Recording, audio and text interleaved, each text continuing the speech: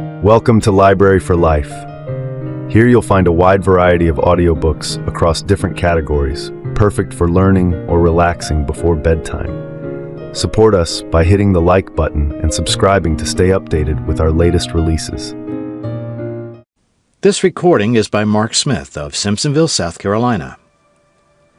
The Three Musketeers by Alexandre Dumas, translated by William Hobson. Author's Preface. In which it is proved that, notwithstanding their names ending in OS and IS, the heroes of the story which we are about to have the honor to relate to our readers have nothing mythological about them. A short time ago, while making researches in the Royal Library for my history of Louis XIV, I stumbled by chance upon the memoirs of Monsieur d'Artagnan, printed, as were most of the works of that period, in which authors could not tell the truth without the risk of a residence, more or less long, in the Bastille, at Amsterdam by Pierre Rouge. The title attracted me. I took them home with me, with the permission of the guardian, and devoured them. It is not my intention here to enter into an analysis of this curious work, and I shall satisfy myself with referring such of my readers as appreciate the pictures of the period to its pages. They will therein find portraits penciled by the hand of a master, and although these squibs may be, for the most part, traced upon the doors of barracks and the walls of cabarets, they will not find the likenesses of Louis XIII, Anne of Austria, Richelieu, Mazarin, and the courtiers of the period less faithful than in the history of Monsieur Anquetil. But it is well known, what strikes the capricious mind of the poet is not always what affects the mass of readers. Now, while admiring, as others doubtless will admire, the details we have to relate, our main preoccupation concerned a matter to which no one before ourselves had given a thought. D'Artagnan relates that on his first visit to Monsieur de Treville, captain of the King's Musketeers, he met in the antechamber 3 young men, serving in the illustrious corps into which he was soliciting the honor of being received, bearing the names of Athos, Porthos, and Aramis. We must confess that these 3 strange names struck us, and it immediately occurred to us that they were but pseudonyms, under which D'Artagnan had disguised names perhaps illustrious, or else the bearers of these borrowed names had themselves chosen them on the day in which, from caprice, discontent, or want of fortune, they had donned the simple musketeer's uniform. From that moment we had no rest till we could find some trace in contemporary works of these extraordinary names which had so strongly awakened our curiosity. The catalogue alone of the books we read with this object would fill a whole chapter, which, although it might be very instructive, would certainly afford our readers but little amusement. It will suffice, then, to tell them that at the moment at which, discouraged by so many fruitless investigations, we were about to abandon our search, we at length found, guided by the counsels of our illustrious friend Paulin Paris, a manuscript in folio, endorsed 4772 or 4773, we do not recollect which, having for title, Memoirs of the Comte de la Fère, touching some events which passed in France towards the end of the reign of King Louis XIII and the commencement of the reign of King Louis XIV. It may be easily imagined how great was our joy when, in turning over this manuscript, our last hope, we found at the 20th page the name of Athos, at the 27th the name of Porthos, and at the 31st the name of Aramis. The discovery of a completely unknown manuscript at a period in which historical science is carried to such a high degree appeared almost miraculous. We hastened, therefore, to obtain permission to print it, with a view of presenting ourselves some day with a pack of others at the doors of the Académie des Inscriptions et Belles-Lettres. If we should not succeed, a very probable thing, by the by, in gaining admission to the Académie Française with our own proper pack. This permission, we feel bound to say, was graciously granted, which compels us here to give a public contradiction to the slanderers who pretend that we live under a government but moderately indulgent to men of letters. Now, This is the first part of this precious manuscript which we offer to our readers, restoring it to the title which belongs to it, and entering into an engagement that if, of which we have no doubt, this first part should obtain the success it merits, we will publish the second immediately.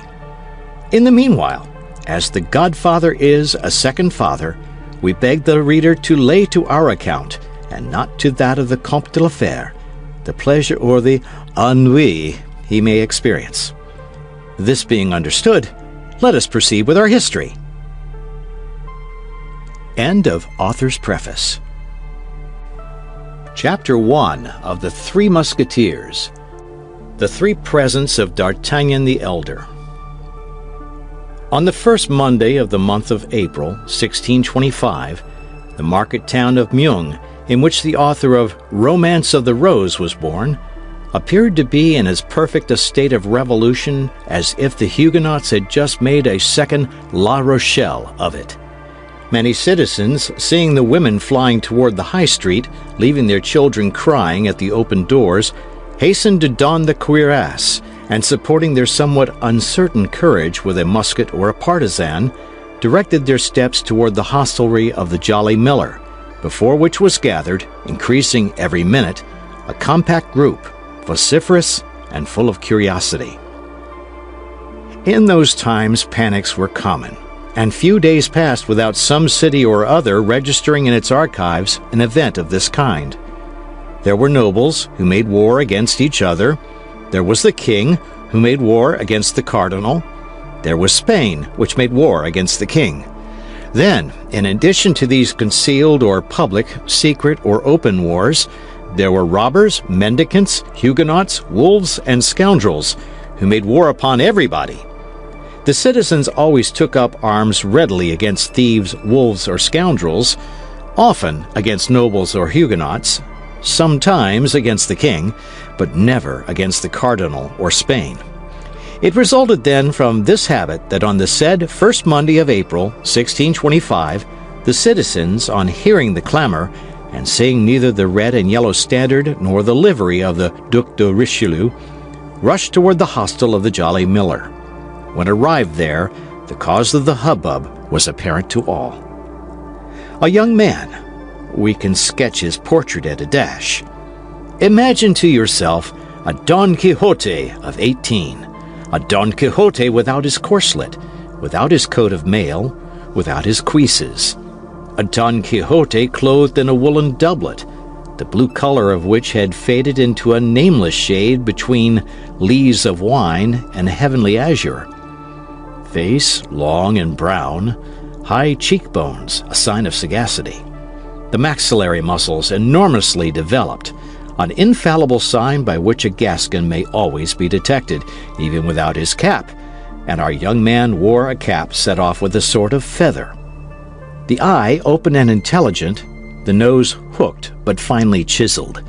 Too big for a youth, too small for a grown man, an experienced eye might have taken him for a farmer's son upon a journey, had it not been for the long sword which, dangling from a leather baldric, hit against the calves of its owner as he walked, and against the rough side of his steed when he was on horseback.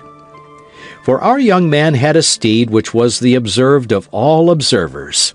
It was a Béarn pony, from 12 to 14 years old, yellow in its hide, without a hair in its tail, but not without windgalls on his legs, which, though going with his head lower than his knees, rendering a martingale quite unnecessary, contrived nevertheless to perform his 8 leagues a day. Unfortunately, the qualities of this horse were so well concealed under his strange-colored hide and his unaccountable gait, that at a time when everybody was a connoisseur in horseflesh, the appearance of the aforesaid pony at Meung, which place he had entered about a quarter of an hour before by the gate of Beaugency, produced an unfavorable feeling which extended to his rider.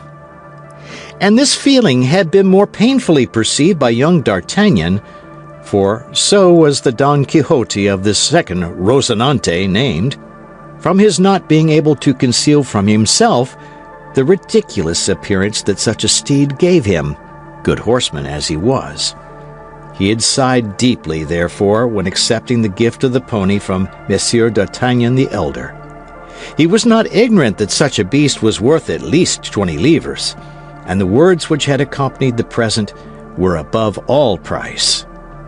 "My son," said the old Gascon gentleman in that pure Béarn patois of which Henry IV could never rid himself, "this horse was born in the house of your father about 13 years ago, and has remained in it ever since, which ought to make you love it. Never sell it. Allow it to die tranquilly and honorably of old age. And if you make a campaign with it, take as much care of it as you would of an old servant.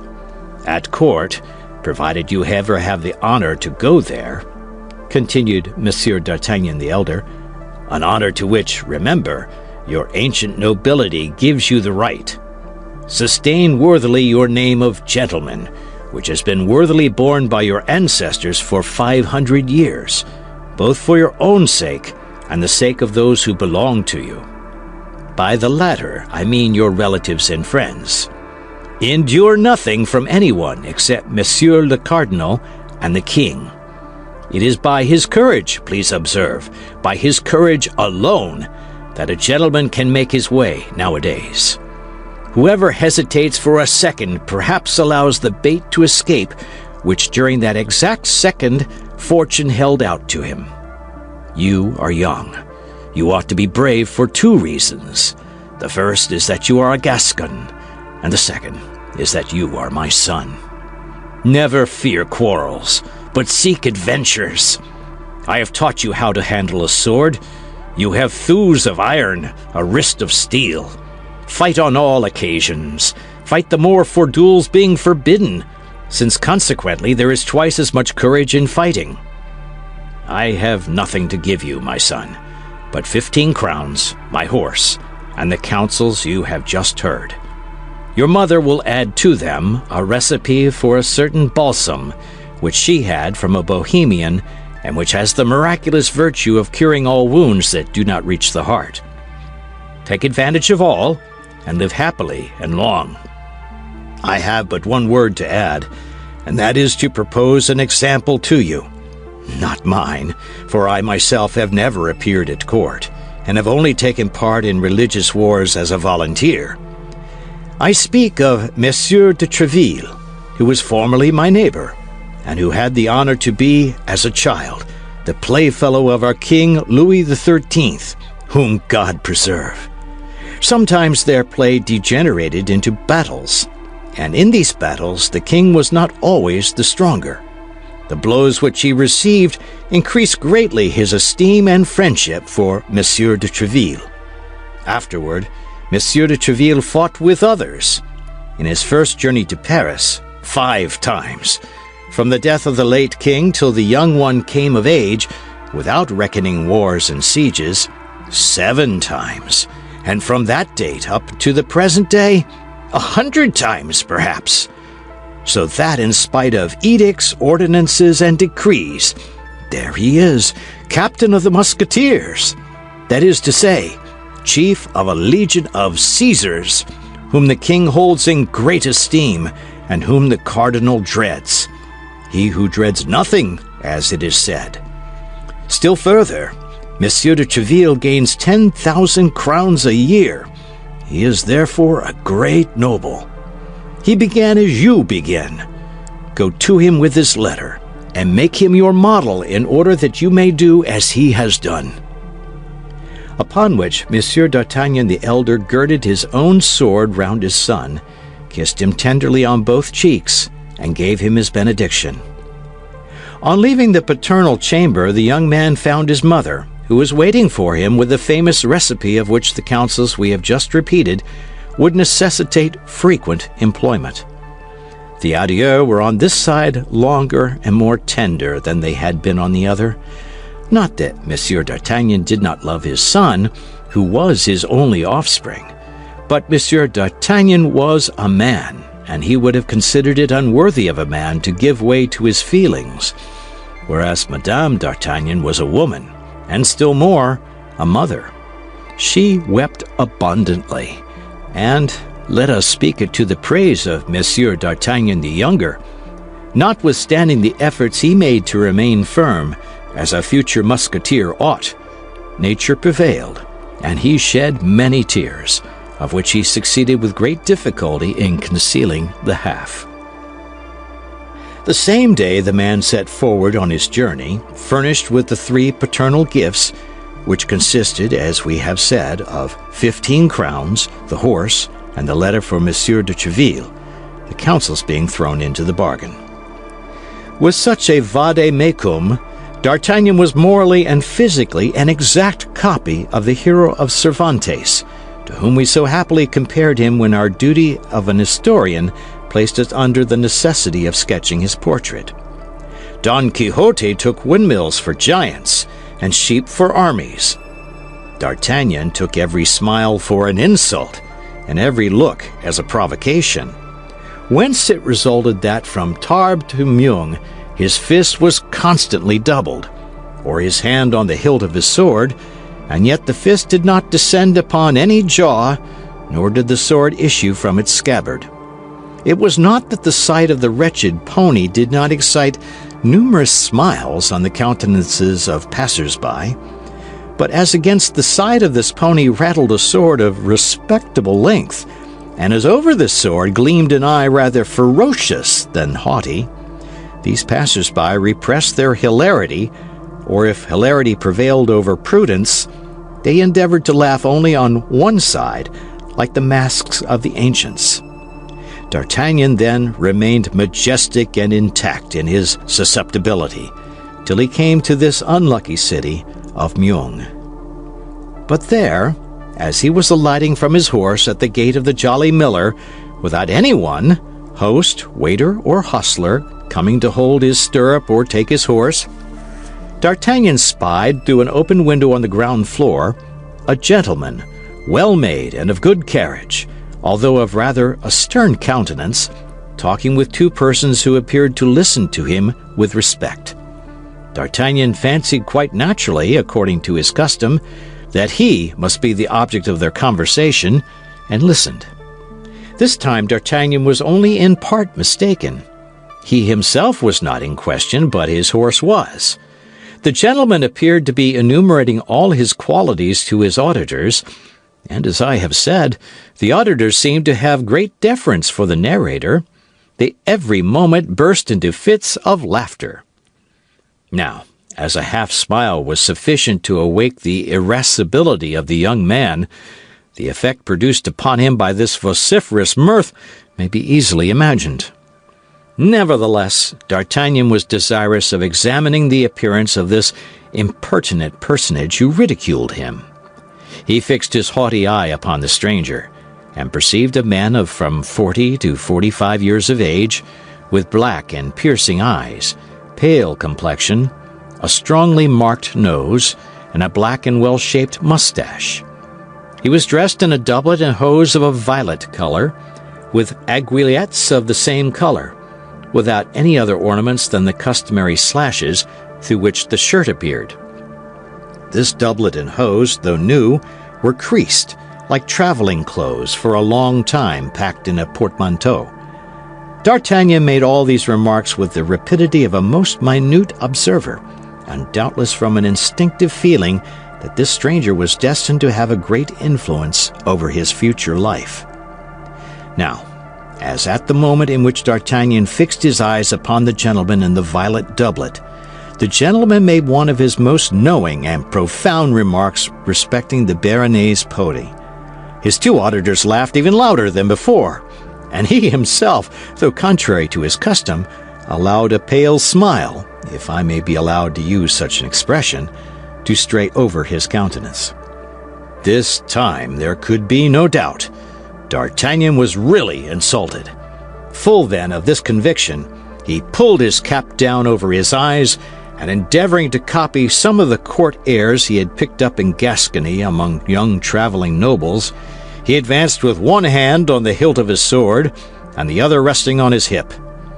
Unfortunately, as he advanced, his anger increased at every step, and instead of the proper and lofty speech he had prepared as a prelude to his challenge, he found nothing at the tip of his tongue but a gross personality, which he accompanied with a furious gesture. "I say, sir, you, sir, who are hiding yourself behind that shutter. Yes, you, sir. Tell me what you are laughing at, and we will laugh together."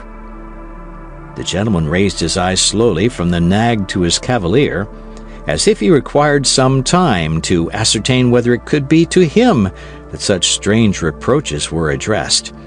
Then, when he could not possibly entertain any doubt of the matter, his eyebrows slightly bent, and with an accent of irony and insolence impossible to be described, he replied to D'Artagnan, "I was not speaking to you, sir."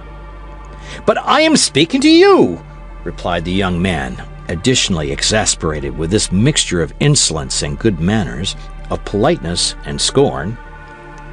The stranger looked at him again with a slight smile, and retiring from the window, came out of the hostelry with a slow step, and placed himself before the horse, within 2 paces of D'Artagnan. His quiet manner and the ironical expression of his countenance redoubled the mirth of the persons with whom he had been talking, and who still remained at the window. D'Artagnan, seeing him approach, drew his sword a foot out of the scabbard.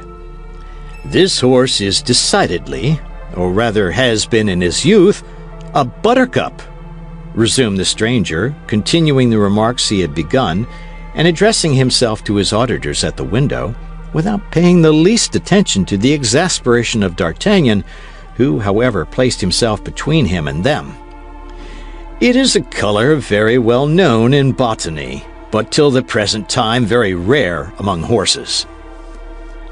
"There are people who laugh at the horse that would not dare to laugh at the master," cried the young emulator of the furious Tréville. "I do not often laugh, sir," replied the stranger, "as you may perceive by the expression of my countenance.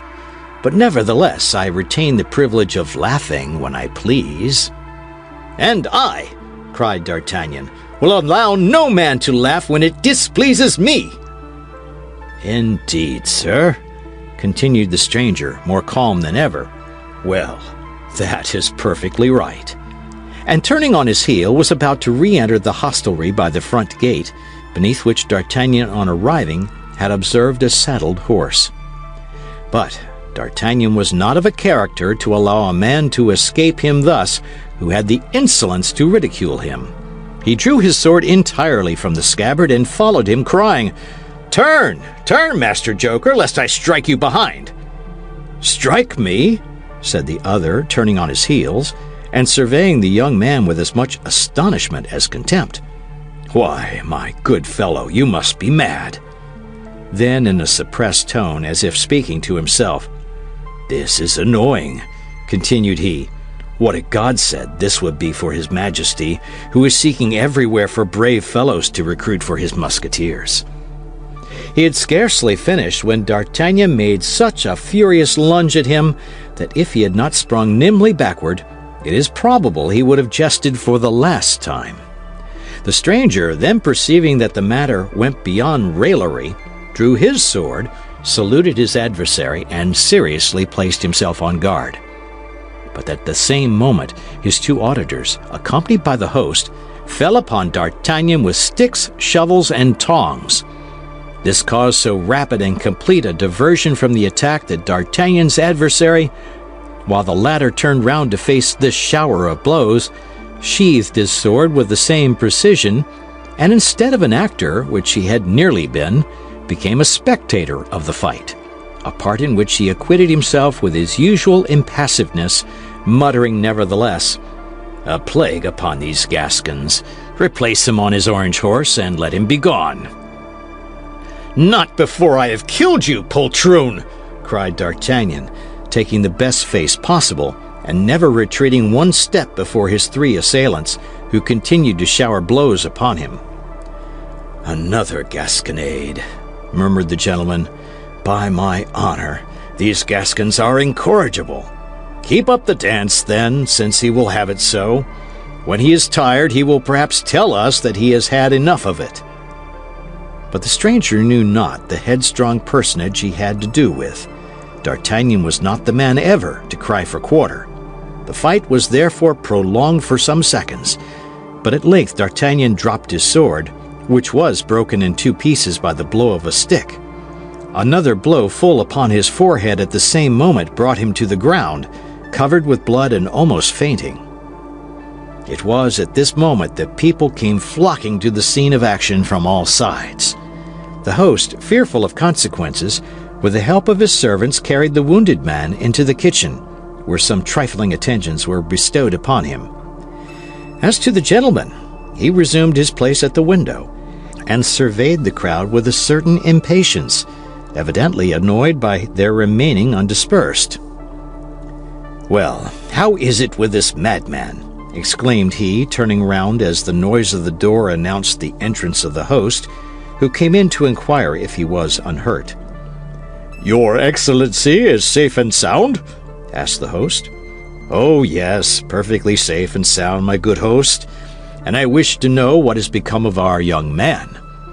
"He is better," said the host. "He fainted quite away." "Indeed," said the gentleman.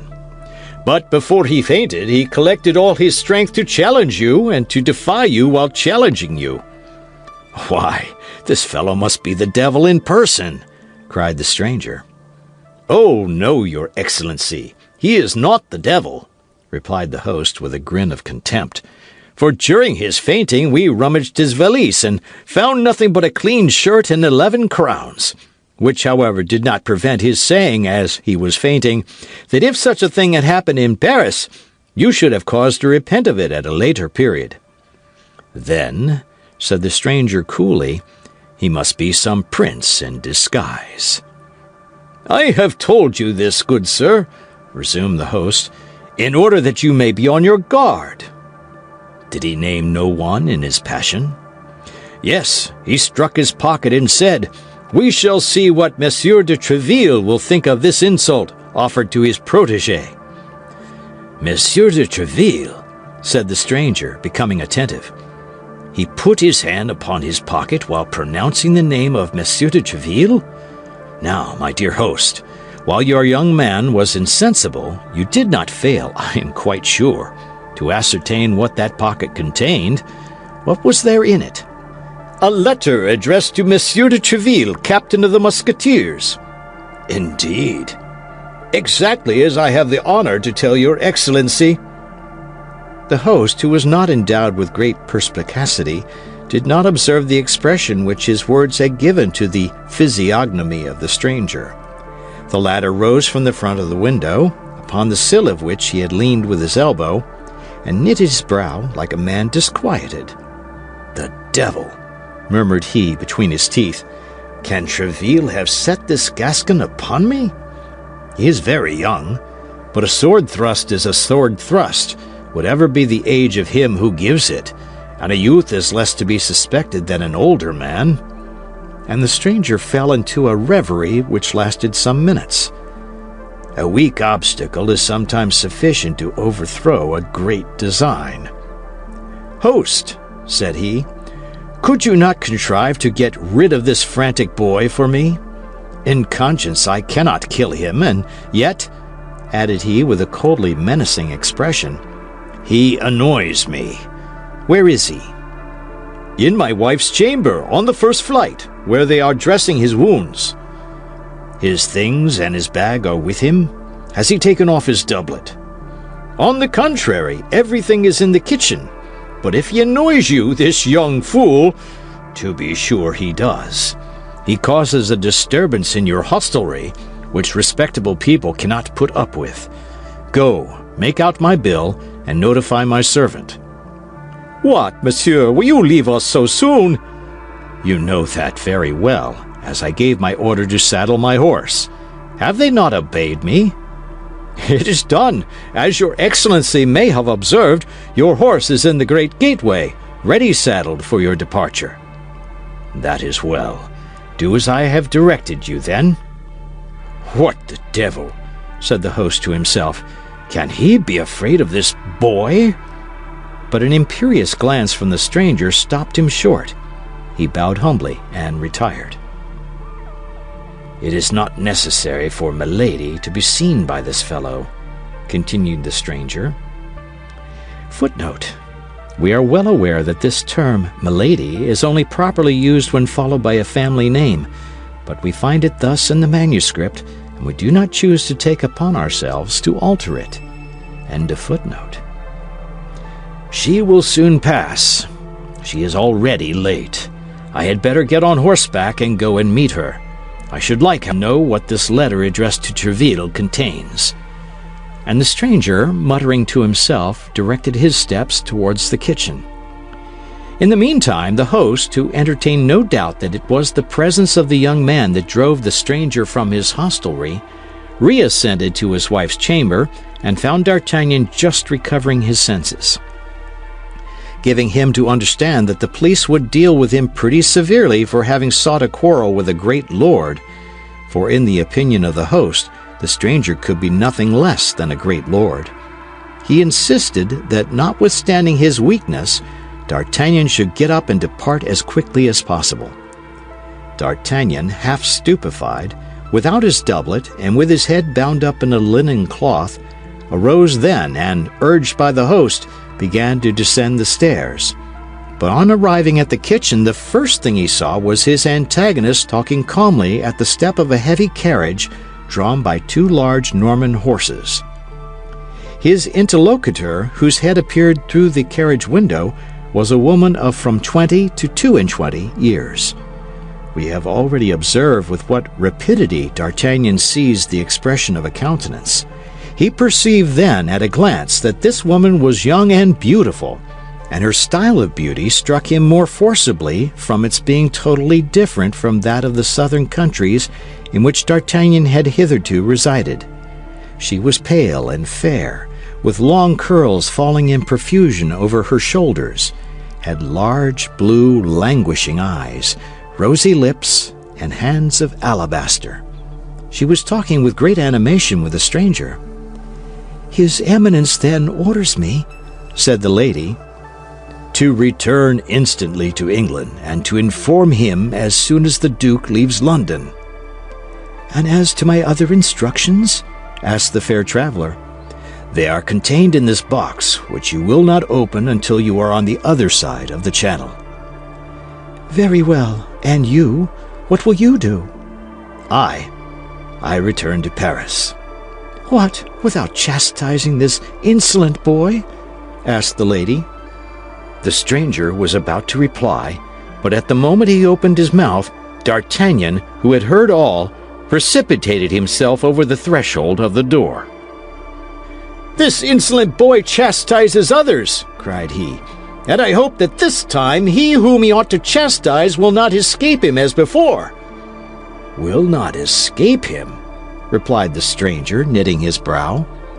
"No, before a woman you would dare not fly, I presume." "Remember," said Milady, seeing the stranger lay his hand on his sword, "the least delay may ruin everything." "You are right," cried the gentleman. "Begone, then, on your part, and I will depart as quickly on mine." And bowing to the lady, he sprang into his saddle, while her coachman applied his whip vigorously to his horses.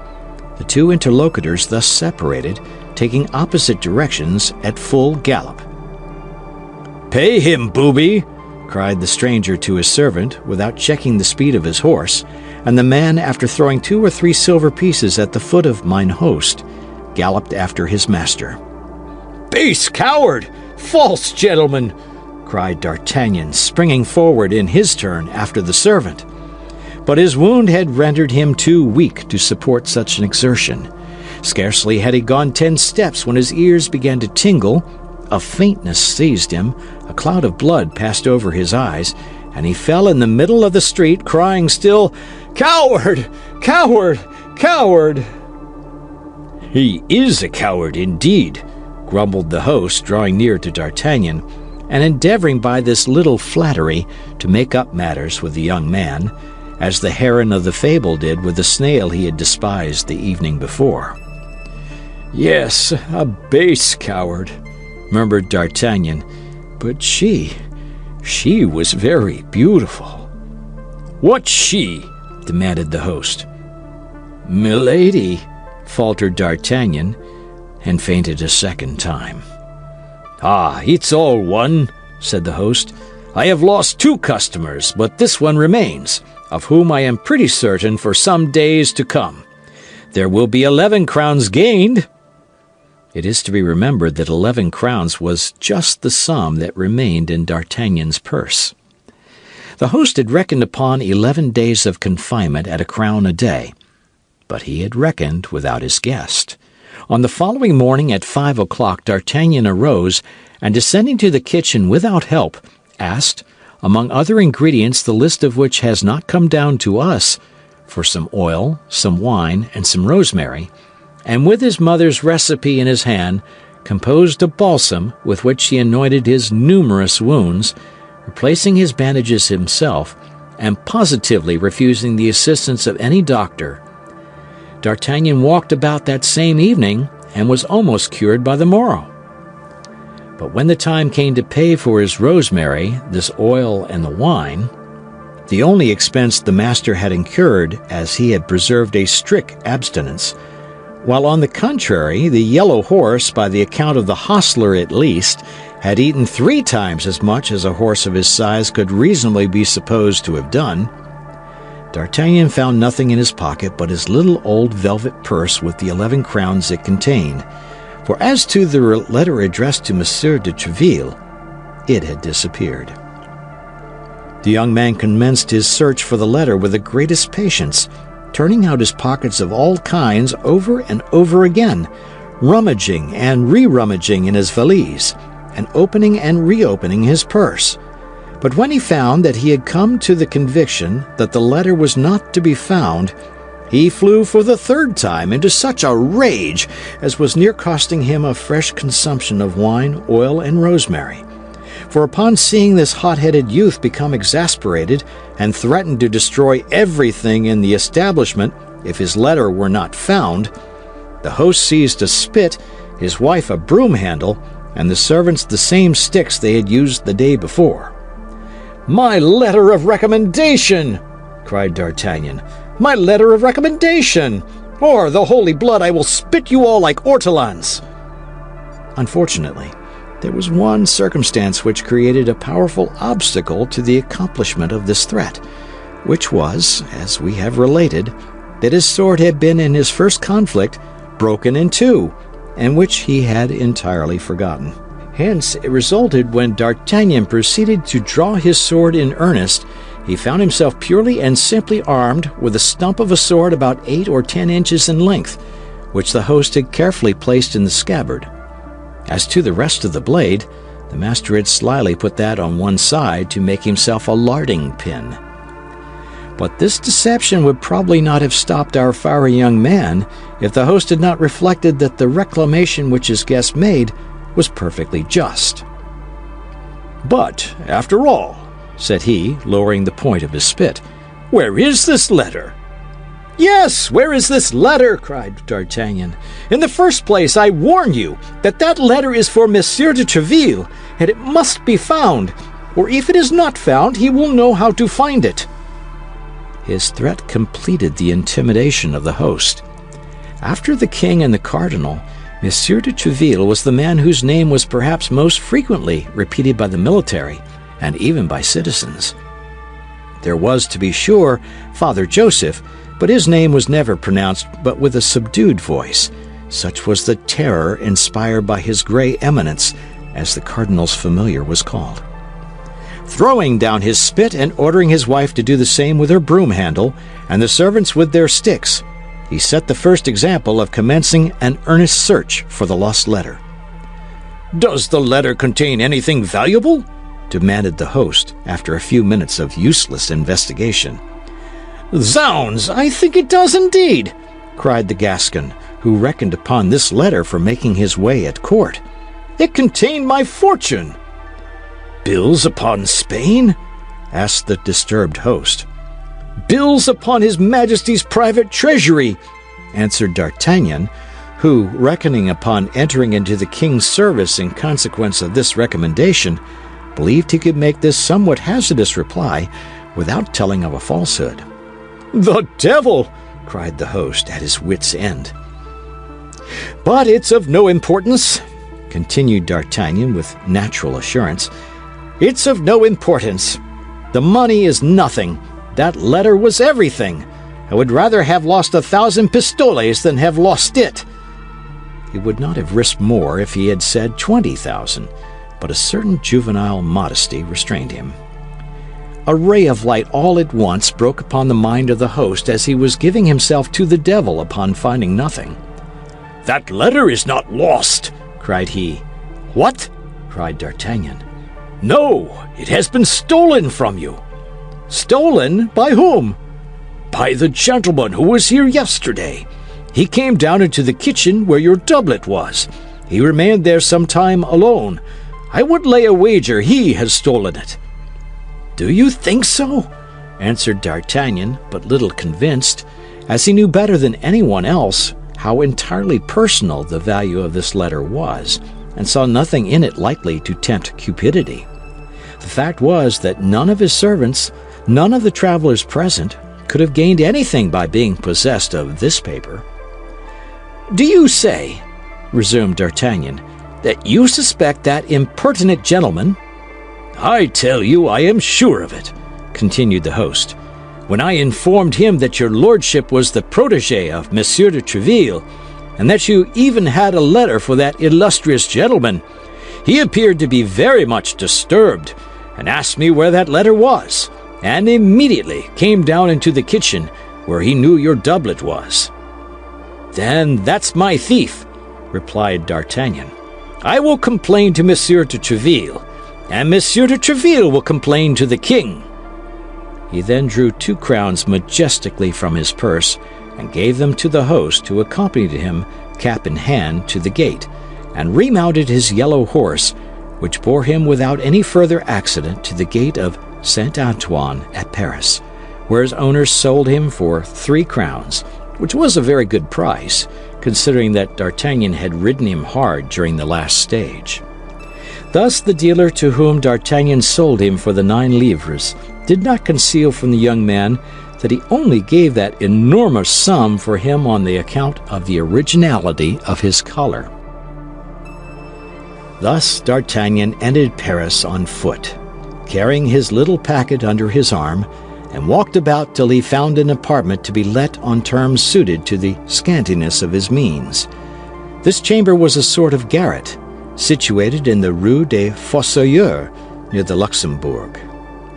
As soon as the earnest money was paid, D'Artagnan took possession of his lodging, and passed the remainder of the day in sewing onto his doublet and hose some ornamental braiding which his mother had taken off an almost new doublet of the elder Monsieur d'Artagnan, and which she had given her son secretly.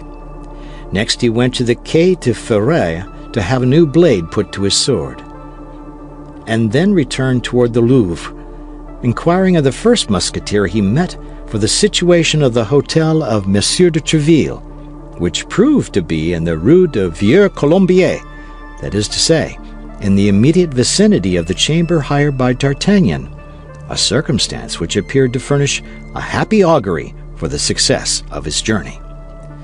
After this, satisfied with the way in which he had conducted himself at Meung, without remorse for the past, confident in the present, and full of hope for the future, he retired to bed and slept the sleep of the brave. This sleep, provincial as it was, brought him to 9 o'clock in the morning, at which hour he rose in order to repair to the residence of Monsieur de Treville, the 3rd personage in the kingdom, in the paternal estimation. End of Chapter 1. Chapter 2. The Antechamber of Monsieur de Treville. Monsieur de Troisville, as his family was still called in Gascony, or Monsieur de Treville, as he has ended by styling himself in Paris, had really commenced life as D'Artagnan now did, that is to say, without a sou in his pocket, but with a fund of audacity, shrewdness, and intelligence, which makes the poorest Gascon gentleman often derive more in his hope from the paternal inheritance than the richest Perigordian or Berrican gentleman derives in reality from his.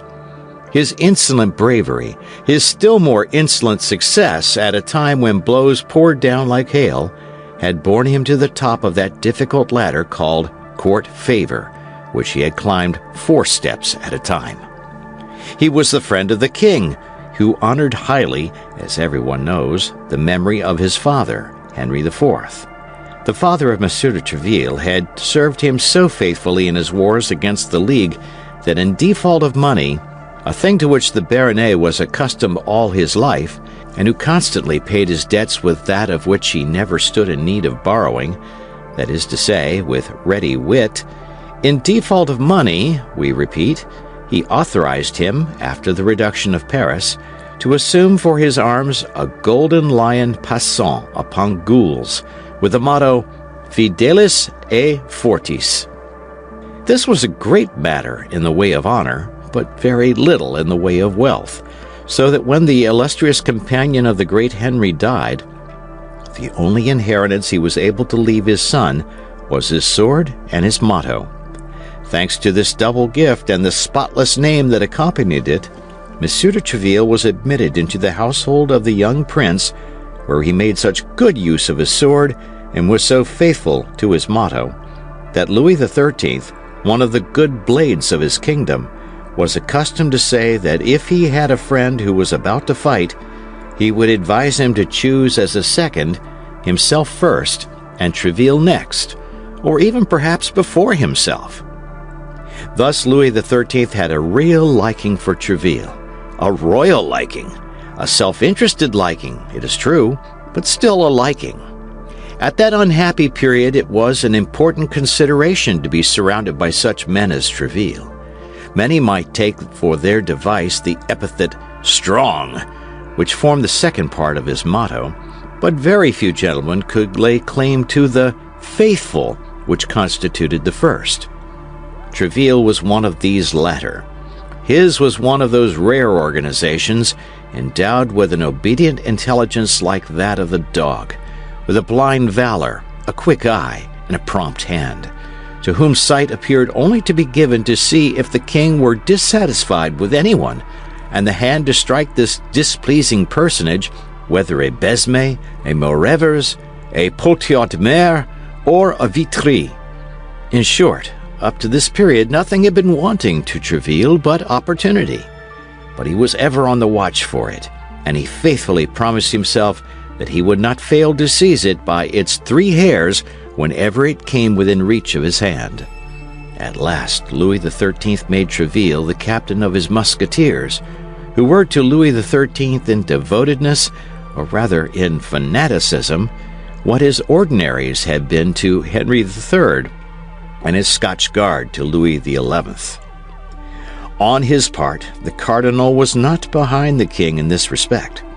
When he saw the formidable and chosen body with which Louis XIII had surrounded himself, this second, or rather this first king of France, became desirous that he too should have his guard. He had his Musketeers, therefore, as Louis XIII had his, and these 2 powerful rivals vied with each other in procuring, not only from all the provinces of France, but even from all foreign states, the most celebrated swordsmen. It was not uncommon for Richelieu and Louis XIII to dispute over their evening game of chess upon the merits of their servants. Each boasted the bearing and the courage of his own people. While exclaiming loudly against duels and brawls, they excited them secretly to quarrel, deriving an immoderate satisfaction or genuine regret from the success or defeat of their own combatants. We learn this from the memoirs of a man who was concerned in some few of these defeats and in many of these victories. Treville had grasped the weak side of his master, and it was to this address that he owed the long and constant favor of a king who has not left the reputation behind him of being very faithful in his friendships. He paraded his Musketeers before the Cardinal Armand du Plessis with an insolent air which made the gray mustache of his eminence curl with ire. Treville understood admirably the war method of that period, in which he who could not live at the expense of the enemy must live at the expense of his compatriots. His soldiers formed a legion of devil-may-care fellows, perfectly undisciplined toward all but himself. Loose, half-drunk, imposing, the king's musketeers, or rather Monsieur de Treville's, spread themselves about in the cabarets, in the public walks, and in the public sports, shouting, twisting their mustaches, clanking their swords, and taking great pleasure in annoying the guards of the cardinal whenever they could fall in with them. Then drawing in the open streets as if it were the best of all possible sports. Sometimes killed, but sure in that case to be both wept and avenged. Often killing others, but then certain of not rotting in prison, Monsieur de Treville being there to claim them.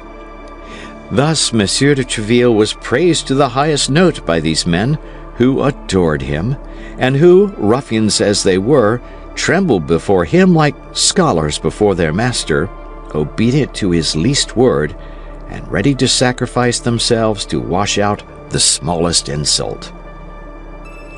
Monsieur de Treville employed this powerful weapon for the king, in the first place, and the friends of the king, and then for himself and his own friends. For the rest, in the memoirs of this period, which has left so many memoirs, one does not find this worthy gentleman blamed even by his enemies, and he had many such among men of the pen as well as among men of the sword. In no instance, let us say, was this worthy gentleman accused of deriving personal advantage from the cooperation of his minions. Endowed with a rare genius for intrigue, which rendered him the equal of the ablest intriguers, he remained an honest man.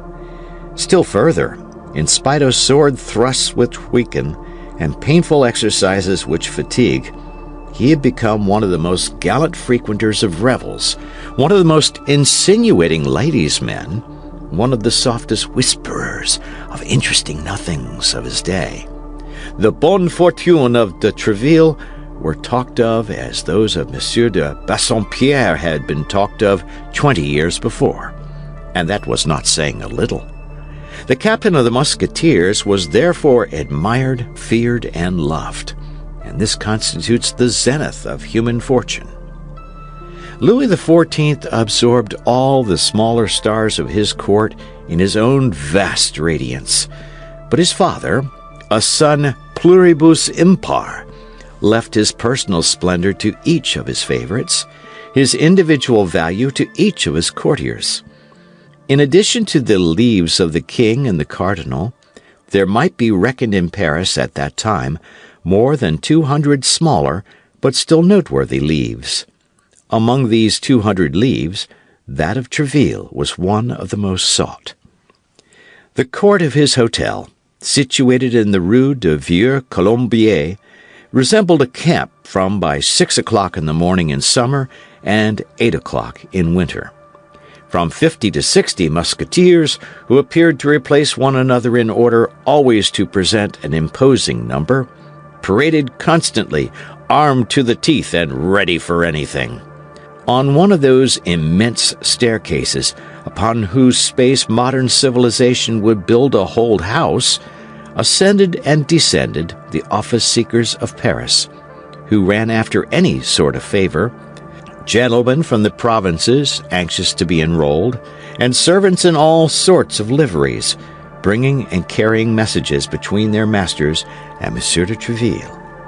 In the antechamber, upon long circular benches, reposed the elect, that is to say, those who were called.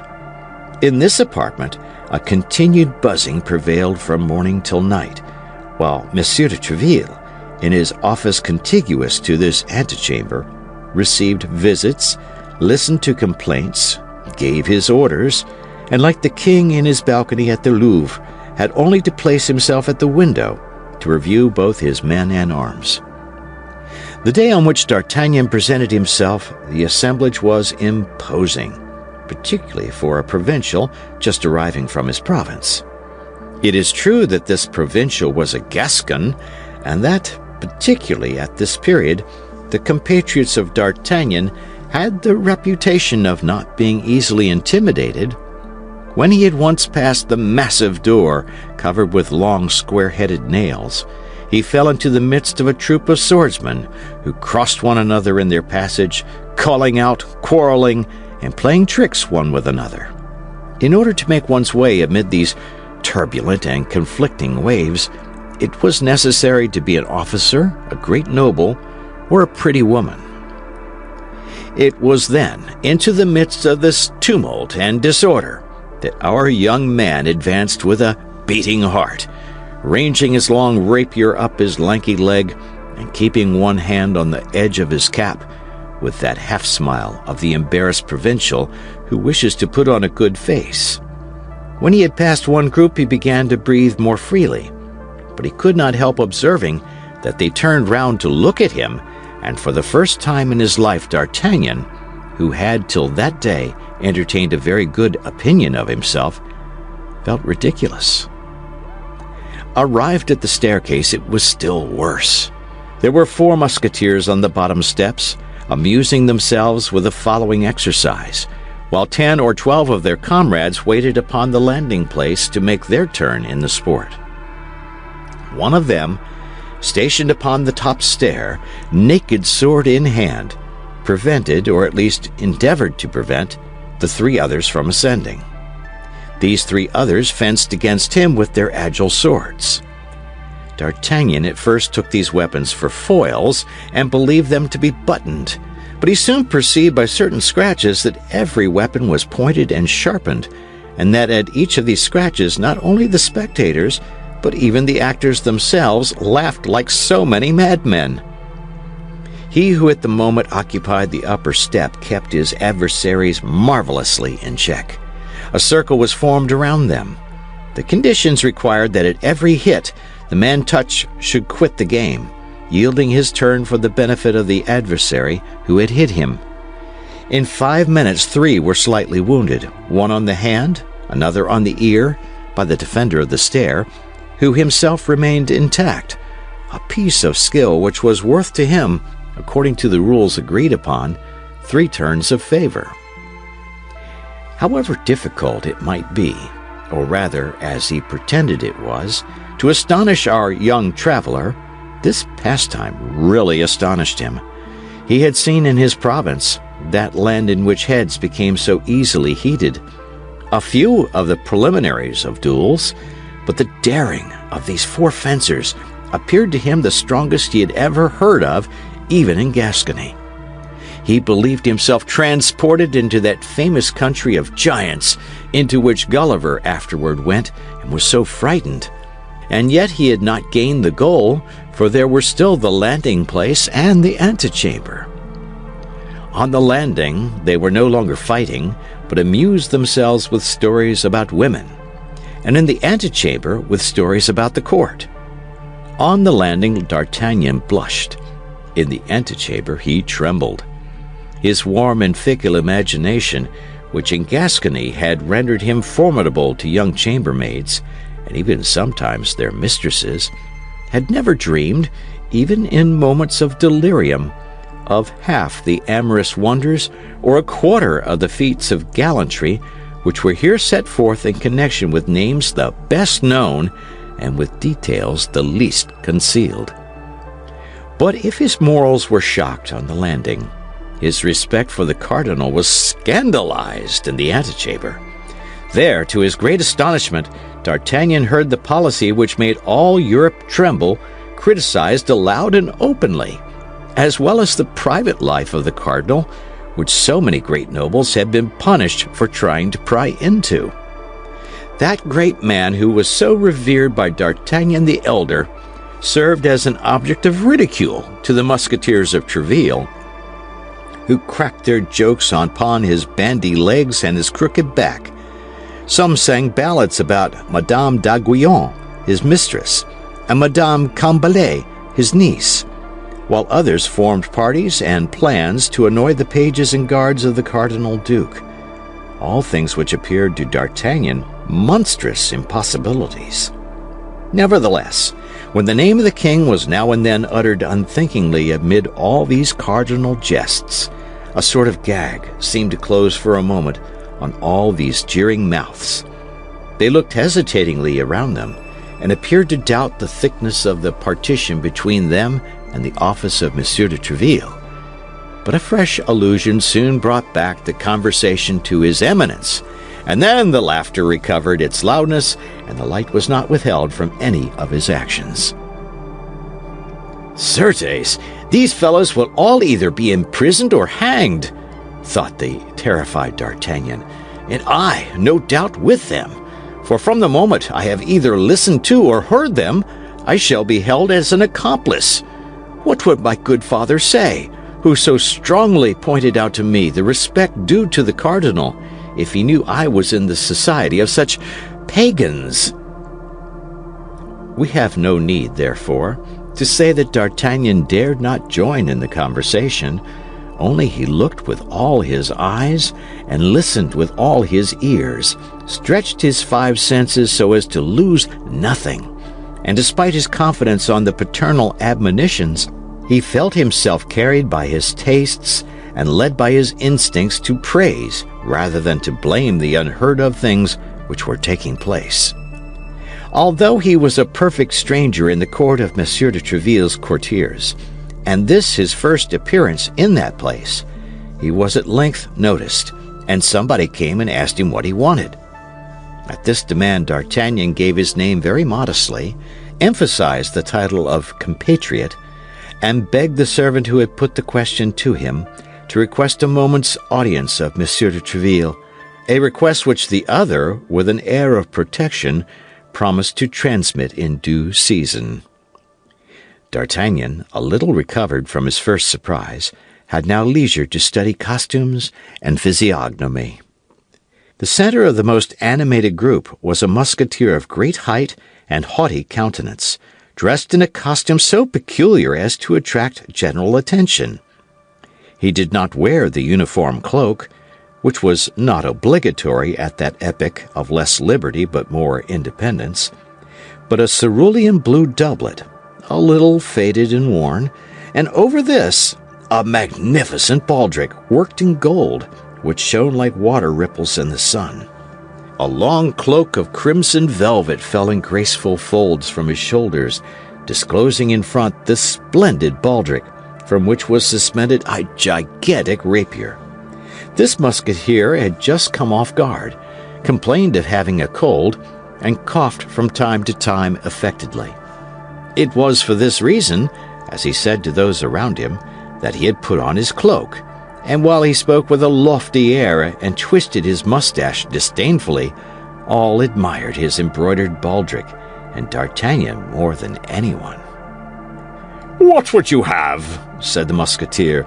"This fashion is coming in. It is a folly, I admit, but still it is the fashion. Besides, one must lay out one's inheritance somehow." "Ah, Porthos," cried one of his companions, "don't try to make us believe you obtained that baldric by paternal generosity. It was given to you by that veiled lady I met you with the other Sunday, near the gate Saint-Honor." "No, upon honor and by the faith of a gentleman. I bought it with the contents of my own purse," answered he whom they designated by the name Porthos. "Yes, about in the same manner," said another musketeer, "that I bought this new purse with what my mistress put into the old one." "It's true, though," said Porthos, "and the proof is that I paid 12 pistoles for it." The wonder was increased, although the doubt continued to exist. "Is it not true, Aramis?" said Porthos, turning toward another musketeer. This other musketeer formed a perfect contrast to his interrogator, who had just designated him by the name of Aramis.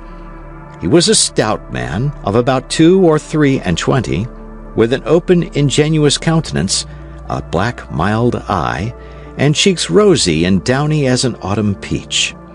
His delicate mustache marked a perfectly straight line upon his upper lip.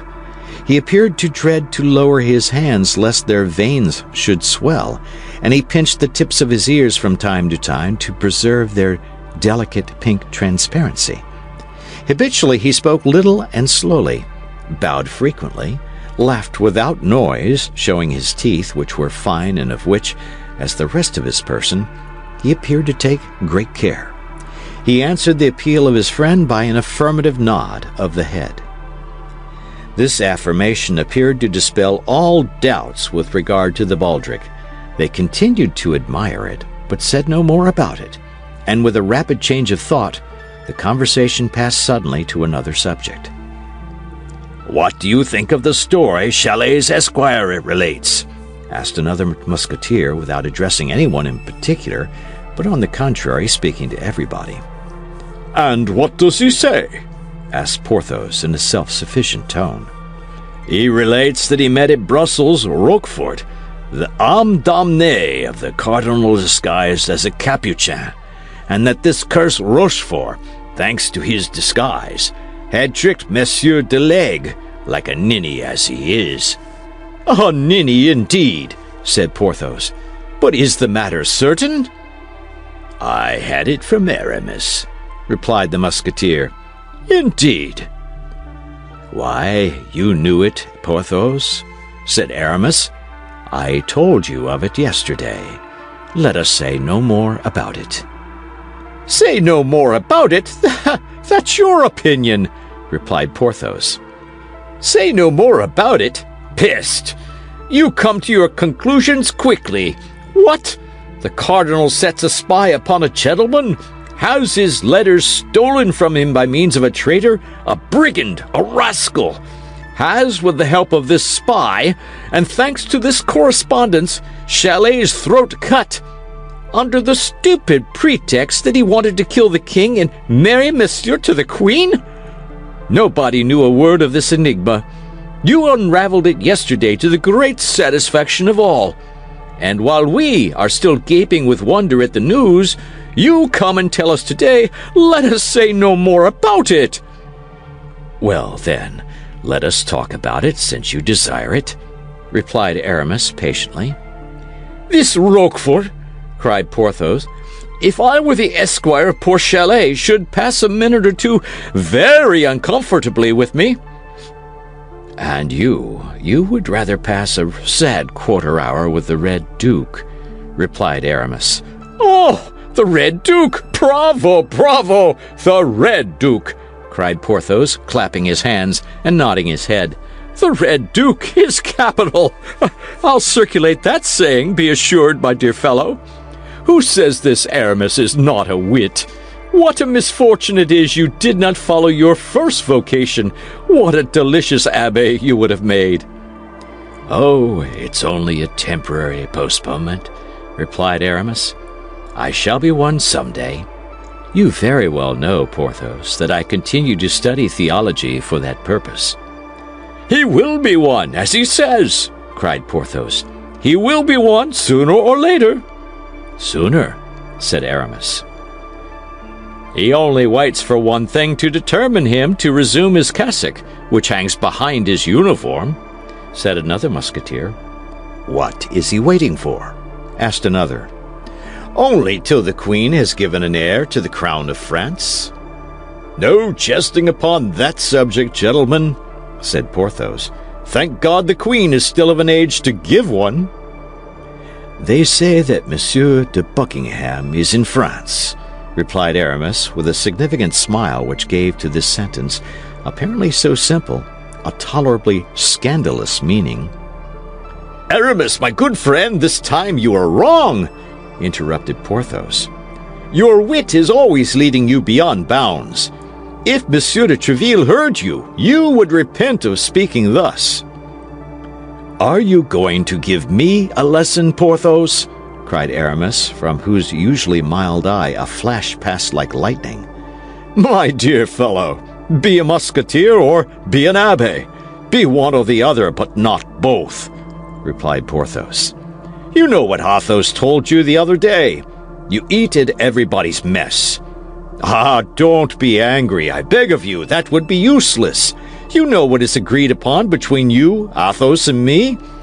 You go to Madame d'Aiguillon's, and you pay your court to her. You go to Madame de Bois Tracy's, the cousin of Madame de Chevreuse, and you pass for being far advanced in the good graces of that lady. Oh, good Lord! Don't trouble yourself to reveal your good luck. No one asks for your secret. All the world knows your discretion. But since you possess that virtue, why the devil don't you make use of it with respect to Her Majesty? Let whoever likes talk of the king and the cardinal, and how he likes, but the queen is sacred, and if anyone speaks of her, let it be respectfully. Porthos, you're as vain as Narcissus. I plainly tell you so, replied Aramis. You know I hate moralizing, except when it is done by Athos. As to you, good sir, you wear too magnificent a baldric to be strong on that head. I will be an abbé if it suits me. In the meanwhile, I am a musketeer. In that quality I say what I please, and at this moment it pleases me to say that you weary me. Aramis! Porthos! Gentlemen, gentlemen! Cried the surrounding group. Monsieur de Treville awaits Monsieur d'Artagnan, cried a servant, throwing open the door of the cabinet. At this announcement, during which the door remained open, everyone became mute, and amid the general silence the young man crossed part of the length of the antechamber and entered the apartment of the captain of the Musketeers, congratulating himself with all his heart at having so narrowly escaped the end of this strange quarrel. End of chapter. Chapter 3. The Audience. Monsieur de Treville was at the moment in rather ill humor. Nevertheless, he saluted the young man politely, who bowed to the very ground, and he smiled on receiving D'Artagnan's response, the Béarnais accent of which recalled to him at the same time his youth and his country, a double remembrance which makes a man smile at all ages. But stepping toward the antechamber, and making a sign to D'Artagnan with his hand, as if to ask his permission to finish with others before he began with him, he called 3 lines with a louder voice at each time, so that he ran through the intervening tones between the imperative accent and the angry accent. Athos, Porthos, Aramis!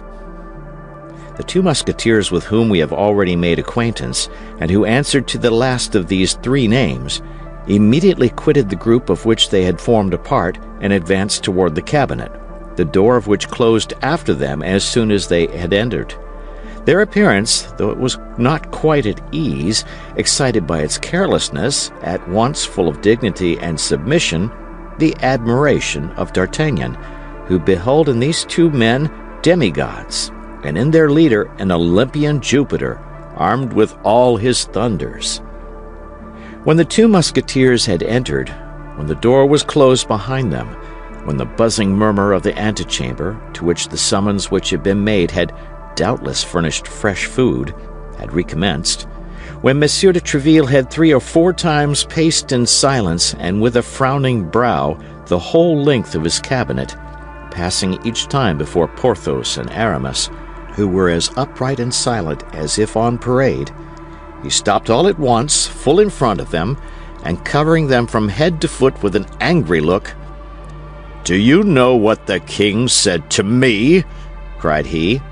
"And that no longer ago than yesterday evening? Do you know, gentlemen?"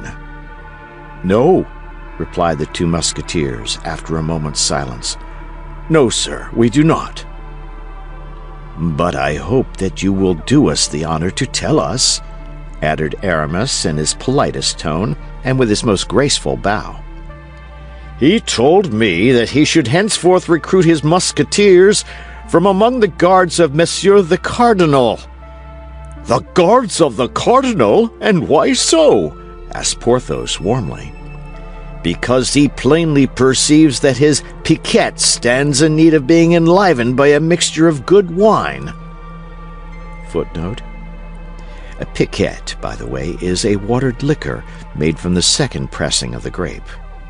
End footnote. The 2 musketeers reddened to the whites of their eyes. D'Artagnan did not know where he was, and wished himself 100 feet underground. "Yes, yes," continued Monsieur de Treville, growing warmer as he spoke. and his majesty was right, for, upon my honor, it is true that the Musketeers make but a miserable figure at court. The cardinal related yesterday, while playing with the king, with an air of condolence very displeasing to me, that the day before yesterday, those damned Musketeers, those daredevils, he dwelt upon those words with an ironical tone still more displeasing to me, those braggarts, added he, glancing at me with his tiger-cat's eye, had made a riot in the Rue Ferou in a cabaret, and that a party of his guards, I thought he was going to laugh in my face, had been forced to arrest the rioters. Morbleu! You must know something about it. Arrest Musketeers! You were among them, you were, don't deny it. You were recognized, and the cardinal named you. But it's all my fault. Yes, it's all my fault, because it is myself who selects my men. You, Aramis, why the devil did you ask me for a uniform when you would have been so much better in a cassock? And you, Porthos, do you only wear such a fine golden baldric to suspend a sword of straw from it? And Athos, I don't see Athos. Where is he? Ill. Very ill, say you? And of what malady? It is feared that it may be the smallpox, sir, replied Porthos, desirous of taking his turn in the conversation. And what is serious is that it will certainly spoil his face. The smallpox?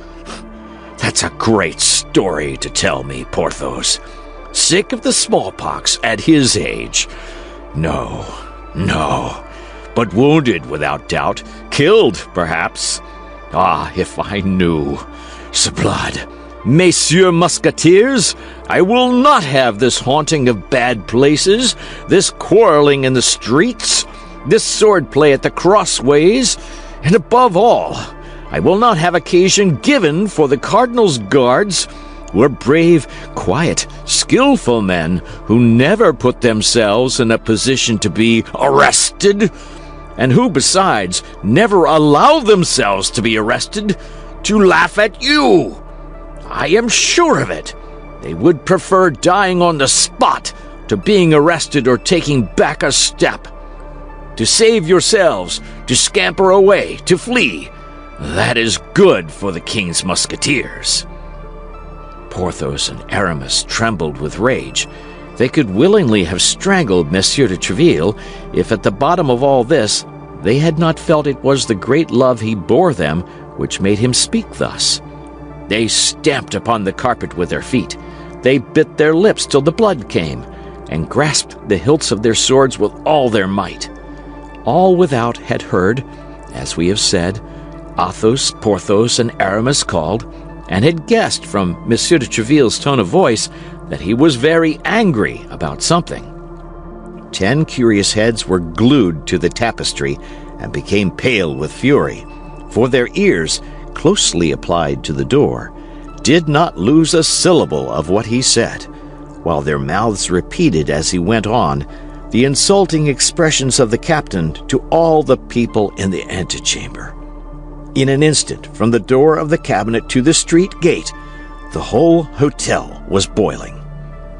Ah, the king's musketeers are arrested by the guards of the cardinal, are they? Continued Monsieur de Treville, as furious at heart as his soldiers, but emphasizing his words and plunging them one by one, so to say, like so many blows of a stiletto, into the bosoms of his auditors. What? 6 of his Eminence's guards arrest 6 of his Majesty's musketeers. Morbleu! My part is taken. I will go straight to the Louvre. I will give in my resignation as captain of the king's musketeers to take a lieutenancy in the cardinal's guards. And if he refuses me, morbleu, I will turn abbé.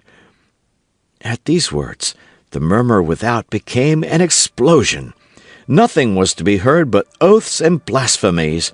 The morbleus, the sang-dieus, the mort tous les diables crossed one another in the air. D'Artagnan looked for some tapestry behind which he might hide himself, and felt an immense inclination to crawl under the table. "Well, my captain," said Porthos, quite beside himself, "the truth is that we were 6 against 6, but we were not captured by fair means, and before we had time to draw our swords, 2 of our party were dead, and Athos, grievously wounded, was very little better. For you know Athos. Well, captain, he endeavored twice to get up, and fell again twice, and we did not surrender. No, they dragged us away by force. On the way, we escaped. As for Athos, they believed him to be dead, and left him very quiet on the field of battle, not thinking it worth the trouble to carry him away. That's the whole story. What the devil, Captain? One cannot win all one's battles. The great Pompey lost that of Pharsalia, and Francis I, who was, as I have heard say, as good as other folks, nevertheless lost the battle of Pavia. And I have the honor of assuring you that I killed one of them with his own sword, said Aramis, for mine was broken at the first parry. Killed him or poniarded him, sir, as is most agreeable to you. I did not know that, replied Monsieur de Treville in a somewhat softened tone. The cardinal exaggerated, as I perceive. But pray, sir, continued Aramis, who, seeing his captain become appeased, ventured to risk a prayer, do not say that Athos is wounded. He would be in despair if that should come to the ears of the king. And as the wound is very serious, seeing that after crossing the shoulder it penetrates into the chest, it is to be feared. At this instant the tapestry was raised, and a noble and handsome head, but frightfully pale, appeared under the fringe. "Athos!" cried the 2 Musketeers. "Athos!" repeated Monsieur de Treville himself. "You have sent for me, sir," said Athos to Monsieur de Treville, in a feeble yet perfectly calm voice. "You have sent for me, as my comrades informed me, and I have hastened to receive your orders. I am here. What do you want with me?" And at these words, the Musketeer, in irreproachable costume, belted as usual, with a tolerably firm step, entered the cabinet. Monsieur de Treville, moved to the bottom of his heart by this proof of courage, sprang toward him. "I was about to say to these gentlemen," added he, "that I forbid my musketeers to expose their lives needlessly, for brave men are very dear to the king, and the king knows that his musketeers are the bravest on the earth. Your hand, Athos!" And without waiting for the answer of the newcomer to this proof of affection, Monsieur de Treville seized his right hand and pressed it with all his might, without perceiving that Athos, whatever might be his self-command, allowed a slight murmur of pain to escape him, and if possible grew paler than he was before. The door had remained open, so strong was the excitement produced by the arrival of Athos, whose wound, though kept as a secret, was known to all. A burst of satisfaction hailed the last words of the captain, and 2 or 3 heads, carried away by the enthusiasm of the moment, appeared through the openings of the tapestry. Monsieur de Treville was about to reprehend this breach of the rules of etiquette, when he felt the hand of Athos, who had rallied all his energies to contend against pain, at length, overcome by it, fell upon the floor as if he were dead. "A surgeon!" cried Monsieur de Treville. "Mine! The king's! The best! A surgeon! Or, by king's blood, my brave Athos will die!" At the cries of Monsieur de Treville, the whole assemblage rushed into the cabinet, he not thinking to shut the door against anyone, and all crowded around the wounded man. But all this eager attention might have been useless if the doctor so loudly called for had not chanced to be in the hotel. He pushed through the crowd, approached Athos, still insensible, and as all this noise and commotion inconvenienced him greatly, he required as the first and most urgent thing that the Musketeer should be carried into an adjoining chamber. Immediately, Monsieur de Treville opened and pointed the way to Porthos and Aramis, who bore their comrade in their arms. Behind this group walked the surgeon, and behind the surgeon the door closed. The cabinet of Monsieur de Treville, generally held so sacred, became in an instant the annex of the antechamber. Everyone spoke, harangued, and vociferated, swearing, cursing, and consigning the cardinal and his guards to all the devils. An instant after, Porthos and Aramis re-entered, the surgeon and Monsieur de Treville alone remaining with the wounded. At length, Monsieur de Treville himself returned. The injured man had recovered his senses. The surgeon declared that the situation of the musketeer had nothing in it to render his friends uneasy, his weakness having been purely and simply caused by loss of blood. Then Monsieur de Treville made a sign with his hand, and all retired except D'Artagnan, who did not forget that he had an audience, and with the tenacity of a Gascon remained in his place. When all had gone out and the door was closed, Monsieur de Treville, on turning round, found himself alone with the young man. The event which had occurred had in some degree broken the thread of his ideas. He inquired what was the will of his persevering visitor. D'Artagnan then repeated his name, and in an instant recovering all his remembrances of the present and the past, Monsieur de Treville grasped the situation. "Pardon me," said he, smiling. "Pardon me, my dear compatriot, but I had wholly forgotten you. But what help is there for it? A captain is nothing but a father of a family, charged with even a greater responsibility than the father of an ordinary family. Soldiers are big children, but as I maintain that the orders of the king, and more particularly the orders of the cardinal, should be executed—" D'Artagnan could not restrain a smile. By this smile, Monsieur de Treville judged that he had not to deal with a fool, and changing the conversation, came straight to the point. "I respected your father very much," said he. "What can I do for the son? Tell me quickly, my time is not my own." "Monsieur," said D'Artagnan, "on quitting Tarbes and coming hither, it was my intention to request of you, in remembrance of the fellowship which you have not forgotten, the uniform of a musketeer. But after all that I have seen during the last 2 hours, I comprehend that such a favor is enormous, and tremble lest I should not merit it." "It is indeed a favor, young man," replied Monsieur de Treville, "but it may not be so far beyond your hopes as you believe, or rather as you appear to believe.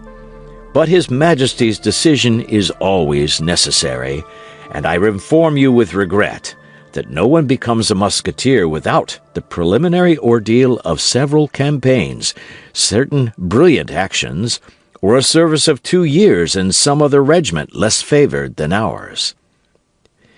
D'Artagnan bowed without replying, feeling his desire to don the musketeer's uniform vastly increased by the great difficulties which preceded the attainment of it. "But," continued Monsieur de Treville, fixing upon his compatriot a look so piercing that it might be said he wished to read the thoughts of his heart, "on account of my old companion, your father, as I have said, I will do something for you, young man. Our recruits from Béarn are not generally very rich, and I have no reason to think matters have much changed in this respect since I left the province. I dare say you have not brought too large a stock of money with you?" D'Artagnan drew himself up with a proud air which plainly said, "I ask alms of no man." "Oh, that's very well, young man," continued Monsieur de Treville. "That's all very well. I know these airs. I myself came to Paris with 4 crowns in my purse, and would have fought with anyone who dared to tell me that I was not in a condition to purchase the Louvre."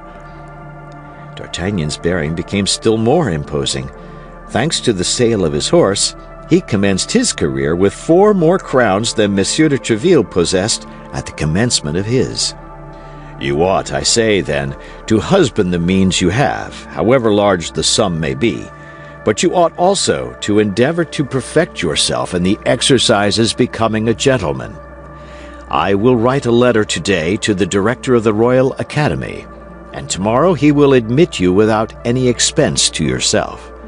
Do not refuse this little service. Our best-born and richest gentlemen sometimes solicit it without being able to obtain it. You will learn horsemanship, swordsmanship in all its branches, and dancing.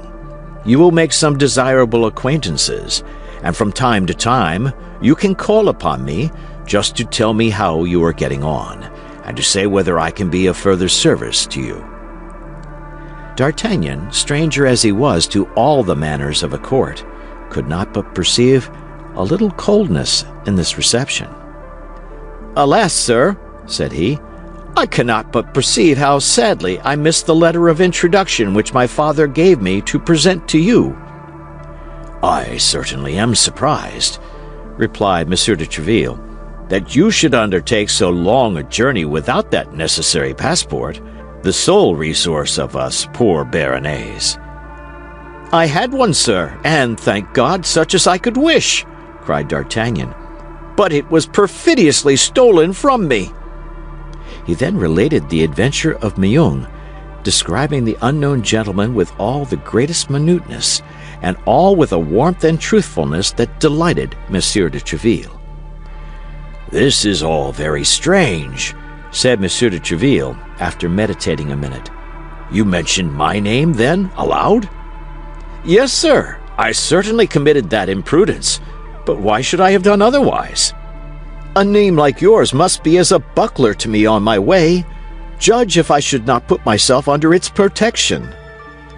Flattery was at that period very current, and Monsieur de Treville loved incense as well as a king, or even a cardinal. He could not refrain from a smile of visible satisfaction. But this smile soon disappeared, and, returning to the adventure of Meung, "Tell me," continued he, "had not this gentleman a slight scar on his cheek?" "Yes, such a one as would be made by the grazing of a ball." "Was he not a fine-looking man?" "Yes." "Of lofty stature?" "Yes." "Of pale complexion and brown hair?" Yes, that is he." "How is it, sir, that you are acquainted with this man?" "If I ever find him again, and I will find him, I swear, were it in hell." "He was waiting for a woman," continued Treville. "He departed immediately after having conversed for a minute with her whom he awaited." "You know not the subject of their conversation?" "He gave her a box, told her not to open it except in London." "Was this woman English?" "He called her Milady." "It is he. It must be he," murmured Treville. "I believed him still at Brussels." "Oh, sir, if you know who this man is," cried D'Artagnan, "tell me who he is, and whence he is. I will then release you from all your promises, even that of procuring my admission into the Musketeers, for before everything, I wish to avenge myself." "Beware, young man," cried Treville. "If you see him coming on one side of the street, pass by on the other. Do not cast yourself against such a rock. He would break you like glass." "That will not prevent me," replied D'Artagnan, "if ever I find him." "In the meantime," said Treville, "seek him not, if I have a right to advise you." All at once the captain stopped, as if struck by a sudden suspicion. This great hatred which the young traveler manifested so loudly for this man who, a rather improbable thing, had stolen his father's letter from him. Was there not some perfidy concealed under this hatred? Might not this young man be sent by his Eminence? Might he not have come for the purpose of laying a snare for him? This pretended D'Artagnan, was he not an emissary of the cardinal, whom the cardinal sought to introduce into Treville's house, to place near him, to win his confidence, and afterward to ruin him, as had been done in 1,000 other instances? He fixed his eyes upon D'Artagnan even more earnestly than before. He was moderately reassured, however, by the aspect of that countenance, full of astute intelligence and affected humility. "I know he is a Gascon," reflected he, "but he may be one for the cardinal as well as for me. Let us try him." "My friend," said he slowly, "I wish, as the son of an ancient friend, for I consider this story of the lost letter perfectly true, I wish, I say, in order to repair the coldness you may have remarked in my reception of you, to discover to you the secrets of our policy. The king and the cardinal are the best of friends. Their apparent bickerings are only feints to deceive fools. I am not willing that a compatriot, a handsome cavalier, a brave youth, quite fit to make his way, should become the dupe of all these artifices and fall into the snare after the example of so many others who have been ruined by it. Be assured that I am devoted to both these all-powerful masters, and that my earnest endeavors have no other aim than the service of the king and also the cardinal, one of the most illustrious geniuses that France has ever produced. Now, young man, regulate your conduct accordingly, and if you entertain, whether from your family, your relations, or even from your instincts, any of these enmities which we see constantly breaking out against the cardinal, bid me adieu, and let us separate. I will aid you in many ways, but without attaching you to my person. I hope that my frankness at least will make you my friend, for you are the only young man to whom I have hitherto spoken as I have done to you." Tréville said to himself, "If the cardinal has set this young fox upon me, he will certainly not have failed. He who knows how bitterly I execrate him, to tell this spy that the best means of making his court to me is to rail at him. Therefore, in spite of all my protestations, if it be as I suspect, my cunning gossip will assure me that he holds his eminence in horror." It, however, proved otherwise. D'Artagnan answered with the greatest simplicity. "I came to Paris with exactly such intentions. My father advised me to stoop to nobody but the king, the cardinal, and yourself, whom he considered the first three personages in France." D'Artagnan added Monsieur de Tréville to the others, as may be perceived, but he thought this addition would do no harm. "I have the greatest veneration for the cardinal," continued he, "and the most profound respect for his actions. So much the better for me, sir, if you speak to me, as you say, with frankness, for then you will do me the honor to esteem the resemblance of our opinions. But if you have entertained any doubt, as naturally you may, I feel that I am ruining myself by speaking the truth. But I still trust you will not esteem me the less for it, and that is my object before all others." Monsieur de Tréville was surprised to the greatest degree. So much penetration, so much frankness created admiration, and did not entirely remove his suspicions. The more this young man was superior to others, the more he was to be dreaded if he meant to deceive him. Nevertheless, he pressed D'Artagnan's hand and said to him, "You are an honest youth, but at the present moment I can only do for you that which I have just now offered. My hotel will be always open to you. Hereafter, being able to ask for me at all hours, and consequently to take advantage of all opportunities, you will probably obtain that which you desire." "That is to say," replied D'Artagnan, "that you will wait until I have proved myself worthy of it.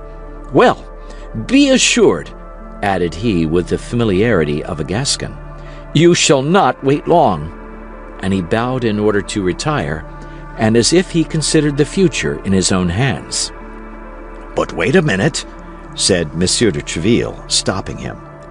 "I promised you a letter for the director of the Academy. Are you too proud to accept it, young gentleman?" "No, sir," said D'Artagnan, "and I will guard it so carefully that I will be sworn it shall arrive at its address, and woe be to him who shall attempt to take it from me."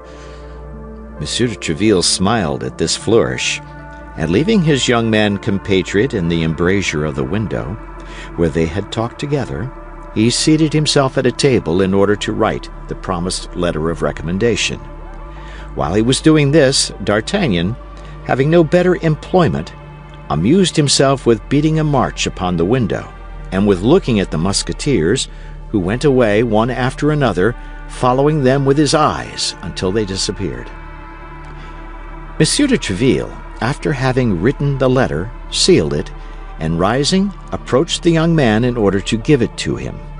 But at the very moment when D'Artagnan stretched out his hand to receive it, Monsieur de Tréville was highly astonished to see his protégé make a sudden spring, become crimson with passion, and rush from the cabinet, blind. "S'blood, he shall not escape me this time!"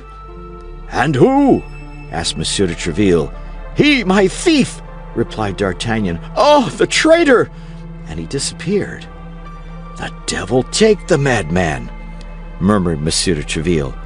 "Unless," added he, "this is a cunning mode of escaping, seeing that he had failed in his purpose."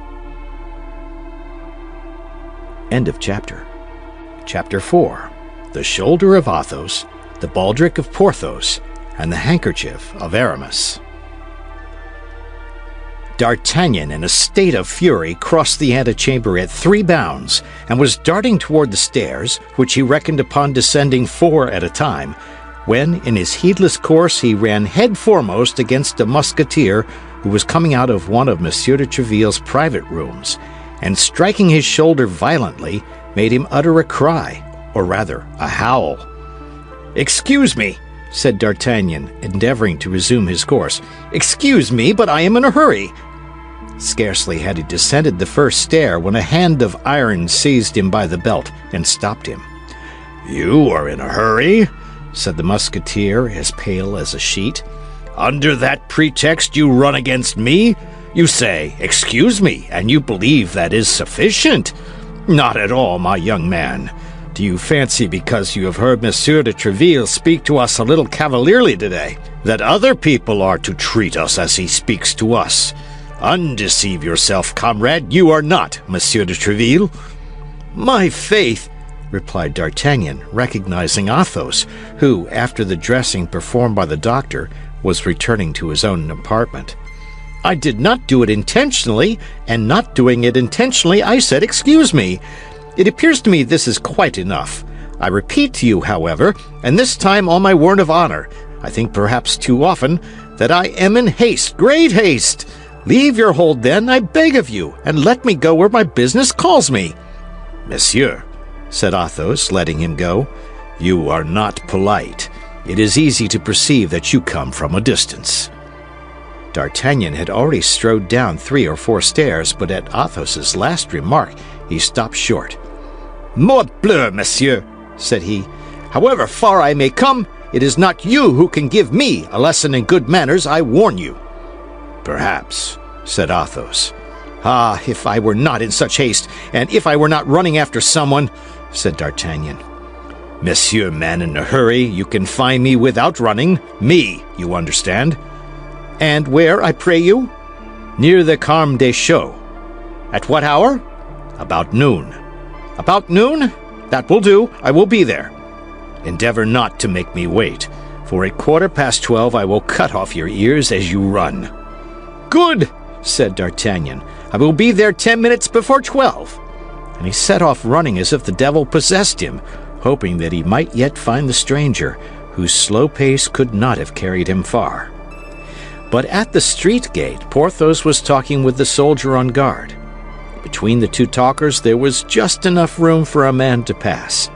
D'Artagnan thought it would suffice for him, and he sprang forward like a dart between them. But D'Artagnan had reckoned without the wind. As he was about to pass, the wind blew out Porthos's long cloak, and D'Artagnan rushed straight into the middle of it.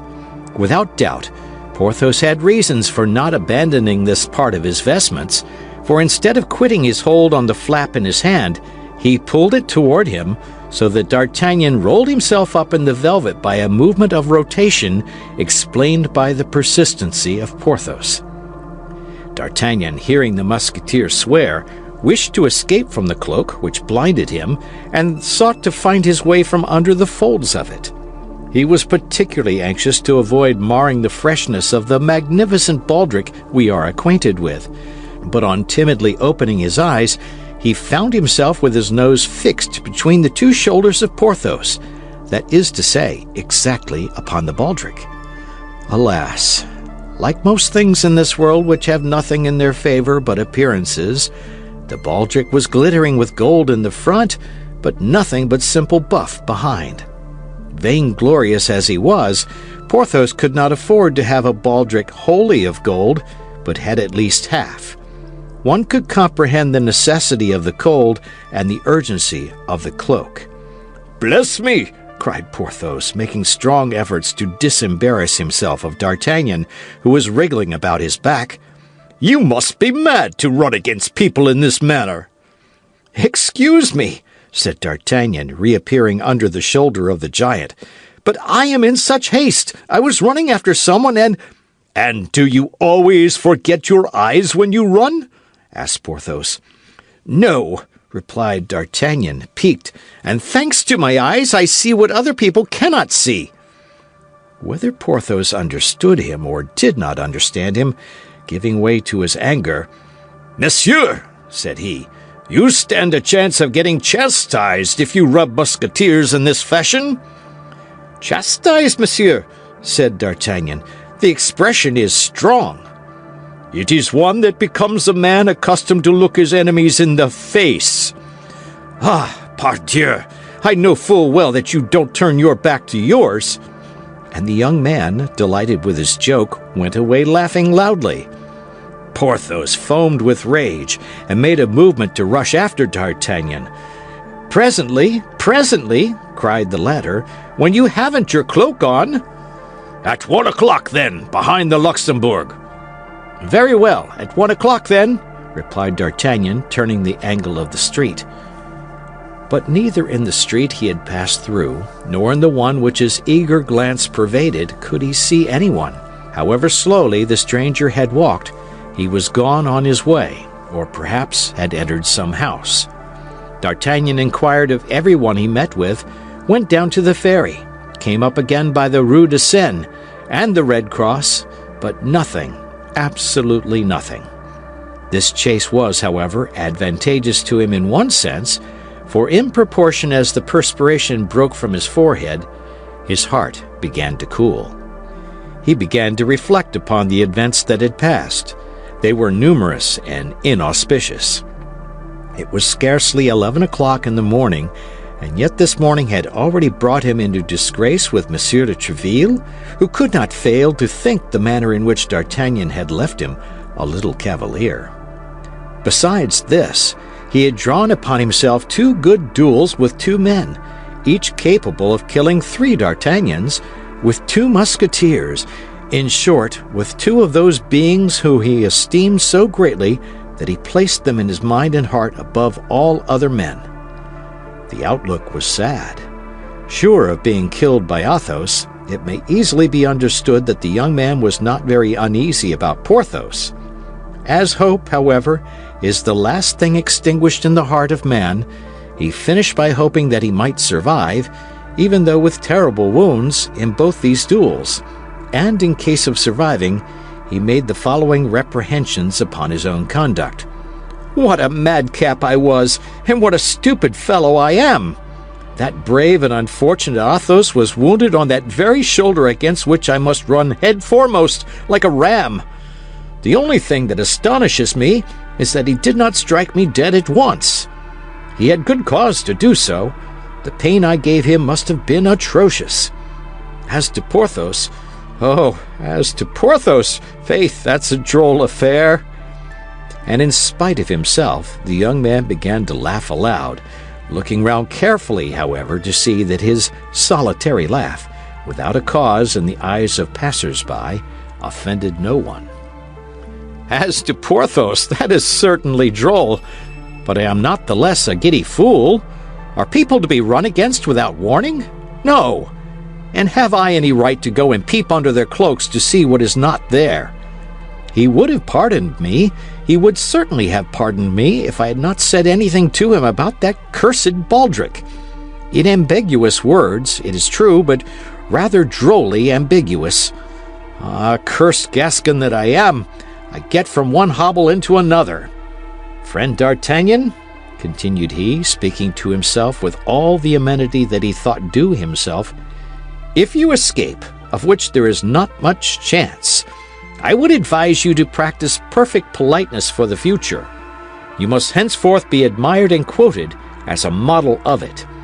To be obliging and polite does not necessarily make a man a coward. Look at Aramis now. Aramis is mildness and grace personified. Well, did anybody ever dream of calling Aramis a coward? No, certainly not. And from this moment I will endeavor to model myself after him. Ah, that's strange. Here he is. D'Artagnan, walking and soliloquizing, had arrived within a few steps of the Hotel d'Aiguillon, and in front of that hotel perceived Aramis, chatting gaily with three gentlemen. But as he had not forgotten that it was in presence of this young man that Monsieur de Tréville had been so angry in the morning, and as a witness of the rebuke the Musketeers had received was not likely to be at all agreeable, he pretended not to see him. D'Artagnan, on the contrary, quite full of his plans of conciliation and courtesy, approached the young men with a profound bow, accompanied by a most gracious smile. All four, besides, immediately broke off their conversation. D'Artagnan was not so dull as not to perceive that he was one too many, but he was not sufficiently broken into the fashions of the gay world to know how to extricate himself gallantly from a false position, like that of a man who begins to mingle with people he is scarcely acquainted with, and in a conversation that does not concern him. He was seeking in his mind, then, for the least awkward means of retreat, when he remarked that Aramis had let his handkerchief fall, and by mistake, no doubt, had placed his foot upon it. This appeared to be a favorable opportunity to repair his intrusion. He stooped, and with the most gracious air he could assume, drew the handkerchief from under the foot of the Musketeer, in spite of the efforts the latter made to detain it, and holding it out to him said, I believe, monsieur, that this is a handkerchief you would be sorry to lose? The handkerchief was indeed richly embroidered, and had a coronet and arms at one of its corners. Aramis blushed excessively, and snatched rather than took the handkerchief from the hand of the Gascon. "Ho, ho, ho, ho!" cried one of the guards. "Will you persist in saying, most discreet Aramis, that you are not on good terms with Madame de Bois Tracy, when that gracious lady has the kindness to lend you one of her handkerchiefs?" Aramis darted at D'Artagnan one of those looks which inform a man that he has acquired a mortal enemy. Then, resuming his mild air, "You are deceived, gentlemen," said he. "This handkerchief is not mine, and I cannot fancy why monsieur has taken it into his head to offer it to me rather than to one of you, and as a proof of what I say, here is mine in my pocket." So saying, he pulled out his own handkerchief, likewise a very elegant handkerchief, and of fine cambric, though cambric was dear at the period, but a handkerchief without embroidery and without arms, only ornamented with a single cipher, that of its proprietor. This time D'Artagnan was not hasty. He perceived his mistake, but the friends of Aramis were not at all convinced by his denial, and one of them addressed the young Musketeer with affected seriousness. "If it were as you pretend it is," said he, "I should be forced, my dear Aramis, to reclaim it myself, for, as you very well know, Bois Tracy is an intimate friend of mine, and I cannot allow the property of his wife to be sported as a trophy." "You make the demand badly," replied Aramis, "and while acknowledging the justice of your reclamation, I refuse it on account of the form." "The fact is," hazarded D'Artagnan timidly, "I did not see the handkerchief fall from the pocket of Monsieur Aramis. He had his foot upon it, that is all, and I thought from having his foot upon it the handkerchief was his." "And you were deceived, my dear sir," replied Aramis coldly, very little sensible to the reparation. Then turning toward that one of the guards who had declared himself the friend of Bois Tracy, "Besides," continued he, "I have reflected, my dear intimate of Bois Tracy, that I am not less tenderly his friend than you can possibly be, so that decidedly this handkerchief is as likely to have fallen from your pocket as mine." "No, upon my honor," cried His Majesty's guardsman.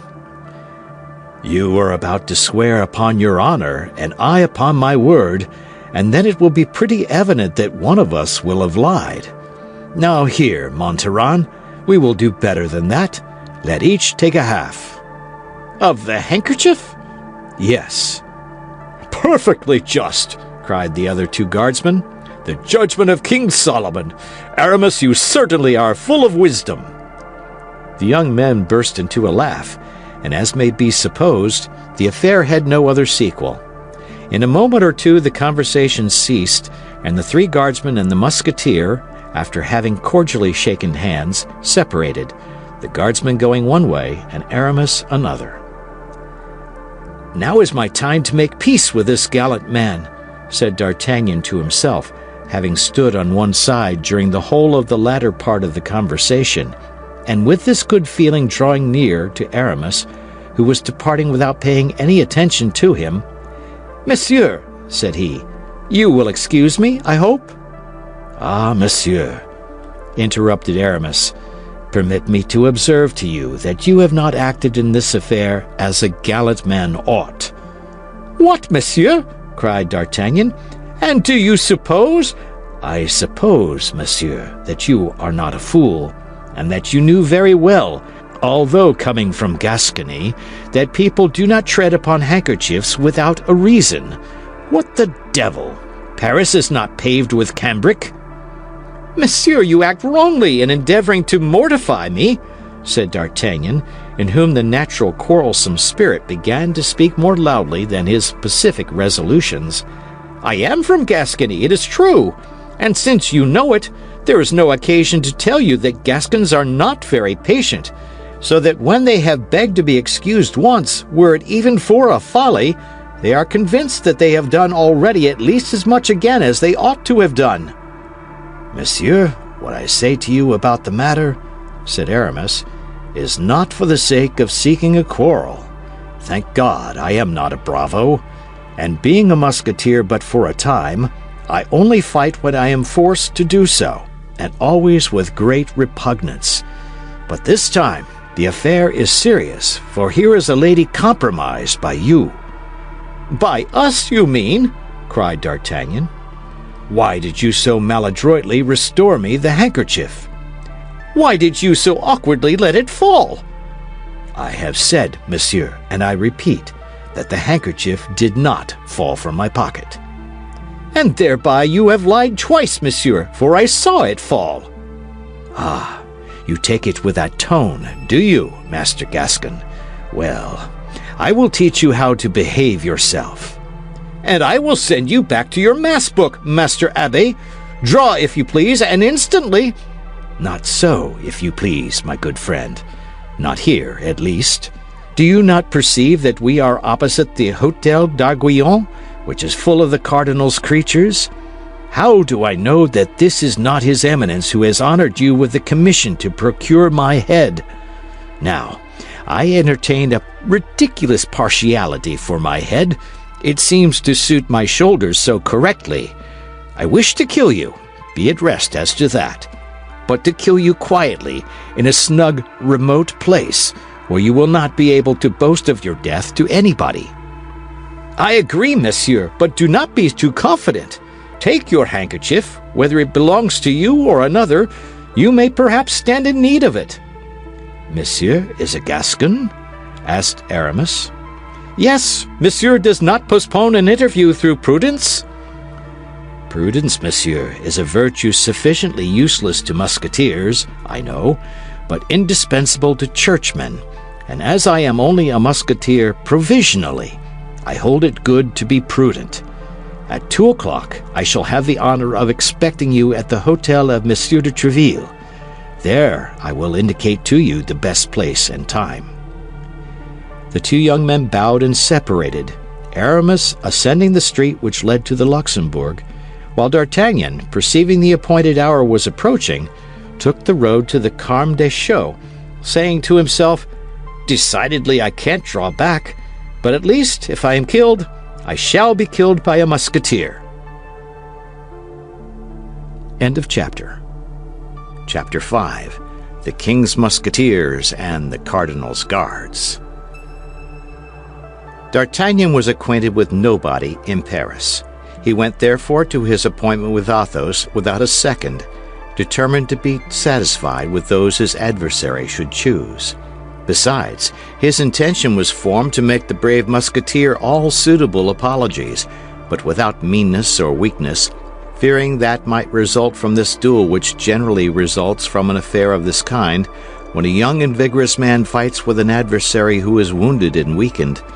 If conquered, he doubles the triumph of his antagonist. If a conqueror, he is accused of foul play and want of courage. Now, we must have badly painted the character of our adventure-seeker, or our readers must have already perceived that D'Artagnan was not an ordinary man. Therefore, while repeating to himself that his death was inevitable, he did not make up his mind to die quietly, as one less courageous and less restrained might have done in his place. He reflected upon the different characters of those with whom he was going to fight, and began to view his situation more clearly. He hoped, by means of loyal excuses, to make a friend of Athos, whose lordly air and austere bearing pleased him much.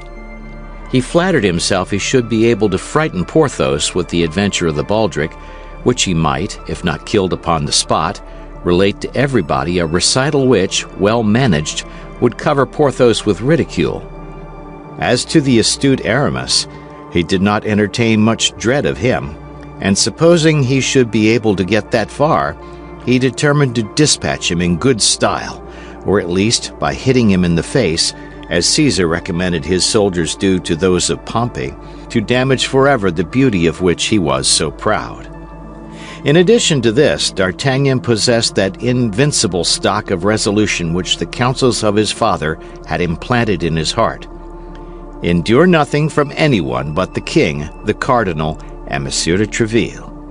He flew, then, rather than walked, toward the convent of the Carme des Chausses, or rather des Chaux, as it was called at that period, a sort of building without a window, surrounded by barren fields, an accessory to the Pré aux Clercs, and which was generally employed as the place for the duels of men who had no time to lose. When D'Artagnan arrived in sight of the bare spot of ground which extended along the foot of the monastery, Athos had been waiting about 5 minutes, and 12 o'clock was striking. He was then as punctual as the Samaritan woman, and the most rigorous casuist with regard to duels could have nothing to say. Athos, who still suffered grievously from his wound, though it had been dressed anew by Monsieur de Treville's surgeon, was seated on a post and waiting for his adversary with hat in hand, his feather even touching the ground. "Monsieur," said Athos, "I have engaged 2 of my friends as seconds, but these 2 friends are not yet come, at which I am astonished, as it is not at all their custom." "I have no seconds on my part, monsieur," said D'Artagnan, "for having only arrived yesterday in Paris, I as yet know no one but Monsieur de Treville, to whom I was recommended by my father, who has the honor to be, in some degree, one of his friends." Athos reflected for an instant. "You know no one but Monsieur de Treville?" he asked. "Yes, monsieur, I know only him." "Well, but then," continued Athos, speaking half to himself, "if I kill you, I shall have the air of a boy-slayer." "Not too much so," replied D'Artagnan with a bow that was not deficient in dignity, "since you do me the honor to draw a sword with me while suffering from a wound which is very inconvenient." "Very inconvenient, upon my word, and you hurt me devilishly, I can tell you. But I will take the left hand. It is my custom in such circumstances. Do not fancy that I do you a favor. I use either hand easily, and it will be even a disadvantage to you. A left-handed man is very troublesome to people who are not prepared for it. I regret I did not inform you sooner of this circumstance." "You have truly, monsieur," said D'Artagnan, bowing again, "a courtesy for which I assure you I am very grateful." "You confuse me," replied Athos with his gentlemanly air. "Let us talk of something else, if you please. Ah, s'blood, how you have hurt me! My shoulder quite burns." "If you would permit me," said D'Artagnan with timidity. "What, monsieur?" "I have a miraculous balsam for wounds, a balsam given to me by my mother, and of which I have made a trial upon myself." "Well?" "Well, I am sure that in less than 3 days this balsam would cure you, and at the end of 3 days, when you would be cured, well, sir, it would still do me a great honor to be your man." D'Artagnan spoke these words with a simplicity that did honor to his courtesy, without throwing the least doubt upon his courage. "Pardieu, monsieur," said Athos, "that's a proposition that pleases me. Not that I can accept it, but a league off it savours of the gentleman." Thus spoke and acted the gallant knights of the time of Charlemagne, in whom every cavalier ought to seek his model. Unfortunately, we do not live in the times of the great emperor. We live in the times of the cardinal, and 3 days hence, however well the secret might be guarded, it would be known, I say, that we were to fight, and our combat would be prevented. I think these fellows will never come." "If you are in haste, monsieur," said D'Artagnan with the same simplicity with which a moment before he had proposed to him to put off the duel for 3 days, "and if it be your will to dispatch me at once, do not inconvenience yourself, I pray you." "Here is another word which pleases me," cried Athos with a gracious nod to D'Artagnan. "That did not come from a man without a heart, monsieur. I love men of your kidney, and I foresee plainly that if we don't kill each other, I shall hereafter have much pleasure in your conversation. We will wait for these gentlemen, so please you. I have plenty of time, and it will be more correct. Ah, here is one of them, I believe." In fact, at the end of the Rue Vaugirard, the gigantic Porthos appeared. "What?" cried D'Artagnan. "Is your first witness Monsieur Porthos?" "Yes, that disturbs you?" "By no means. And here is the second." D'Artagnan turned in the direction pointed to by Athos and perceived Aramis. "What?" cried he, in an accent of greater astonishment than before. "Your second witness is Monsieur Aramis?" "Doubtless. Are you not aware that we are never seen one without the others, and that we are called among the Musketeers and the Guards, at court and in the city, Athos, Porthos, and Aramis, or the three inseparables? And yet, as you come from Dax or Pau or from Tarbes," said D'Artagnan. "It is probable you are ignorant of this little fact," said Athos. "My faith," replied D'Artagnan, "you are well named, gentlemen, and my adventure, if it should make any noise, will prove at least that your union is not founded upon contrasts." In the meantime, Porthos had come up, waved his hand to Athos, and then, turning toward D'Artagnan, stood quite astonished. Let us say in passing that he had changed his baldric and relinquished his cloak. Ah, said he, "what does this mean?" "This is the gentleman I am going to fight with," said Athos, pointing to D'Artagnan with his hand and saluting him with the same gesture. "Why, it is with him I am also going to fight," said Porthos. "But not before 1 o'clock," replied D'Artagnan. "And I am also to fight with this gentleman," said Aramis, coming in his turn unto the place. "But not until 2 o'clock," said D'Artagnan, with the same calmness. "But what are you going to fight about, Athos?" asked Aramis. "Faith, I don't very well know. He hurt my shoulder. And you, Porthos?" "Faith, I am going to fight because I am going to fight," answered Porthos, reddening. Athos, whose keen eye lost nothing, perceived a faintly sly smile pass over the lips of the young Gascon as he replied, "We had a short discussion upon dress." "And you, Aramis?" asked Athos. "Oh, ours is a theological quarrel," replied Aramis, making a sign to D'Artagnan to keep secret the cause of their duel. Athos indeed saw a second smile on the lips of D'Artagnan. "Indeed," said Athos. "Yes, a passage of St. Augustine upon which we could not agree," said the Gascon. "Decidedly, this is a clever fellow," murmured Athos. "And now you are assembled, gentlemen," said D'Artagnan, "permit me to offer you my apologies." At this word, apologies, a cloud passed over the brow of Athos, a haughty smile curled the lips of Porthos, and a negative sign was the reply of Aramis. "You do not understand me, gentlemen," said D'Artagnan, throwing up his head, the sharp and bold lines of which were at the moment gilded by a bright ray of the sun. "I ask to be excused in case I should not be able to discharge my debt to all three, for Monsieur Athos has the right to kill me first, which must much diminish the face value of your bill, Monsieur Porthos, and render yours almost null, Monsieur Aramis. And now, gentlemen, I repeat, excuse me, but on that account only, and on guard." At these words, with the most gallant air possible, D'Artagnan drew his sword.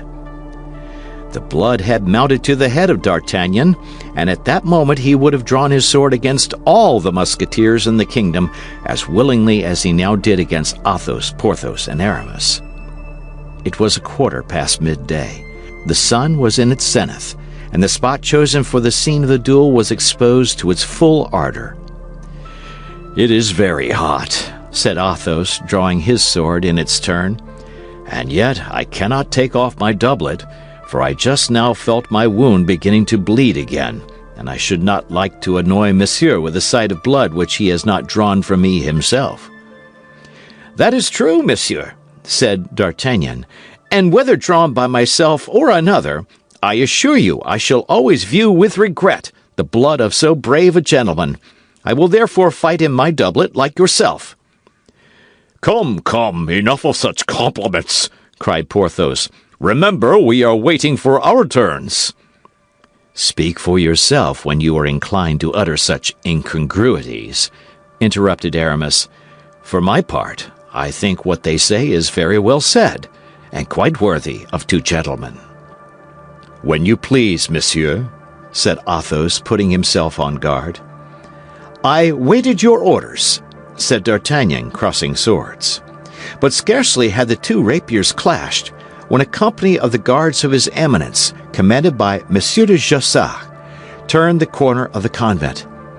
"The cardinal's guards!" cried Aramis and Porthos at the same time. "Sheathe your swords, gentlemen, sheathe your swords!" But it was too late. The two combatants had been seen in a position which left no doubt of their intentions. "Halloo!" cried Jussac, advancing toward them and making a sign to his men to do so likewise. "Halloo, Musketeers! Fighting here, are you? And the edicts, what has become of them?" "You are very generous, gentlemen of the guards," said Athos, full of rancor, for Jussac was one of the aggressors of the preceding day. "If we were to see you fighting, I can assure you that we would make no effort to prevent you. Leave us alone, then, and you will enjoy a little amusement without cost to yourselves." "Gentlemen," said Jussac, "it is with great regret that I pronounce the thing impossible. Duty before everything. Sheathe, then, if you please, and follow us."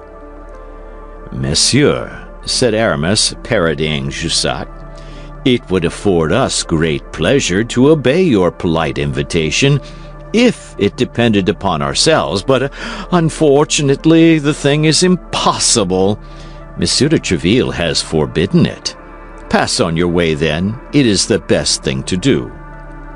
This raillery exasperated Jussac. "We will charge upon you, then," said he, "if you disobey." "There are 5 of them," said Athos half aloud, "and we are but 3. We shall be beaten again and must die on the spot. For on my part, I declare I will never appear again before the captain as a conquered man." Athos, Porthos, and Aramis instantly drew near one another, while Jussac drew up his soldiers. This short interval was sufficient to determine D'Artagnan on the part he was to take. It was one of those events which decide the life of a man. It was a choice between the king and the cardinal. The choice made, it must be persisted in. To fight, that was to disobey the law. That was to risk his head. That was to make at one blow an enemy of a minister more powerful than the king himself. All this the young man perceived, and yet, to his praise we speak it, he did not hesitate a second.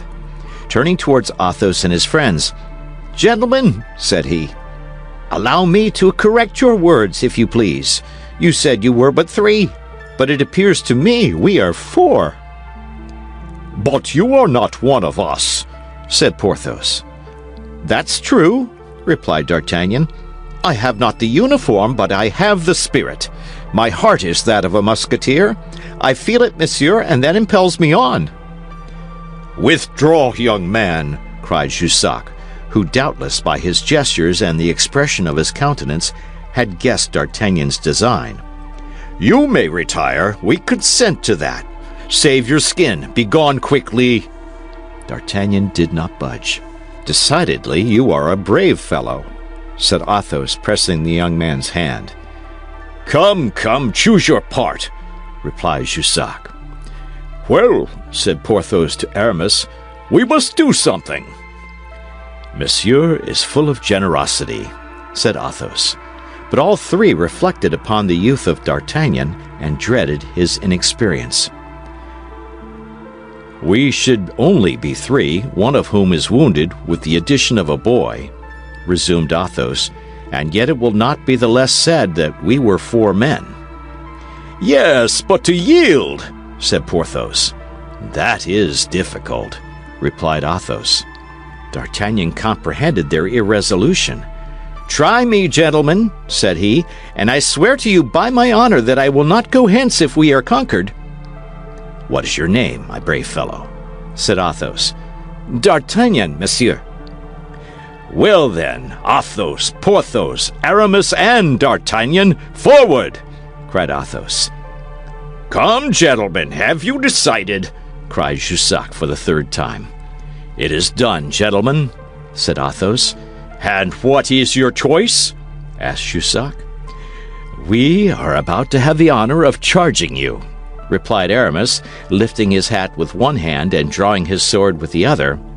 "Ah, you resist, do you?" cried Jussac. "God's blood, does that astonish you?" And the 9 combatants rushed upon each other with a fury which, however, did not exclude a certain degree of method. Athos fixed upon a certain Cahusac, a favorite of the cardinal's. Porthos had Bicarat, and Aramis found himself opposed to 2 adversaries. As to D'Artagnan, he sprang toward Jussac himself. The heart of the young Gascon beat as if it would burst through his side. Not from fear, God be thanked, he had not the shade of it, but with emulation he fought like a furious tiger, turning 10 times round his adversary and changing his ground and his guard 20 times. Jussac was, as was then said, a fine blade, and had had much practice. Nevertheless, it required all his skill to defend himself against an adversary who, active and energetic, departed every instant from received rules, attacking him on all sides at once, and yet parrying like a man who had the greatest respect for his own epidermis. This contest at length exhausted Jussac's patience. Furious at being held in check by one whom he had considered a boy, he became warm and began to make mistakes. D'Artagnan, who, though wanting in practice, had a sound theory, redoubled his agility. Jussac, anxious to put an end to this, springing forward, aimed a terrible thrust at his adversary, but the latter parried it, and while Jussac was recovering himself, glided like a serpent beneath his blade and passed his sword through his body. Jussac fell like a dead mass. D'Artagnan then cast an anxious and rapid glance over the field of battle. Aramis had killed one of his adversaries, but the other pressed him warmly. Nevertheless, Aramis was in a good situation and able to defend himself. Bicarat and Porthos had just made counter-hits. Porthos had received a thrust through his arm, and Bicarat one through his thigh. But neither of these two wounds was serious, and they only fought more earnestly. Athos, wounded anew by Cahusac, became evidently paler, but did not give way a foot. He only changed his sword hand and fought with his left hand. According to the laws of dueling at that period, D'Artagnan was at liberty to assist whom he pleased. While he was endeavoring to find out which of his companions stood in greatest need, he caught a glance from Athos. The glance was of sublime eloquence. Athos would have died rather than appeal for help, but he could look, and with that look ask assistance. D'Artagnan interpreted it. With a terrible bound he sprang to the side of Cahusac, crying, "To me, Monsieur Guardsman, I will slay you!" Cahusac turned. It was time, for Athos, whose great courage alone supported him, sank upon his knee. "God's blood!" cried he to D'Artagnan. "Do not kill him, young man, I beg of you. I have an old affair to settle with him when I am cured and sound again. Disarm him only, make sure of his sword, that's it, very well done." The exclamation was drawn from Athos by seeing the sword of Cahusac fly 20 paces from him. D'Artagnan and Cahusac sprang forward at the same instant, the one to recover, the other to obtain, the sword. But D'Artagnan, being the more active, reached it first and placed his foot upon it. Cahusac immediately ran to the guardsman whom Aramis had killed, seized his rapier, and returned toward D'Artagnan.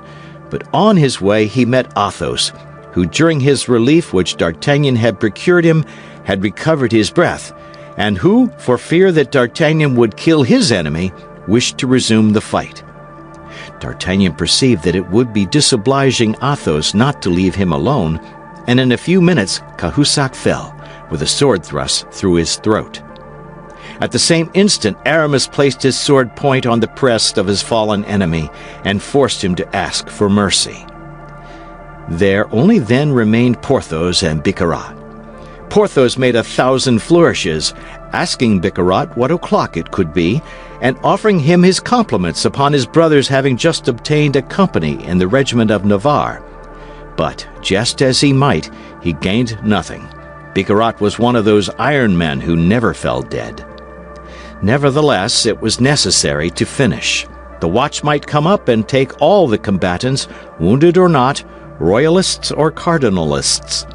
Athos, Aramis, and D'Artagnan surrounded Bicarat and required him to surrender. Though alone against all and with a wound in his thigh, Bicarat wished to hold out, but Jussac, who had risen upon his elbow, cried out to him to yield. Bicarat was a Gascon, as D'Artagnan was. He turned a deaf ear, and contented himself with laughing, and between two parries finding time to point to a spot of earth with his sword. "Here," cried he, parodying a verse of the Bible, "here will Bicarat die, for I only am left, and they seek my life. But there are 4 against you. Leave off, I command you." "Ah, if you command me, that's another thing," said Bicarat. "As you are my commander, it is my duty to obey." And springing backward, he broke his sword across his knee to avoid the necessity of surrendering it, threw the pieces over the convent wall, and crossed his arms, whistling a cardinalist air. Bravery is always respected, even in an enemy. The Musketeers saluted Bicarat with their swords and returned them to their sheaths. D'Artagnan did the same. Then, assisted by Bicarat, the only one left standing, they bore Jussac, Cahusac, and one of Aramis's adversaries who was only wounded, under the porch of the convent. The fourth, as we have said, was dead. They then rang the bell, and carrying away 4 swords out of 5, they took their road, intoxicated with joy, toward the hotel of Monsieur de Treville. They walked arm in arm, occupying the whole width of the street, and taking in every musketeer they met, so that in the end it became a triumphal march. The heart of D'Artagnan swam in delirium. He marched between Athos and Porthos, pressing them tenderly. "If I am not yet a musketeer," said he to his new friends, as he passed through the gateway of Monsieur de Treville's hotel, "at least I have entered upon my apprenticeship, haven't I?" End of chapter. Chapter 6. His Majesty King Louis XIII. This affair made a great noise. Monsieur de Treville scolded his musketeers in public and congratulated them in private, but as no time was to be lost in gaining the king, Monsieur de Treville hastened to report himself at the Louvre. It was already too late. The king was closeted with the cardinal, and Monsieur de Treville was informed that the king was busy and could not receive him at that moment. In the evening, Monsieur de Treville attended the king's gaming table. The king was winning, and as he was very avaricious, he was in an excellent humor. Perceiving Monsieur de Treville at a distance, "Come here, Monsieur Capitaine," said he. "Come here, that I may growl at you. Do you know that His Eminence has been making fresh complaints against your musketeers, and that with so much emotion that this evening His Eminence is indisposed? Ah, these musketeers of yours are very devils, fellows to be hanged." "No, sire," replied Treville, who saw at the first glance how things would go. "On the contrary, they are good creatures, as meek as lambs, and have but one desire, I'll be their warranty, that is, that their swords may never leave their scabbards but in your Majesty's service. But what are they to do? The guards of Monsieur the Cardinal are forever seeking quarrels with them, and for the honor of the corps even, the poor young men are obliged to defend themselves." "Listen to Monsieur de Treville," said the king. "Listen to him! Would not one say he was speaking of a religious community? In truth, my dear captain, I have a great mind to take away your commission and give it to Mademoiselle de Chemerault, to whom I promised an abbey. But don't fancy that I am going to take you on your bare word. I am called Louis the Just, Monsieur de Treville, and by and by, we will see." "Ah, sire, it is because I confide in that justice that I shall wait patiently and quietly the good pleasure of your Majesty." "Well then, monsieur, wait," said the king. "I will not detain you long." In fact, fortune changed, and as the king began to lose what he had won, he was not sorry to find an excuse for playing Charlemagne, if we may use a gaming phrase of whose origin we confess our ignorance. The king therefore arose a minute after, and putting the money which lay before him into his pocket, the major part of which arose from his winnings, "La Vieuville," said he, "take my place. I must speak to Monsieur de Treville on an affair of importance. Ah, I had 80 louis before me. Put down the same sum, so that they who have lost may have nothing to complain of. Justice before everything." Then turning toward Monsieur de Treville and walking with him toward the embrasure of a window, "Well, monsieur," continued he, "you say it is His Eminence's guards who have sought a quarrel with your musketeers?" "Yes, sire, as they always do." "And how did the thing happen?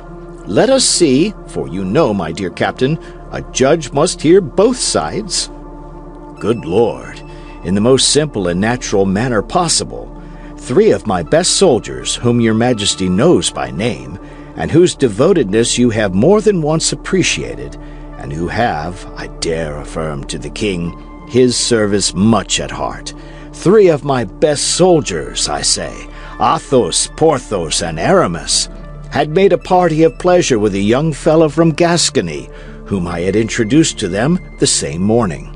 The party was to take place at Saint-Germain, I believe, and they had appointed to meet at the Carme des Chaux, where they were disturbed by de Jussac, Cahusac, Bicarat, and 2 other guardsmen, who certainly did not go there in such a numerous company without some ill intention against the edicts." Ah, you incline me to think so," said the king. "There is no doubt they went thither to fight themselves." "I do not accuse them, sire, but I leave your majesty to judge what 5 armed men could possibly be going to do in such a deserted place as the neighborhood of the Convent des Carmes." "Yes, you are right, Tréville, you are right." "Then, upon seeing my musketeers, they changed their minds, and forgot their private hatred for partisan hatred. For your majesty cannot be ignorant that the musketeers, who belong to the king and nobody but the king, are the natural enemies of the guardsmen, who belong to the cardinal." "Yes, Tréville, yes," said the king in a melancholy tone. "And it is very sad, believe me, to see thus 2 parties in France, 2 heads to royalty. But all this will come to an end, Tréville, will come to an end. You say, then, that the guardsmen sought a quarrel with the musketeers." "I say that it is probable that things have fallen out so, but I will not swear to it, sire. You know how difficult it is to discover the truth, and unless a man be endowed with that admirable instinct which causes Louis XIII to be named the Just—" "You are right, Tréville, but they were not alone, your musketeers.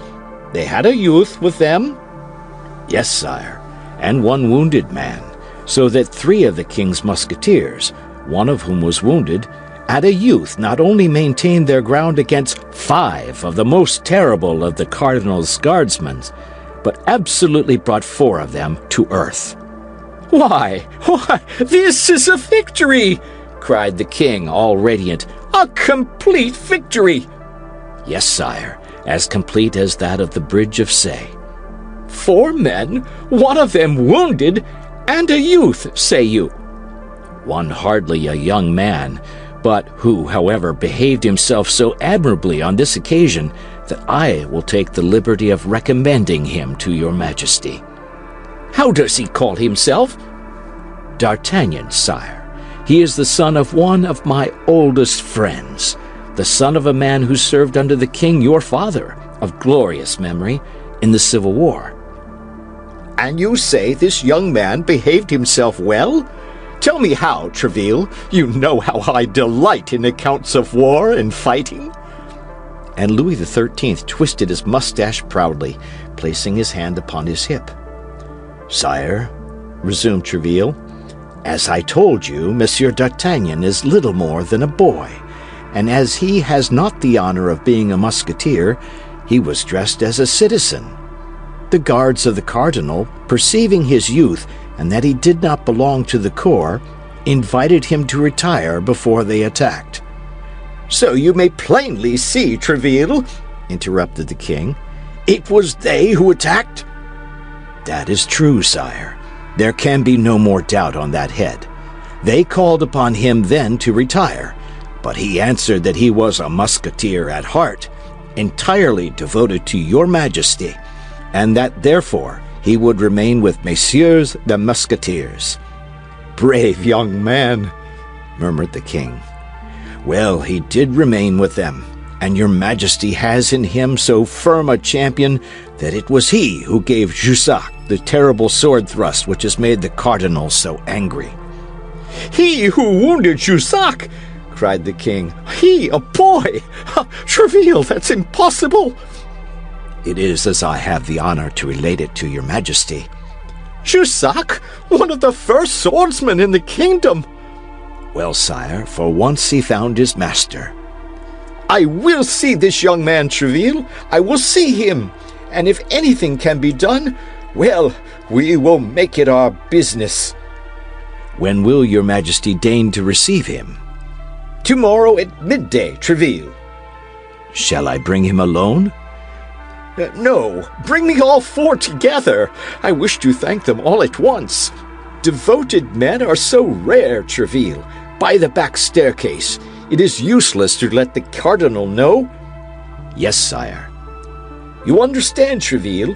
An edict is still an edict. It is forbidden to fight, after all." But this encounter, sire, is quite out of the ordinary conditions of a duel. It is a brawl, and the proof is that there were 5 of the cardinal's guardsmen against my 3 musketeers and Monsieur d'Artagnan." "That is true," said the king. "But never mind, Tréville. Come still by the back staircase." Tréville smiled, but as it was indeed something to have prevailed upon this child to rebel against his master, he saluted the king respectfully, and with this agreement took leave of him.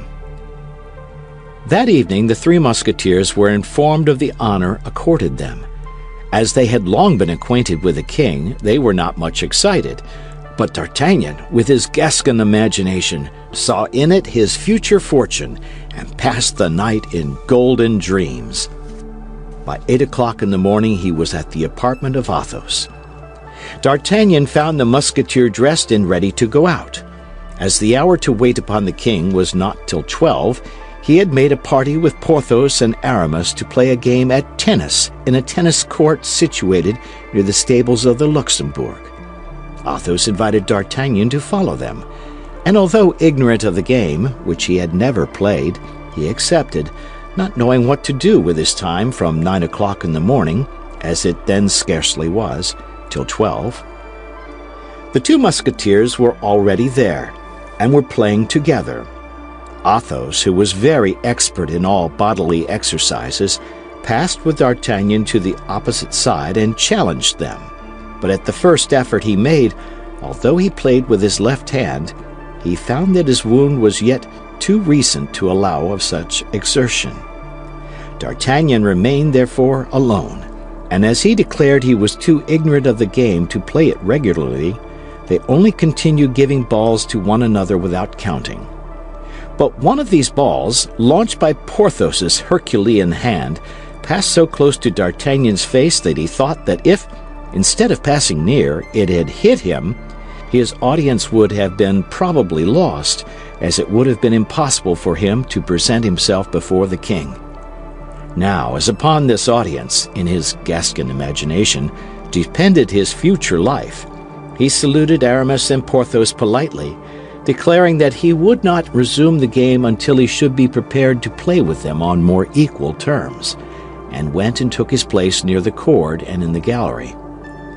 Unfortunately for D'Artagnan, among the spectators was one of His Eminence's guardsmen, who, still irritated by the defeat of his companions, which had happened only the day before, had promised himself to seize the first opportunity of avenging it. He believed this opportunity was now come, and addressed his neighbor. "It is not astonishing that that young man should be afraid of a ball, for he is doubtless a musketeer apprentice." D'Artagnan turned round as if a serpent had stung him, and fixed his eyes intensely upon the guardsman who had just made this insolent speech. "Pardieu," resumed the latter, twisting his mustache, "look at me as long as you like, my little gentleman. I have said what I have said." "And as since that which you have said is too clear to require any explanation," replied D'Artagnan in a low voice, "I beg you to follow me." "And when?" asked the guardsman with the same jeering air. "At once, if you please." "And you know who I am, without doubt?" "I am completely ignorant, nor does it much disquiet me." "You're in the wrong there, for if you knew my name, perhaps you would not be so pressing." "What is your name?" "Bernajoux, at your service." "Well then, Monsieur Bernajoux," said D'Artagnan tranquilly, "I will wait for you at the door." "Go, monsieur, I will follow you." "Do not hurry yourself, monsieur, unless it be observed that we go out together. You must be aware that for our undertaking, company would be in the way." "That's true," said the guardsman, astonished that his name had not produced more effect upon the young man. Indeed, the name of Bernajoux was known to all the world, D'Artagnan alone excepted, perhaps, for it was one of those which figured most frequently in the daily brawls which all the edicts of the cardinal could not repress. Porthos and Aramis were so engaged with their game and Athos was watching them with so much attention that they did not even perceive their young companion go out, who, as he had told the guardsman of his eminence, stopped outside the door. An instant after, the guardsman descended in his turn. As D'Artagnan had no time to lose, on account of the audience of the king, which was fixed for midday, he cast his eyes around, and seeing that the street was empty, said to his adversary, "My faith, it is fortunate for you, although your name is Bernajoux, to have only to deal with an apprentice musketeer. Never mind, be content, I will do my best. On guard!" "But," said he whom D'Artagnan thus provoked, "it appears to me that this place is badly chosen, and that we should be better behind the Abbey Saint-Germain, or in the Pré aux Clercs." "What you say is full of sense," replied D'Artagnan, "but unfortunately I have very little time to spare, having an appointment at 12 precisely. On guard then, monsieur, on guard!" Bernajoux was not a man to have such a compliment paid to him twice. In an instant his sword glittered in his hand, and he sprang upon his adversary, whom, thanks to his great youthfulness, he hoped to intimidate. But D'Artagnan had on the preceding day served his apprenticeship. Fresh sharpened by his victory, full of hopes of future favor, he was resolved not to recoil a step. So the two swords were crossed close to the hilts, and as D'Artagnan stood firm, it was his adversary who made the retreating step, but D'Artagnan seized the moment at which, in this movement, the sword of Bernajoux deviated from the line. He freed his weapon, made a lunge, and touched his adversary on the shoulder.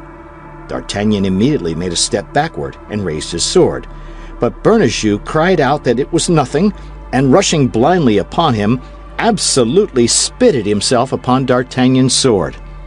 As, however, he did not fall, as he did not declare himself conquered, but only broke away toward the hotel of Monsieur de la Trémouille, in whose service he had a relative, D'Artagnan was ignorant of the seriousness of the last wound his adversary had received, and pressing him warmly, without doubt would soon have completed his work with a third blow, when the noise which arose from the street being heard in the tennis court, two of the friends of the guardsman, who had seen him go out after exchanging some words with D'Artagnan, rushed sword in hand from the court and fell upon the conqueror. But Athos, Porthos, and Aramis quickly appeared in their turn, and the moment the two guardsmen attacked their young companion, drove them back. Bernajoux now fell, and as the guardsmen were only 2 against 4, they began to cry, "To the rescue! The Hôtel de la Trémouille!" At these cries, all who were in the hotel rushed out and fell upon the 4 companions, who on their side cried aloud, "To the rescue, Musketeers!" This cry was generally heeded, for the Musketeers were known to be enemies of the cardinal, and were beloved on account of the hatred they bore to his eminence. Thus the soldiers of other companies than those which belonged to the Red Duke, as Aramis had called him, often took part with the king's musketeers in these quarrels. Of 3 guardsmen of the company of Monsieur Dessessart, who were passing, 2 came to the assistance of the 4 companions, while the other ran toward the hotel of Monsieur de Tréville, crying, "To the rescue, Musketeers! To the rescue!" As usual, this hotel was full of soldiers of this company, who hastened to the succor of their comrades. The melee became general, but strength was on the side of the Musketeers. The cardinal's guards and Monsieur de la Trémouille's people retreated into the hotel, the doors of which they closed just in time to prevent their enemies from entering with them. As to the wounded man, he had been taken in at once, and, as we have said, in a very bad state. Excitement was at its height among the Musketeers and their allies, and they even began to deliberate whether they should not set fire to the hotel to punish the insolence of Monsieur de la Trémouille's domestics in daring to make a sortie upon the king's Musketeers. The proposition had been made and received with enthusiasm when, fortunately, 11 o'clock struck. D'Artagnan and his companions remembered their audience, and as they would very much have regretted that such an opportunity should be lost, they succeeded in calming their friends, who contented themselves with hurling some paving stones against the gates, but the gates were too strong. They soon tired of the sport. Besides, those who must be considered the leaders of the enterprise had quit the group and were making their way toward the hotel of Monsieur de Treville, who was waiting for them, already informed of this fresh disturbance. "Quick to the Louvre," said he. "To the Louvre, without losing an instant, and let us endeavor to see the king before he is prejudiced by the cardinal. We will describe the thing to him as a consequence of the affair of yesterday, and the two will pass off together." Monsieur de Treville, accompanied by the four young fellows, directed his course toward the Louvre. But to the great astonishment of the captain of the Musketeers, he was informed that the king had gone stag hunting in the forest of Saint-Germain. Monsieur de Treville required this intelligence to be repeated to him twice, and each time his companions saw his brow become darker. "Had His Majesty," asked he, "any intention of holding this hunting party yesterday?" "No, Your Excellency," replied the valet de chambre. "The master of the hounds came this morning to inform him that he had marked down a stag. At first the king answered that he would not go, but he could not resist his love of sport and set out after dinner." "And the king has seen the cardinal?" asked Monsieur de Treville. "In all probability he has," replied the valet, "for I saw the horses harnessed to his Eminence's carriage this morning, and when I asked where he was going, they told me to Saint-Germain." "He is beforehand with us," said Monsieur de Treville. "Gentlemen, I will see the king this evening, but as to you, I do not advise you to risk doing so." This advice was too reasonable, and moreover came from a man who knew the king too well to allow the four young men to dispute it. Monsieur de Treville recommended everyone to return home and wait for news. On entering his hotel, Monsieur de Treville thought it best to be first in making the complaint. He sent one of his servants to Monsieur de la Tremille with a letter in which he begged of him to eject the cardinal's guardsmen from his house, and to reprimand his people for their audacity in making sortie against the king's musketeers. But Monsieur de la Tremille, already prejudiced by his esquire, whose relative, as we already know, Bernajoux was, replied that it was neither for Monsieur de Treville nor the musketeers to complain, but on the contrary, for him, whose people the musketeers had assaulted, and whose hotel they had endeavored to burn. Now, as the debate between these two nobles might last a long time, each becoming, naturally, more firm in his own opinion, Monsieur de Treville thought of an expedient which might terminate it quietly. This was to go himself to Monsieur de la Tremille. He repaired, therefore, immediately to his hotel, and caused himself to be announced. The two nobles saluted each other politely, for if no friendship existed between them, there was at least esteem. Both were men of courage and honor, and as Monsieur de la Tremille, a Protestant, and seeing the king seldom, was of no party, he did not in general carry any bias into his social relations. This time, however, his address, although polite, was cooler than usual. "Monsieur," said Monsieur de Treville, "we fancy that we have each cause to complain of the other, and I am come to endeavor to clear up this affair." "I have no objection," replied Monsieur de la Tremille, "but I warn you that I am well informed, and all the fault is with your musketeers." "You are too just and reasonable a man, monsieur," said Treville, "not to accept the proposal I am about to make to you." "Make it, monsieur. I listen."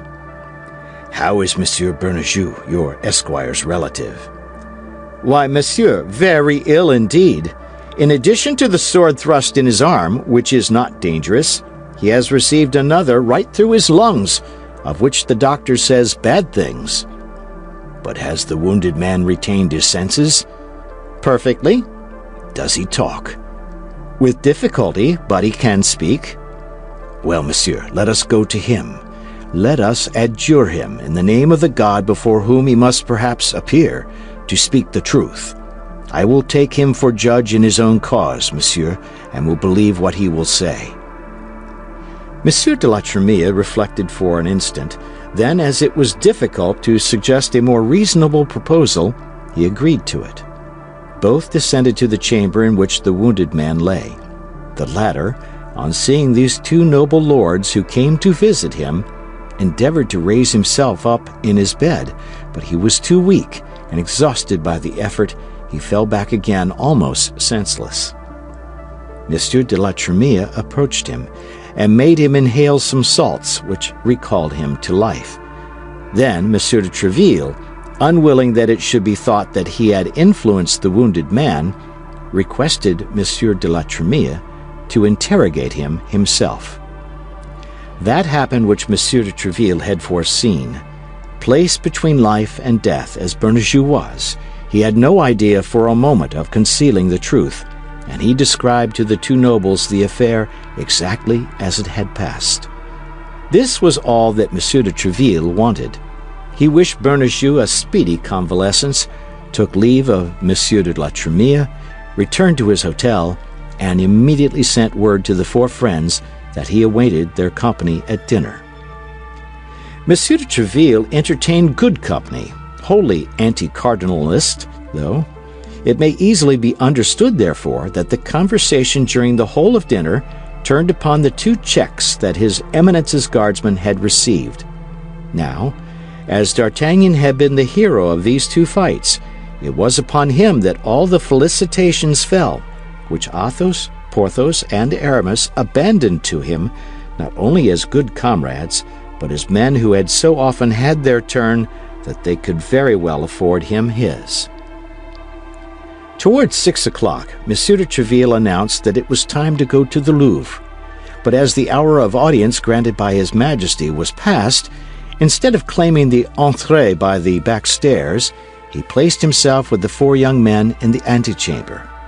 The king had not yet returned from hunting. Our young men had been waiting about half an hour, amid a crowd of courtiers, when all the doors were thrown open and His Majesty was announced. At his announcement, D'Artagnan felt himself tremble to the very marrow of his bones. The coming instant would in all probability decide the rest of his life. His eyes, therefore, were fixed in a sort of agony upon the door through which the king must enter. Louis XIII appeared, walking fast. He was in hunting costume covered with dust, wearing large boots and holding a whip in his hand. At the first glance, D'Artagnan judged that the mind of the king was stormy. This disposition, visible as it was in His Majesty, did not prevent the courtiers from ranging themselves along his pathway. In royal antechambers it is worth more to be viewed with an angry eye than not to be seen at all. The Three Musketeers therefore did not hesitate to make a step forward. D'Artagnan, on the contrary, remained concealed behind them.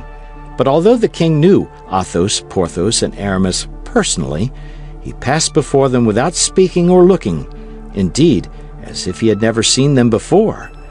As for Monsieur de Treville, when the eyes of the king fell upon him, he sustained the look with so much firmness that it was the king who dropped his eyes, after which His Majesty, grumbling, entered his apartment. "Matters go but badly," said Athos, smiling, "and we shall not be made chevaliers of the order this time."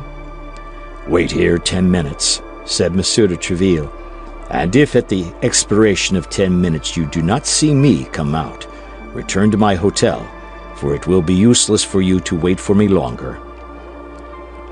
The four young men waited 10 minutes, a quarter of an hour, 20 minutes, and seeing that Monsieur de Treville did not return, went away very uneasy as to what was going to happen. Monsieur de Treville entered the king's cabinet boldly, and found His Majesty in a very ill humor, seated on an armchair, beating his boot with the handle of his whip. This, however, did not prevent his asking, with the greatest coolness, after His Majesty's health. "Bad, monsieur, bad," replied the king. "I am bored." This was, in fact, the worst complaint of Louis XIII. who would sometimes take one of his courtiers to a window and say, "Monsieur so-and-so, let us weary ourselves together." "How? Your Majesty is bored? Have you not enjoyed the pleasures of the chase today?" "A fine pleasure indeed, monsieur. Upon my soul, everything degenerates, and I don't know whether it is the game which leaves no scent, or the dogs that have no noses. We started a stag of 10 branches. We chased him for 6 hours, and when he was near being taken, when Saint-Simon was already putting his horn to his mouth to sound the mort, crack! All the pack takes the wrong scent and sets off after a 2-year-older. I shall be obliged to give up hunting, as I have given up hawking. Ah, I am an unfortunate king, Monsieur de Treville.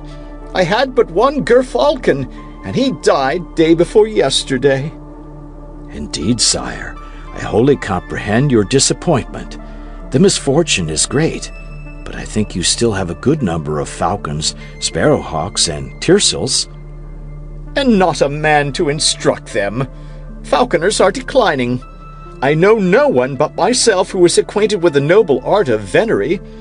After me it will all be over, and people will hunt with gins, snares, and traps. If I had but the time to train pupils! But there is the cardinal always at hand, who does not leave me a moment's repose, who talks to me about Spain, who talks to me about Austria, who talks to me about England. Apropos of the cardinal, Monsieur de Treville, I am vexed with you." This was the chance at which Monsieur de Treville waited for the king. He knew the king of old, and he knew that all these complaints were but a preface, a sort of excitation to encourage himself, and that he had now come to his point at last. "And in what have I been so unfortunate as to displease your Majesty?"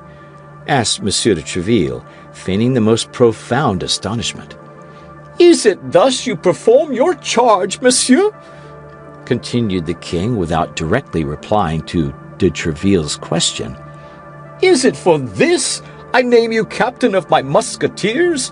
That they should assassinate a man, disturb a whole quarter, and endeavor to set fire to Paris without your saying a word?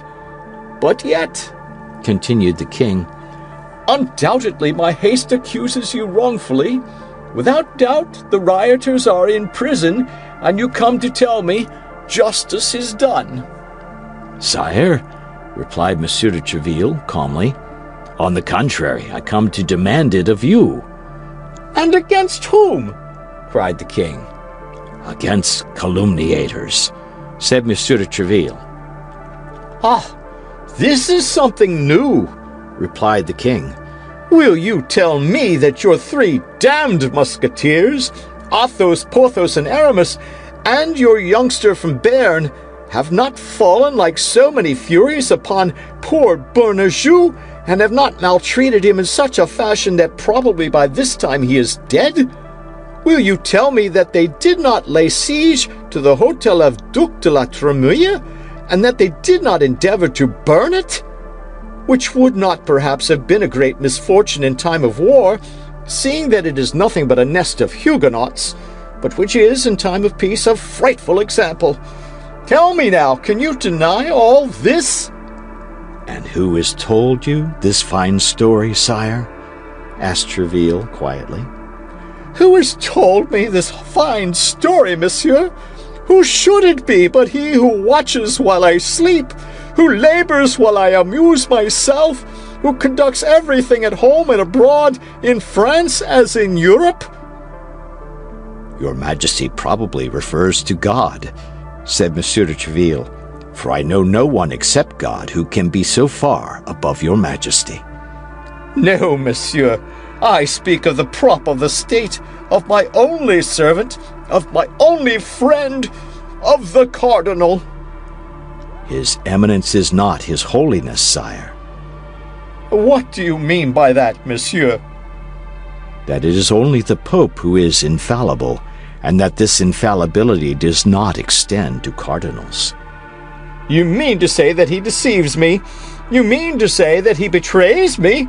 You accuse him, then? Come, speak. Avow freely that you accuse him. No, sire, but I say that he deceives himself. I say that he is ill-informed.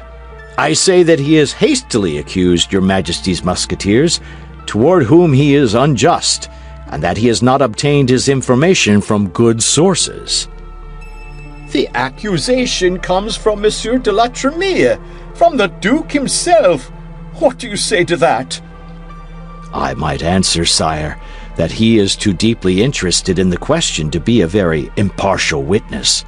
But so far from that, sire, I know the Duke to be a royal gentleman, and I refer the matter to him, but upon one condition, sire. What? It is that your Majesty will make him come here, will interrogate him yourself, tete-a-tete, without witnesses, and that I shall see your Majesty as soon as you have seen the Duke. What, then? You will bind yourself? Cried the king. By what Monsieur de la Tremere shall say? Yes, sire. You will accept his judgment? Undoubtedly. And you will submit to the reparation he may require? Certainly. La Chesnay, said the king. La Chesnay! Louis XIII's confidential valet, who never left the door, entered in reply to the call. La Chesnay, said the king. Let someone go instantly and find Monsieur de la Tremere. I wish to speak with him this evening. Your Majesty gives me your word that you will not see anyone between Monsieur de la Tremere and myself? Nobody, by the faith of a gentleman. Tomorrow, then, sire? Tomorrow, monsieur. At what o'clock, please, your Majesty? At any hour you will. But in coming too early, I should be afraid of awakening your Majesty. Awaken me? Do you think I ever sleep, then? I sleep no longer, monsieur. I sometimes dream, that's all. Come, then, as early as you like, at 7 o'clock. But beware, if you and your musketeers are guilty... If my musketeers are guilty, sire, the guilty shall be placed in your Majesty's hands, who will dispose of them at your good pleasure. Does your Majesty require anything further? Speak, I am ready to obey. No, monsieur, no. I am not called Louis the Just without reason. Tomorrow, then, monsieur, tomorrow. Till then, God preserve your Majesty. However ill the king might sleep, Monsieur de Treville slept still worse. He had ordered his 3 musketeers and their companion to be with him at 6:30 in the morning. He took them with him without encouraging them or promising them anything, and without concealing from them that their luck, and even his own, depended upon the cast of the dice. Arrived at the foot of the back stairs, he desired them to wait. If the king was still irritated against them, they would depart without being seen. If the king consented to see them, they would only have to be called. On arriving at the king's private antechamber, Monsieur de Treville found La Chesnay, who informed him that they had not been able to find Monsieur de la Tremere on the preceding evening at his hotel, that he returned too late to present himself at the Louvre, that he had only that moment arrived, and that he was at that very hour with the king. This circumstance pleased Monsieur de Treville much, as he thus became certain that no foreign suggestion could insinuate itself between Monsieur de la Tremere's testimony and himself.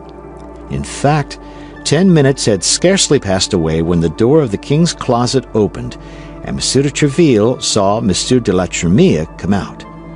The Duke came straight up to him and said, "Monsieur de Treville, His Majesty has just sent for me in order to inquire respecting the circumstances which took place yesterday at my hotel. I have told him the truth, that is to say, that the fault lay with my people, and that I was ready to offer you my excuses.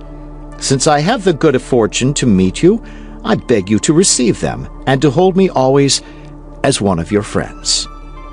"Monsieur the Duke," said Monsieur de Treville, "I was so confident of your loyalty that I required no other defender before His Majesty than yourself.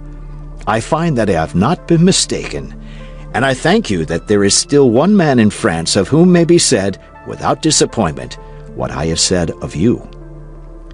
"That's well said," cried the king, who had heard all these compliments through the open door.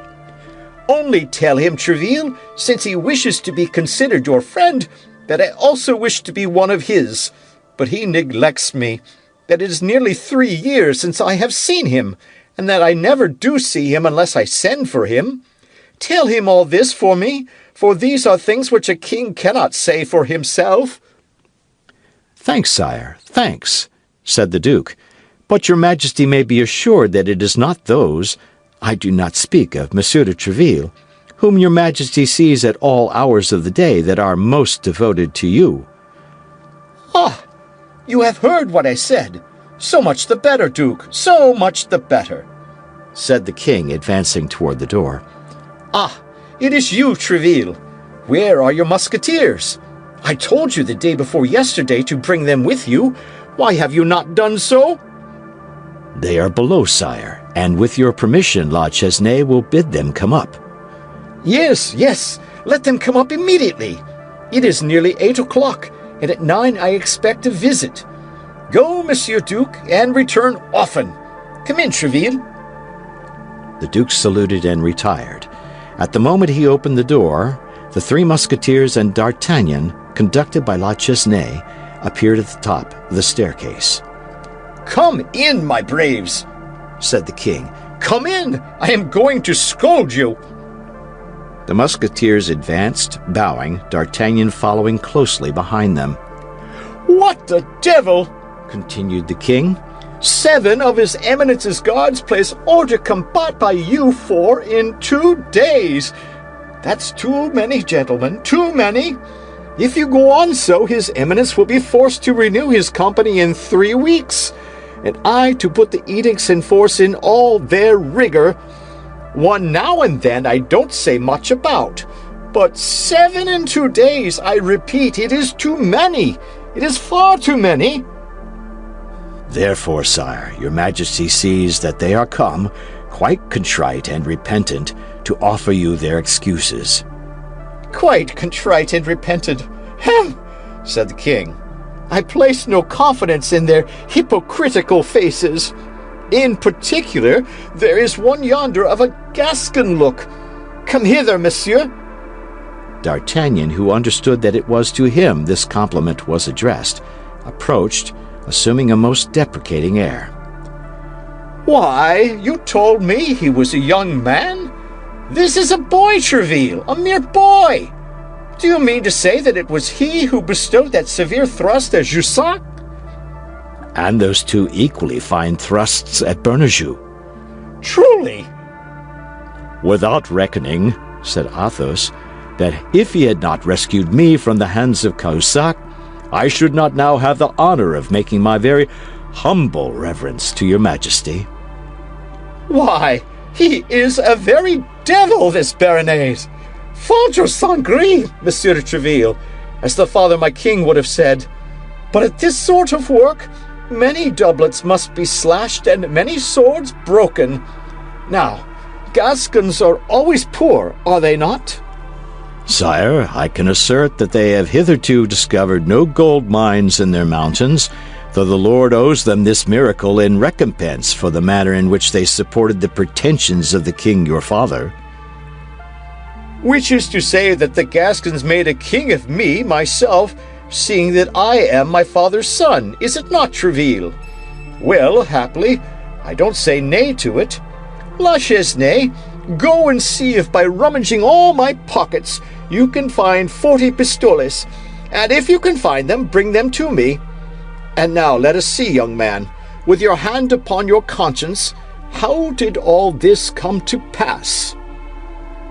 D'Artagnan related the adventure of the preceding day in all its details, how, not having been able to sleep for the joy he felt in the expectation of seeing his majesty, he had gone to his 3 friends 3 hours before the hour of audience, how they had gone together to the tennis court, and how, upon the fear he had manifested lest he receive a ball in the face, he had been jeered at by Bernajoux, who had nearly paid for his jeer with his life, and Monsieur de la Tremille, who had nothing to do with the matter, with the loss of his hotel. "This is all very well," murmured the king. "Yes, this is just the account the Duke gave me of the affair. Poor Cardinal! 7 men in 2 days, and those of his very best. But that's quite enough, gentlemen. Please to understand, that's enough. You have taken your revenge for the Rue Ferrou, and even exceeded it. You ought to be satisfied." "If your Majesty is so," said Tréville, "we are." "Oh, yes, I am," added the king, taking a handful of gold from La Chesnaye and putting it into the hand of D'Artagnan. "Here," said he, "is a proof of my satisfaction." At this epoch, the ideas of pride which are in fashion in our days did not prevail. A gentleman received, from hand to hand, money from the king, and was not the least in the world humiliated. D'Artagnan put his 40 pistoles into his pocket without any scruple, on the contrary, thanking his Majesty greatly. "There," said the king, looking at a clock. "There now, it is 8:30. You may retire, for as I told you, I expect someone at 9. Thanks for your devotedness, gentlemen. I may continue to rely upon it, may I not?" "Oh, sire," cried the 4 companions with one voice, "we would allow ourselves to be cut to pieces in your Majesty's service." Well, but keep whole. That will be better, and you will be more useful to me."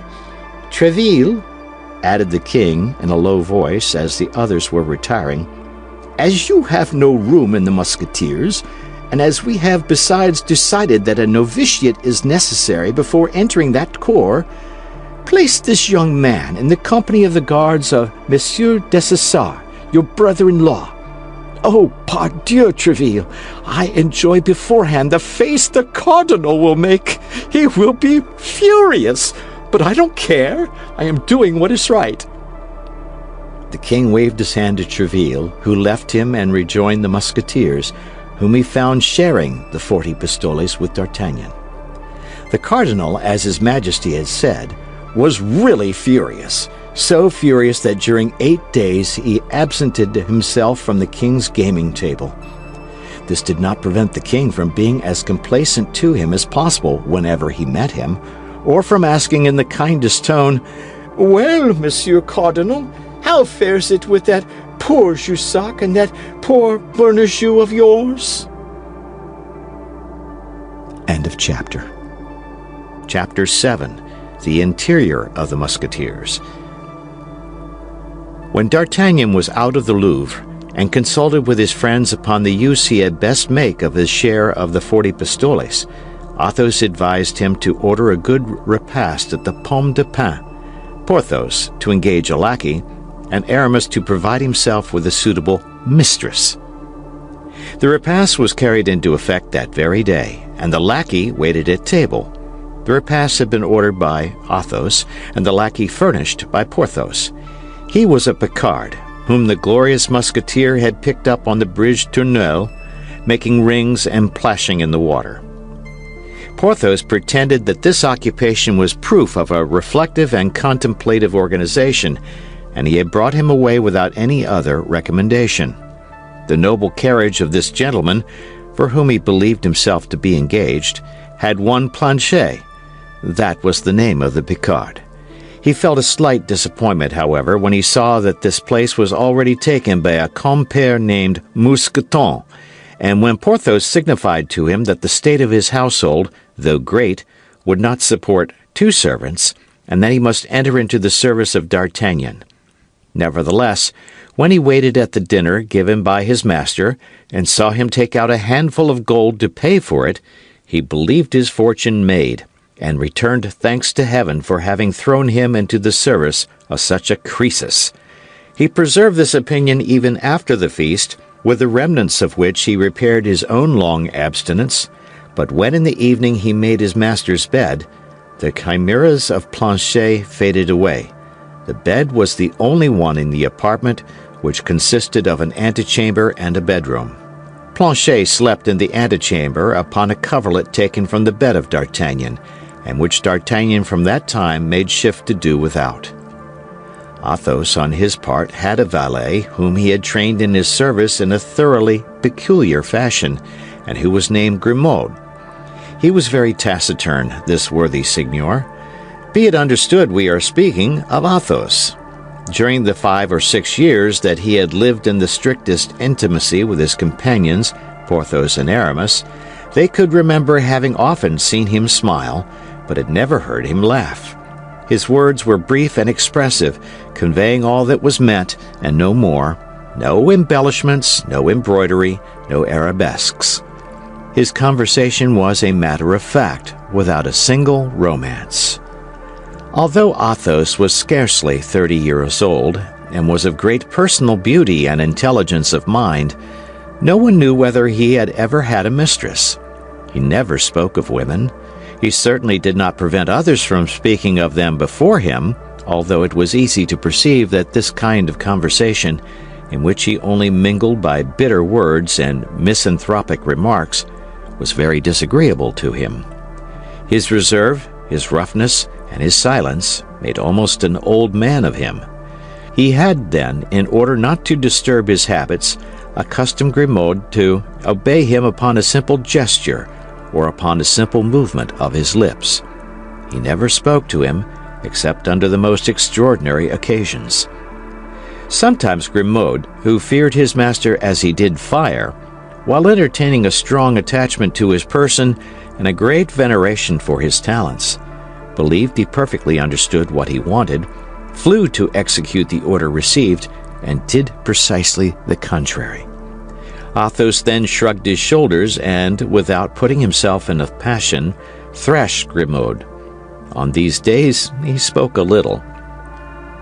Porthos, as we have seen, had a character exactly opposite to that of Athos. He not only talked much, but he talked loudly, little caring, we must render him that justice, whether anybody listened to him or not. He talked for the pleasure of talking, and for the pleasure of hearing himself talk. He spoke upon all subjects except the sciences, alleging in this respect the inveterate hatred he had borne to scholars from his childhood. He had not so noble an air as Athos, and the commencement of their intimacy often rendered him unjust toward that gentleman, whom he endeavored to eclipse by his splendid dress. But with his simple musketeer's uniform and nothing but the manner in which he threw back his head and advanced his foot, Athos instantly took the place which was his due, and consigned the ostentatious Porthos to the second rank. Porthos consoled himself by filling the antechamber of Monsieur de Treville and the guardroom of the Louvre with the accounts of his love scrapes. After having passed from professional ladies to military ladies, from the lawyer's dame to the baroness, there was question of nothing less with Porthos than a foreign princess, who was enormously fond of him. An old proverb says, like master, like man. Let us pass then from the valet of Athos to the valet of Porthos, from Grimaud to Mousqueton. Mousqueton was a Norman whose pacific name of Boniface his master had changed into the infinitely more sonorous name of Mousqueton. He had entered the service of Porthos upon condition that he should only be clothed and lodged, though in a handsome manner, but he claimed 2 hours a day to himself, consecrated to an employment which would provide for his other wants. Porthos agreed to the bargain. The thing suited him wonderfully well. He had doublets cut out of his old clothes and cast-off cloaks for Mousqueton, and thanks to a very intelligent tailor, who made his clothes look as good as new by turning them, and whose wife was suspected of wishing to make Porthos descend from his aristocratic habits, Mousqueton made a very good figure when attending upon his master. As for Aramis, of whom we believe we have sufficiently explained the character, a character which, like that of his companions, we shall be able to follow in its development, his lackey was called Bazin. Thanks to the hopes which his master entertained of some day entering into orders, he was always clothed in black, as became the servant of a churchman. He was a barricon, 35 or 40 years old, mild, peaceable, sleek, employing the leisure his master left him in the perusal of pious works, providing rigorously for two a dinner of few dishes but excellent. For the rest, he was dumb, blind, and deaf, and of unimpeachable fidelity. And now that we are acquainted, superficially at least, with the masters and the valets, let us pass on to the dwellings occupied by each of them. Athos dwelt in the Rue Ferrou, within 2 steps of the Luxembourg. His apartment consisted of 2 small chambers, very nicely fitted up, in a furnished house, the hostess of which, still young and still really handsome, cast tender glances uselessly at him. Some fragments of past splendor appeared here and there upon the walls of this modest lodging. A sword, for example, richly embossed, which belonged by its make to the times of Francis I, the hilt of which alone, encrusted with precious stones, might be worth 200 pistoles, and which nevertheless, in his moments of greatest distress, Athos had never pledged or offered for sale. It had long been an object of ambition for Porthos. Porthos would have given 10 years of his life to possess this sword. One day, when he had an appointment with the Duchess, he endeavored even to borrow it of Athos. Athos, without saying anything, emptied his pockets, got together all his jewels, purses, aiguillettes, and gold chains, and offered them all to Porthos. But as to the sword, he said it was sealed to its place and should never quit it until its master should himself quit his lodgings. In addition to the sword, there was a portrait representing a nobleman of the time of Henry III, dressed with the greatest elegance, and who wore the Order of the Holy Ghost. And this portrait had certain resemblances of lines with Athos, certain family likenesses which indicated that this great noble, a knight of the Order of the King, was his ancestor. Besides these, a casket of magnificent goldwork, with the same arms as the sword and the portrait, formed a middle ornament to the mantelpiece, and assorted badly with the rest of the furniture. Athos always carried the key of this coffer about him, but he one day opened it before Porthos, and Porthos was convinced that this coffer contained nothing but letters and papers, love letters and family papers, no doubt. Porthos lived in an apartment large in size and of very sumptuous appearance, in the Rue de Vieux Colombier. Every time he passed with a friend before his windows, at one of which Mousqueton was sure to be placed in full livery, Porthos raised his head and his hand and said, "That is my abode." But he was never to be found at home. He never invited anybody to go up with him, and no one could form an idea of what his sumptuous apartment contained in the shape of real riches. As to Aramis, he dwelt in a little lodging composed of a boudoir, an eating-room, and a bedroom, which room, situated, as the others were, on the ground floor, looked out upon a little fresh green garden, shady and impenetrable to the eyes of his neighbors. With regard to D'Artagnan, we know how he was lodged, and we have already made acquaintance with his lackey, Master Planchet. D'Artagnan, who was by nature very curious, as people generally are who possess the genius of intrigue, did all he could to make out who Athos, Porthos, and Aramis really were. For under these pseudonyms, each of these young men concealed his family name. Athos, in particular, who, a league away, savored of nobility. He addressed himself then to Porthos to gain information respecting Athos and Aramis, and to Aramis in order to learn something of Porthos. Unfortunately, Porthos knew nothing of the life of his silent companion but what revealed itself. It was said Athos had met with great crosses in love, and that a frightful treachery had forever poisoned the life of this gallant man. What could this treachery be? All the world was ignorant of it. As to Porthos, except his real name, as was the case with those of his 2 comrades, his life was very easily known. Vain and indiscreet, it was as easy to see through him as through a crystal. The only thing to mislead the investigator would have been belief in all the good things he said of himself. With respect to Aramis, though having the air of having nothing sacred about him, he was a young fellow made up of mysteries, answering little to questions put to him about others, and having learned from him the report which prevailed concerning the success of the musketeer with a princess, wished to gain a little insight into the amorous adventures of his interlocutor. "And you, my dear companion," said he, "you speak of the baronesses, the countesses, and princesses of others?" "Pardieu, I spoke of them because Porthos talked of them himself, because he had paraded all these fine things before me. But be assured, my dear Monsieur d'Artagnan, that if I had obtained them from any other source, or if they had been confided to me, there exists no confessor more discreet than myself." "Oh, I don't doubt that," replied D'Artagnan.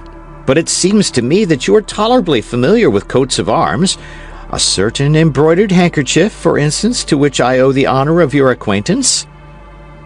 This time Aramis was not angry, but assumed the most modest air, and replied in a friendly tone, "My dear friend, do not forget that I wish to belong to the Church, and that I avoid all mundane opportunities. The handkerchief you saw had not been given to me, but it had been forgotten and left at my house by one of my friends. I was obliged to pick it up in order not to compromise him and the lady he loves. As for myself, I neither have, nor desire to have, a mistress, following in that respect the very judicious example of Athos, who is none any more than I have." "But what the devil? You are not a priest, you are a musketeer." "A musketeer for a time, my friend. As the cardinal says, a musketeer against my will, but a churchman at heart, believe me. Athos and Porthos dragged me into this to occupy me. I had, at the moment of being ordained, a little difficulty with... but that would not interest you, and I am taking up your valuable time." "Not at all. It interests me very much," cried D'Artagnan. "And at this moment I have absolutely nothing to do." "Yes, but I have my breviary to repeat," answered Aramis, "then some verses to compose, which Madame d'Aiguillon begged of me. Then I must go to the Rue Saint-Honoré in order to purchase some rouge for Madame de Chevreuse. So you see, my dear friend, that if you are not in a hurry, I am very much in a hurry." Aramis held out his hand in a cordial manner to his young companion, and took leave of him. Notwithstanding all the pains he took, D'Artagnan was unable to learn any more concerning his three new-made friends. He formed, therefore, the resolution of believing for the present all that was said of their past, hoping for more certain and extended revelations in the future. In the meanwhile, he looked upon Athos as an Achilles, Porthos as an Ajax, and Aramis as a Joseph. As to the rest, the life of the four young friends was joyous enough. Athos played, and that is a rule, unfortunately. Nevertheless, he never borrowed a sou of his companions, although his purse was ever at their service, and when he had played upon honor, he always awakened his creditor by 6 o'clock the next morning to pay the debt of the preceding evening. Porthos had his fits. On the days when he won, he was insolent and ostentatious. If he lost, he disappeared completely for several days, after which he reappeared with a pale face and thinner person, but with money in his purse. As to Aramis, he never played. He was the worst musketeer and the most unconvivial companion imaginable. He had always something or other to do. Sometimes in the midst of dinner, when everyone, under the attraction of wine and in the warmth of conversation, believed they had 2 or 3 hours longer to enjoy themselves at table, Aramis looked at his watch, arose with a bland smile, and took leave of the company, to go, as he said, to consult a casuist with whom he had an appointment. At other times he would return home to write a treatise, and requested his friends not to disturb him. At this Athos would smile, with his charming melancholy smile, which so became his noble countenance, and Porthos would drink, swearing that Aramis would never be anything but a village curé. Planchet, D'Artagnan's valet, supported his good fortune nobly. He received 30 sous per day, and for a month he returned to his lodgings gay as a chaffinch and affable toward his master. When the wind of adversity began to blow upon the housekeeping of the Rue des Fossoyeurs, that is to say, when the 40 pistoles of King Louis XIII were consumed, or nearly so, he commenced complaints which Athos thought nauseous, Porthos indecent, and Aramis ridiculous. Athos counseled D'Artagnan to dismiss the fellow. Porthos was of the opinion that he should give him a good thrashing first, and Aramis contended that a master should never attend to anything but the civilities paid to him. "This is all very easy for you to say," replied D'Artagnan. "For you, Athos, who live like a dumb man with Grimaud, who forbid him to speak, and consequently never exchange ill words with him. For you, Porthos, who carry matters in such a magnificent style, and are a god to your valet, Mousqueton. And for you, Aramis, who, always abstracted by your theological studies, inspire your servant, Bazin, a mild religious man, with a profound respect. But for me, who am without any settled means and without resources, for me, who am neither a musketeer nor even a guardsman, what am I to do to inspire either the affection, the terror, or the respect in Planchet?" "This is serious," answered the three friends. "It is a family affair. It is with valets as with wives. They must be placed at once upon the footing in which you wish them to remain. Reflect upon it."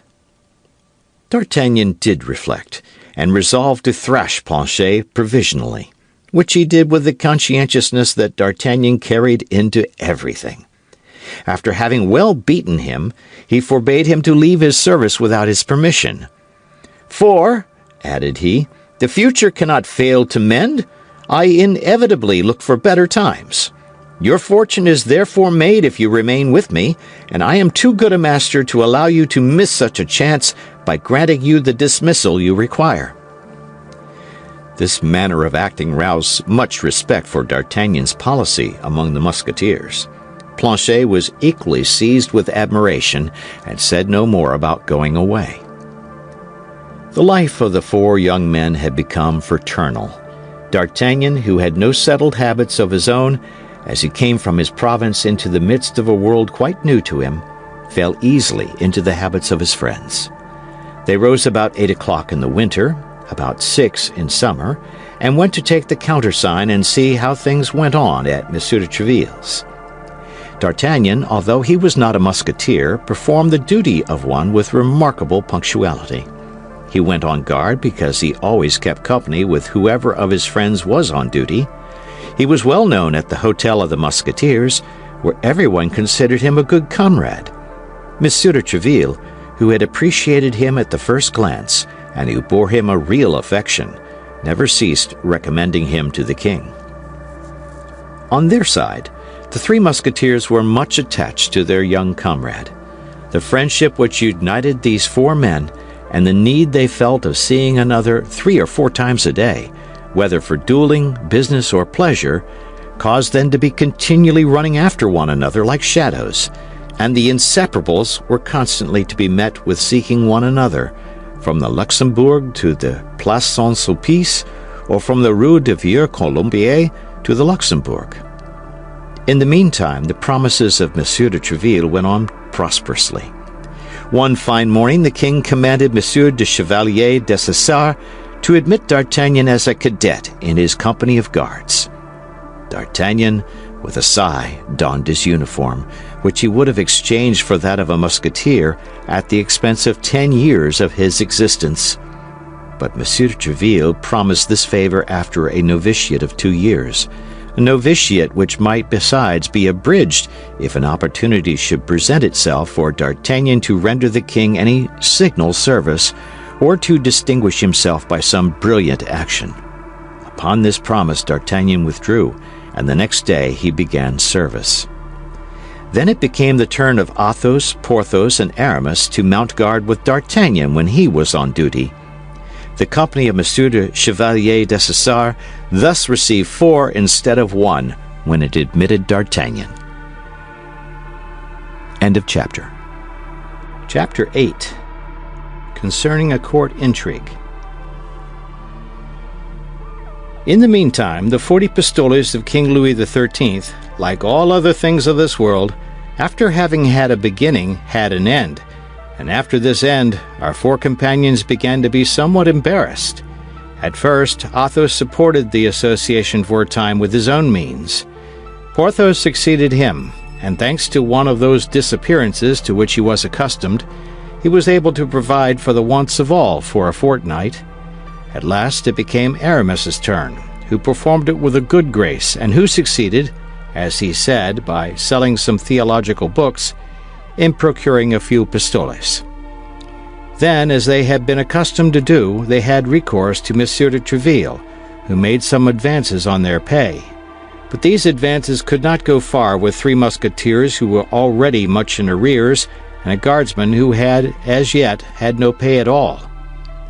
At length, when they found they were likely to be really in want, they got together, as a last effort, 8 or 10 pistoles, with which Porthos went to the gaming table. Unfortunately, he was in a bad vein. He lost all, together with 25 pistoles for which he had given his word. Then the inconvenience became distress. The hungry friends, followed by their lackeys, were seen hunting the quays and guardrooms, picking up among their friends abroad all the dinners they could meet with, for according to the advice of Aramis, it was prudent to sow repasts right and left in prosperity, in order to reap a few in time of need. Athos was invited 4 times, and each time took his friends and their lackeys with him. Porthos had 6 occasions, and contrived in the same manner that his friends should partake of them. Aramis had 8 of them. He was a man, as must have been already perceived, who made but little noise, and yet was much sought after. As to D'Artagnan, who as yet knew nobody in the capital, he only found 1 chocolate breakfast at the house of a priest of his own province, and 1 dinner at the house of a cornet of the guards. He took his army to the priests, where they devoured as much provision as would have lasted him for 2 months, and to the cornets, who performed wonders, but as Planchet said, "People do not eat at once for all time, even when they eat a good deal." D'Artagnan thus felt himself humiliated in having only procured 1 meal and a half for his companions, as the breakfast at the priest's could only be counted as half a repast, in return for the feasts which Athos, Porthos, and Aramis had procured him. He fancied himself a burden to the society, forgetting in his perfectly juvenile good faith that he had fed this society for a month, and he set his mind actively to work. He reflected that this coalition of 4 young, brave, enterprising, and active men ought to have some other object than swaggering walks, fencing lessons, and practical jokes, more or less witty. In fact, 4 men such as they were, 4 men devoted to one another, from their purses to their lives, 4 men always supporting one another, never yielding, executing singly or together the resolutions formed in common, 4 arms threatening the 4 cardinal points, or turning toward a single point, must inevitably, either subterraneously, in open day, by mining, in the trench, by cunning or by force, open themselves a way toward the object they wish to attain, however well it might be defended, or however distant it may seem. The only thing that astonished D'Artagnan was that his friends had never thought of this. He was thinking by himself, and even seriously racking his brain to find a direction for this single force 4 times multiplied, with which he did not doubt, as with the lever for which Archimedes sought, they should succeed in moving the world, when someone tapped gently at his door. D'Artagnan awakened Planchet and ordered him to open it. From this phrase, D'Artagnan awakened Planchet, the reader must not suppose it was night, or the day was hardly come. No, it had just struck 4. Planchet, 2 hours before, had asked his master for some dinner, and he had answered him with the proverb, "He who sleeps dines," and Planchet dined by sleeping. A man was introduced, of simple mien, who had the appearance of a tradesman. Planchet, by way of dessert, would have liked to hear the conversation, but the citizen declared to D'Artagnan that, what he had to say being important and confidential, he desired to be left alone with him. D'Artagnan dismissed Planchet and requested his visitor to be seated. There was a moment of silence, during which the two men looked at each other, as if to make a preliminary acquaintance, after which D'Artagnan bowed, as a sign that he listened. "I have heard Monsieur D'Artagnan spoken of as a very brave young man," said the citizen, "and this reputation which he justly enjoys has decided me to confide a secret to him." "Speak, monsieur, speak," said D'Artagnan, who instinctively scented something advantageous. The citizen made a fresh pause, and continued, "I have a wife who is seamstress to the Queen, monsieur, and who is not deficient in either virtue or beauty. I was induced to marry her about 3 years ago, although she had but very little dowry, because Monsieur Laporte, the king's cloak-bearer, is her godfather, and befriends her." "Well, monsieur," said D'Artagnan. "Well," resumed the citizen, "well, monsieur, my wife was abducted yesterday morning as she was coming out of her workroom." "And by whom was your wife abducted?" "I know nothing surely, monsieur, but I suspect someone." "And who is the person whom you suspect?" "A man who has pursued her a long time." "The devil! But allow me to tell you, monsieur," continued the citizen, "that I am convinced that there is less love than politics in all this." "Less love than politics," replied D'Artagnan with a reflective air. "And what do you suspect?" "I do not know whether I ought to tell you what I suspect." "Monsieur, I beg you to observe that I ask you absolutely nothing. It is you who have come to me.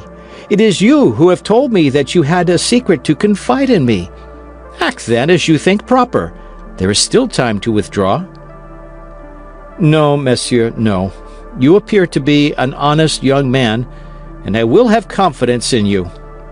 I believe, then, that it is not on account of any intrigues of her own that my wife has been arrested, but because of those of a lady much greater than herself." Ah! Can it be on account of the amours of Madame de Bois Tracy?" said D'Artagnan, wishing to have the air, in the eyes of the citizen, of being posted as to court affairs. "Higher, monsieur, higher." "Of Madame d'Aiguillon?" "Still higher." "Of Madame de Chevreuse? Of the—" D'Artagnan checked himself. "Yes, monsieur," replied the terrified citizen, in a tone so low that he was scarcely audible. "And with whom?" "With whom can it be, if not the Duke of—" "The Duke of—" "Yes, monsieur," replied the citizen, giving a still fainter intonation to his voice. "But how do you know all this?" "How do I know it?" "Yes, how do you know it? No half-confidence, or— You understand?" "I know it from my wife, monsieur, from my wife herself." "Who learns it from whom?" "From Monsieur Laporte. Did I not tell you that she was the goddaughter of Monsieur Laporte, the confidential man of the Queen?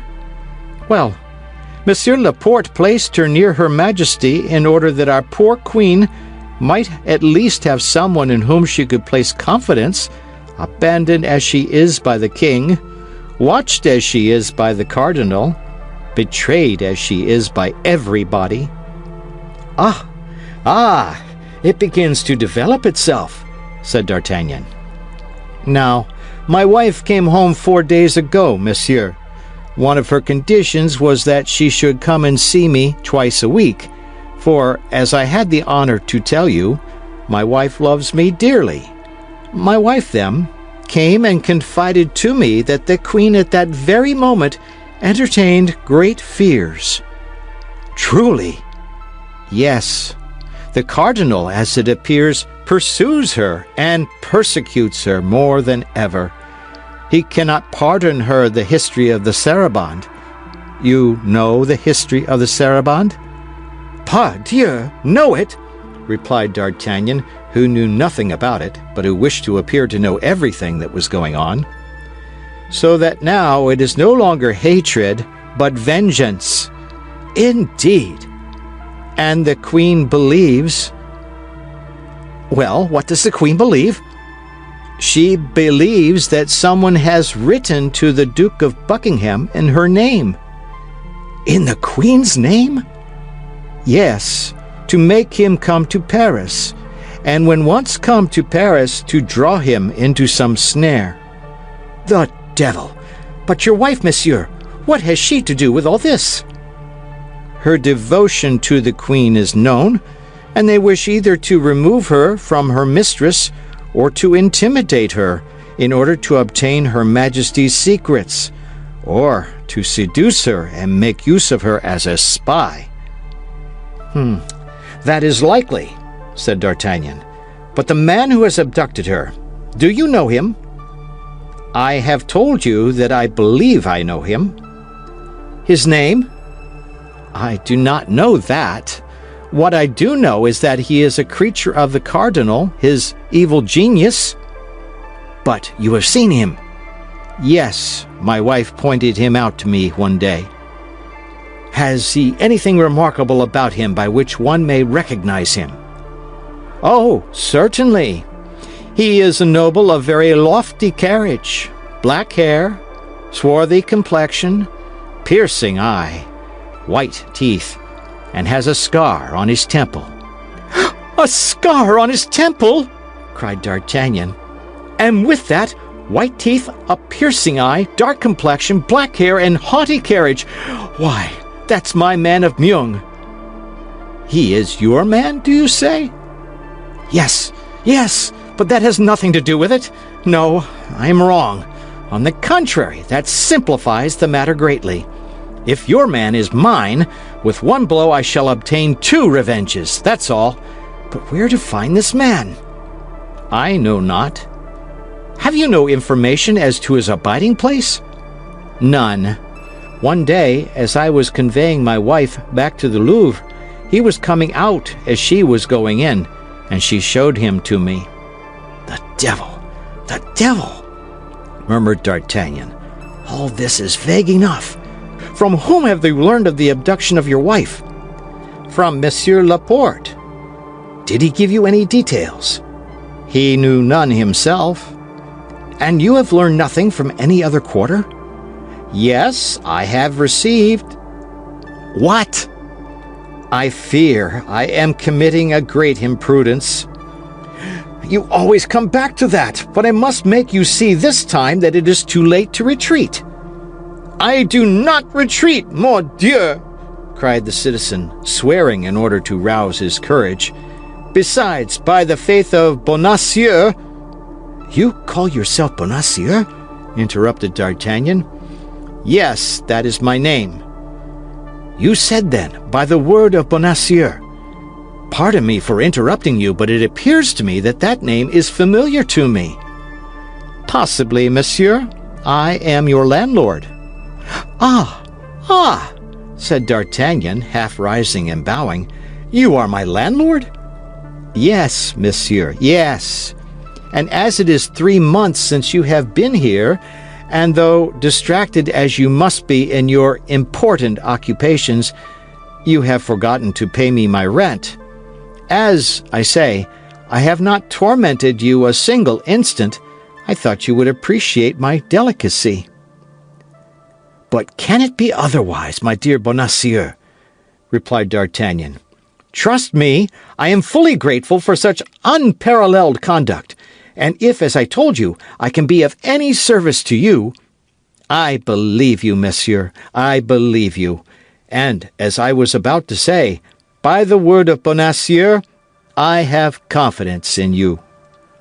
Finish, then, what you were about to say." The citizen took a paper from his pocket and presented it to D'Artagnan. "A letter?"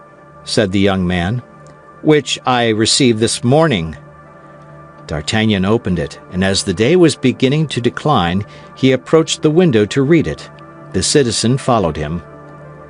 "Do not seek your wife," read D'Artagnan. "She will be restored to you when there is no longer occasion for her. If you make a single step to find her, you are lost." "That's pretty positive," continued D'Artagnan. "But after all, it is but a menace." "Yes, but that menace terrifies me. I am not a fighting man at all, monsieur, and I am afraid of the Bastille." Said D'Artagnan. "I have no greater regard for the Bastille than you. If it were nothing but a sword thrust, why, then, I have counted upon you on this occasion, monsieur." "Yes?" "Seeing you constantly surrounded by musketeers of a very superb appearance, and knowing that these musketeers belonged to Monsieur de Treville, and were consequently enemies of the cardinal, I thought that you and your friends, while rendering justice to your poor queen, would be pleased to play his eminence an ill turn." "Without doubt. And then I have thought that considering 3 months' lodging, about which I have said nothing—" Yes, you have already given me that reason, and I find it excellent.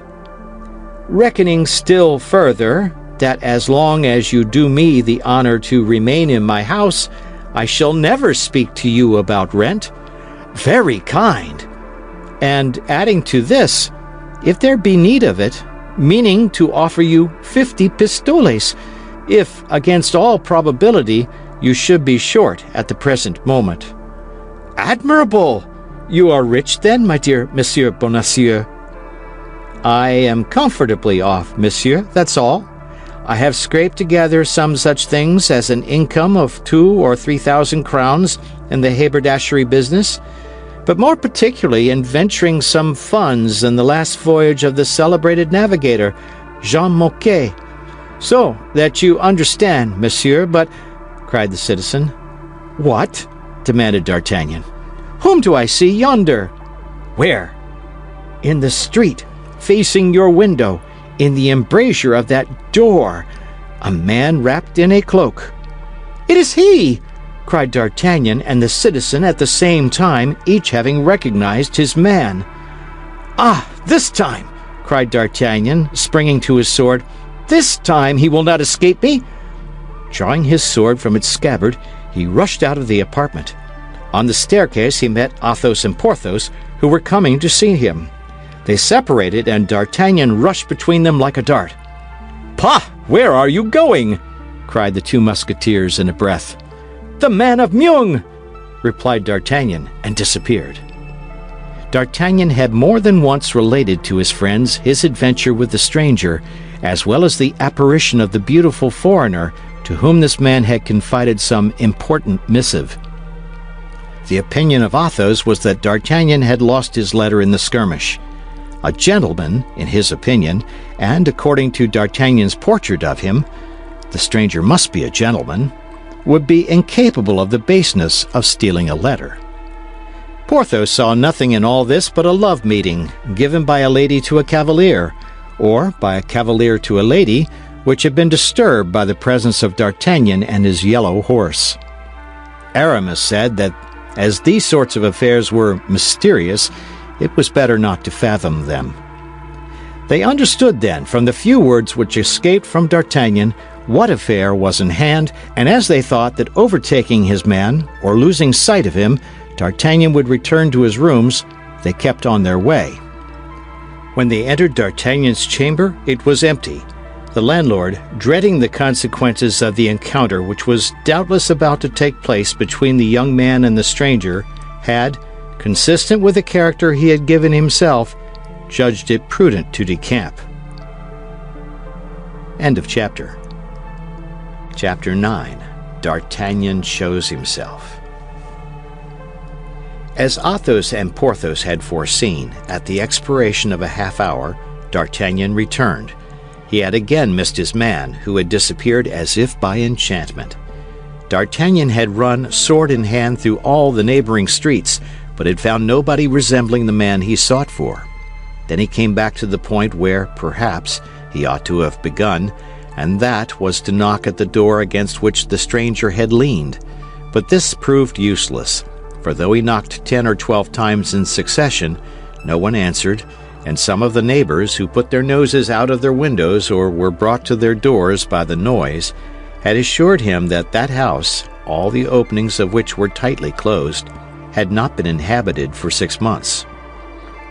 While D'Artagnan was running through the streets and knocking at doors, Aramis had joined his companions, so that on returning home D'Artagnan found the reunion complete. "Well," cried the Three Musketeers all together, on seeing D'Artagnan enter with his brow covered with perspiration and his countenance upset with anger. "Well," cried he, throwing his sword upon the bed, "this man must be the devil in person. He has disappeared like a phantom, like a shade, like a spectre." "Do you believe in apparitions?" asked Athos of Porthos. "I never believe in anything I have not seen, and as I have never seen apparitions, I don't believe in them." "The Bible," said Aramis, "makes our belief in them a law. The ghost of Samuel appeared to Saul, and it is an article of faith that I should be very sorry to see any doubt thrown upon, Porthos." "At all events, man or devil, body or shadow, illusion or reality, this man is born for my damnation, for his flight has caused us to miss a glorious affair, gentlemen, an affair by which there were 100 pistoles, and perhaps more, to be gained." "How is that?" cried Porthos and Aramis in a breath. As to Athos, faithful to his system of reticence, he contented himself with interrogating D'Artagnan by a look. "Planchet," said D'Artagnan to his domestic, who just then insinuated his head through the half-open door in order to catch some fragments of the conversation, "go down to my landlord, Monsieur Bonacieux, and ask him to send me 6 bottles of Beaugency wine. I prefer that." Ah, you have credit with your landlord, then?" asked Porthos. "Yes," replied D'Artagnan, "from this very day. And mind, if the wine is bad, we will send him to find better." "We must use and not abuse," said Aramis sententiously. "I always said that D'Artagnan had the longest head of the 4, said Athos, who, having uttered his opinion, to which D'Artagnan replied with a bow, immediately resumed his accustomed silence. "But come, what is this about?" asked Porthos.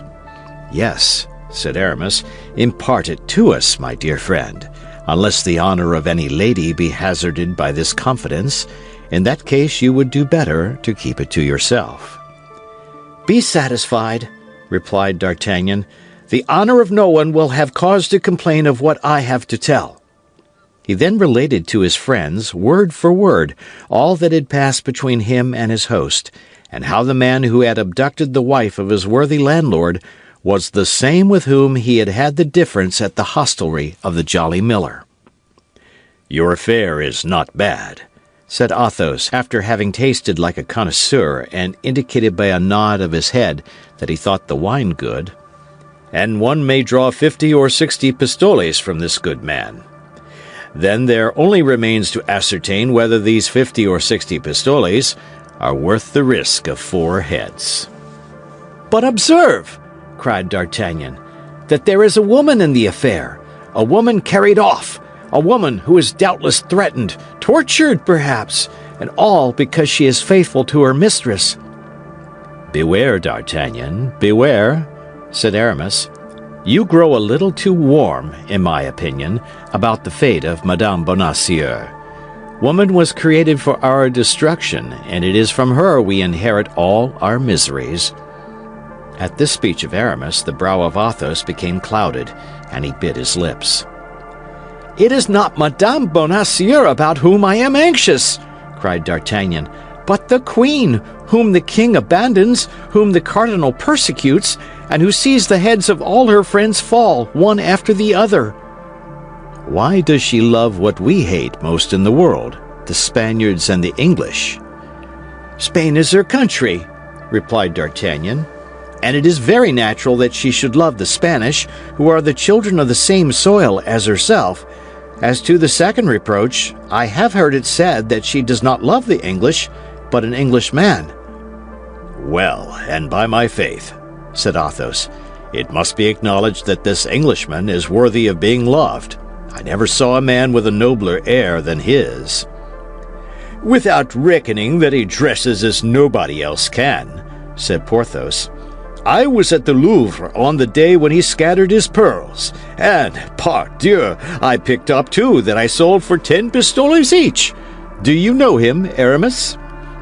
"As well as you do, gentlemen, for I was among those who seized him in the garden at Amiens, into which Monsieur Putange, the Queen's equerry, introduced me.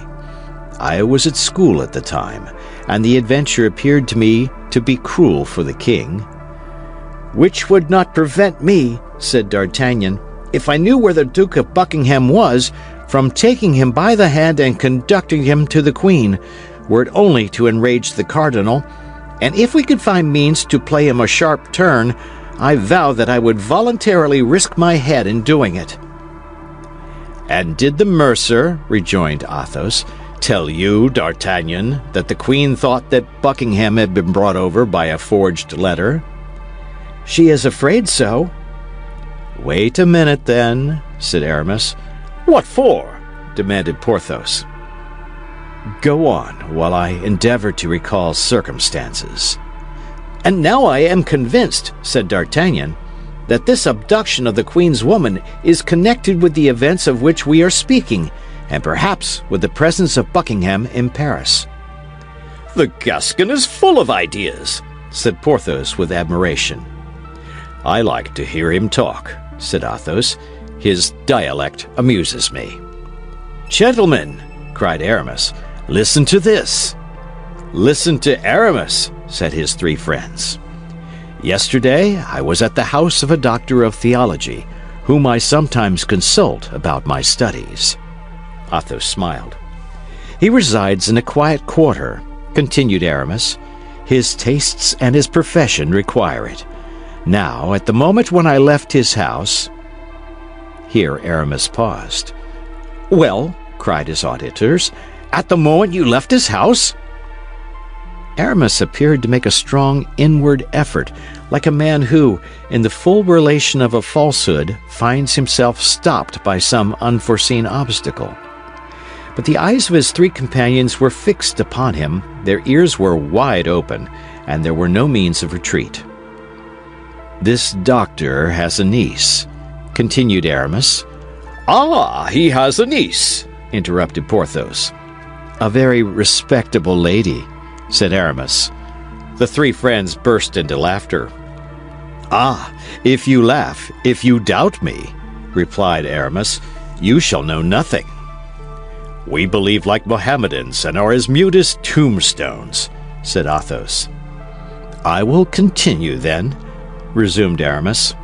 "This niece comes sometimes to see her uncle, and by chance was there yesterday at the same time that I was, and it was my duty to offer to conduct her to her carriage." "Ah, she has a carriage, then, this niece of the doctor," interrupted Porthos, one of whose faults was a great looseness of tongue. "A nice acquaintance, my friend." "Porthos," replied Aramis, "I have had the occasion to observe to you more than once that you are very indiscreet, and that is injurious to you among the women." "Gentlemen, gentlemen!" cried D'Artagnan, who began to get a glimpse of the result of the adventure. "The thing is serious. Let us try not to jest if we can. Go on, Aramis, go on." All at once, a tall, dark gentleman, just like yours, D'Artagnan. "The same, perhaps," said he. "Possibly," continued Aramis, "came toward me, accompanied by 5 or 6 men who followed about 10 paces behind him. And in the politest tone, 'Monsieur Duke,' said he to me, 'and you, madame,' continued he, addressing the lady on my arm." "The doctor's niece?" "Hold your tongue, Porthos," said Athos. "You are insupportable." "Will you enter this carriage, and that without offering the least resistance, without making the least noise?" "He took you for Buckingham!" cried D'Artagnan. "I believe so," replied Aramis. "But the lady?" asked Porthos. "He took her for the queen," said D'Artagnan. "Just so," replied Aramis. "The Gascon is the devil!" cried Athos. "Nothing escapes him." "The fact is," said Porthos, "Aramis is of the same height and something of the shape of the Duke, but it nevertheless appears to me that the dress of a musketeer—" "I wore an enormous cloak," said Aramis. "In the month of July? The devil!" said Porthos. "Is the doctor afraid that you may be recognized?" "I can comprehend that the spy may have been deceived by the person, but the face—" "I had a large hat," said Aramis. "Oh, good Lord!" cried Porthos. "What precautions for the study of theology!" "Gentlemen, gentlemen," said D'Artagnan, "do not let us lose our time in jesting. Let us separate, and let us seek the mercer's wife. That is the key of the intrigue." "A woman of such inferior condition? Can you believe so?" said Porthos, protruding his lips with contempt. "She is goddaughter to Laporte, the confidential valet of the queen. Have I not told you so, gentlemen? Besides, it has perhaps been Her Majesty's calculation to seek on this occasion for support so lowly. High heads expose themselves from afar, and the cardinal is long-sighted." "Well," said Porthos, "in the first place make a bargain with the mercer, and a good bargain." "That's useless," said D'Artagnan, "for I believe if he does not pay us, we shall be well enough paid by another party." At this moment a sudden noise of footsteps was heard upon the stairs. The door was thrown violently open, and the unfortunate mercer rushed into the chamber in which the council was held. "Save me, gentlemen! For the love of heaven, save me!" cried he. "There are 4 men come to arrest me! Save me! Save me!" Porthos and Aramis arose. "A moment!" cried D'Artagnan, making them a sign to replace in the scabbard their half-drawn swords. "It is not courage that is needed, it is prudence." "And yet," cried Porthos, "we will not leave—" "You will not leave D'Artagnan to act as he thinks proper," said Athos. "He has, I repeat, the longest head of the 4, and for my part I declare that I will obey him. Do as you think best, D'Artagnan." At this moment the 4 guards appeared at the door of the antechamber, but seeing 4 musketeers standing, and their swords by their sides, they hesitated about going farther. "Come in, gentlemen, come in," called D'Artagnan. "You are here in my apartment, and we are all faithful servants of the king and cardinal." "Then, gentlemen, you will not oppose our executing the orders we have received?" asked one who appeared to be the leader of the party. "On the contrary, gentlemen, we would assist you if it were necessary." "What does he say?" grumbled Porthos.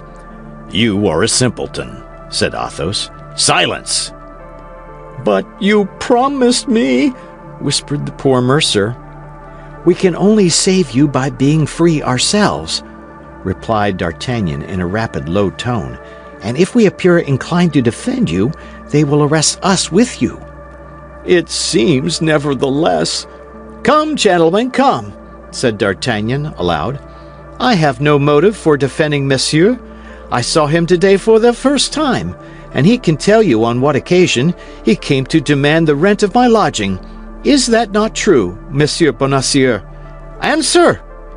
"That is the very truth," cried the mercer. "But Monsieur does not tell you—" "Silence with respect to me, silence with respect to my friends, silence about the queen above all, or you will ruin everybody without saving yourself. Come, come, gentlemen, remove the fellow." And D'Artagnan pushed the half-stupefied mercer among the guards, saying to him, "You are a shabby old fellow, my dear. You come to demand money of me, of a musketeer. To prison with him!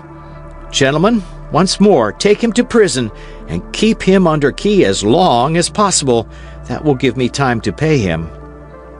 The officers were full of thanks and took away their prey. As they were going down, D'Artagnan laid his hand on the shoulder of their leader. "May I not drink to your health and you to mine?"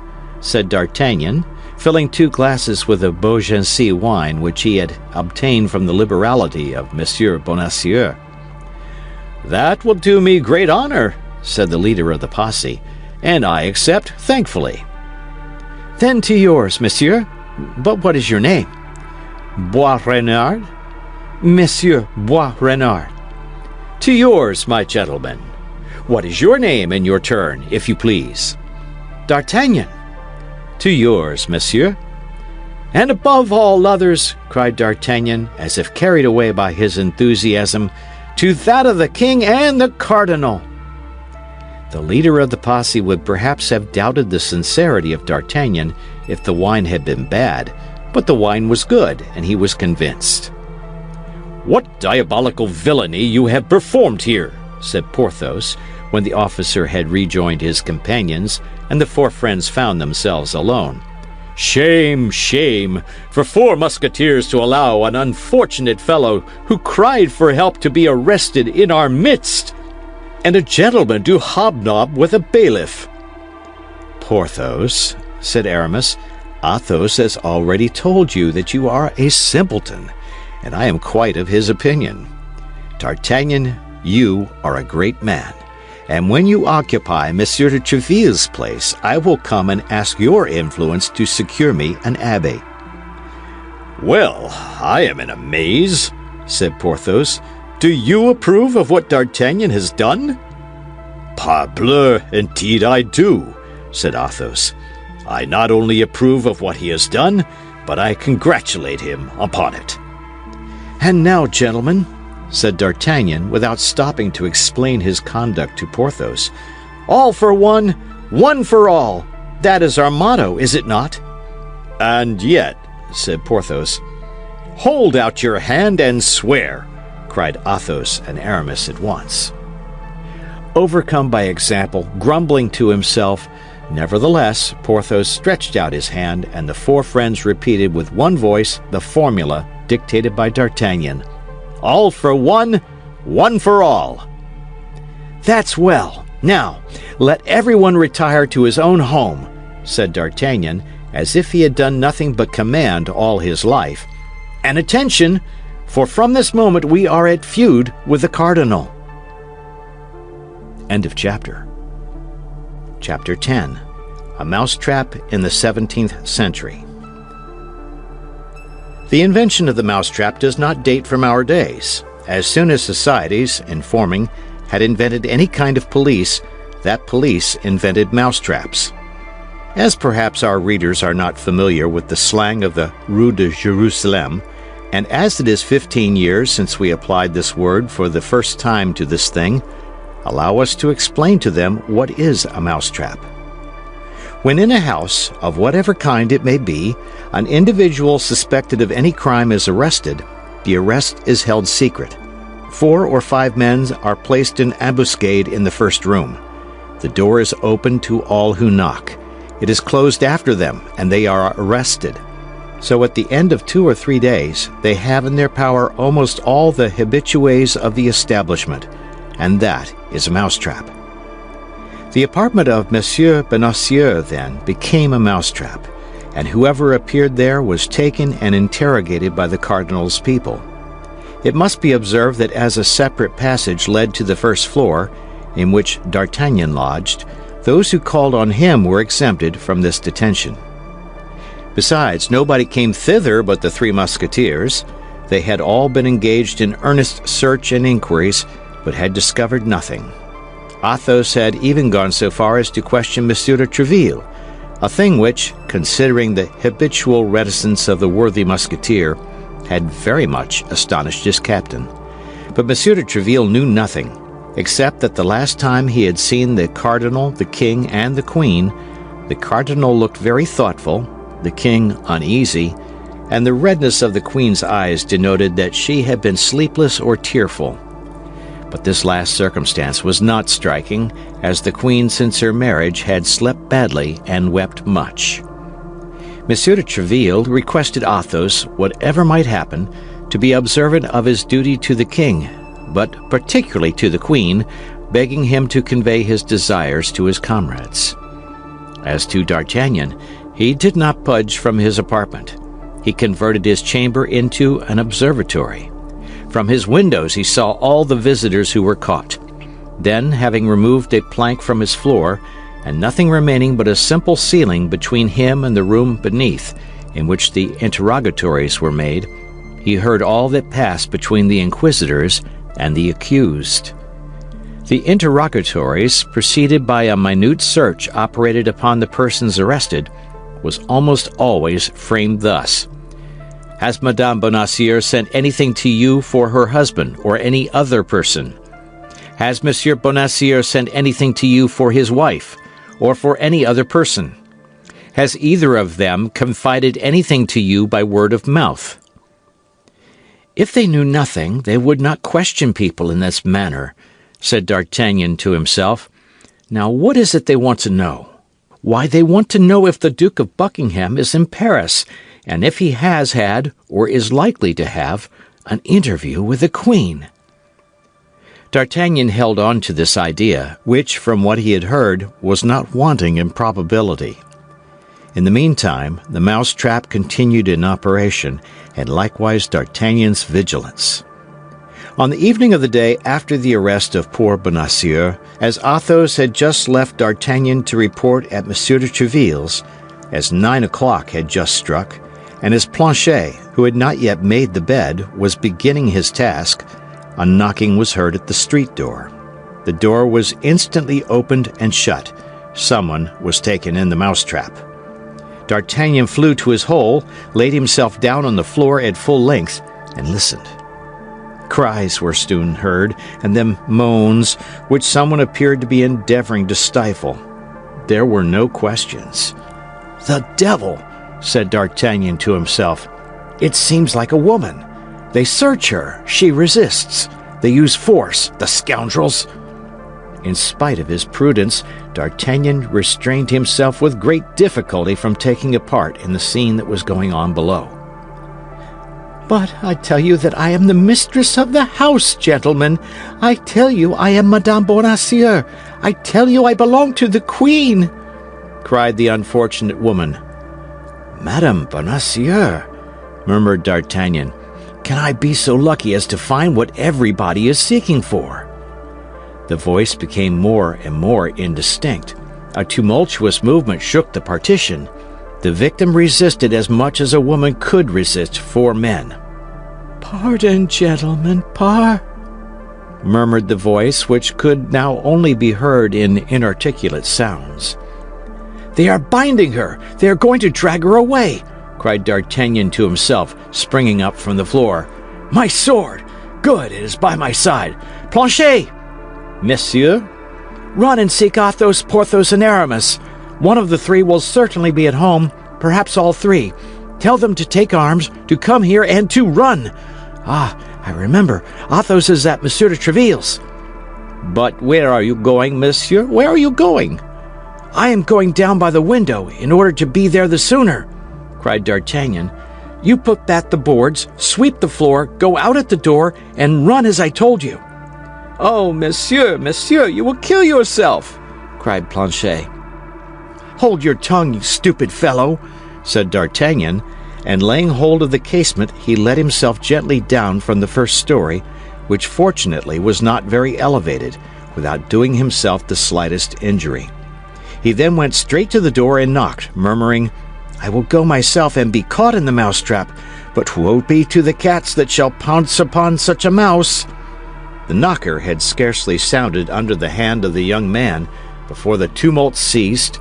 Steps approached, the door was opened, and D'Artagnan, sword in hand, rushed into the rooms of Monsieur Bonacieux, the door of which, doubtless, acted upon by a spring, closed after him. Then those who dwelt in Bonacieux's unfortunate house, together with the nearest neighbors, heard loud cries, stamping of feet, clashing of swords, and breaking of furniture. A moment after, those who, surprised by this tumult, had gone to their windows to learn the cause of it, saw the door open, and 4 men clothed in black not come out of it, but fly, like so many frightened crows, leaving on the ground and on the corners of the furniture feathers from their wings, that is to say, patches of their clothes and fragments of their cloaks. D'Artagnan was conqueror, without much effort, it must be confessed, for only one of the officers was armed, and even he defended himself for form's sake. It is true that the 3 others had endeavored to knock the young man down with chairs, stools, and crockery, but 2 or 3 scratches made by the Gascon's blade terrified them. 10 minutes sufficed for their defeat, and D'Artagnan remained master of the field of battle. The neighbors who had opened their windows, with the coolness peculiar to the inhabitants of Paris in these times of perpetual riots and disturbances, closed them again as soon as they saw the 4 men in black flee, their instinct telling them that for the time all was over. Besides, it began to grow late, and then, as today, people went to bed early in the quarter of the Luxembourg. On being left alone with Madame Bonacieux, D'Artagnan turned toward her. The poor woman reclined where she had been left, half fainting upon an armchair. D'Artagnan examined her with a rapid glance. She was a charming woman of 25 or 26 years, with dark hair, blue eyes, and a nose slightly turned up, admirable teeth, and a complexion marbled with rose and opal. There, however, ended the signs which might have confounded her with a lady of rank. The hands were white, but without delicacy. The feet did not bespeak the woman of quality. Happily, D'Artagnan was not yet acquainted with such niceties. While D'Artagnan was examining Madame Bonacieux, and was, as we have said, close to her, he saw on the ground a fine cambric handkerchief, which he picked up, as was his habit, and at the corner of which he recognized the same cipher he had seen on the handkerchief which had nearly caused him and Aramis to cut each other's throat. From that time, D'Artagnan had been cautious with respect to handkerchiefs with arms on them, and he therefore placed in the pocket of Madame Bonacieux the one he had just picked up. At that moment, Madame Bonacieux recovered her senses. She opened her eyes, looked around her with terror, saw that the apartment was empty and that she was alone with her liberator. She extended her hands to him with a smile. Madame Bonacieux had the sweetest smile in the world. "Ah, monsieur," said she, "you have saved me. Permit me to thank you." "Madame," said D'Artagnan, "I have only done what every gentleman would have done in my place. You owe me no thanks." "Oh yes, monsieur, oh yes, and I hope to prove to you that you have not served an ingrate. But what could these men, whom I at first took for robbers, want with me? And why is Monsieur Bonacieux not here?" "Madam, these men were more dangerous than any robbers could have been, for they are the agents of the cardinal. And as to your husband, Monsieur Bonacieux, he is not here because he was yesterday evening conducted to the Bastille." "My husband in the Bastille!" cried Madame Bonacieux. "Oh, my God! What has he done? Poor dear man, he is innocence itself." And something like a faint smile lighted the still terrified features of the young woman. "What has he done, madame?" said D'Artagnan. "I believe that his only crime is to have at the same time the good fortune and the misfortune to be your husband." "But, monsieur, you know then—" "I know that you have been abducted, madame." "And by whom? Do you know him? Oh, if you know him, tell me." "By a man from 40 to 45 years, with black hair, a dark complexion, and a scar on his left temple."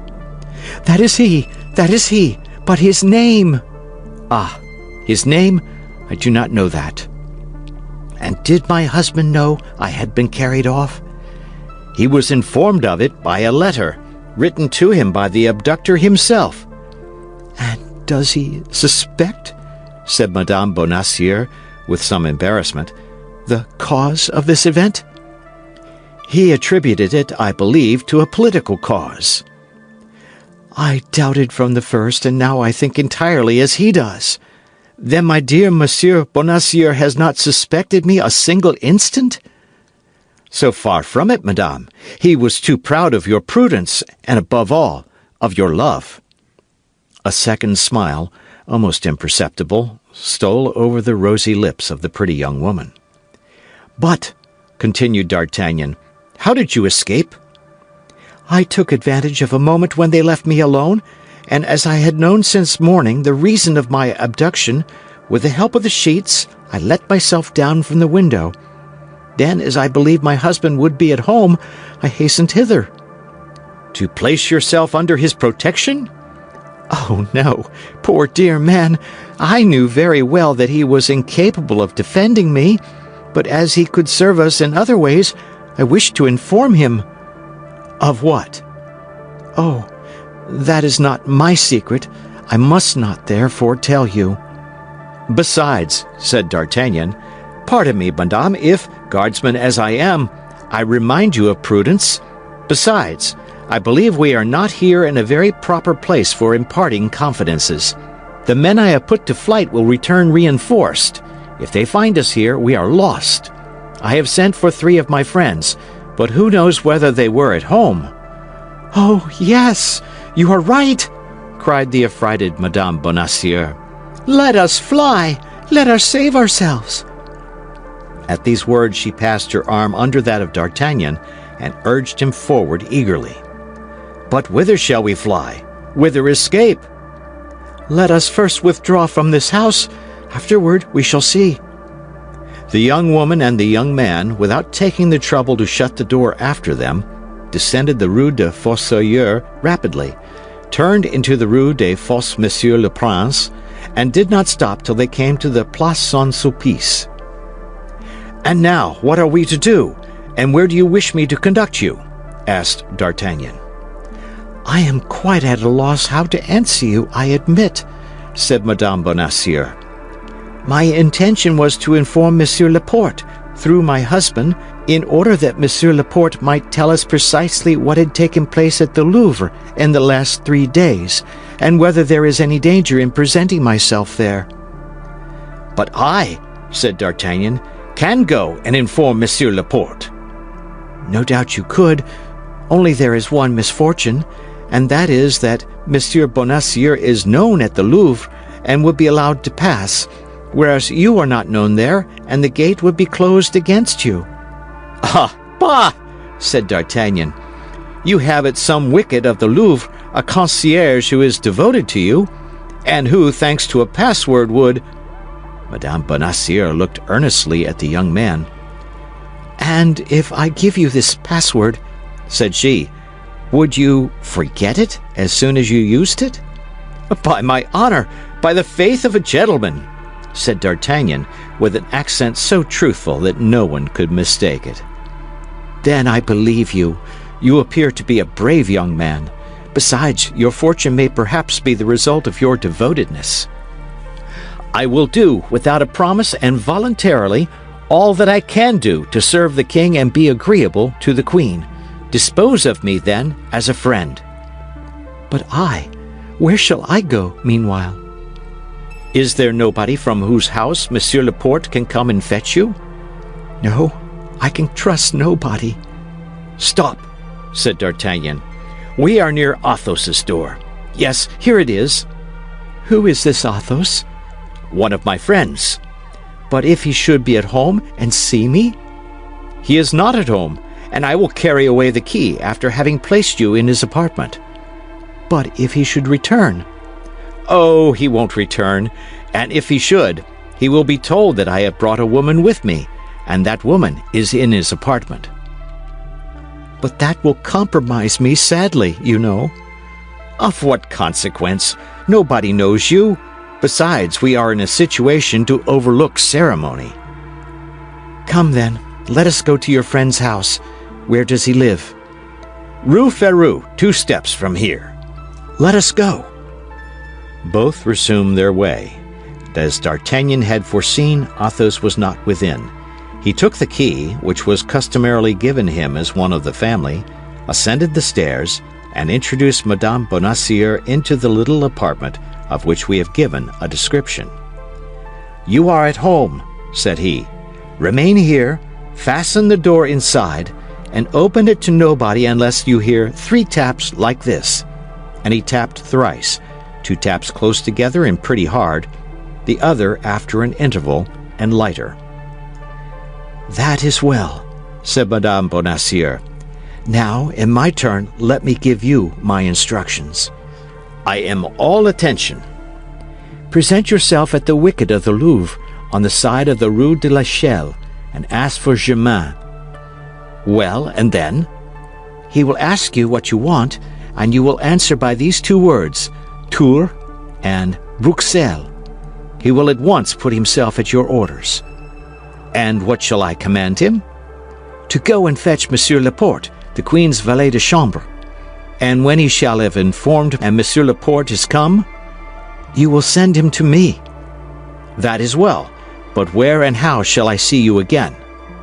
"Do you wish to see me again?" "Certainly." "Well, let that care be mine, and be at ease." "I depend upon your word." "You may." D'Artagnan bowed to Madame Bonacieux, darting at her the most loving glance that he could possibly concentrate upon her charming little person, and while he descended the stairs, he heard the door closed and double-locked. In 2 bounds he was at the Louvre. As he entered the wicket of l'Echelle, 10 o'clock struck. All the events we have described had taken place within a half-hour. Everything fell out as Madame Bonacieux prophesied. On hearing the password, Germain bowed. In a few minutes, Laporte was at the lodge. In 2 words, D'Artagnan informed him where Madame Bonacieux was. Laporte assured himself, by having it twice repeated, of the accurate address, and set off at a run. Hardly, however, had he taken 10 steps before he returned. "Young man," said he to D'Artagnan, "a suggestion? "What?" You may get into trouble by what has taken place." "You believe so?" "Yes. Have you any friend whose clock is too slow?" "Well?" "Go and call upon him, in order that he may give evidence of your having been with him at 9:30. In a court of justice, that is called an alibi." D'Artagnan found his advice prudent. He took to his heels, and was soon at Monsieur de Tréville's. But instead of going into the saloon with the rest of the crowd, he asked to be introduced to Monsieur de Tréville's office. As D'Artagnan so constantly frequented the hotel, no difficulty was made in complying with his request, and a servant went to inform Monsieur de Tréville that his young compatriot, having something important to communicate, solicited a private audience. 5 minutes after, Monsieur de Tréville was asking D'Artagnan what he could do to serve him, and what caused his visit at so late an hour. "Pardon me, monsieur," said D'Artagnan, who had profited by the moment he had been left alone to put back Monsieur de Tréville's clock 3/4 of an hour. "But I thought, as it was yet only 25 minutes past 9, it was not too late to wait upon you."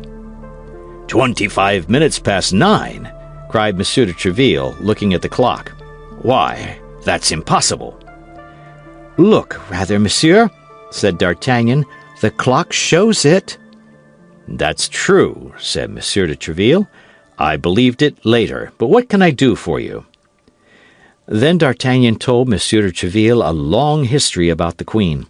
He expressed to him the fears he entertained with respect to Her Majesty.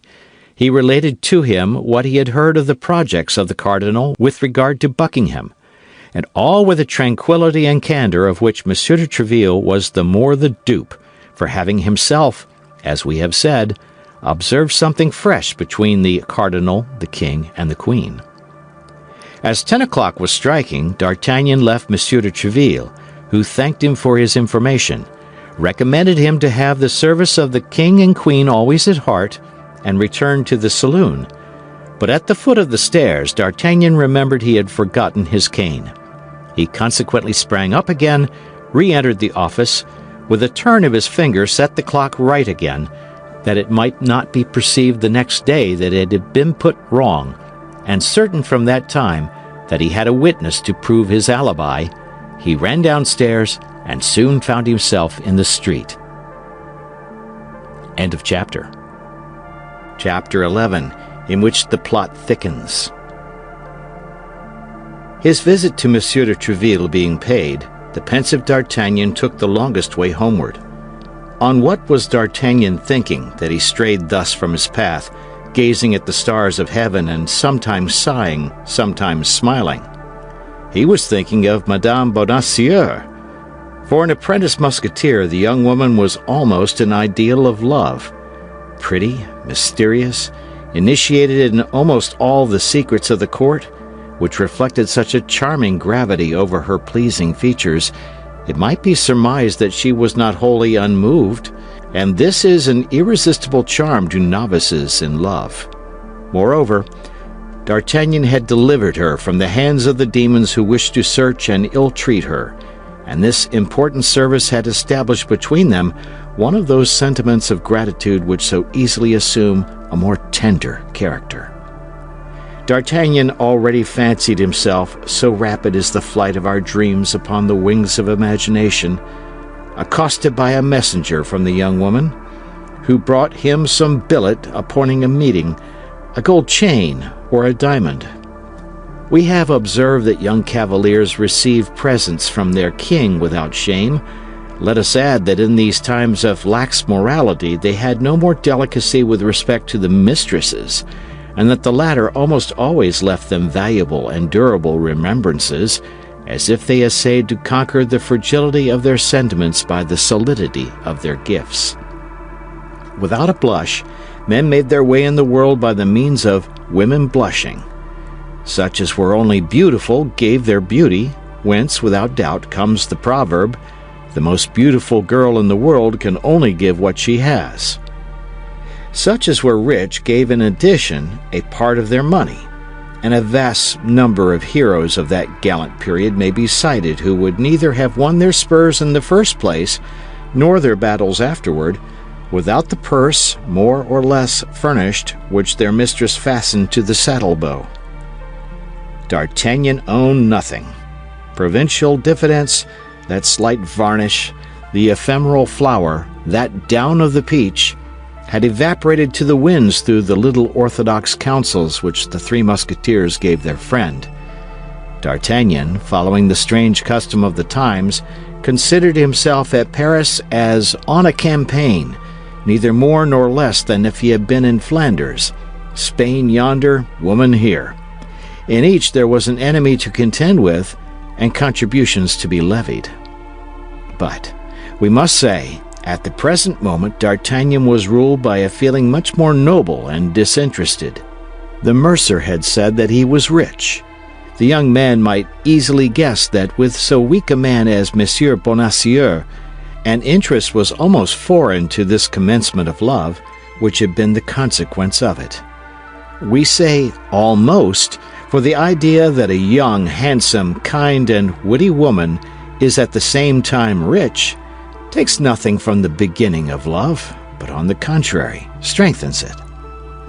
There are in affluence a crowd of aristocratic cares and caprices which are highly becoming to beauty. A fine and white stocking, a silken robe, a lace kerchief, a pretty slipper on the foot, a tasty ribbon on the head do not make an ugly woman pretty, but they make a pretty woman beautiful, without reckoning the hands, which gain by all this. The hands, among women particularly, to be beautiful, must be idle. Then D'Artagnan, as the reader, from whom we have not concealed the state of his fortune, very well knows. D'Artagnan was not a millionaire. He hoped to become one some day, but the time which in his own mind he fixed upon for this happy change was still far distant. In the meanwhile, how disheartening to see the woman one loves long for those thousands of nothings which constitute a woman's happiness, and be unable to give her these thousands of nothings. At least, when the woman is rich and the lover is not, that which she cannot offer, she offers to herself. And although it is generally with her husband's money that she procures herself this indulgence, the gratitude for it seldom reverts to him.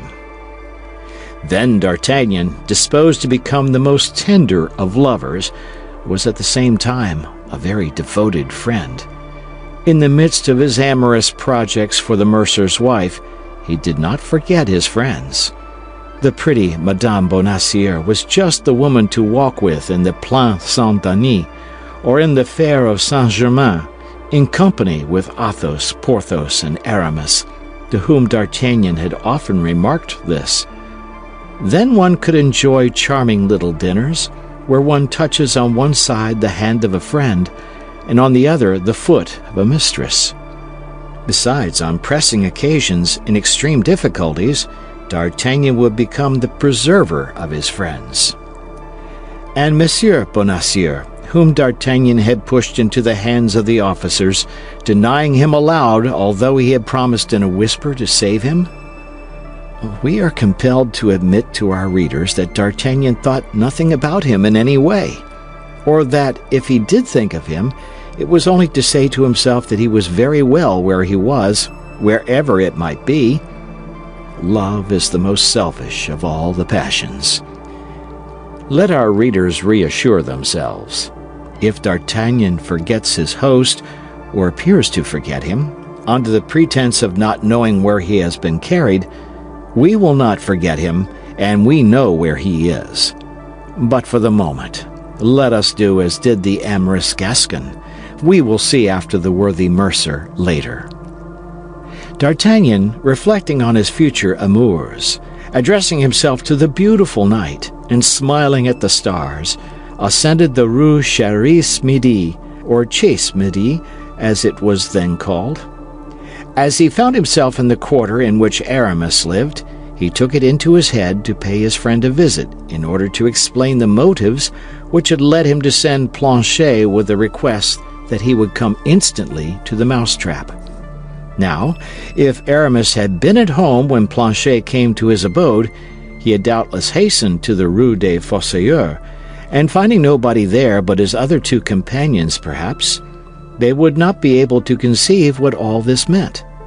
This mystery required an explanation. At least, so D'Artagnan declared to himself. He likewise thought this was an opportunity for talking about pretty little Madame Bonacieux, of whom his head, if not his heart, was already full. We must never look for discretion in first love. First love is accompanied by such excessive joy that unless the joy be allowed to overflow, it will stifle you. Paris for 2 hours past had been dark, and seemed a desert. 11 o'clock sounded from all the clocks of the Faubourg Saint-Germain. It was delightful weather. D'Artagnan was passing along a lane on the spot where the Rue d'Assas is now situated, breathing the balmy emanations which were borne upon the wind from the Rue de Vaugirard, and which arose from the gardens refreshed by the dews of evening and the breeze of night.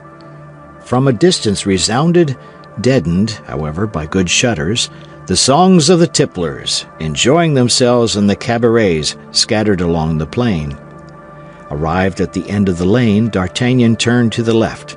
The house in which Aramis dwelt was situated between Rue Cassette and the Rue Servandoni. D'Artagnan had just passed the Rue Cassette and already perceived the door of his friend's house, shaded by a mass of sycamores and clematis which formed a vast arch opposite the front of it, when he perceived something like a shadow issuing from the Rue Servandoni. This something was enveloped in a cloak, and D'Artagnan at first believed it was a man, but by the smallness of the form, the hesitation of the walk, and the indecision of the step, he soon discovered that it was a woman. Further, this woman, as if not certain of the house she was seeking, lifted up her eyes to look around her, stopped, went backward, and then returned again. D'Artagnan was perplexed. "Shall I go and offer her my services?" thought he. "By her step she must be young. Perhaps she is pretty. Oh, yes. But a woman who wanders in the streets at this hour only ventures out to meet her lover. If I should disturb a rendezvous, that would not be the best means of commencing an acquaintance." Meantime, the young woman continued to advance, counting the houses and windows. This was neither long nor difficult. There were but 3 hotels in this part of the street, and only 2 windows looking toward the road, one of which was in the pavilion parallel to that which Aramis occupied, the other belonging to Aramis himself. "Pardieu!" said D'Artagnan to himself, in whose mind the niece of the theologian reverted. "Pardieu! It would be droll if this belated dove should be in search of our friend's house. But on my soul, it looks so. Ah, my dear Aramis, this time I shall find you out." And D'Artagnan, making himself as small as he could, concealed himself in the darkest side of the street near a stone bench placed at the back of a niche. The young woman continued to advance, and in addition to the lightness of her step, which had betrayed her, she emitted a little cough, which denoted a sweet voice. D'Artagnan believed this cough to be a signal. Nevertheless, whether the cough had been answered by a similar signal which had fixed the irresolution of the nocturnal seeker, or whether without this aid she saw that she had arrived at the end of her journey, she resolutely drew near to Aramis's shutter and tapped at 3 equal intervals with her bent finger. "Ah, this is all very fine, my dear Aramis," murmured D'Artagnan. "Ah, Monsieur Hypocrite, I understand how you study theology." The 3 blows were scarcely struck when the inside blind was opened, and a light appeared through the panes of the outside shutter. "Ah, said the listener, "not through the doors, but through windows. Ah, this visit was expected. We shall see the windows open and the lady enter by escalade. Very pretty." But to the great astonishment of D'Artagnan, the shutter remained closed. Still more, the light which had shone for an instant disappeared, and all was again in obscurity. D'Artagnan thought this could not last long, and continued to look with all his eyes and listen with all his ears. He was right. At the end of some seconds, 2 sharp taps were heard inside. The young woman in the street replied by a single tap, and the shutter was opened a little way. It may be judged whether D'Artagnan looked or listened with avidity. Unfortunately, the light had been removed into another chamber, but the eyes of the young man were accustomed to the night. Besides, the eyes of the Gascons have, as it is asserted, like those of cats, the faculty of seeing in the dark. D'Artagnan then saw that the young woman took from her pocket a white object, which she unfolded quickly, and which took the form of a handkerchief. She made her interlocutor observe the corner of this unfolded object. This immediately recalled to D'Artagnan's mind the handkerchief which he had found at the feet of Madame Bonacieux, which had reminded him of that which he had dragged from under the feet of Aramis. What the devil could that handkerchief signify? Placed where he was, D'Artagnan could not perceive the face of Aramis. We say Aramis because the young man entertained no doubt that it was his friend who held this dialogue from the interior with the lady of the exterior. Curiosity prevailed over prudence, and profiting by the preoccupation into which the sight of the handkerchief appeared to have plunged the 2 personages now on the scene, he stole from his hiding place, and quick as lightning, but stepping with utmost caution, he ran and placed himself close to the angle of the wall, from which his eye could pierce the interior of Aramis's room.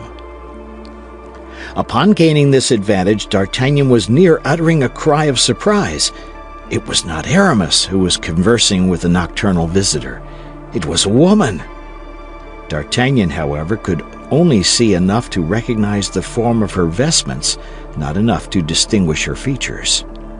At the same instant, the woman inside drew a second handkerchief from her pocket and exchanged it for that which had just been shown to her. Then some words were spoken by the 2 women. At length the shutter closed.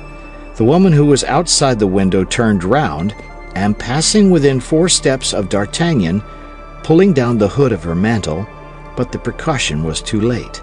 D'Artagnan had already recognized Madame Bonacieux.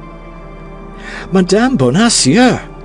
The suspicion that it was she had crossed the mind of D'Artagnan when she drew the handkerchief from her pocket. But what probability was there that Madame Bonacieux, who had sent for Monsieur Laporte in order to be reconducted to the Louvre, should be running about the streets of Paris at 11:30 at night, at the risk of being abducted a second time? This must be, then, an affair of importance. And what is the most important affair to a woman of 25? Love. But was it on her own account, or on account of another, that she exposed herself to such hazards? This was a question the young man asked himself, whom the demon of jealousy already gnawed, being in heart neither more nor less than an accepted lover. There was a very simple means of satisfying himself whither Madame Bonacieux was going. That was to follow her. This method was so simple that D'Artagnan employed it quite naturally and instinctively. But at the sight of the young man, who detached himself from the wall like a statue walking from its niche, and at the noise of the steps which she heard resound behind her, Madame Bonacieux uttered a little cry and fled. D'Artagnan ran after her. It was not difficult for him to overtake a woman embarrassed with her cloak. He came up with her before she had traversed a third of the street.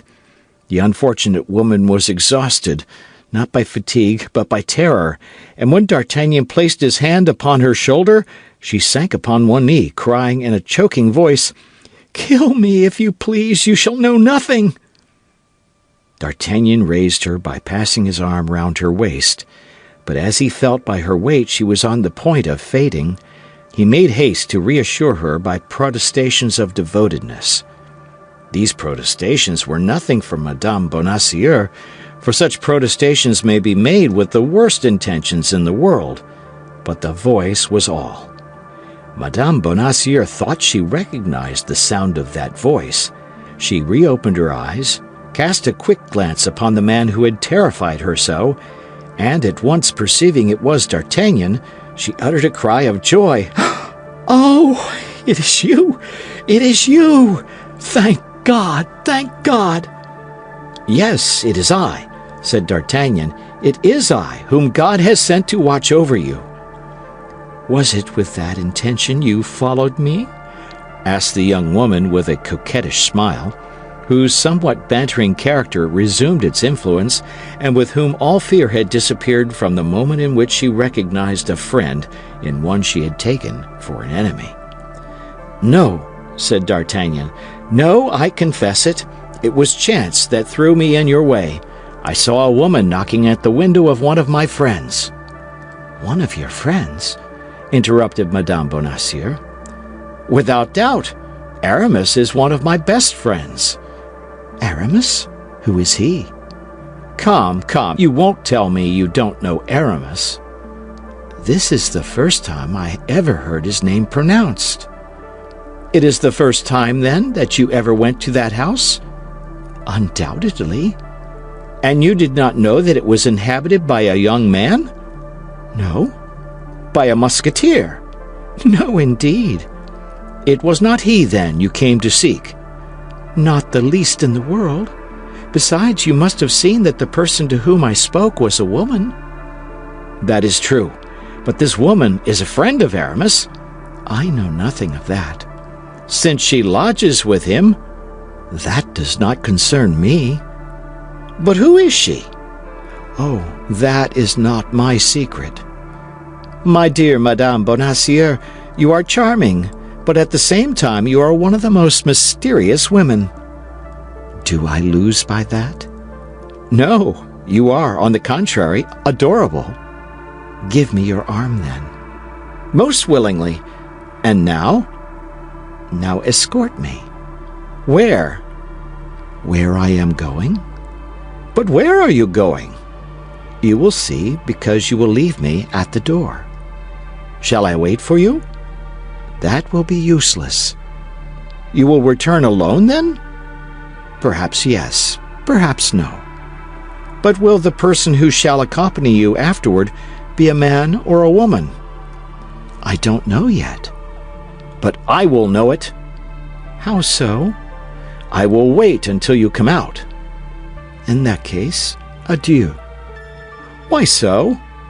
I do not want you. But you have claimed the aid of a gentleman, not the watchfulness of a spy. The word is rather hard. How are they called who follow others in spite of them? They are indiscreet. The word is too mild. Well, madame, I perceive I must do as you wish. Why did you deprive yourself of the merit of doing so at once? Is there no merit in repentance? And do you really repent? I know nothing about it myself, but what I know is that I promise to do all you wish if you allow me to accompany you where you are going. And you will leave me then? Yes. Without waiting for my coming out again? Yes. Word of honor? By the faith of a gentleman. Take my arm and let us go.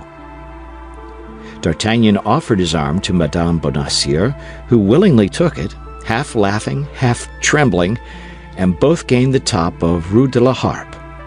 Arriving there, the young woman seemed to hesitate, as she had before done in the Rue Vaugirard. She seemed, however, by certain signs to recognize a door, and approaching that door, "And now, monsieur," said she, "it is here I have business. 1,000 thanks for your honorable company, which has saved me from all the dangers to which, alone, I was exposed. But the moment is come to keep your word. I have reached my destination." "And you will have nothing to fear on your return?" "I shall have nothing to fear but robbers." "And that is nothing?" "What could they take from me? I have not a penny about me." "You forget that beautiful handkerchief with the coat of arms." "Which?" "That which I found at your feet and replaced in your pocket." "Hold your tongue, imprudent man. Do you wish to destroy me?" "You see very plainly that there is still danger for you, since a single word makes you tremble, and you confess that if that word were heard you would be ruined. Come, come, madame!" cried D'Artagnan, seizing her hands and surveying her with an ardent glance. "Come, be more generous. Confide in me. Have you not read in my eyes that there is nothing but devotion and sympathy in my heart?" "Yes," replied Madame Bonacieux. "Therefore, ask my own secrets, and I will reveal them to you. But those of others, that is quite another thing." "Very well," said D'Artagnan. "I shall discover them. As these secrets may have an influence over your life, these secrets must become mine." "Beware of what you do," cried the young woman, in a manner so serious as to make D'Artagnan start in spite of himself. "Oh, meddle in nothing which concerns me. Do not seek to assist me in that which I am accomplishing. This I ask of you in the name of the interest with which I inspire you, in the name of the service you have rendered me, and which I never shall forget while I have life. Rather, place faith in what I tell you. Have no more concern about me. I exist no longer for you, any more than if you had never seen me." "Must Aramis do as much as I, madame?" said D'Artagnan, deeply piqued. "This is the second or third time, monsieur, that you have repeated that name, and yet I have told you that I do not know him." "You do not know the man at whose shutter you have just knocked? Indeed, madame, you believe me too credulous." "Confess that it is for the sake of making me talk that you invent this story and create this personage." "I invent nothing, madame. I create nothing. I only speak that exact truth." "And you say that one of your friends lives in that house?" "I say so, and I repeat it for the third time. That house is one inhabited by my friend, and that friend is Aramis." "All this will be cleared up at a later period," murmured the young woman. "No, monsieur, be silent." "If you could see my heart," said D'Artagnan, "you would there read so much curiosity that you would pity me, and so much love that you would instantly satisfy my curiosity. We have nothing to fear from those who love us." "You speak very suddenly of love, monsieur," said the young woman, shaking her head. "That is because love has come suddenly upon me, and for the first time, and because I am only 20. The young woman looked at him furtively. "Listen, I am already upon the scent," resumed D'Artagnan. "About 3 months ago I was near having a duel with Aramis concerning a handkerchief resembling the one you showed to the woman in his house, for a handkerchief marked in the same manner, I am sure." "Monsieur," said the young woman, "you weary me very much, I assure you, with your questions." "But you, madame, prudent as you are, think, if you were to be arrested with that handkerchief, and that handkerchief were to be seized, would you not be compromised?" "In what way? The initials are only mine, C.B., Constance Bonacieux." "Or Camille de Bois Tracy?" "Silence, monsieur! Once again, silence! Ah, since the dangers I incur on my own account cannot stop you, think of those you may yourself run." "Me?" "Yes, there is peril of imprisonment, risk of life in knowing me." "Then I will not leave you." "Monsieur," said the young woman, supplicating him and clasping her hands together, "Monsieur, in the name of heaven, by the honor of a soldier, by the courtesy of a gentleman, depart. There, midnight sounds. That is the hour when I am expected." "Madame," said the young man, bowing, "I can refuse nothing asked of me thus. Be content, I will depart." "But you will not follow me?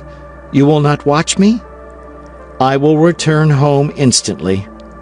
"Ah, I was quite sure you were a good and brave young man," said Madame Bonacieux, holding out her hand to him and placing the other upon the knocker of a little door almost hidden in the wall. D'Artagnan seized the hand held out to him and kissed it ardently. "Ah, I wish I had never seen you!" cried D'Artagnan with that ingenuous roughness which women often prefer to the affectations of politeness, because it betrays the depths of the thought and proves that feeling prevails over reason. "Well," resumed Madame Bonacieux in a voice almost caressing, and pressing the hand of D'Artagnan, who had not relinquished hers, "well, I will not say as much as you do. What is lost for today may not be lost forever. Who knows when I shall be at liberty, that I may not satisfy your curiosity." "And will you make the same promise to my love?" cried D'Artagnan, beside himself with joy. "Oh, as to that, I do not engage myself. That depends upon the sentiments with which you may inspire me." "Then today, madame." "Oh, today I am no further than gratitude." "Ah, you are too charming," said D'Artagnan sorrowfully, "and you abuse my love." "No, I use your generosity, that's all. But be of good cheer. With certain people, everything comes round." "Oh, you render me the happiest of men! Do not forget this evening. Do not forget that promise." "Be satisfied. In the proper time and place I will remember everything. Now then, go. Go in the name of heaven. I was expected at sharp midnight, and I am late." "By 5 minutes." "Yes, but in certain circumstances 5 minutes are 5 ages." "When one loves." "Well, and who told you I had no affair with a lover?" "It is a man, then, who expects you?" cried D'Artagnan. "A man!" "The discussion is going to begin again," said Madame Bonacieux, with a half-smile which was not exempt from a tinge of impatience. "No, I go, I depart. I believe in you, and I would have all the merit of my devotion, even if that devotion were stupidity. Adieu, madame, adieu." And as if he only felt strength to detach himself by a violent effort from the hand he held, he sprang away, running, while Madame Bonacieux knocked, as at the shutter, 3 light and regular taps. When he had gained the angle of the street, he turned. The door had been opened and shut again. The mercer's pretty wife had disappeared. D'Artagnan pursued his way. He had given his word not to watch Madame Bonacieux, and if his life had depended upon the spot to which she was going, or upon the person who should accompany her, D'Artagnan would have returned home, since he had so promised. 5 minutes later, he was in the Rue des Fossoyeurs. "Poor Athos," said he. "He will never guess what all this means.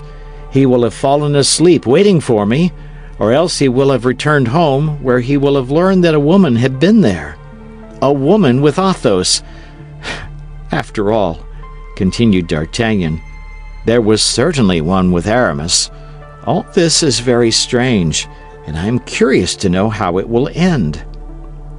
"Badly, monsieur, badly," replied a voice which the young man recognized as that of Planchet, for, soliloquizing aloud, as very preoccupied people do, he had entered the alley at the end of which were the stairs which led to his chamber.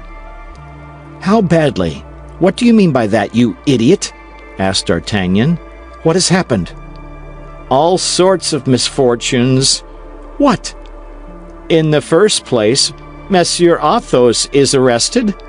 "Arrested? Athos arrested? What for?" "He was found in your lodging. They took him for you."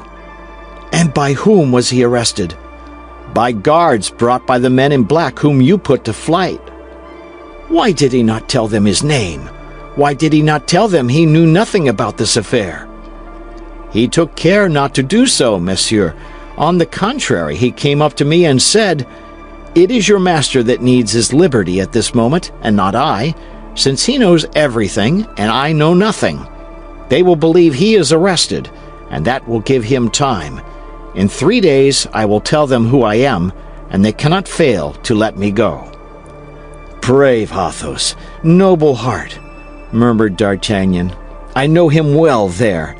And what did the officers do?" "4 conveyed him away, I don't know where, to the Bastille or Fort l'Evêque. 2 remained with the men in black, who rummaged every place and took all the papers. The last 2 mounted guard at the door during this examination. Then, when all was over, they went away, leaving the house empty and exposed." "And Porthos and Aramis?" "I could not find them. They did not come." "But they may come any moment, for you left word that I awaited them?" "Yes, monsieur." "Well, don't budge then. If they come, tell them what has happened. Let them wait for me at the Pomme de Pin. Here it would be dangerous. The house may be watched. I will run to Monsieur de Tréville to tell them all this, and he will meet them there." "Very well, monsieur," said Planchet. "But you will remain? You are not afraid?" said D'Artagnan, coming back to recommend courage to his lackey. "Be easy, monsieur," said Planchet. "You do not know me yet. I am brave when I set about it. It is all in beginning. Besides, I am a Picard." "Then it is understood," said D'Artagnan. "You would rather be killed than desert your post." "Yes, monsieur, and there is nothing I would not do to prove to monsieur that I am attached to him." "Good," said D'Artagnan to himself. "It appears that the method I have adopted with this boy is decidedly the best. I shall use it again upon occasion." And with all the swiftness of his legs, already a little fatigued, however, with the perambulations of the day, D'Artagnan directed his course toward Monsieur de Tréville's. Monsieur de Tréville was not at his hotel. His company was on guard at the Louvre. He was at the Louvre with his company. It was necessary to reach Monsieur de Tréville. It was important that he should be informed of what was passing. D'Artagnan resolved to try and enter the Louvre. His costume of guardsman in the company of Monsieur Dessessart ought to be his passport. He therefore went down the Rue des Petits Augustins and came up to the quay in order to take the new bridge.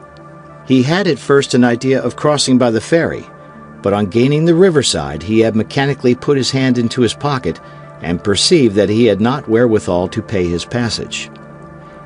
As he gained the top of the Rue Guénégaud, he saw two persons coming out of the Rue Dauphine, whose appearance very much struck him. Of the two persons who composed this group, one was a man and the other a woman. The woman had the outline of Madame Bonacieux. The man resembled Aramis so much as to be mistaken for him. Besides, the woman wore that black mantle which D'Artagnan could still see outlined on the shutter of the Rue de Vaugirard and on the door of the Rue de la Harpe. Still further, the man wore the uniform of a musketeer. The woman's hood was pulled down, and the man held a handkerchief to his face. Both, as this double precaution indicated, had an interest in not being recognized. They took the bridge. That was D'Artagnan's road as he was going to the Louvre. D'Artagnan followed them. He had not gone 20 steps before he became convinced that the woman was really Madame Bonacieux and that the man was Aramis.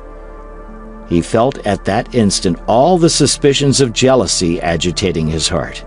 He felt himself doubly betrayed by his friend and by her whom he had already loved like a mistress.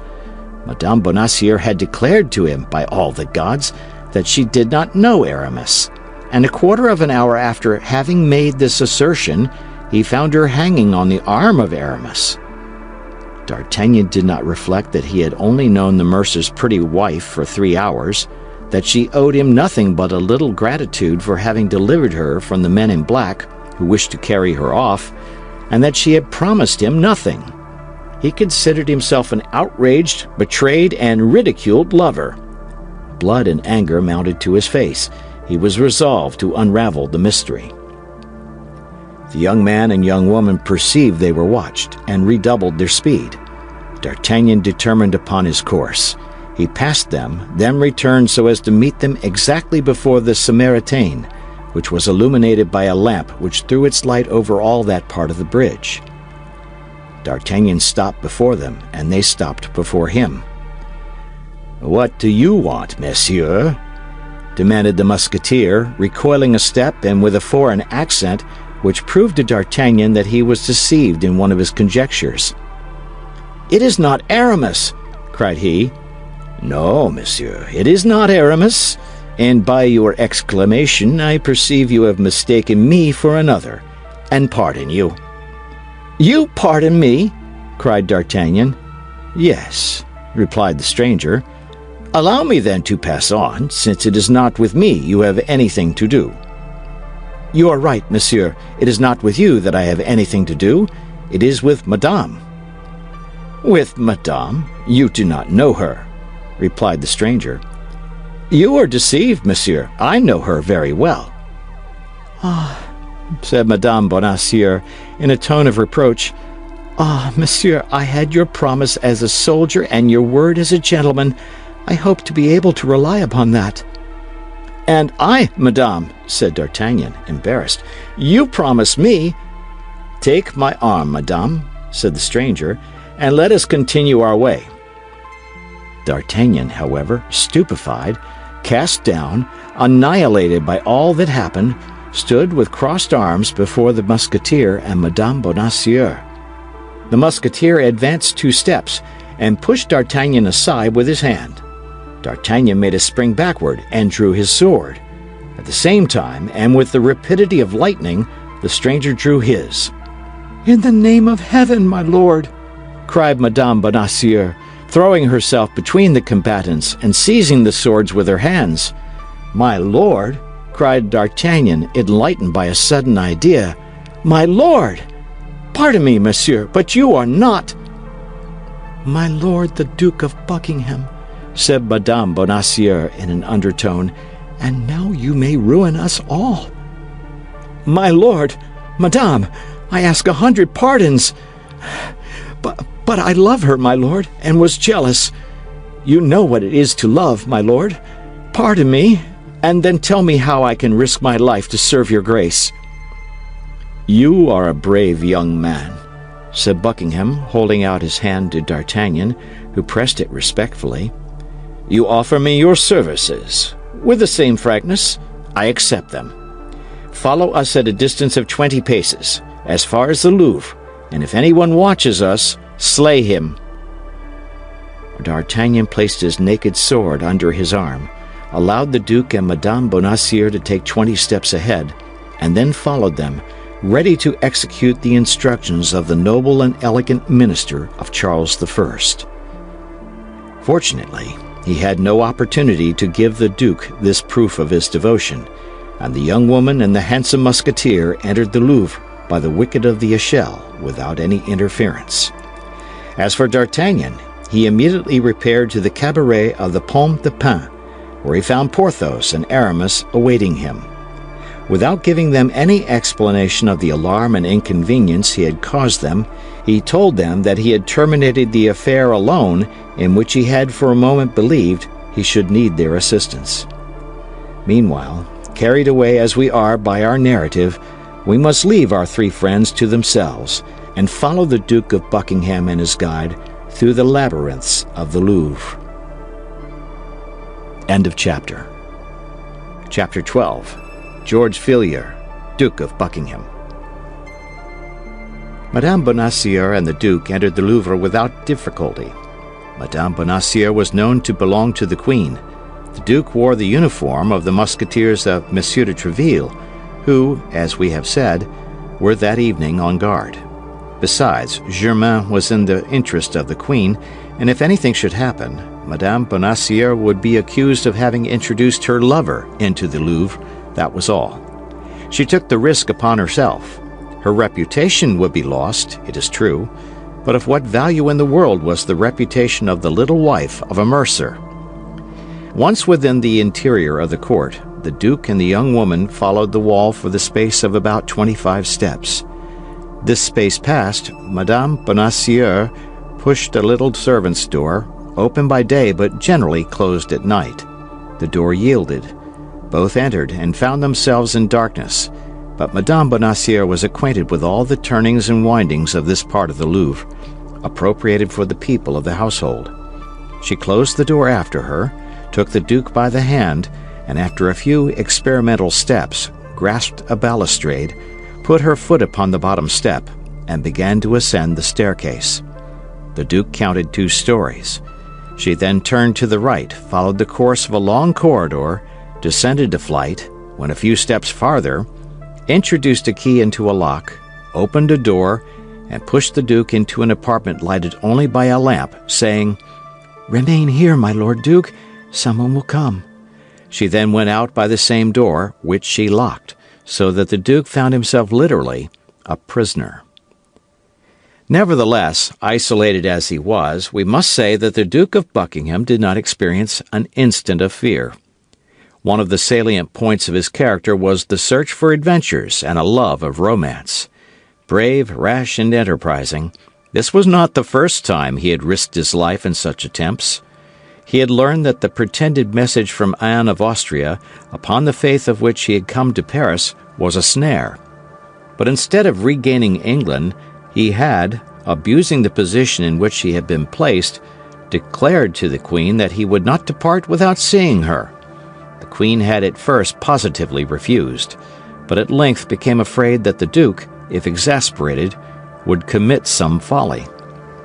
She had already decided upon meeting him and urging his immediate departure when, on the very evening of coming to this decision, Madame Bonacieux, who was charged with going to fetch the Duke and conducting him to the Louvre, was abducted. For 2 days no one knew what had become of her, and everything remained in suspense. But once free and placed in communication with Laporte, matters resumed their course, and she accomplished the perilous enterprise which, but for her arrest, would have been executed 3 days earlier. Buckingham, left alone, walked toward a mirror. His musketeer's uniform became him marvelously. At 35, which was then his age, he passed with just title for the handsomest gentleman and the most elegant cavalier of France or England. The favorite of 2 kings, immensely rich, all-powerful in a kingdom which he disordered at his fancy and calmed again at his caprice, George Villiers, Duke of Buckingham, had lived one of those fabulous existences which survive, in the course of centuries, to astonish posterity.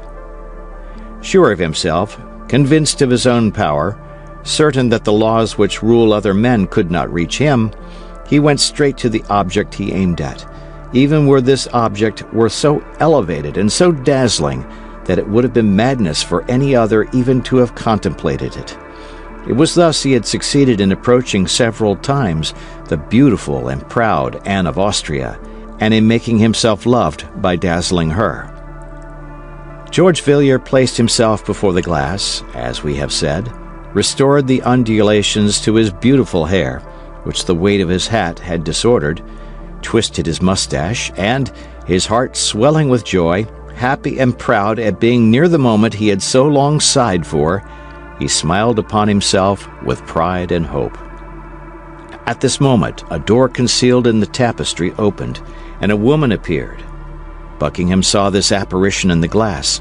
He uttered a cry. It was the Queen. Anne of Austria was then 26 or 27 years of age. That is to say, she was in the full splendor of her beauty. Her carriage was that of a queen or a goddess. Her eyes, which cast the brilliancy of emeralds, were perfectly beautiful, and yet were at the same time full of sweetness and majesty. Her mouth was small and rosy, and although her underlip, like that of all princes of the House of Austria, protruded slightly beyond the other, it was eminently lovely in its smile, but as profoundly disdainful in its contempt. Her skin was admired for its velvety softness. Her hands and arms were of surpassing beauty, all the poets of the time singing them as incomparable.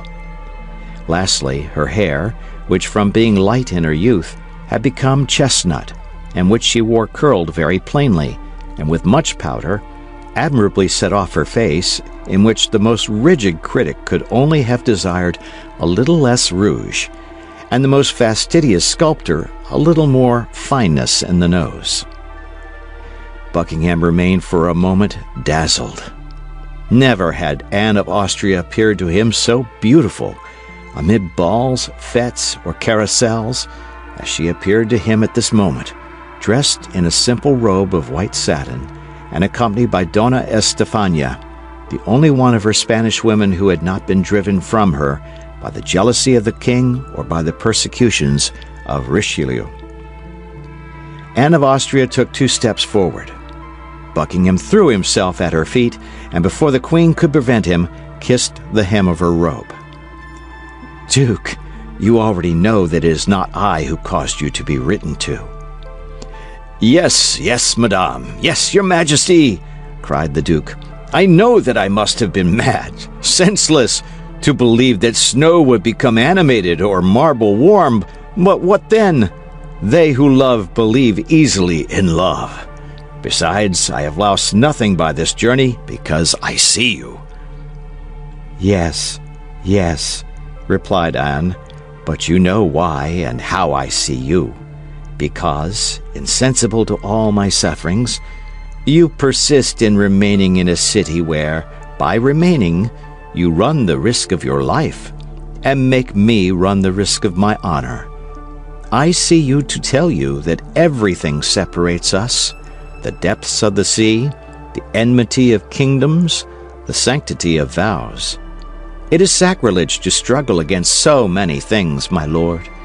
In short, I see you to tell you that we must never see each other again." "Speak on, madam, speak on, Queen," said Buckingham.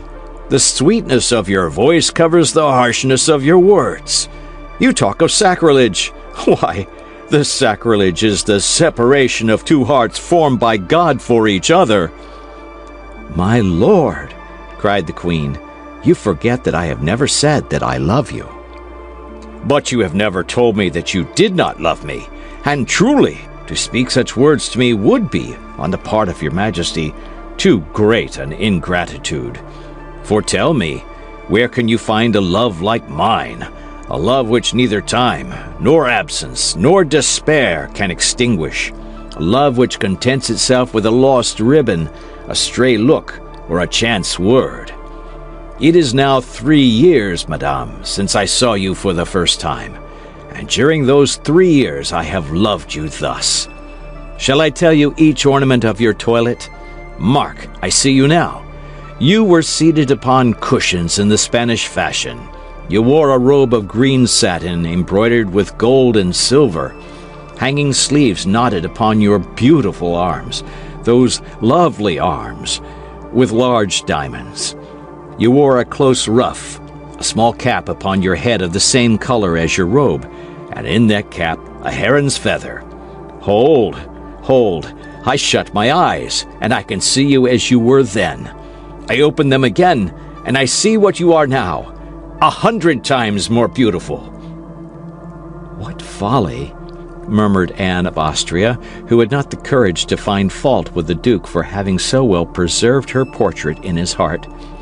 What folly to feed a useless passion with such remembrances! And upon what then must I live? I have nothing but memory. It is my happiness, my treasure, my hope. Every time I see you is a fresh diamond, which I enclose in the casket of my heart. This is the fourth which you have let fall, and I have picked up. For in 3 years, madame, I have only seen you 4 times. The first, which I have described to you. The second, at the mansion of Madame de Chevreuse. The third, in the gardens of Amiens. Duke, said the Queen, blushing, never speak of that evening. Oh, let us speak of it. On the contrary, let us speak of it. That is the most happy and brilliant evening of my life. You remember what a beautiful night it was? How soft and perfumed was the air. How lovely the blue heavens and star-enameled sky. Ah, then, madame, I was able for one instant to be alone with you. Then you were about to tell me all. The isolation of your life, the griefs of your heart. You leaned upon my arm. Upon this, madame. I felt, in bending my head toward you, your beautiful hair touch my cheek, and every time that it touched me, I trembled from head to foot. Oh, Queen, Queen, you do not know what felicity from heaven, what joys from paradise are comprised in a moment like that. Take my wealth, my fortune, my glory, all the days I have to live, for such an instant, for a night like that. For that night, madame, that night you loved me, I will swear it. My lord, yes, it is possible that the influence of the place, the charm of the beautiful evening, the fascination of your look, the thousand circumstances, in short, which sometimes unite to destroy a woman, were grouped around me on that fatal evening. But, my lord, you saw the Queen come to the aid of the woman who faltered. At the first word you dared to utter, at the first freedom to which I had to reply, I called for help. Yes, yes, that is true. And any other love but mine would have sunk beneath this ordeal. But my love came out from it more ardent and more eternal. You believed that you would fly from me by returning to Paris. You believed that I would not dare to quit the treasure over which my master had charged me to watch. What to me were all the treasures in the world, or all the kings of the earth? 8 days after, I was back again, madame. That time you had nothing to say to me. I had risked my life and favor to see you but for a second. I did not even touch your hand, and you pardoned me on seeing me so submissive and so repentant. Yes, but calumny seized upon all those follies in which I took no part, as you well know, my lord. The king, excited by the cardinal, made a terrible clamor. Madame de Verney was driven from me. Putange was exiled. Madame de Chevreuse fell into disgrace, and when you wished to come back as ambassador to France, the king himself, remember, my lord, the king himself opposed it. Yes, and France is about to pay for her king's refusal with a war. I am not allowed to see you, madame, but you shall every day hear of me. What object, think you, have this expedition to Ré and this league with the Protestants of La Rochelle which I am projecting? The pleasure of seeing you. I have no hope of penetrating, sword in hand, to Paris. I know that well. But this war may bring round a peace. This peace will require a negotiator. That negotiator will be me. They will not dare to refuse me then, and I will return to Paris and will see you again and will be happy for an instant. Thousands of men, it is true, will have to pay for my happiness with their lives. But what is that to me, provided I see you again? All this is perhaps folly, perhaps insanity. But tell me what woman has a lover more truly in love? What queen a servant more ardent? My lord, you invoke in your defense things which accuse you more strongly. All these proofs of love which you would give me are almost crimes. Because you do not love me, madame. If you loved me, you would view all this otherwise. If you loved me, if you loved me, that would be too great happiness, and I should run mad. Ah, Madame de Chevreuse was less cruel than you. Holland loved her, and she responded to his love. Madame de Chevreuse was not queen, murmured Anne of Austria, overcome in spite of herself by the expression of so profound a passion. You would love me, then, if you were not queen? Madame, say that you would love me, then. I can believe that it is the dignity of your rank alone which makes you cruel to me. I can believe that. Had you been Madame de Chevreuse, poor Buckingham might have hoped. Thanks for those sweet words. Oh, my beautiful sovereign, 100 times thanks. Oh, my lord, you have ill understood, wrongly interpreted. I did not mean to say— Silence! Silence! Cried the Duke. If I am happy in an error, do not have the cruelty to lift me from it. You have told me yourself, madame, that I have been drawn into a snare. I, perhaps, may leave my life in it. For although it may be strange, I have for some time had a presentiment that I should shortly die. And the Duke smiled, with a smile at once sad and charming. Oh, my God! cried Anne of Austria, with an accent of terror which proved how much greater an interest she took in the Duke than she ventured to tell. I do not tell you this, madame, to terrify you. No, it is even ridiculous for me to name it to you, and believe me, I take no heed of such dreams. But the words you have just spoken, the hope you have almost given me, will have richly paid all, were it my life. Oh, but I, said Anne, I also, Duke, have had presentiments. I also have had dreams. I dreamed that I saw you lying bleeding, wounded. In the left side, was it not? And with a knife? Interrupted Buckingham. Yes, it was so, my lord. It was so, in the left side and with a knife. Who can possibly have told you I had had that dream? I have imparted it to no one but my God, and that in my prayers. I ask for no more. You love me, madame. It is enough.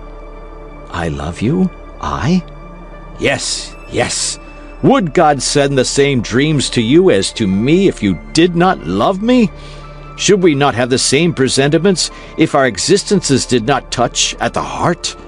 You love me, my beautiful queen, and you will weep for me? Oh, my God, cried Anne of Austria. This is more than I can bear. In the name of heaven, Duke, leave me, go. I do not know whether I love you or love you not, but what I know is that I will not be perjured. Take pity on me, then, and go.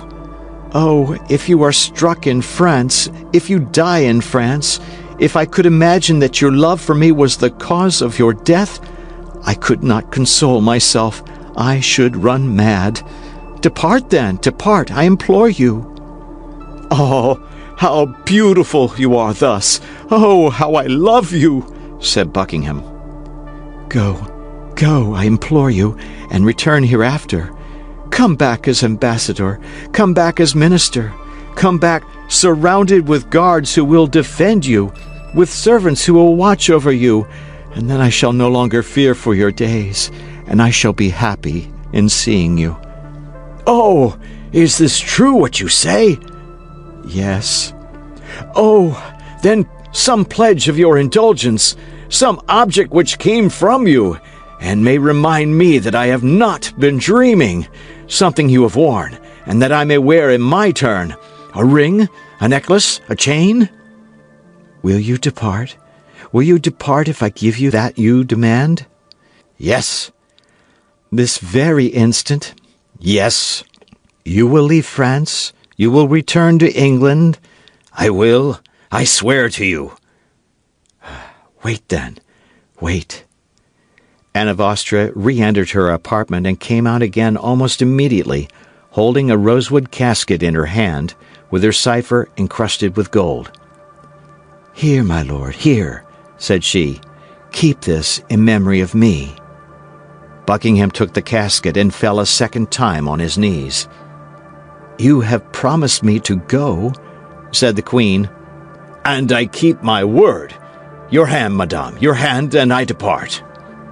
Anne of Austria stretched forth her hand, closing her eyes and leaning with the other upon Estefania, for she felt that her strength was about to fail her. Buckingham pressed his lips passionately to that beautiful hand, and then rising, said, "Within 6 months, if I am not dead, I shall have seen you again, madame, even if I have to overturn the world." And faithful to the promise he had made, he rushed out of the apartment. In the corridor he met Madame Bonacieux, who waited for him, and who, with the same precautions and the same good luck, conducted him out of the Louvre. End of chapter. Chapter 13. Monsieur Bonacieux. There was in all this, as may have been observed, one personage concerned, of whom, notwithstanding his precarious position, we have appeared to take but very little notice. This personage was Monsieur Bonacieux, the respectable martyr of the political and amorous intrigues which entangled themselves so nicely together at this gallant and chivalric period. Fortunately, the reader may remember, or may not remember, fortunately, we have promised not to lose sight of him.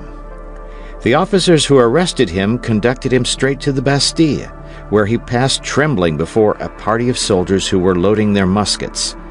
Thence, introduced into a half-subterranean gallery, he became, on the part of those who had brought him, the object of the grossest insults and the harshest treatment. The officers perceived that they had not to deal with a gentleman, and they treated him like a very peasant. At the end of half an hour or thereabouts, a clerk came to put an end to his tortures, but not to his anxiety, by giving the order to conduct Monsieur Bonacieux to the chamber of examination. Ordinarily, prisoners were interrogated in their cells, but they did not do so with Monsieur Bonacieux. 2 guards attended the mercer, who made him traverse a court and enter a corridor in which were 3 sentinels, opened a door, and pushed him unceremoniously into a low room, where the only furniture was a table, a chair, and a commissary. The commissary was seated in the chair and was writing at the table. The 2 guards led the prisoner toward the table, and upon a sign from the commissary drew back so far as to be unable to hear anything. The commissary, who had till this time held his head down over his papers, looked up to see what sort of person he had to do with. This commissary was a man of very repulsive mien, with a pointed nose, with yellow and salient cheekbones, with eyes small but keen and penetrating, and an expression of countenance resembling at once the polecat and the fox. His head, supported by a long and flexible neck, issued from his large black robe, balancing itself with a motion very much like that of the tortoise thrusting his head out of his shell. He began by asking Monsieur Bonacieux his name, age, condition, and abode. The accused replied that his name was Jacques-Michel Bonacieux, that he was 51 years old, a retired mercer, and lived at Rue de Fossoyeur, number 14. The commissary then, instead of continuing to interrogate him, made him a long speech upon the danger there is for an obscure citizen to meddle with public matters. He complicated this exordium by an exposition in which he painted the power and the deeds of the cardinal, that incomparable minister, that conqueror of past ministers, that example for ministers to come, deeds and power which none could thwart with impunity. After this second part of his discourse, fixing his hawk's eye upon poor Bonacieux, he bade him reflect upon the gravity of his situation. The reflections of the mercer were already made. He cursed the instant when Monsieur Laporte formed the idea of marrying him to his goddaughter, and particularly the moment when that goddaughter had been received as Lady of the Linen to Her Majesty. At bottom, the character of Monsieur Bonacieux was one of profound selfishness mixed with sordid avarice, the whole seasoned with extreme cowardice. The love with which his young wife had inspired him was a secondary sentiment, and was not strong enough to contend with the primitive feelings we have just enumerated. Bonacieux, indeed, reflected on what had just been said to him. "But, Monsieur Commissary," said he calmly, "believe that I know and appreciate more than anybody the merit of the incomparable eminence by whom we have the honor to be governed." "Indeed?" asked the commissary with an air of doubt. "If that is really so, how came you in the Bastille?"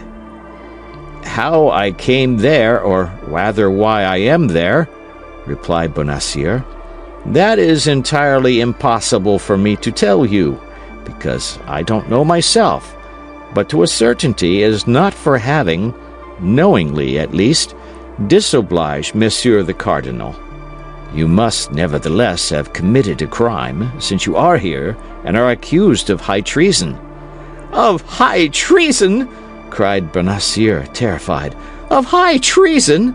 How is it possible for a poor mercer who detests Huguenots and who abhors Spaniards to be accused of high treason? Consider, monsieur, the thing is absolutely impossible." "Monsieur Bonacieux," said the commissary, looking at the accused as if his little eyes had the faculty of reading to the very depths of hearts, "you have a wife?" "Yes, monsieur," replied the mercer in a tremble, feeling that it was at this point affairs were likely to become perplexing. "That is to say, I had one." "What, you had one? What have you done with her, then, if you have her no longer?" "They have abducted her, monsieur." "They have abducted her! Ha!" Bonacieux inferred from this "ha!" that the affair grew more and more intricate. "They have abducted her," added the commissary. "And do you know the man who has committed this deed?" "I think I know him." "Who is he?" "Remember that I affirm nothing, monsieur the commissary, and that I only suspect." "Whom do you suspect? Come, answer freely." Monsieur Bonacieux was in the greatest perplexity possible. Had he better deny everything, or tell everything? By denying all, it might be suspected that he must know too much to avow. By confessing all, he might prove his good will. He decided, then, to tell all. "I suspect," said he, "a tall, dark man of lofty carriage, who has the air of a great lord. He has followed us several times, as I think, when I have waited for my wife at the wicket of the Louvre to escort her home." The commissary now appeared to experience a little uneasiness. "And his name?" said he. "Oh, as to his name, I know nothing about it. But if I were ever to meet him, I should recognize him in an instant, I will answer for it, were he among 1,000 persons." The face of the commissary grew still darker. "You should recognize him among 1,000, say you?" continued he. "That is to say," cried Bonacieux, who saw he had taken a false step, "that is to say, "You have answered that you should recognize him," said the commissary. "That is all very well, and enough for today. Before we proceed further, someone must be informed that you know the ravisher of your wife." "But I have not told you that I know him," cried Bonacieux in despair. "I told you on the contrary." "Take away the prisoner," said the commissary to the 2 guards. "Where must we place him?" demanded the chief. "In a dungeon." "Which?" "Good Lord, in the first one handy, provided it is safe," said the commissary with an indifference which penetrated poor Bonacieux with horror. "Alas, alas," said he to himself, "misfortune is over my head. My wife must have committed some frightful crime. They believe me her accomplice, and will punish me with her. She must have spoken. She must have confessed everything. A woman is so weak. A dungeon! The first he comes to! That's it. A night is soon past, and tomorrow to the wheel, to the gallows. Oh, my God, have pity on me!" Without listening the least in the world to the lamentations of Monsieur Bonacieux, lamentations to which, besides, they must have been pretty well accustomed, the 2 guards took the prisoner each by an arm and led him away, while the commissary wrote a letter in haste and dispatched it by an officer in waiting. Bonacieux could not close his eyes, not because his dungeon was so very disagreeable, but because his uneasiness was so great.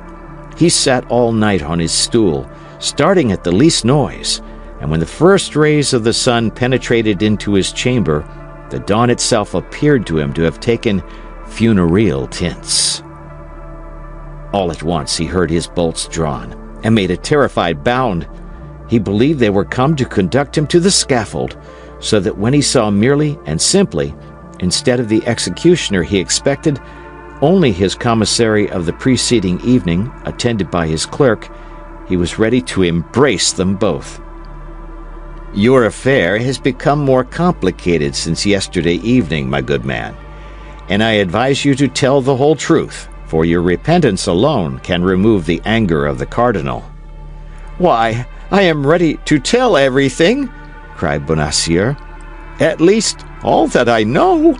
Interrogate me, I entreat you." "Where is your wife, in the first place?"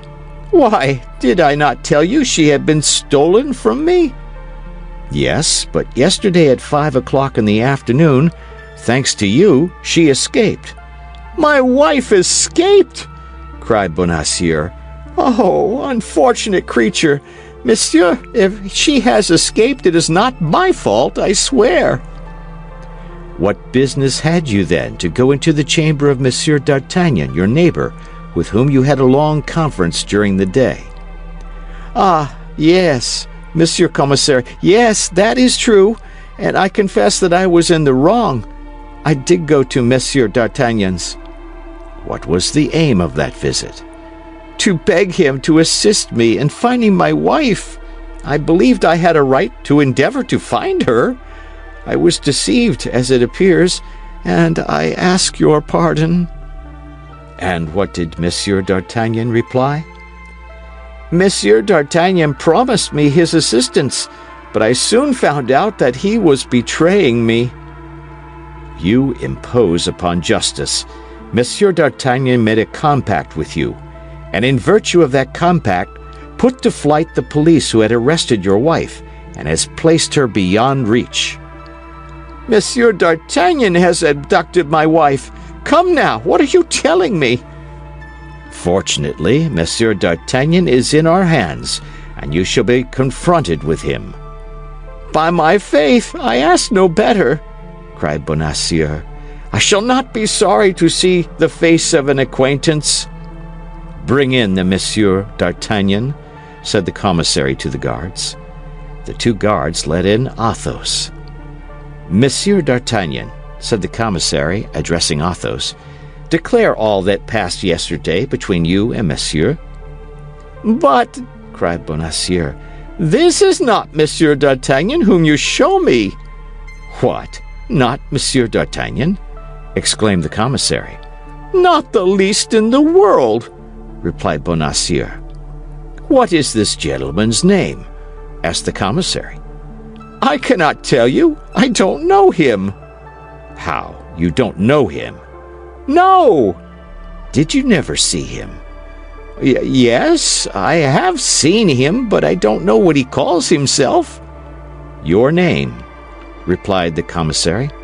"Athos," replied the musketeer. "But that is not a man's name, that is the name of a mountain," cried the poor questioner, who began to lose his head. "That is my name," said Athos quietly. "But you said that your name was D'Artagnan." "Who? I?" "Yes, you." "Somebody said to me, 'You are Monsieur d'Artagnan?' I answered, 'You think so?' My guards exclaimed they were sure of it. I did not wish to contradict them. Besides, I might be deceived." "Monsieur, you insult the majesty of justice." "Not at all," said Athos calmly. "You are Monsieur d'Artagnan?" "You see, monsieur, that you say it again." "But I tell you, Monsieur Commissary," cried Bonacieux in his turn, "there is not the least doubt about the matter. Monsieur d'Artagnan is my tenant, although he does not pay me my rent, and even better on that account ought I to know him. Monsieur d'Artagnan is a young man, scarcely 19 or 20, and this gentleman must be 30 at least. Monsieur d'Artagnan is in Monsieur Dessessart's guards, and this gentleman is in the company of Monsieur de Treville's Musketeers. Look at his uniform, Monsieur Commissary. Look at his uniform." "That's true," murmured the commissary. "Pardieu, that's true."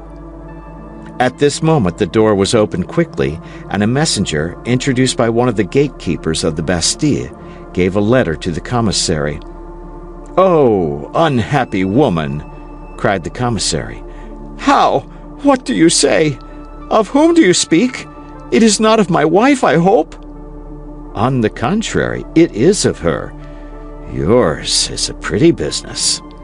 "But," said the agitated mercer, "do me the pleasure, monsieur, to tell me how my own proper affair can become worse by anything my wife does while I am in prison."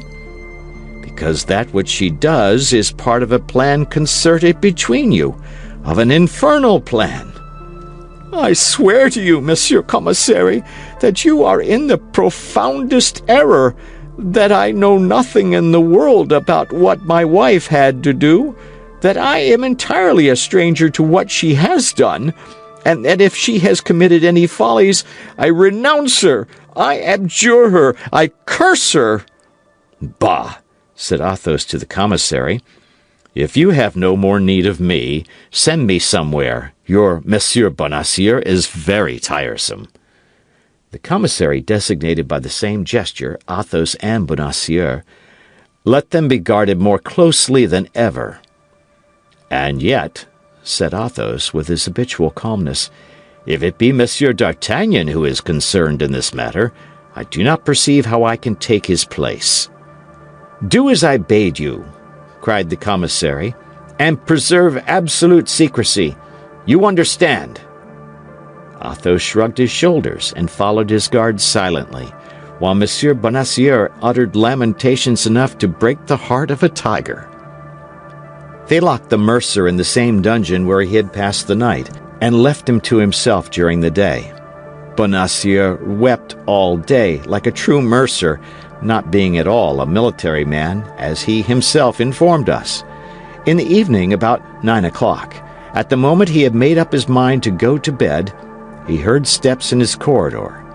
These steps drew near to his dungeon, the door was thrown open, and the guards appeared. "Follow me," said an officer who came up behind the guards. "Follow you?" cried Bonacieux. "Follow you at this hour? Where, my God?" "Where we have orders to lead you." "But that is not an answer." "It is nevertheless the only one we can give." "Ah, my God, murmured the poor mercer. "Now, indeed, I am lost." and he followed the guards who came for him, mechanically and without resistance. He passed along the same corridor as before, crossed one court, then a second side of a building. At length, at the gate of the entrance court, he found a carriage surrounded by 4 guards on horseback. They made him enter this carriage. The officer placed himself by his side. The door was locked, and they were left in a rolling prison. The carriage was put in motion as slowly as a funeral car.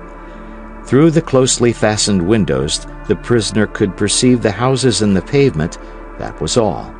But, true Parisian as he was, Bonacieux could recognize every street by the milestones, the signs, and the lamps. At the moment of arriving at St. Paul, the spot where such as were condemned at the Bastille were executed, he was near fainting and crossed himself twice. He thought the carriage was about to stop there. The carriage, however, passed on. Farther on, a still greater terror seized him on passing by the cemetery of Saint-Jean, where state criminals were buried. One thing, however, reassured him. He remembered that before they were buried, their heads were generally cut off, and he felt that his head was still on his shoulders. But when he saw the carriage take the way to La Grève, when he perceived the pointed roof of the Hôtel de Ville, and the carriage passed under the arcade, he believed it was over with him. He wished to confess to the officer, and upon his refusal, uttered such pitiable cries that the officer told him that if he continued to deafen him thus, he should put a gag in his mouth. This measure somewhat reassured Bonacieux. If they meant to execute him at La Grève, it could scarcely be worthwhile to gag him, as they had nearly reached the place of execution. Indeed, the carriage crossed the fatal spot without stopping. There remained then no other place to fear but the Traitor's Cross. The carriage was taking the direct road to it. This time, there was no longer any doubt. It was at the Traitor's Cross that lesser criminals were executed. Bonacieux had flattered himself in believing himself worthy of St. Paul or of the Place de Grève. It was at the Traitor's Cross that his journey and his destiny were about to end. He could not yet see that dreadful cross, but he felt somehow as if it were coming to meet him.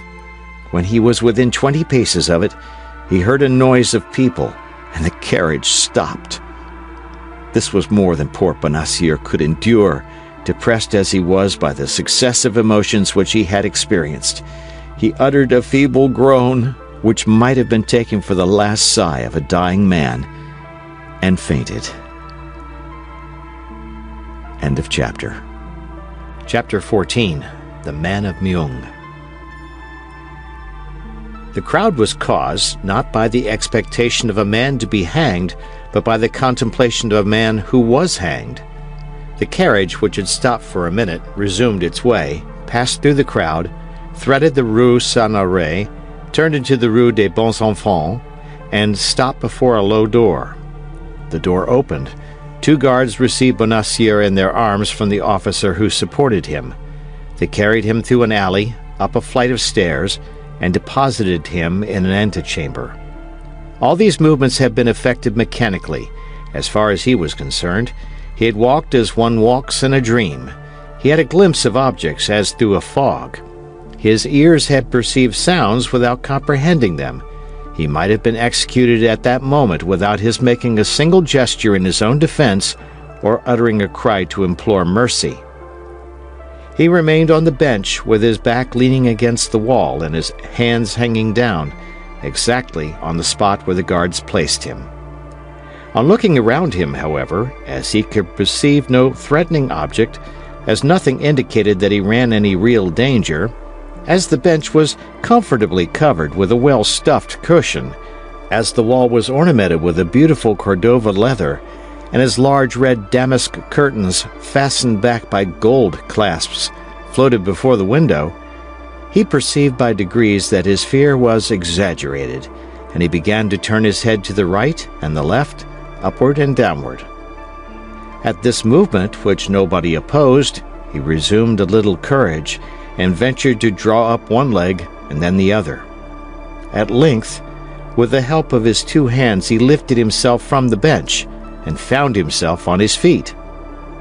At this moment, an officer with a pleasant face opened a door, continued to exchange some words with a person in the next chamber, and then came up to the prisoner. "Is your name Bonacieux?" said he. "Yes, monsieur officer," stammered the mercer, more dead than alive. "At your service."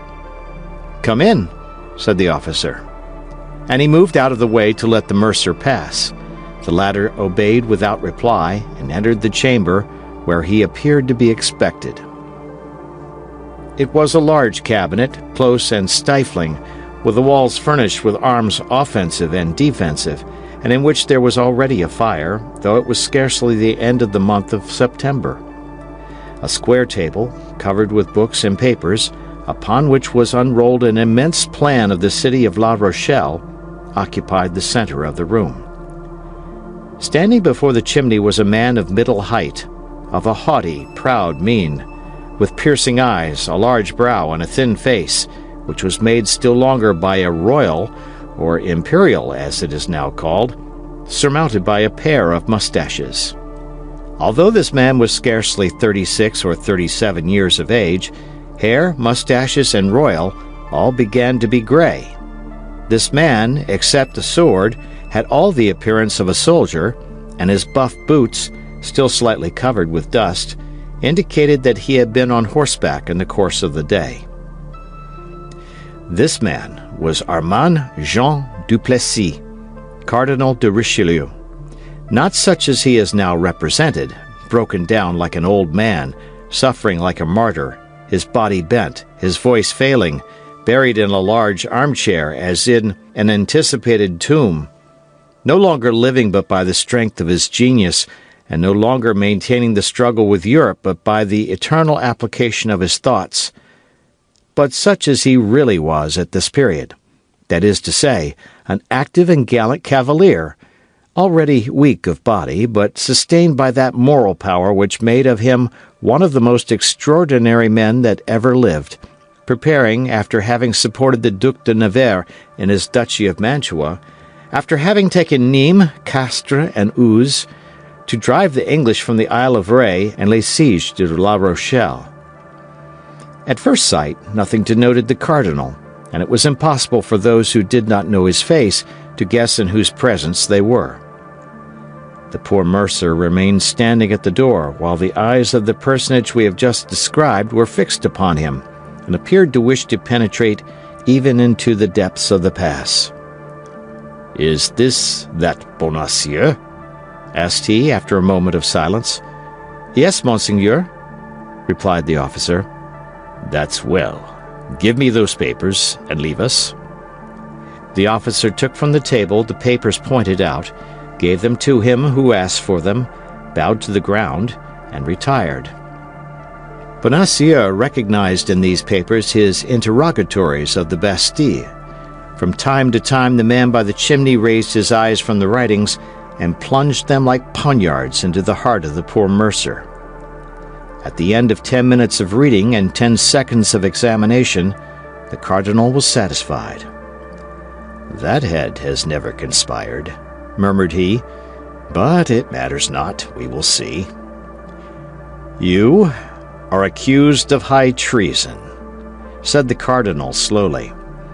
"So I have been told already, monseigneur," cried Bonacieux, giving his interrogator the title he had heard the officer give him. "But I swear to you that I know nothing about it." The cardinal repressed a smile. "You have conspired with your wife, with Madame de Chevreuse, and with my Lord Duke of Buckingham." "Indeed, monseigneur," responded the mercer, "I have heard her pronounce all those names." "And on what occasion?"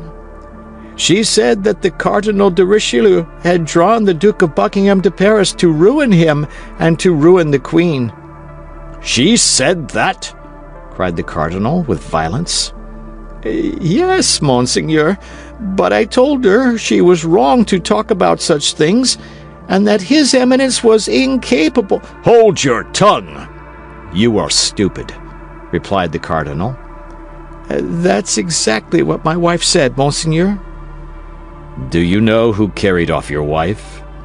No, Monseigneur. You have suspicions, nevertheless.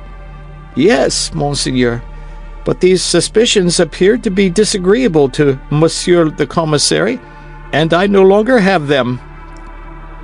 Your wife has escaped. Did you know that? No, Monseigneur. I learned it since I have been in prison, and that from the conversation of Monsieur the Commissary, an amiable man. The cardinal repressed another smile. Then you are ignorant of what has become of your wife since her flight. Absolutely, Monseigneur, but she has most likely returned to the Louvre. At 1 o'clock this morning she had not returned. My God, what can have become of her then? We shall know, be assured. Nothing is concealed from the cardinal. The cardinal knows everything. In that case, Monseigneur, do you believe the cardinal will be so kind as to tell me what has become of my wife? Perhaps he may, but you must, in the first place, reveal to the cardinal all you know of your wife's relations with Madame de Chevreuse. But, Monseigneur, I know nothing about them. I have never seen her. When you went to fetch your wife from the Louvre, did you always return directly home? Scarcely ever. She had business to transact with linen drapers, to whose houses I conducted her. And how many were there of these linen drapers? 2, Monseigneur. And where did they live? One in Rue de Vaugirard, the other Rue de la Harpe. Did you go into these houses with her? Never, Monseigneur. I waited at the door.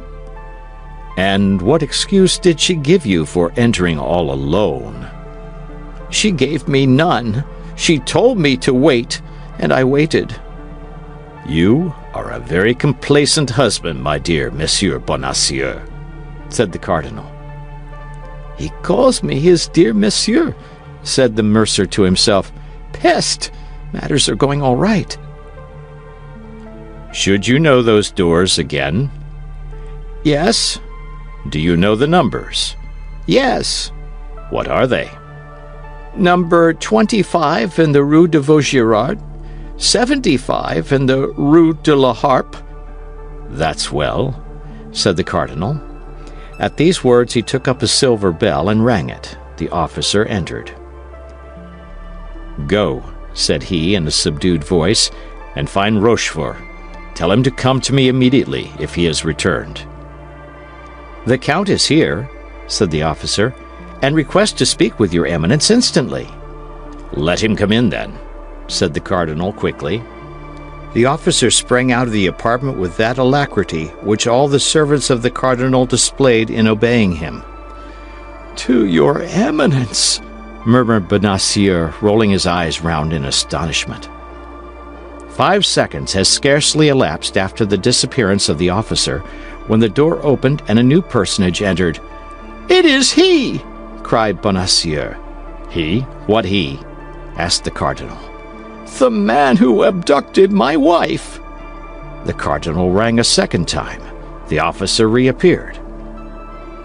Place this man in the care of his guards again, and let him wait till I send for him. "No, Monseigneur, no, it is not he!" cried Bonacieux. "No, I was deceived. This is quite another man, and does not resemble him at all. Monsieur is, I am sure, an honest man." Take away that fool, said the cardinal. The officer took Bonacieux by the arm and led him into the antechamber where he found his 2 guards. The newly introduced personage followed Bonacieux impatiently with his eyes till he had gone out, and the moment the door closed, "They have seen each other," said he, approaching the cardinal eagerly. "Who?" asked his Eminence. "He and she." "The Queen and the Duke?" cried Richelieu. "Yes." "Where?" "At the Louvre." "Are you sure of it?" "Perfectly sure." "Who told you of it?" "Madame de Lannoy, who is devoted to your Eminence, as you know." "Why did she not let me know sooner?" Whether by chance or mistrust, the queen made Madame de Surgy sleep in her chamber and detained her all day. Well, we are beaten. Now let us try to take our revenge. I will assist you with all my heart, Monseigneur, be assured of that. How did it come about? At 12:30, the queen was with her women. Where? In her bedchamber. Go on. When someone came and brought her a handkerchief from her laundress. And then? The queen immediately exhibited strong emotion, and despite the rouge with which her face was covered, evidently turned pale. And then? She then arose, and with altered voice, "Ladies," said she, "wait for me 10 minutes. I shall soon return." She then opened the door of her alcove and went out. Why did not Madame de Lannoy come and inform you instantly? Nothing was certain. Besides, Her Majesty had said, "Ladies, wait for me," and she did not dare to disobey the Queen. How long did the Queen remain out of the chamber? 3/4 of an hour. None of her women accompanied her? Only Donna Estefania. Did she afterward return? Yes, but only to take a little rosewood casket with her cipher upon it, and went out again immediately. And when she finally returned, did she bring that casket with her? No. Does Madame de Lannoy know what was in that casket? Yes, the diamond studs which His Majesty gave the Queen. And she came back without this casket. Yes. Madame de Lannoy, then, is of opinion that she gave them to Buckingham? She is sure of it. How can she be so? In the course of the day, Madame de Lannoy, in her quality of tirewoman of the Queen, looked for this casket, appeared uneasy at not finding it, and at length asked information of the Queen. And then the Queen became exceedingly red, and replied that having in the evening broken one of those studs, she had sent it to her goldsmith to be repaired. He must be called upon, and so ascertain if the thing be true or not. I have just been with him. And the goldsmith? The goldsmith has heard nothing of it. Well, Rochefort, all is not lost, and perhaps everything is for the best. The fact is that I do not doubt your Eminence's genius will repair the blunders of his agent. Is that it? Well, that is exactly what I was going to say, if your Eminence had let me finish my sentence. Meanwhile, do you know where the Duchess de Chevreuse and the Duke of Buckingham are now concealed? No, Monseigneur, my people could tell me nothing on that head. But I know. You, Monseigneur? Yes, or at least I guess. They were, one in the Rue de Vaugirard, number 25, and the other in the Rue de la Harpe, number 75. Does your Eminence command that they both be instantly arrested? It will be too late. They will be gone. But still, we can make sure that they are so. Take 10 of my guardsmen and search the 2 houses thoroughly. Instantly, Monseigneur. And Rochefort went hastily out of the apartment. The cardinal, being left alone, reflected for an instant and then rang the bell a 3rd time. The same officer appeared. "Bring the prisoner in again," said the cardinal. Monsieur Bonacieux was introduced afresh, and upon a sign from the cardinal, the officer retired. "You have deceived me," said the cardinal sternly. "I," cried Bonacieux, "I deceive your Eminence." "Your wife, in going to Rue de Vaugirard and Rue de la Harpe, did not go to find linen drapers." "Then why did she go, just God?" "She went to meet the Duchesse de Chevreuse and the Duke of Buckingham." "Yes," cried Bonacieux, recalling all his remembrances of the circumstances. "Yes, that's it. Your Eminence is right. I told my wife several times that it was surprising that linen drapers should live in such houses as those, in houses that had no signs, but she always laughed at me. Ah, Monseigneur, continued Bonacieux, throwing himself at his Eminence's feet. Ah, how truly you are the cardinal, the great cardinal, the man of genius whom all the world reveres. The cardinal, however contemptible might be the triumph gained over so vulgar a being as Bonacieux, did not the less enjoy it for an instant. Then, almost immediately, as if a fresh thought had occurred, a smile played upon his lips, and he said, offering his hand to the mercer, "Rise, my friend, you are a worthy man." The cardinal has touched me with his hand. I have touched the hand of the great man, cried Bonacieux. The great man has called me his friend. Yes, my friend, yes, said the cardinal with that paternal tone which he sometimes knew how to assume, but which deceived none who knew him. And as you have been unjustly suspected, well, you must be indemnified. Here, take this purse of 100 pistoles, and pardon me. I pardon you, monseigneur, said Bonacieux, hesitating to take the purse, fearing, doubtless, that this pretended gift was but a pleasantry. But you are able to have me arrested. You are able to have me tortured. You are able to have me hanged. You are the master, and I could not have the least word to say. Pardon you, monseigneur. You cannot mean that. Ah, my dear Monsieur Bonacieux, you are generous in this matter. I see it, and I thank you for it. Thus, then, you will take this bag, and you will go away without being too malcontent. I go away enchanted.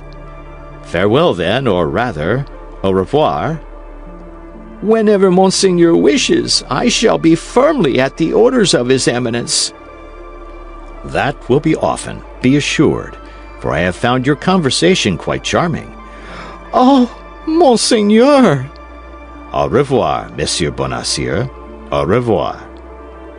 And the cardinal made him a sign with his hand, to which Bonacieux replied by bowing to the ground. He then went out backward, and when he was in the antechamber, the cardinal heard him, in his enthusiasm, crying aloud, "Long life to the Monseigneur! Long life to His Eminence! Long life to the great cardinal!" The cardinal listened with a smile to this vociferous manifestation of the feelings of Monsieur Bonacieux, and then, when Bonacieux's cries were no longer audible, "Good," said he, "that man would henceforth lay down his life for me." And the cardinal began to examine with the greatest attention the map of La Rochelle, which, as we have said, lay open on the desk, tracing with a pencil the line in which the famous dike was to pass which, 18 months later, shut up the port of the besieged city. As he was in the deepest of his strategic meditations, the door opened and Rochefort returned. "Well?" said the cardinal eagerly, rising with a promptitude which proved the degree of importance he attached to the commission with which he had charged the count. "Well," said the latter, "a young woman of about 26 or 28 years of age, and a man of from 35 to 40, have indeed lodged at the two houses pointed out by your Eminence, but the woman left last night, and the man this morning." "It was they!" cried the cardinal, looking at the clock. "And now it is too late to have them pursued. The Duchess is at Tours, and the Duke at Boulogne. It is in London they must be found. What are your Eminence's orders?" "Not a word of what is past. Let the Queen remain in perfect security. Let her be ignorant that we know her secret. Let her believe that we are in search of some conspiracy or other. Send me the keeper of the seals, Séguier." "And that man, what has your Eminence done with him?" "What man?" asked the cardinal. "That Bonacieux." "I have done with him all that could be done. I have made him a spy upon his wife." The Comte de Rochefort bowed like a man who acknowledges the superiority of the master as great, and retired. Left alone, the cardinal seated himself again and wrote a letter, which he secured with his special seal. Then he rang. The officer entered for the fourth time. "Tell Vitré to come to me," said he, "and tell him to get ready for a journey." An instant after, the man he asked for was before him, booted and spurred. "Vitré," said he, "you will go with all speed to London. You must not stop an instant on the way. You will deliver this letter to Milady. Here is an order for 200 pistoles. Call upon my treasurer and get the money. You shall have as much again if you are back within 6 days and have executed your commission well." The messenger, without replying a single word, bowed, took the letter, with the order for the 200 pistoles, and retired. Here is what the letter contained. "Milady, be at the first ball at which the Duke of Buckingham shall be present. He will wear on his doublet 12 diamond studs. Get as near to him as you can, and cut off 2. As soon as these studs shall be in your possession, inform me." End of chapter. Chapter 15. Men of the Robe and Men of the Sword. On the day after these events had taken place, Athos not having reappeared, Monsieur de Tréville was informed by D'Artagnan and Porthos of the circumstances. As to Aramis, he had asked for leave of absence for 5 days, and was gone, it was said, to Rouen, on family business. Monsieur de Tréville was the father of his soldiers. The lowest or the least known of them, as soon as he assumed the uniform of the company, was as sure of his aid and support as if he had been his own brother. He repaired then instantly to the office of the Lieutenant Criminel. The officer who commanded the post of the Red Cross was sent for, and by successive inquiries they learned that Athos was then lodged in Fort l'Evêque. Athos had passed through all the examinations we have seen Bonacieux undergo. We were present at the scene in which the 2 captives were confronted with each other. Athos, who had till that time said nothing for fear that D'Artagnan, interrupted in his turn, should not have the time necessary, from this moment declared that his name was Athos and not D'Artagnan. He added that he did not know either Monsieur or Madame Bonacieux, that he had never spoken to the one or the other, that he had come, about 10 o'clock in the evening, to pay a visit to his friend Monsieur d'Artagnan, but that till that hour he had been at Monsieur de Tréville's, where he had dined. 20 witnesses, added he, could attest the fact, and he named several distinguished gentlemen, and among them was Monsieur le Duc de la Trémille.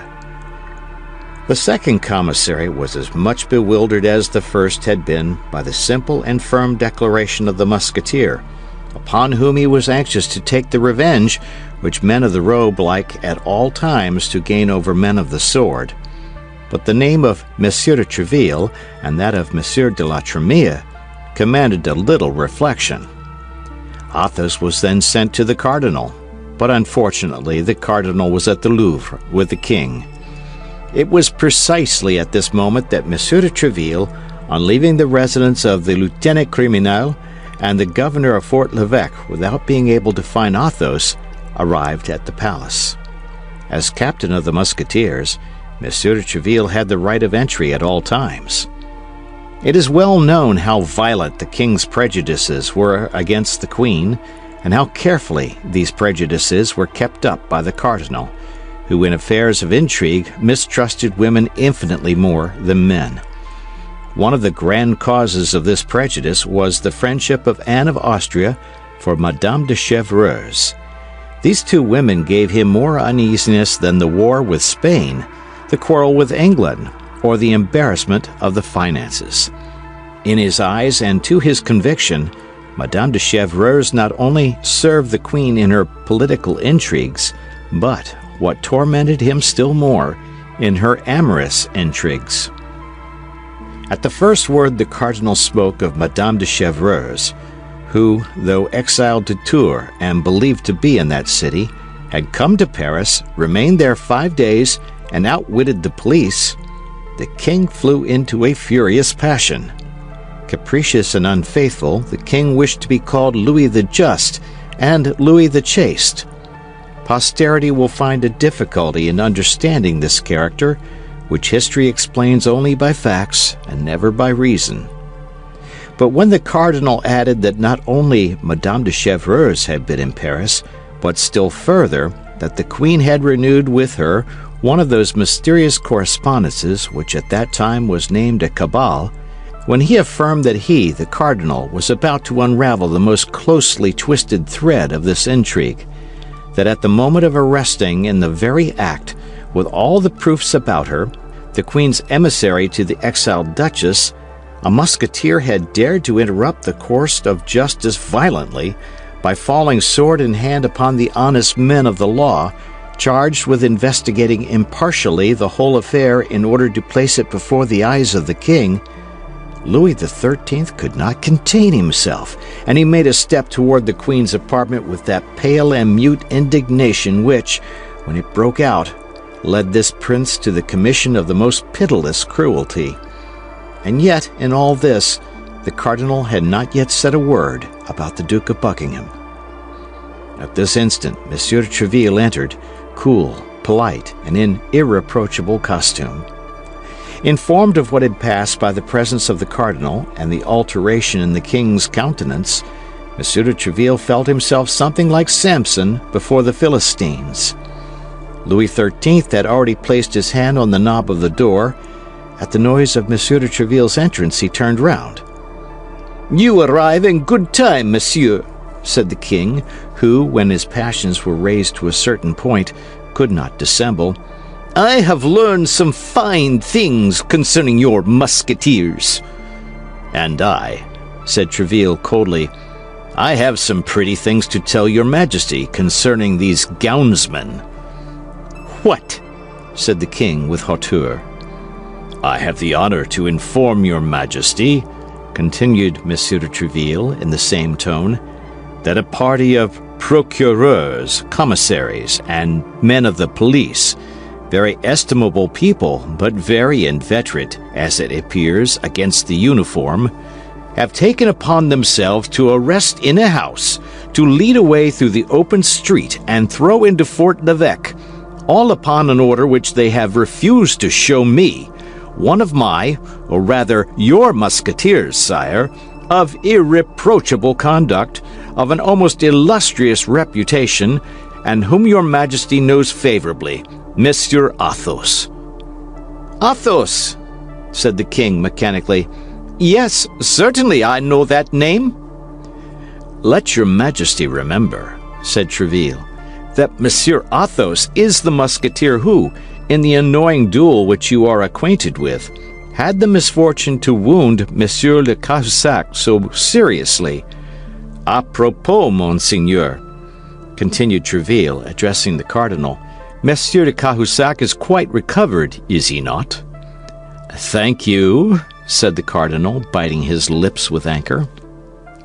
"Athos then went to pay a visit to one of his friends absent at the time," continued Treville, "to a young Baronese, a cadet in his Majesty's Guards, the company of Monsieur Dessessart.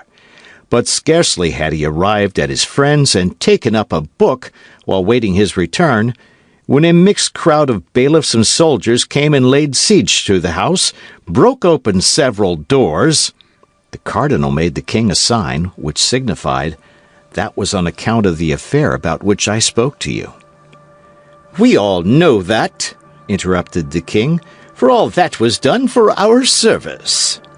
"Then," said Treville, "it was also for your majesty's service that one of my musketeers, who was innocent, has been seized, that he has been placed between two guards like a malefactor, and that this gallant man, who has 10 times shed his blood in your majesty's service and is ready to shed it again, has been paraded through the midst of an insolent populace?" "Bah!" said the king, who began to be shaken. "Was it so managed?" "Monsieur de Treville," said the cardinal with the greatest phlegm, "does not tell your majesty that this innocent musketeer, this gallant man, had only an hour before attacked, sword in hand, 4 commissaries of inquiry, who were delegated by myself to examine into an affair of the highest importance." "I defy your eminence to prove it," cried Treville with his Gascon freedom and military frankness. "For 1 hour before, Monsieur Athos, who, I will confide it to your Majesty, is really a man of the highest quality, did me the honor, after having dined with me, to be conversing in the saloon of my hotel with the Duc de la Tremere and the Comte de Châlus, who happened to be there." The king looked at the cardinal. "A written examination attests it," said the cardinal, replying aloud to the mute interrogation of his Majesty, "and the ill-treated people have drawn up the following, which I have the honor to present to your Majesty."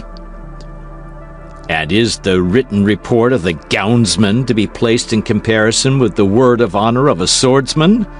replied Treville haughtily. "Come, come, Treville, hold your tongue," said the king. "If his eminence entertains any suspicion against one of my musketeers," said Treville, "the justice of Monsieur the Cardinal is so well known that I demand an inquiry." "In the house in which the judicial inquiry was made," continued the impassive cardinal, "there lodges, I believe, a young baronet, a friend of the musketeer." "Your eminence means Monsieur d'Artagnan." "I mean a young man whom you patronize, Monsieur le Treville." "Yes, your eminence, it is the same." "Do you not suspect this young man of having given bad counsel?" "To Athos? To a man double his age?" interrupted Treville. "No, monseigneur. Besides, D'Artagnan passed the evening with me." "Well," said the cardinal, "everybody seems to have passed the evening with you." "Does your eminence doubt my word?" said Treville, with a brow flushed with anger. "No, God forbid," said the cardinal. "Only, at what hour was he with you?" "Oh, as to that I can speak positively, your eminence, for as he came in I remarked that it was but 9:30 by the clock, although I had believed it to be later." "At what hour did he leave your hotel?" "At 10:30, an hour after the event." "Well," replied the cardinal, who could not for an instant suspect the loyalty of Treville, and who felt that the victory was escaping him, "well, but Athos was taken in the house in the Rue de Fossoyeurs." "Is one friend forbidden to visit another, or a musketeer of my company to fraternize with the guard of Dessessart's company?" "Yes, when the house where he fraternizes is suspected." "That house is suspected, Treville," said the king. "Perhaps you did not know it?" "Indeed, sire, I did not. The house may be suspected, but I deny that it is so in the part of it inhabited by Monsieur d'Artagnan, for I can affirm, sire, if I can believe what he says, that there does not exist a more devoted servant of your Majesty, or a more profound admirer of Monsieur the Cardinal." "Was not this D'Artagnan who wounded Jussac one day, in that unfortunate encounter which took place near the convent of Carme Deschaux?" asked the king, looking at the cardinal, who colored with vexation. "And the next day, Bernajoux. Yes, sire, yes, it is the same, and your Majesty has a good memory." "Come, how shall we decide?" said the king. "That concerns your Majesty more than me," said the cardinal. "I should affirm the culpability." "And I deny it," said Treville. "But his Majesty has judges, and these judges will decide." "That is best," said the king. "Send the case before the judges. It is their business to judge, and they shall judge." "Only," replied Treville, "it is a sad thing that in the unfortunate times in which we live, the purest life, the most incontestable virtue, cannot exempt a man from infamy and persecution. The army, I will answer for it, will be but little pleased at being exposed to rigorous treatment on account of police affairs." The expression was imprudent, but Monsieur de Treville launched it with knowledge of his cause. He was desirous of an explosion, because in that case the mind throws forth fire, and fire enlightens. "Police affairs!" cried the king, taking up Tréville's words. "Police affairs! And what do you know about them, monsieur? Meddle with your musketeers, and do not annoy me in this way. It appears, according to your account, that if by mischance a musketeer is arrested, France is in danger. What a noise about a musketeer! I would arrest 10 of them, ventre bleu, 100 even, all the company, and I would not allow a whisper." "From the moment they are suspected by your majesty," said Tréville, "the musketeers are guilty. Therefore, you see me prepared to surrender my sword, for after having accused my soldiers, there can be no doubt that Monsieur the Cardinal will end by accusing me. It is best to constitute myself at once a prisoner with Athos, who is already arrested, and with D'Artagnan, who most probably will be." "Gascon-headed man, will you have done?" said the king. "Sire," replied Tréville, without lowering his voice in the least, "either order my musketeer to be restored to me, or let him be tried." "He shall be tried," said the cardinal. "Well, so much the better, for in that case I shall demand of his majesty permission to plead for him." The king feared an outbreak. "If his eminence," said he, "did not have personal motives—" The cardinal saw what the king was about to say and interrupted him. "Pardon me," said he, "but the instant your majesty considers me a prejudiced judge, I withdraw." "Come," said the king, "will you swear by my father that Athos was at your residence during the event, and that he took no part in it?" "By your glorious father, and by yourself, whom I love and venerate above all the world, I swear it." "Be so kind as to reflect, sire," said the cardinal. "If we release the prisoner thus, we shall never know the truth." "Athos may always be found," replied Tréville, "ready to answer, when it shall please the gownsman to interrogate him. He will not desert, Monsieur the Cardinal. Be assured of that. I will answer for him." "No, he will not desert," said the king. "He can always be found, as Tréville says. Besides," added he, lowering his voice and looking with a suppliant air at the cardinal, "let us give them apparent security. That is policy." This policy of Louis XIII made Richelieu smile. "Order it as you please, sire. You possess the right of pardon." "The right of pardoning only applies to the guilty," said Tréville, who was determined to have the last word, "and my musketeer is innocent. It is not mercy, then, that you are about to accord, sire. It is justice." "And he is in the Fort l'Evêque," said the king. "Yes, sire, in solitary confinement in a dungeon, like the lowest criminal." "The devil!" murmured the king. "What must be done?" "Sign an order for his release, and all will be said," replied the cardinal. "I believe with your majesty that Monsieur de Tréville's guarantee is more than sufficient."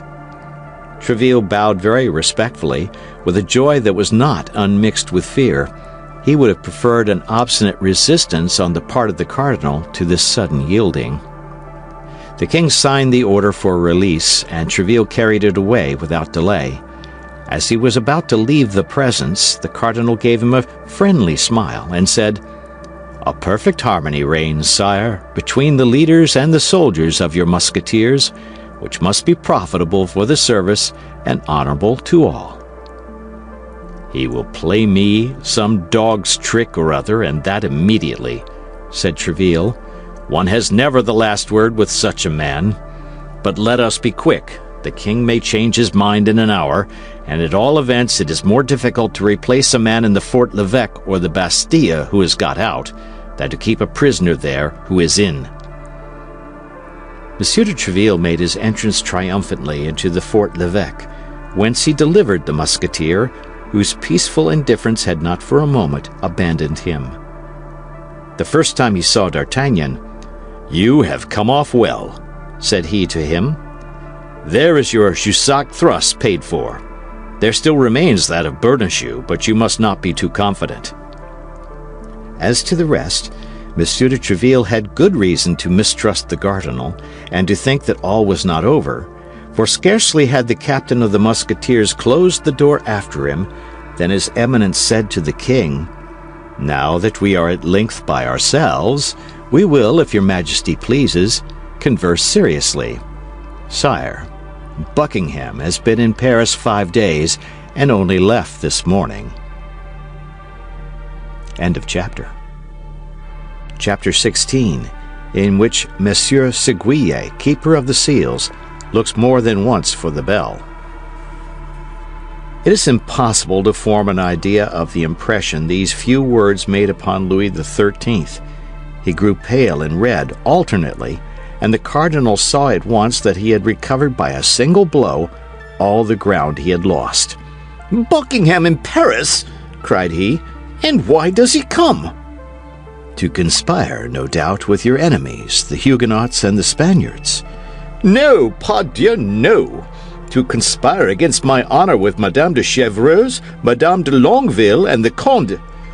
"Oh, sire, what an idea! The queen is too virtuous, and besides, loves your majesty too well." "Woman is weak, Monsieur Cardinal," said the king. "And as to loving me much, I have my own opinion as to that love." "I not the less maintain," said the cardinal, "that the Duke of Buckingham came to Paris for a project wholly political." "And I am sure that he came for quite another purpose, Monsieur Cardinal. But if the queen be guilty, let her tremble." "Indeed," said the cardinal, "whatever repugnance I may have to directing my mind to such a treason, your majesty compels me to think of it. Madame de Lannoy, whom, according to your majesty's command, I have frequently interrogated, told me this morning that the night before last her majesty sat up very late, that this morning she wept much, and that she was writing all day." "That's it!" cried the king. "To him, no doubt. Cardinal, I must have the queen's papers." "But how to take them, sire? It seems to me that it is neither your majesty nor myself who can charge himself with such a mission." "How did they act with regard to Maréchal d'Ancre?" cried the king, in the highest state of choler. "First her closets were thoroughly searched, and then she herself." The Maréchal d'Ancre was no more than the Maréchal d'Ancre, a Florentine adventurer, sire, and that was all, while the august spouse of your majesty is Anne of Austria, Queen of France, that is to say, one of the greatest princesses in the world." "She is not the less guilty, Monsieur Duke. The more she has forgotten the high position in which she was placed, the more degrading is her fall. Besides, I long ago determined to put an end to all these petty intrigues of policy and love. She has near her a certain Laporte." "Who, I believe, is the mainspring of all this, I confess," said the cardinal. "You think, then, as I do, that she deceives me?" said the king. "I believe, and I repeat it to your majesty, that the queen conspires against the power of the king, but I have not said against his honor." "And I tell you against both. I tell you the queen does not love me. I tell you she loves another. I tell you she loves that infamous Buckingham. Why did you not have him arrested while in Paris?" "Arrest the duke? Arrest the prime minister of King Charles I? Think of it, sire. What a scandal! And if the suspicions of your majesty, which I still continue to doubt, should prove to have any foundation, what a terrible disclosure! What a fearful scandal!" "But as he exposed himself like a vagabond or a thief, he should have been—" Louis XIII stopped, terrified at what he was about to say, while Richelieu, stretching out his neck, waited uselessly for the word which has died on the lips of the king. "He should have been—" "Nothing," said the king. "Nothing. But all the time he was in Paris, you, of course, did not lose sight of him?" No, sire. Where did he lodge? Rue de la Harpe, number 75. Where is that? By the side of the Luxembourg. And you are certain that the Queen and he did not see each other? I believe the Queen to have too high a sense of her duty, sire. But they have corresponded. It is to him that the Queen has been writing all the day. Monsieur Duke, I must have those letters. Sire, notwithstanding... Monsieur Duke, at whatever price it may be, I will have them.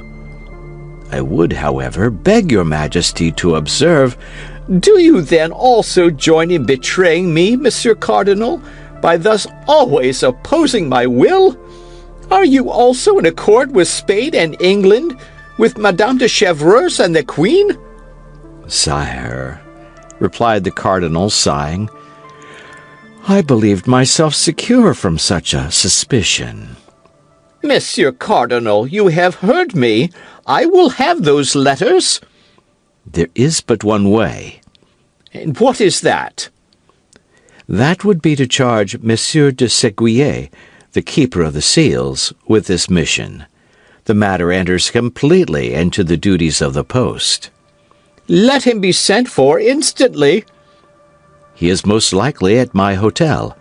I requested him to call, and when I came to the Louvre, I left orders, if he came, to desire him to wait. Let him be sent for instantly. Your Majesty's orders shall be executed, but... But what? But the Queen will perhaps refuse to obey. My orders? Yes, if she is ignorant that these orders come from the King. Well, that she may have no doubt on that head, I will go and inform her myself. Your Majesty will not forget that I have done everything in my power to prevent a rupture. Yes, Duke, yes. I know you are very indulgent toward the Queen, too indulgent, perhaps. We shall have occasion, I warn you, at some future period to speak of that. Whenever it shall please your Majesty, but I shall be always happy and proud, sire, to sacrifice myself to the harmony which I desire to see reign between you and the Queen of France. Very well, Cardinal, very well. But meantime, send for Monsieur the Keeper of the Seals. I will go to the Queen. And Louis XIII, opening the door of communication, passed into the corridor which led from his apartments to those of Anne of Austria. The Queen was in the midst of her women, Madame de Citeaux, Madame de Sable, Madame de Montbazon, and Madame de Guimain. In a corner was the Spanish companion, Donna Estefania, who had followed her from Madrid. Madame Guimain was reading aloud, and everybody was listening to her with attention, with the exception of the Queen, who had, on the contrary, desired this reading in order that she might be able, while feigning to listen, to pursue the thread of her own thoughts. These thoughts, gilded as they were by a last reflection of love, were not the less sad. Anne of Austria, deprived of the confidence of her husband, pursued by the hatred of the cardinal, who could not pardon her for having repulsed a more tender feeling, having before her eyes the example of the Queen Mother whom that hatred had tormented all her life, though Marie de Medici, if the memoirs of the time are to be believed, had begun by according to the cardinal that sentiment which Anne of Austria always refused him. Anne of Austria had seen her most devoted servants fall around her, her most intimate confidants, her dearest favorites. Like those unfortunate persons endowed with a fatal gift, she brought misfortune upon everything she touched. Her friendship was a fatal sign which called down persecution. Madame de Chevreuse and Madame de Bernay were exiled, and Laporte did not conceal from his mistress that he expected to be arrested every instant. It was at this moment, when she plunged in the deepest and darkest of these reflections, that the door of the chamber opened and the king entered. The reader hushed herself instantly. All the ladies rose, and there was a profound silence. As to the king, he made no demonstration of politeness, only stopping before the queen. "Madame," said he, "you are about to receive a visit from the Chancellor, who will communicate certain matters to you with which I have charged him." The unfortunate queen, who was constantly threatened with divorce, exile, and trial even, turned pale under her rouge, and could not refrain from saying, "But why this visit, sire? What can the Chancellor have to say to me that your Majesty could not say yourself?" The king turned upon his heel without reply, and almost at the same instant the captain of the guards, Monsieur de Guiton, announced the visit of the Chancellor. When the Chancellor appeared, the king had already gone out by another door. The Chancellor entered, half smiling, half blushing. As we shall probably meet with him again in the course of our history, it may be well for our readers to be made at once acquainted with him. This Chancellor was a pleasant man. He was Desroches-le-Masle, canon of Notre Dame, who had formerly been valet of a bishop, who introduced him to His Eminence as a perfectly devout man. The cardinal trusted him, and therein found his advantage. There are many stories related of him, and among them this. After a wild youth, he had retired into a convent, there to expiate, at least for some time, the follies of adolescence. On entering this holy place, the poor penitent was unable to shut the door so close as to prevent the passions he fled from entering with him. He was incessantly attacked by them, and the superior, to whom he had confided this misfortune, wishing as much as him lay to free him from them, had advised him, in order to conjure away the tempting demon, to have recourse to the bell rope and ring with all his might. At the denunciating sound, the monks would be rendered aware that temptation was besieging a brother, and all the community would go to prayers. This advice appeared good to the future chancellor. He conjured the evil spirit with abundance of prayers offered up by the monks.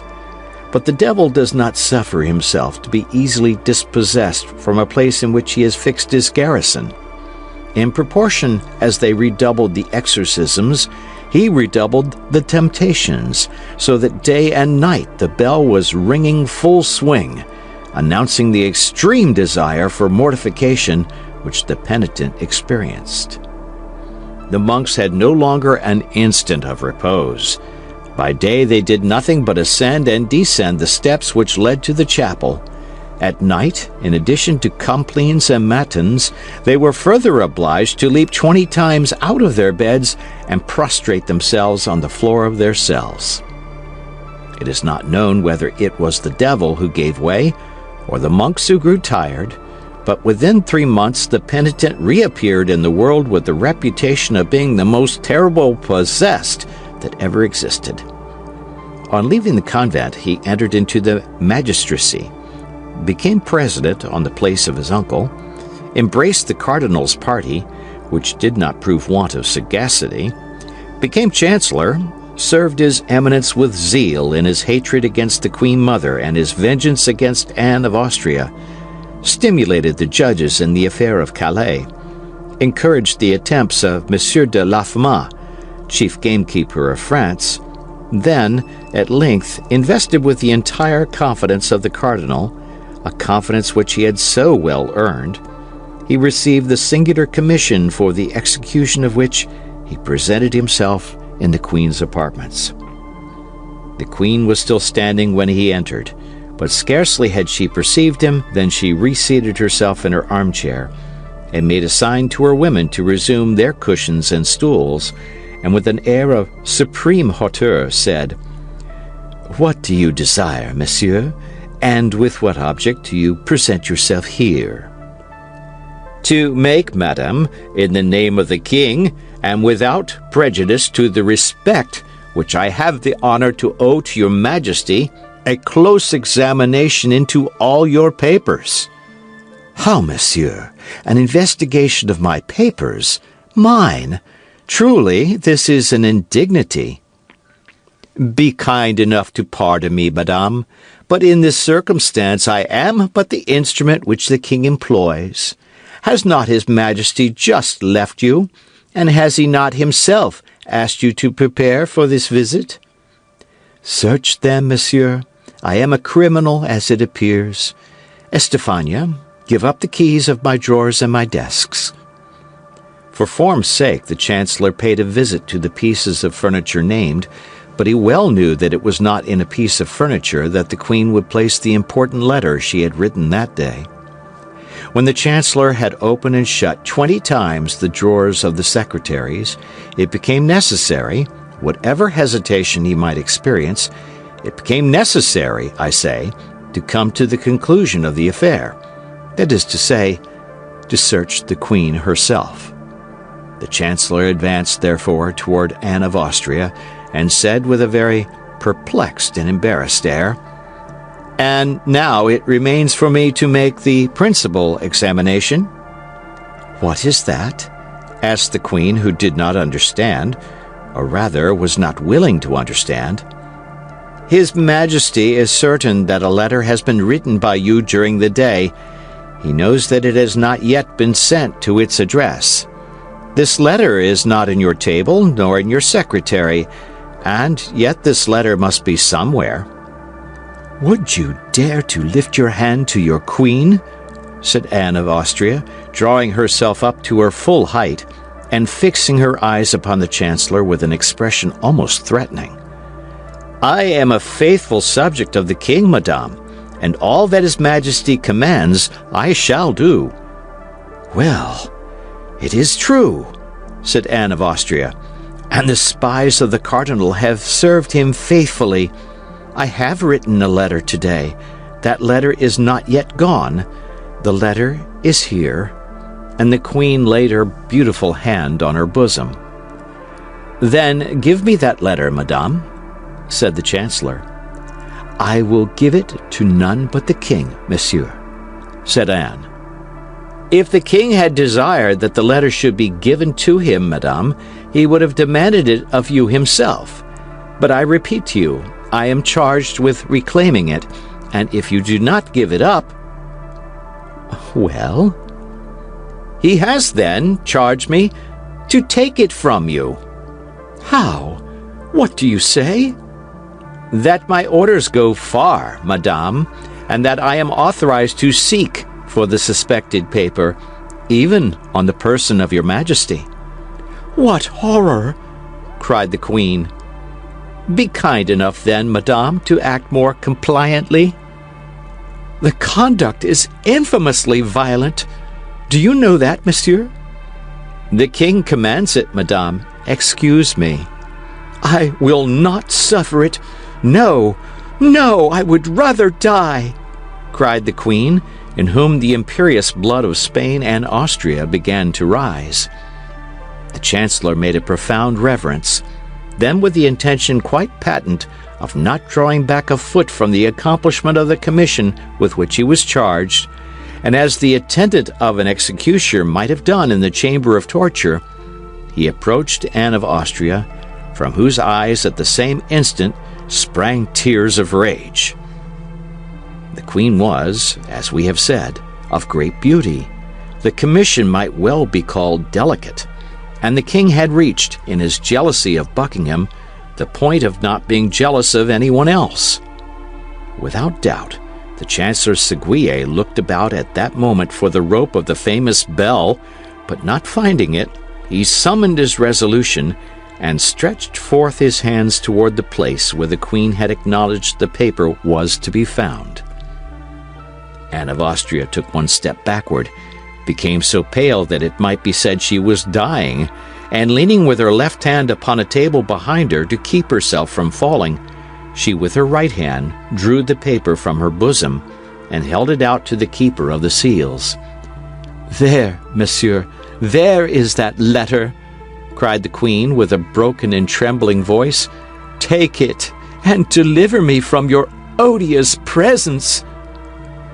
The Chancellor, who, on his part, trembled with an emotion easily to be conceived, took the letter, bowed to the ground, and retired.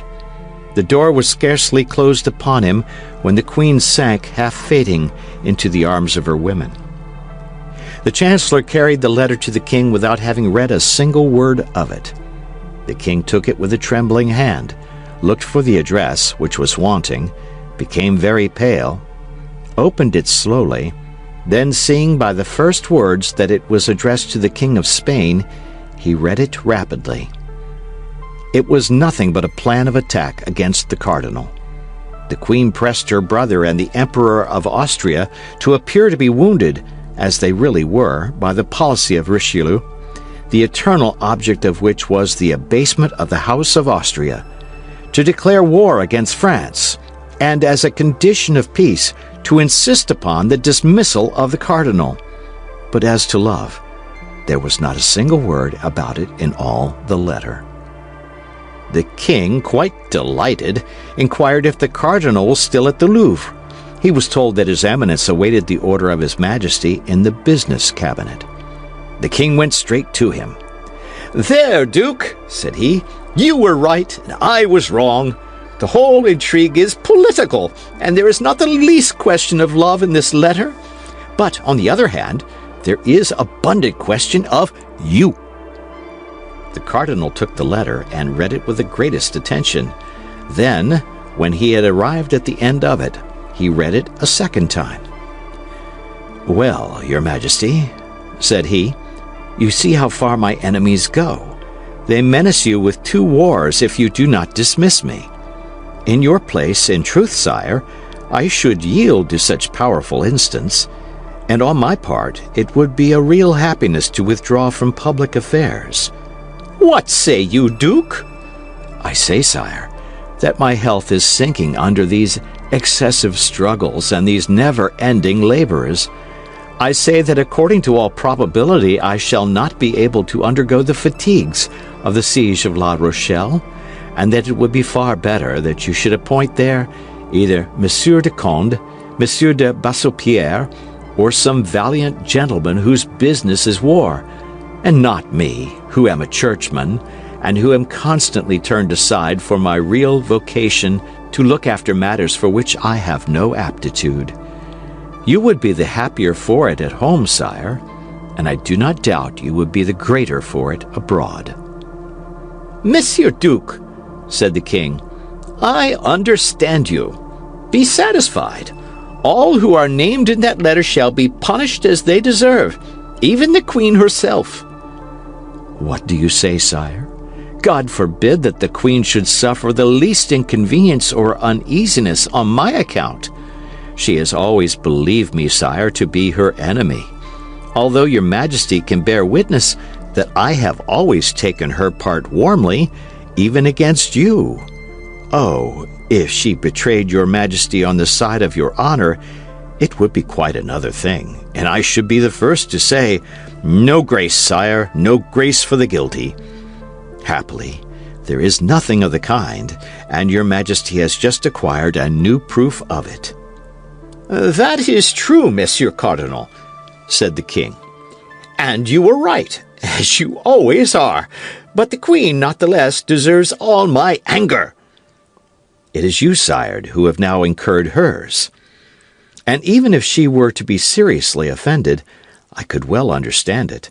Your Majesty has treated her with a severity—" "It is thus I who will always treat my enemies and yours, Duke, however high they may be placed, and whatever peril I may incur in acting severely toward them." "The queen is my enemy, but is not yours, sire. On the contrary, she is a devoted, submissive, and irreproachable wife. Allow me then, sire, to intercede for her with your Majesty." "Let her humble herself, then, and come to me first." "On the contrary, sire, set the example. You have committed the first wrong, since it was you who suspected the queen." "What? I make the first advances?" said the king. "Never." "Sire, I entreat you to do so." "Besides, in what manner can I make advances first?" "By doing a thing which you know will be agreeable to her." "What is that?" "Give a ball. You know how much the Queen loves dancing. I will answer for it. Her resentment will not hold out against such an attention. Monsieur Cardinal, you know that I do not like worldly pleasures. The Queen will only be the more grateful to you as she knows your antipathy for that amusement. Besides, it will be an opportunity for her to wear those beautiful diamonds which you gave her recently on her birthday, and with which she has since had no occasion to adorn herself. We shall see, Monsieur Cardinal, we shall see, said the king, who, in his joy at finding the Queen guilty of a crime which he cared little about, and innocent of a fault of which he had great dread, was ready to make up all differences with her. We shall see, but upon my honor, you are too indulgent toward her. Sire, said the cardinal, leave severity to your ministers. Clemency is a royal virtue. Employ it, and you will find that you derive advantage therein. Thereupon the cardinal, hearing the clock strike 11, bowed low, asking permission of the king to retire, and supplicating him to come to a good understanding with the Queen. Anne of Austria, who in consequence of the seizure of her letter expected reproaches, was much astonished the next day to see the king make some attempts at reconciliation with her. Her first movement was repellent. Her womanly pride and her queenly dignity had both been so cruelly offended that she could not come round at the first advance. But, overpersuaded by the advice of her women, she at last had the appearance of beginning to forget. The king took advantage of this favorable moment to tell her that he had the intention of shortly giving a fête.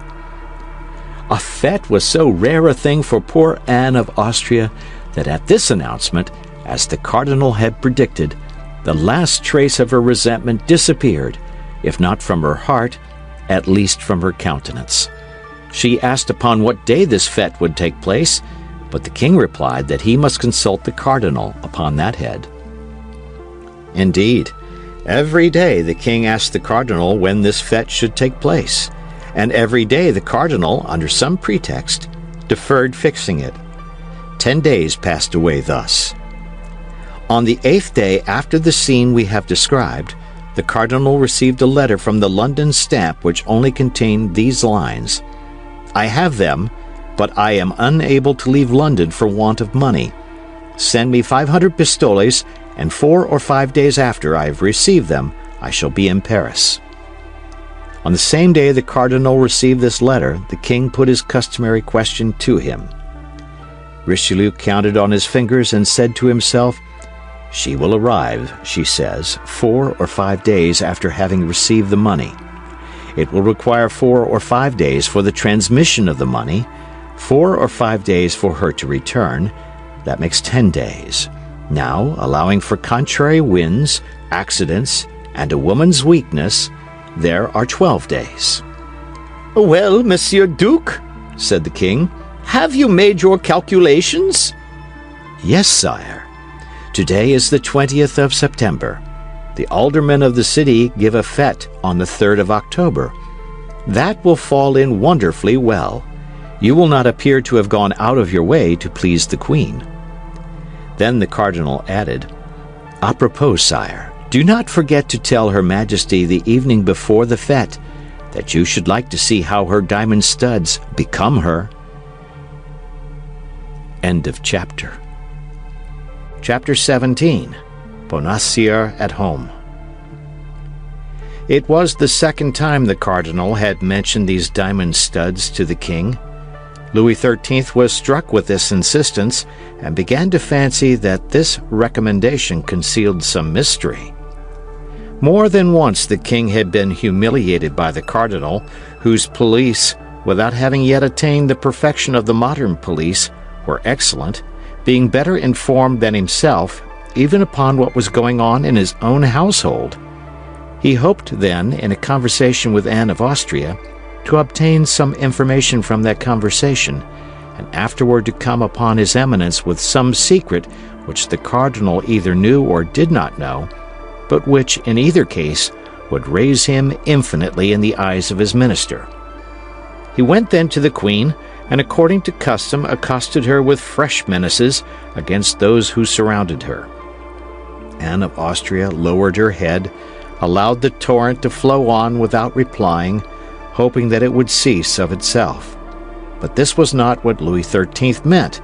Louis XIII wanted a discussion from which some light or other might break, convinced as he was that the cardinal had some afterthought and was preparing for him one of those terrible surprises which his eminence was so skillful in getting up. He arrived at this end by his persistence in accusation. "But," cried Anne of Austria, tired of these vague attacks, "but, sire, you do not tell me all that you have in your heart. What have I done, then? Let me know what crime I have committed. It is impossible that your majesty can make all this ado about a letter written to my brother." The king, attacked in a manner so direct, did not know what to answer, and he thought that this was the moment for expressing the desire which he was not going to have made until the evening before the fête. "Madame," said he with dignity, "there will shortly be a ball at the Hôtel de Ville. I wish, in order to honor our worthy alderman, you should appear in ceremonial costume, and above all, ornamented with the diamond studs which I gave you on your birthday. That is my answer." The answer was terrible. Anne of Austria believed that Louis XIII knew all, and that the cardinal had persuaded him to employ this long dissimulation of 7 or 8 days, which likewise was characteristic.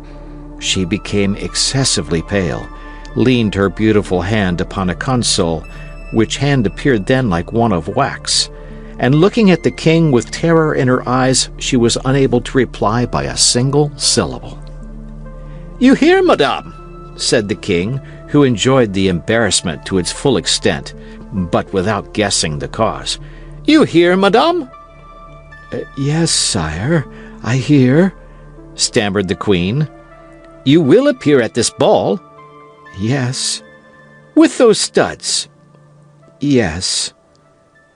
The queen's paleness, if possible, increased. The king perceived it, and enjoyed it with that cold cruelty which was one of the worst sides of his character. "Then it is agreed," said the king, "and that is all I had to say to you." "But on what day will this ball take place?" asked Anne of Austria. Louis XIII felt instinctively that he ought not to reply to this question, the queen having put it in an almost dying voice. "Oh, very shortly, madame," said he, "but I do not precisely recollect the date of the day. I will ask the cardinal." "It was the cardinal, then, who informed you of this fête?" "Yes, madame," replied the astonished king. "But why do you ask that?" "It was he who told you to invite me to appear with these studs?" "That is to say, madame—" "It was he, sire, it was he." "Well, and what does it signify whether it was he or I? Is there any crime in this request?" "No, sire." "Then you will appear?" "Yes, sire." "That is well," said the king, retiring. "That is well. I count upon it." The queen made a curtsy, less from etiquette than because her knees were sinking under her. The king went away enchanted. "I am lost," murmured the queen. "Lost, for the cardinal knows all, and it is he who urges on the king, who as yet knows nothing but will soon know everything. I am lost! My God, my God, my God!" She knelt upon a cushion and prayed, with her head buried between her palpitating arms. In fact, her position was terrible. Buckingham had returned to London. Madame de Chevreuse was at Tours. More closely watched than ever, the queen felt certain, without knowing how to tell which, that one of her women had betrayed her. Laporte could not leave the Louvre. She had not a soul in the world in whom she could confide. Thus, while contemplating the misfortune which threatened her, and the abandonment in which she was left, She broke out into sobs and tears. "Can I be of service to your Majesty?" said all at once a voice full of sweetness and pity. The Queen turned sharply round, for there could be no deception in the expression of that voice. It was a friend who spoke thus. In fact, at one of the doors which opened into the Queen's apartment appeared the pretty Madame Bonacieux. She had been engaged in arranging the dresses and linen in a closet when the King entered. She could not get out, and had heard all. The Queen uttered a piercing cry at finding herself surprised, for in her trouble she did not at first recognize the young woman who had been given to her by Laporte. "Oh, fear nothing, Madame," said the young woman, clasping her hands and weeping herself at the Queen's sorrows. "I am your Majesty's body and soul, and however far I may be from you, however inferior may be my position, I believe I have discovered a means of extricating your Majesty from your trouble." "You, oh heaven, you!" cried the Queen. "But look me in the face. I am betrayed on all sides. Can I trust in you?" "Oh, Madame!" cried the young woman, falling on her knees. "Upon my soul, I am ready to die for your Majesty." This expression sprang from the very bottom of the heart, and like the first, there was no mistaking it. "Yes," continued Madame Bonacieux, "yes, there are traitors here, but by the holy name of the Virgin, I swear that no one is more devoted to your Majesty than I am. Those studs which the King speaks of, you gave them to the Duke of Buckingham, did you not? Those studs were enclosed in a little rosewood box which he held under his arm? Am I deceived? Is it not so, Madame?" "Oh, my God," murmured the Queen, whose teeth chattered with fright. "Well, those studs," continued Madame Bonacieux, "we must have them back again." "Yes, without doubt, it is necessary," cried the Queen. "But how am I to act? How can it be effected?" "Someone must be sent to the Duke." "But who? In who can I trust?" "Place confidence in me, Madame.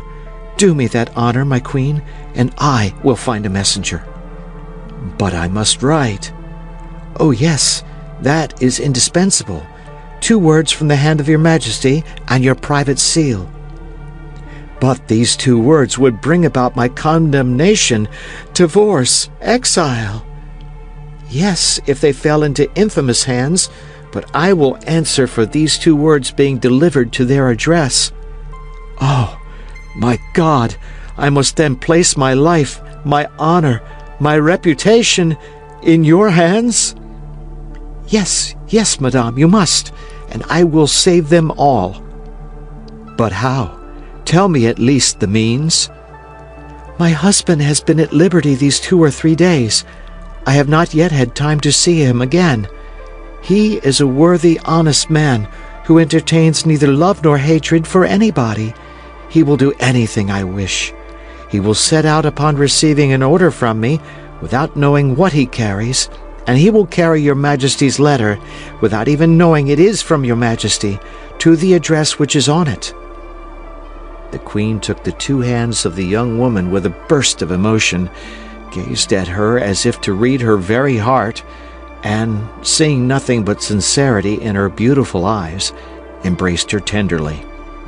"Do that," cried she, "and you will have saved my life.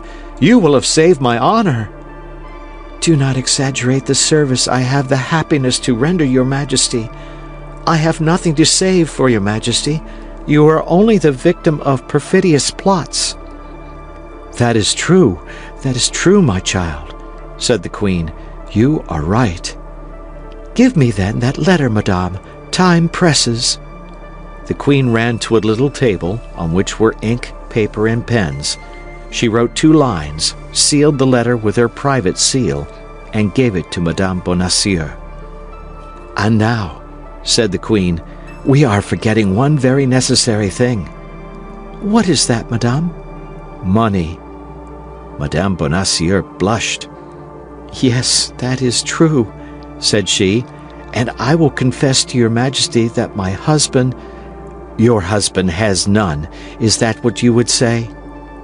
"He has some, but he is very avaricious. That is his fault. Nevertheless, let not your majesty be uneasy. We will find means."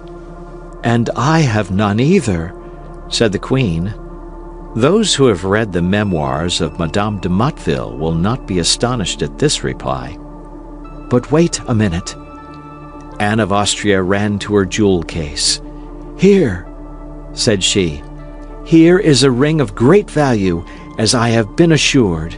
It came from my brother, the King of Spain. It is mine, and I am at liberty to dispose of it. Take this ring, raise money with it, and let your husband set out. In an hour you shall be obeyed." "You see the address," said the queen, speaking so low that Madame Bonacieux could hardly hear what she said. "To my Lord Duke of Buckingham, London. The letter shall be given to himself." "Generous girl!" cried Anne of Austria. Madame Bonacieux kissed the hands of the queen, concealed the paper in the bosom of her dress, and disappeared with the lightness of a bird. 10 minutes afterward she was at home. As she told the queen, she had not seen her husband since his liberation. She was ignorant of the change that had taken place in him with respect to the cardinal, a change which had since been strengthened by 2 or 3 visits from the Comte de Rochefort, who had become the best friend of Bonacieux, and had persuaded him, without much trouble, that no culpable sentiments had prompted the abduction of his wife, but that it was only a political precaution. She found Monsieur Bonacieux alone. The poor man was recovering with difficulty the order in his house, in which he had found most of the furniture broken and the closets nearly emptied, justice not being one of the 3 things which King Solomon names as leaving no traces of their passage. As to the servant, she had run away at the moment of her master's arrest. Terror had had such an effect upon the poor girl that she had never ceased walking from Paris till she reached Burgundy, her native place. The worthy mercer had, immediately upon re-entering his house, informed his wife of his happy return, and his wife had replied by congratulating him, and telling him that the first moment she could steal from her duties should be devoted to paying him a visit. This first moment had been delayed 5 days, which, under any other circumstances, might have appeared rather long to Monsieur Bonacieux. But he had, in the visit he had made to the cardinal, and in the visits Rochefort had made him, ample subjects for reflection, and as everybody knows, nothing makes time pass more quickly than reflection. This was the more so because Bonacieux's reflections were all rose-colored. Rochefort called him his friend, his dear Bonacieux, and never ceased telling him that the cardinal had a great respect for him. The mercer fancied himself already on the high road to honors and fortune. On her side, Madame Bonacieux had also reflected, but, it must be admitted, upon something widely different from ambition. In spite of herself, her thoughts constantly reverted to that handsome young man who was so brave and appeared to be so much in love. Married at 18 to Monsieur Bonacieux, having always lived among her husband's friends, people little capable of inspiring any sentiment whatever in a young woman whose heart was above her position, Madame Bonacieux had remained insensible to vulgar seductions, but at this period the title of gentleman had great influence with the citizen class, and D'Artagnan was a gentleman. Besides, he wore the uniform of the Guards, which, next to that of the Musketeers, was most admired by the ladies. He was, we repeat, handsome, young, and bold. He spoke of love like a man who did love, and was anxious to be loved in return. There was certainly enough in all this to turn a head only 23 years old, and Madame Bonacieux had just attained that happy period of life. The couple then, although they had not seen each other for 8 days, and during that time serious events had taken place in which both were concerned, accosted each other with a degree of preoccupation. Nevertheless, Bonacieux manifested real joy and advanced toward his wife with open arms. Madame Bonacieux presented her cheek to him. "Let us talk a little," said she. "How?" said Bonacieux, astonished. "Yes, I have something of the highest importance to tell you." "True," said he, "and I have some questions sufficiently serious to put to you. Describe to me your abduction, I pray you." "Oh, that's of no consequence just now," said Madame Bonacieux. "And what does it concern, then? My captivity?" "I heard of it the day it happened, but as you were not guilty of any crime, as you were not guilty of any intrigue, as you, in short, knew nothing that could compromise yourself or anybody else, I attached no more importance to that event than it merited." "You speak very much at your ease, madame," said Bonacieux, hurt at the little interest his wife showed in him. "Do you know that I was plunged during a day and night in a dungeon of the Bastille?" "Oh, a day and a night soon pass away. Let us return to the object that brings me here." "What, that which brings you home to me? Is it not the desire of seeing a husband again from whom you have been separated for a week?" asked the mercer, piqued to the quick. "Yes, that first, and other things afterward." "Speak." "It is a thing of the highest interest, and upon which our future fortune perhaps depends." "The complexion of our fortune has changed very much since I saw you, Madame Bonacieux, and I should not be astonished if in the course of a few months it were to excite the envy of many folks." "Yes, particularly if you follow the instructions I am about to give you." "Me?" "Yes, you. There is good and holy action to be performed, monsieur, and much money to be gained at the same time." Madame Bonacieux knew that in talking of money to her husband, she took him on his weak side. But a man, were he even a mercer, when he had talked for 10 minutes with Cardinal Richelieu, is no longer the same man. "Much money to be gained?" said Bonacieux, protruding his lip. "Yes, much." "About how much?" 1,000 pistoles, perhaps." "What you demand of me is serious, then?" "It is, indeed." "What must be done?" "You must go away immediately. I will give you a paper which you must not part with on any account, and which you will deliver into the proper hands." "And whither am I to go?" "To London." "Ha! I go to London? Go to! You jest. I have no business in London." "But others wish that you should go there." "But who are those others? I warn you that I will never again work in the dark, and that I will know not only to what I expose myself, but for whom I expose myself." "An illustrious person sends you. An illustrious person awaits you. The recompense will exceed your expectations. That is all I promise you." "More intrigues. Nothing but intrigues. Thank you, madame. I am aware of them now. Monsieur Cardinal has enlightened me on that head." "The Cardinal?" cried Madame Bonacieux. "Have you seen the Cardinal?" "He sent for me," answered the mercer proudly. "And you responded to his bidding, you imprudent man?" "Well, I can't say I had much choice of going or not going, for I was taken to him between 2 guards. It is true also that as I did not then know his Eminence, if I had been able to dispense with the visit, I should have been enchanted." "He ill-treated you, then? He threatened you?" "He gave me his hand and called me his friend. His friend! Do you hear that, madame? I am the friend of the great cardinal." "Of the great cardinal?" "Perhaps you would contest his right to that title, madame?" "I would contest nothing, but I tell you that the favor of a minister is ephemeral, and that a man must be mad to attach himself to a minister. There are powers above his which do not depend upon a man or the issue of an event. It is to these powers we should rally." "I am sorry for it, madame, but I acknowledge no other power but that of the great man whom I have the honor to serve." "You serve the cardinal?" "Yes, madame, and as his servant, I will not allow you to be concerned in plots against the safety of the state, or to serve the intrigues of a woman who is not French and who has a Spanish heart.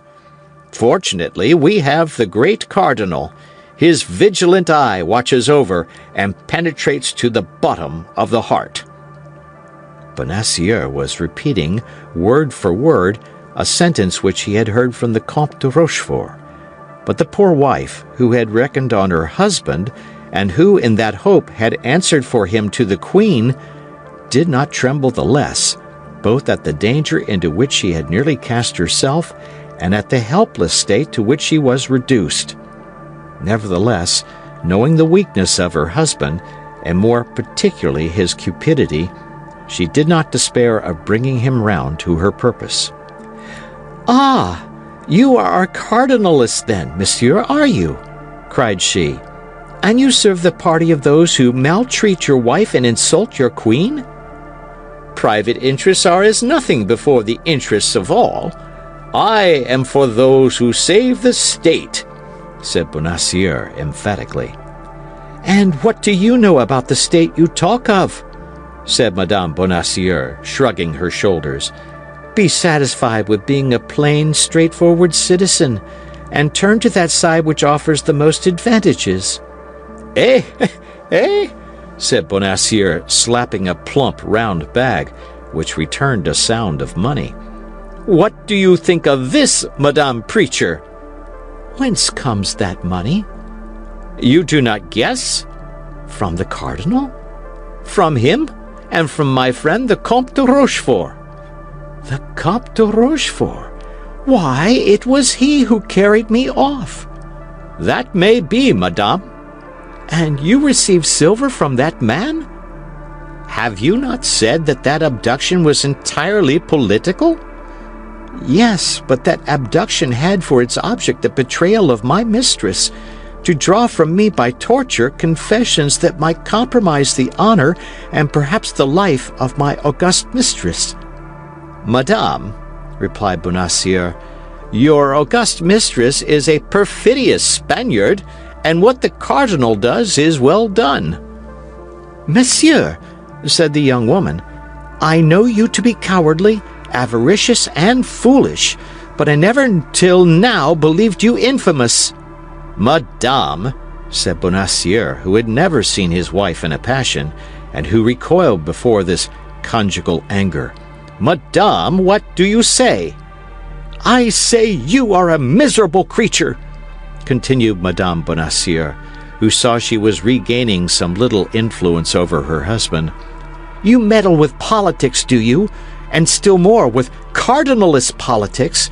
Why, you sell yourself, body and soul, to the demon, the devil, for money." "No, to the cardinal." "It's the same thing," cried the young woman. "Who calls Richelieu calls Satan." Hold your tongue, madame. You may be overheard." "Yes, you are right. I should be ashamed for anyone to know your baseness." "And what do you require of me, then? Let us see." "I have told you. You must depart instantly, monsieur. You must accomplish loyally the commission with which I deign to charge you, and on that condition I pardon everything, I forget everything, and what is more," and she held out her hand to him, "I restore my love." Bonacieux was cowardly and avaricious, but he loved his wife. He was softened. A man of 50 cannot long bear malice with a wife of 23. Madame Bonacieux saw that he hesitated. "Come, have you decided?" said she. "But, my dear love, reflect a little upon what you require of me. London is far from Paris, very far, And perhaps the commission with which you charge me is not without dangers? What matters it if you avoid them? Hold, Madame Bonacieux, said the mercer. Hold! I positively refuse. Intrigues terrify me.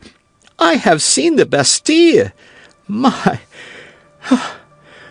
That's a frightful place, that Bastille. Only to think of it makes my flesh crawl. They threatened me with torture. Do you know what torture is?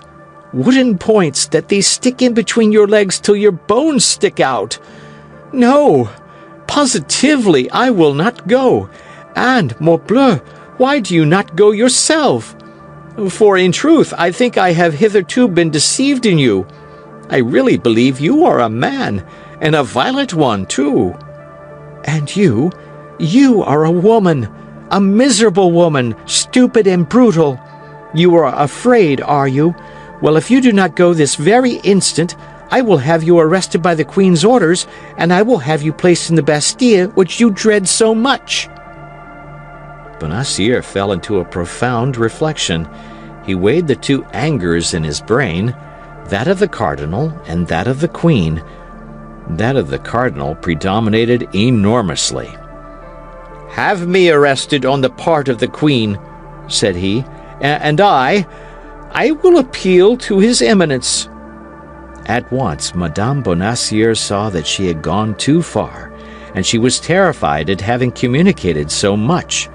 She for a moment contemplated with fright that stupid countenance, impressed with the invincible resolution of a fool that is overcome by fear.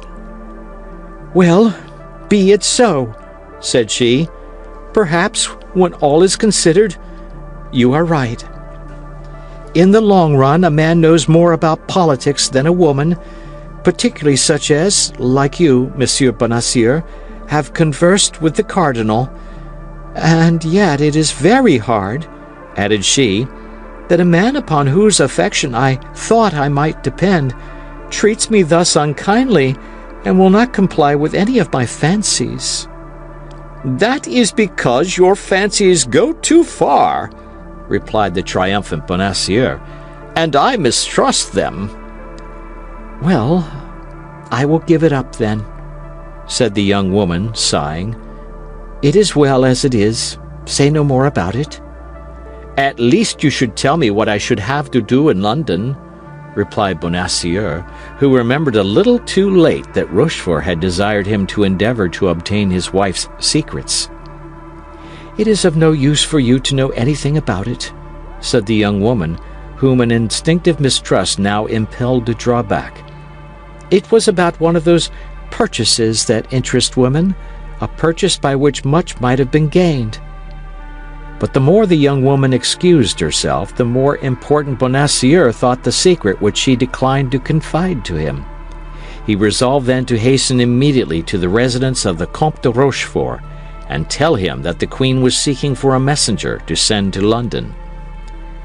"Pardon me for quitting you, my dear Madame Bonacieux," said he, "but not knowing you would come to see me, I had made an engagement with a friend.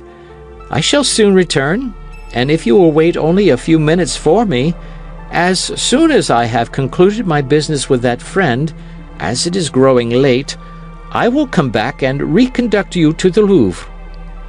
"Thank you, monsieur. You are not brave enough to be of any use to me whatever," replied Madame Bonacieux. "I shall return very safely to the Louvre all alone." "As you please, Madame Bonacieux," said the ex-mercer. "Shall I see you again soon?" "Next week I hope my duties will afford me a little liberty, and I will take advantage of it to come and put things in order here, as they must necessarily be much deranged." "Very well, I shall expect you. You are not angry with me?" "Not the least in the world." "Till then, then?" "Till then." Bonacieux kissed his wife's hand and set off at a quick pace. "Well," said Madame Bonacieux when her husband had shut the street door and she found herself alone, "that imbecile lacked but one thing to become a cardinalist, and I, who have answered for him to the Queen, I who have promised my poor mistress. Ah, my God, my God! She will take me for one of those wretches with whom the palace swarms, and who are placed about her as spies. Ah, Monsieur Bonacieux, I never did love you much, but now it is worse than ever. I hate you, and on my word you shall pay for this." At the moment she spoke these words, a rap on the ceiling made her raise her head, and a voice which reached her through the ceiling cried, "Dear Madame Bonacieux, open for me the little door on the alley, and I will come down to you." End of chapter. Chapter 18. Lover and Husband. "Ah, madame," said D'Artagnan, entering by the door which the young woman opened for him, "allow me to tell you that you have a bad sort of a husband." "You have then overheard our conversation?" asked Madame Bonacieux eagerly, and looking at D'Artagnan with disquiet. "The whole." "But how, my God?" "By a mode of proceeding known to myself, and by which I likewise overheard the more animated conversation which he had with the cardinal's police." "And what did you understand by what we said?" "1,000 things.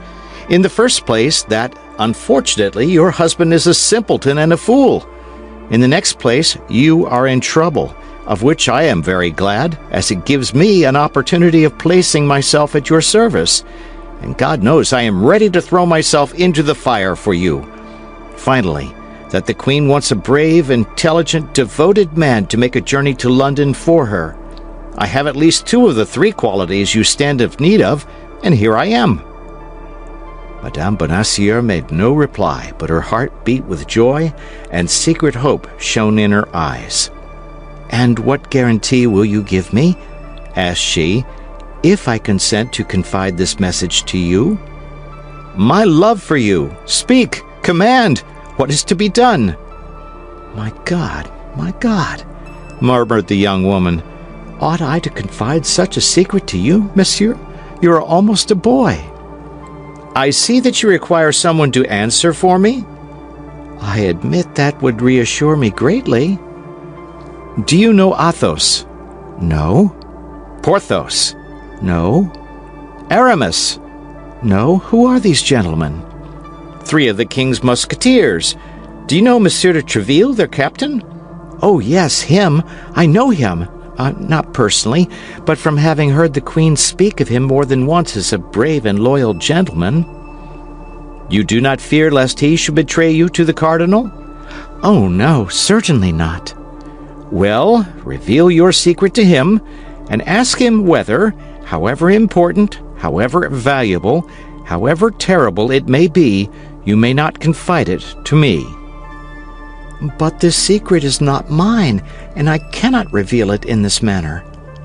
"You were about to confide it to Monsieur Bonacieux," said D'Artagnan with chagrin. "As one confides a letter to the hollow of a tree, to the wing of a pigeon, to the collar of a dog."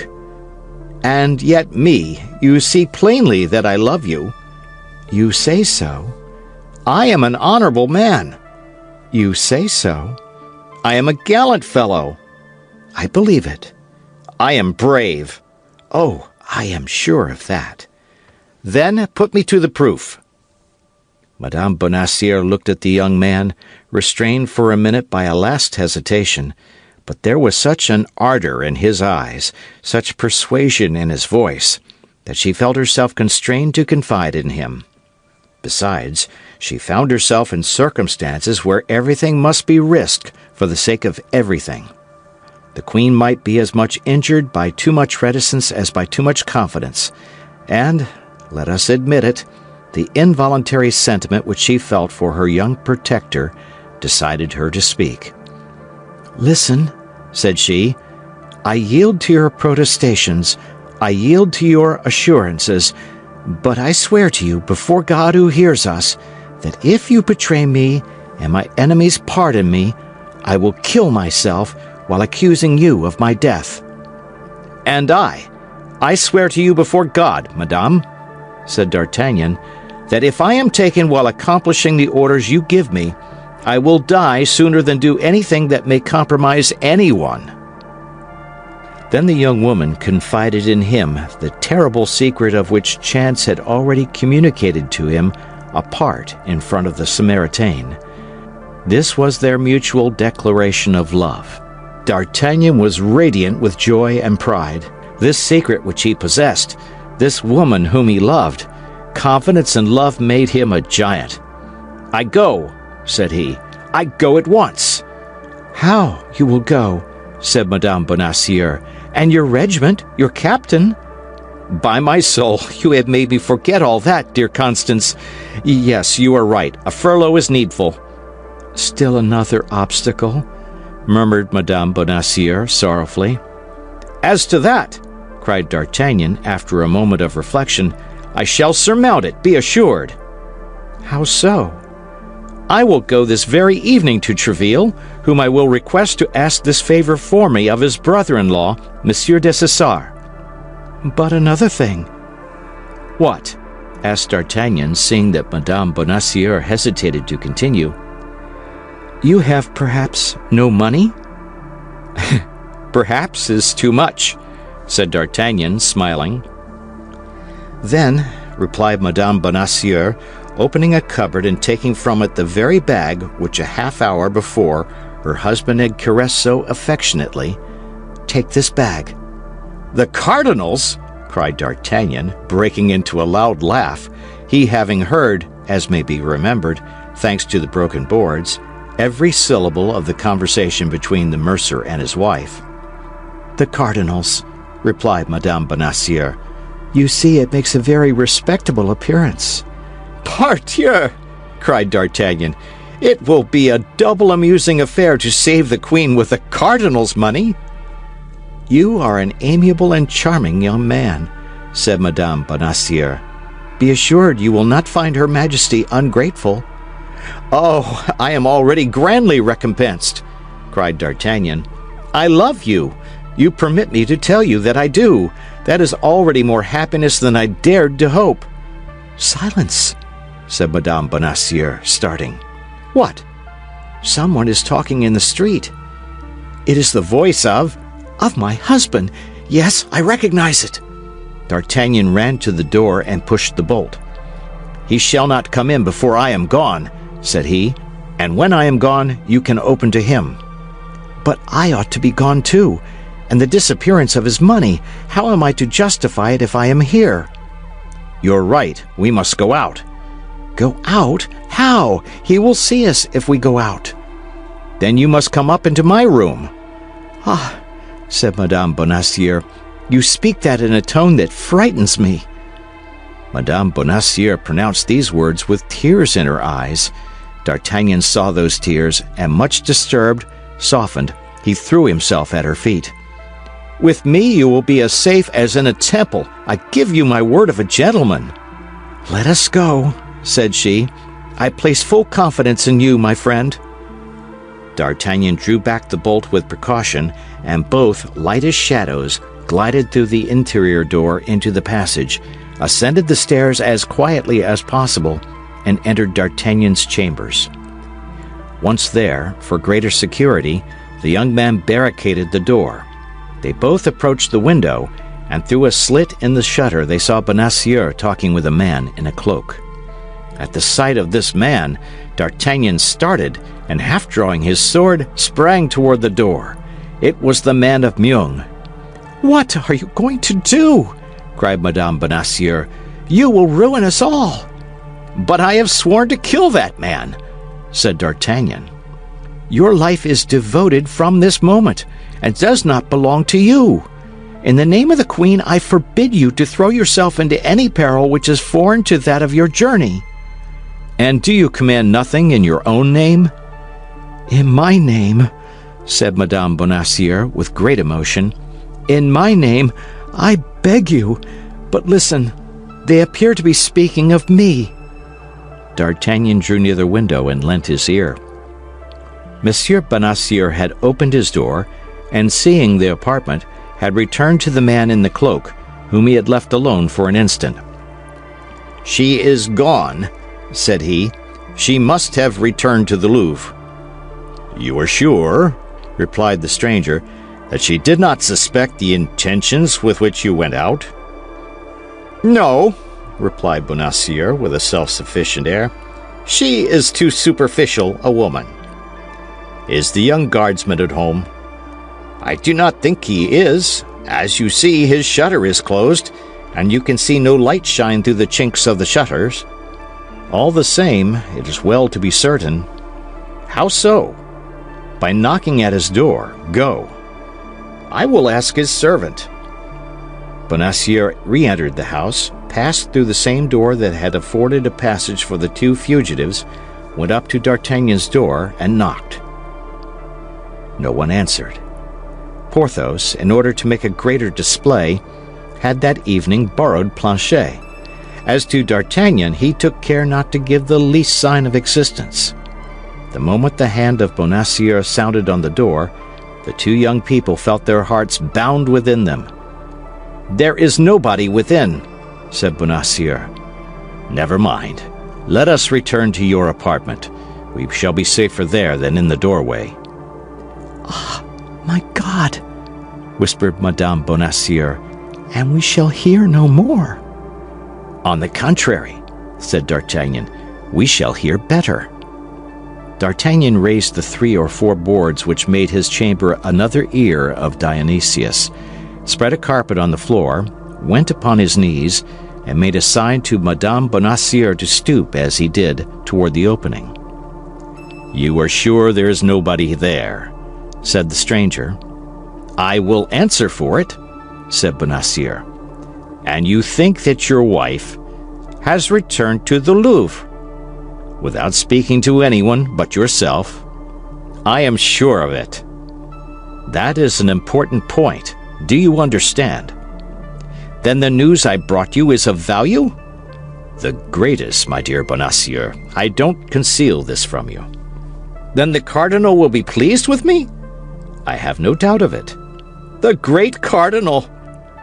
"Are you sure, in her conversation with you, that your wife mentioned no names?" "I think not." "She did not name Madame de Chevreuse, the Duke of Buckingham, or Madame de Verney?" "No, she only told me she wished to send me to London to serve the interests of an illustrious personage." "The traitor!" murmured Madame Bonacieux. "Silence!" said D'Artagnan, taking her hand, which, without thinking of it, she abandoned to him. "Never mind," continued the man in the cloak. "You were a fool not to have pretended to accept the mission. You would then be in present possession of the letter. The state, which is now threatened, would be safe, and you— And I? Well, you— The cardinal would have given you letters of nobility." "Did he tell you so?" "Yes, I know that he meant to afford you that agreeable surprise." "Be satisfied," replied Bonacieux. "My wife adores me, and there is yet time." "The ninny!" murmured Madame Bonacieux. "Silence!" said D'Artagnan, pressing her hand more closely. "How is there still time?" asked the man in the cloak. "I go to the Louvre. I ask for Madame Bonacieux. I say that I have reflected. I renew the affair. I obtain the letter, and I run directly to the cardinal." "Well, go quickly. I will return soon to learn the result of your trip." The stranger went out. "Infamous!" said Madame Bonacieux, addressing this epithet to her husband. "Silence!" said D'Artagnan, pressing her hand still more warmly. A terrible howling interrupted these reflections of D'Artagnan and Madame Bonacieux. It was her husband, who had discovered the disappearance of the money bag and was crying, "Thieves!" "Oh, my God!" cried Madame Bonacieux. "He will rouse the whole quarter." Bonacieux called a long time, but as such cries, on account of their frequency, brought nobody in the Rue des Fossoyeurs, and as lately the mercer's house had a bad name, finding that nobody came, he went out continuing to call, his voice being heard fainter and fainter as he went in the direction of the Rue de Bac. "Now he is gone, it is your turn to get out," said Madame Bonacieux. "Courage, my friend, but above all, prudence. and think what we owe to the queen." "To her and to you," cried D'Artagnan.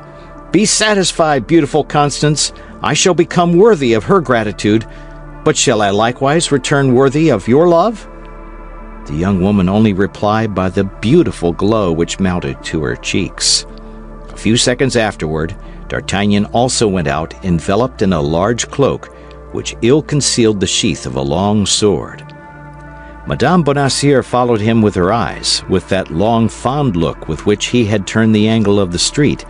She fell on her knees, and clasping her hands, "Oh, my God!"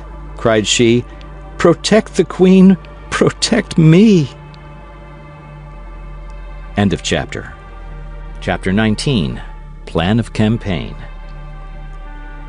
D'Artagnan went straight to Monsieur de Tréville's.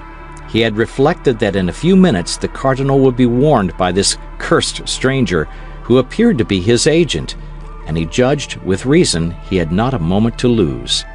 The heart of the young man overflowed with joy. An opportunity presented itself to him in which there would be at the same time glory to be acquired and money to be gained, and as a far higher encouragement, it brought him into close intimacy with a woman he adored. This chance did then for him at once more than he would have dared to ask of Providence. Monsieur de Tréville was in his saloon with his habitual court of gentlemen. D'Artagnan, who was known as a familiar of the house, went straight to his office and sent word that he wished to see him on something of importance. D'Artagnan had been there scarcely 5 minutes when Monsieur de Tréville entered. At the first glance, and by the joy which was painted on his countenance, the worthy captain plainly perceived that something new was on foot. All the way along, D'Artagnan had been consulting with himself whether he should place confidence in Monsieur de Tréville, or whether he should only ask him to give him carte blanche for some secret affair. But Monsieur de Tréville had always been so thoroughly his friend, had always been so devoted to the king and queen, and hated the cardinal so cordially, that the young man resolved to tell him everything. "Did you ask for me, my good friend?" said Monsieur de Tréville. "Yes, monsieur," said D'Artagnan, lowering his voice. "And you will pardon me, I hope, for having disturbed you when you know the importance of my business." "Speak, then. I am all attention." "It concerns nothing less," said D'Artagnan, "than the honor, perhaps the life, of the queen." "What did you say?" asked Monsieur de Tréville, glancing round to see if they were surely alone, and then fixing his questioning look upon D'Artagnan. "I say, monsieur, that chance has rendered me master of a secret." "Which you will guard, I hope, young man, as your life." "But which I must impart to you, monsieur, for you alone can assist me in the mission I have just received from Her Majesty." "Is this secret your own?" "No, monsieur, it is Her Majesty's." "Are you authorized by Her Majesty to communicate it to me?" "No, monsieur, for on the contrary I am desired to preserve the profoundest mystery." "Why, then, are you about to betray it to me?" "Because, as I said, without you I can do nothing, and I am afraid you will refuse me the favor I come to ask if you do not know to what end I ask it." "Keep your secret, young man, and tell me what you wish." "I wish you to obtain for me, from Monsieur Dessessart, leave of absence for 15 days. "When?" "This very night." "You leave Paris?" "I am going on a mission." "May you tell me whither?" "To London." "Has anyone an interest in preventing your arrival there?" "The cardinal, I believe, would give the world to prevent my success." "And you are going alone?" "I am going alone." "In that case you will not get beyond Bondy. I tell you so by the faith of de Tréville." "How so?" "You will be assassinated." "And I shall die in the performance of my duty." "But your mission will not be accomplished." "That is true," replied D'Artagnan. "Believe me," continued Tréville, "in enterprises of this kind, in order that one may arrive, 4 must set out." "Ah, you are right, monsieur," said D'Artagnan. "But you know Athos, Porthos, and Aramis, and you know if I can dispose of them." without confiding to them the secret which I am not willing to know? We are sworn, once for all, to implicit confidence and devotedness against all proof. Besides, you can tell them that you have full confidence in me, and they will not be more incredulous than you. I can send to each of them leave of absence for 15 days, that is all. To Athos, whose wound still makes him suffer, to go to the waters of Forges. To Porthos and Aramis to accompany their friend, whom they are not willing to abandon in such a painful condition. Sending their leave of absence will be proof enough that I authorized their journey. Thanks, monsieur. You are 100 times too good. Begone then, find them instantly, and let all be done tonight. Ha! But first, write your request to Dessessart. Perhaps you had a spy at your heels, and your visit, if it should ever be known to the cardinal, will thus seem legitimate. D'Artagnan drew up his request, and Monsieur de Treville, on receiving it, assured him that by 2 o'clock in the morning the 4 leaves of absence should be at the respective domiciles of the travelers. Have the goodness to send mine to Athos's residence. I should dread some disagreeable encounter if I were to go home. Be easy. Adieu, and a prosperous voyage. Apropos, said Monsieur de Treville, calling him back. D'Artagnan returned. Have you any money? D'Artagnan tapped the bag he had in his pocket. Enough? Asked Monsieur de Treville. 300 pistoles. Oh, plenty. That would carry you to the end of the world. Begone, then. D'Artagnan saluted Monsieur de Treville, who held out his hand to him. D'Artagnan pressed it with a respect mixed with gratitude. Since his first arrival at Paris, he had had constant occasion to honor this excellent man, whom he had always found worthy, loyal, and great. His first visit was to Aramis, at whose residence he had not been since the famous evening on which he had followed Madame Bonacieux. Still further, he had seldom seen the young musketeer, but every time he had seen him, he had remarked a deep sadness imprinted on his countenance. This evening especially, Aramis was melancholy and thoughtful. D'Artagnan asked some questions about this prolonged melancholy. Aramis pleaded as his excuse a commentary upon the 18th chapter of St. Augustine, which he was forced to write in Latin for the following week, and which preoccupied him a good deal. After the two friends had been chatting a few moments, a servant from Monsieur de Treville entered, bringing a sealed packet.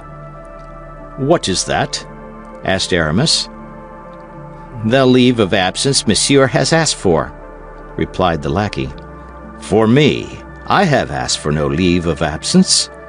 "Hold your tongue and take it," said D'Artagnan. "And you, my friend, there is a demi-pistole for your trouble. You will tell Monsieur de Treville that Monsieur Aramis is very much obliged to him. Go." The lackey bowed to the ground and departed. "What does all this mean?" asked Aramis. "Pack up all you want for a journey of a fortnight and follow me." "But I cannot leave Paris just now without knowing—" Aramis stopped. "What has become of her? I suppose you mean," continued D'Artagnan. "Become of whom?" asked Aramis. "The woman who was here, the woman with the embroidered handkerchief." "Who told you there was a woman here?" replied Aramis, becoming as pale as death. "I saw her." "And you know who she is?" "I believe I can guess, at least." "Listen," said Aramis. "Since you appear to know so many things, can you tell me what has become of that woman?" "I presume that she has returned to Tours." "To Tours? Yes, that may be. You evidently know her. But why did she return to Tours without telling me anything?" "Because she was in fear of being arrested." "Why has she not written to me then?" "Because she was afraid of compromising you." "D'Artagnan, you restore me to life!" cried Aramis. "I fancied myself despised, betrayed. I was so delighted to see her again. I could not have believed she would risk her liberty for me, and yet for what other cause could she have returned to Paris?" "For the cause which today takes us to England." "And what is this cause?" demanded Aramis. "Oh, you'll know it some day, Aramis, but at present I must imitate the discretion of the doctor's niece." Aramis smiled as he remembered the tale he had told his friends on a certain evening. "Well, then, since she has left Paris, and you are sure of it, D'Artagnan, nothing prevents me, and I am ready to follow you. You say we are going to see Athos now, and if you will come thither, I beg you to make haste, for we have lost much time already. A propos, inform Bazin." "Will Bazin go with us?" asked Aramis. "Perhaps so. At all events, it is best that he should follow us to Athos's." Aramis called Bazin, and after having ordered him to join them at Athos's residence, said, "Let us go, then," at the same time taking his cloak, sword, and 3 pistols, opening uselessly 2 or 3 drawers to see if he could not find stray coin. When well assured this search was superfluous, he followed D'Artagnan, wondering to himself how this young guardsman should know so well who the lady was to whom he had given hospitality, and that he should know better than himself what had become of her. Only as they went out, Aramis placed his hand upon the arm of D'Artagnan, and looking at him earnestly, "You have not spoken of this lady," said he, "to nobody in the world, not even to Athos or Porthos. I have not breathed a syllable to them. Good enough." Tranquil on this important point, Aramis continued his way with D'Artagnan, and both soon arrived at Athos's dwelling. They found him holding his leave of absence in one hand and Monsieur de Treville's note in the other.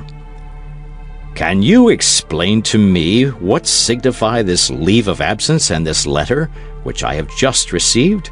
said the astonished Athos. "My dear Athos, I wish, as your health absolutely requires it, that you should rest for a fortnight.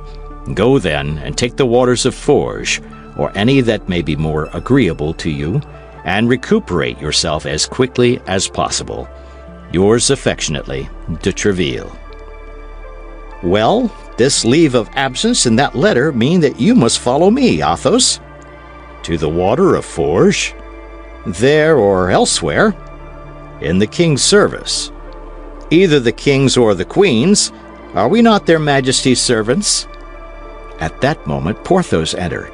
"Pardieu," said he, "here is a strange thing. Since when, I wonder, in the Musketeers, did they grant men leave of absence without their asking for it?" "Since," said D'Artagnan, "they have friends who ask it for them." Ah, said Porthos. "It appears there's something fresh here." "Yes, we are going," said Aramis. "To what country?" demanded Porthos. "My faith, I don't know much about it," said Athos. "Ask D'Artagnan."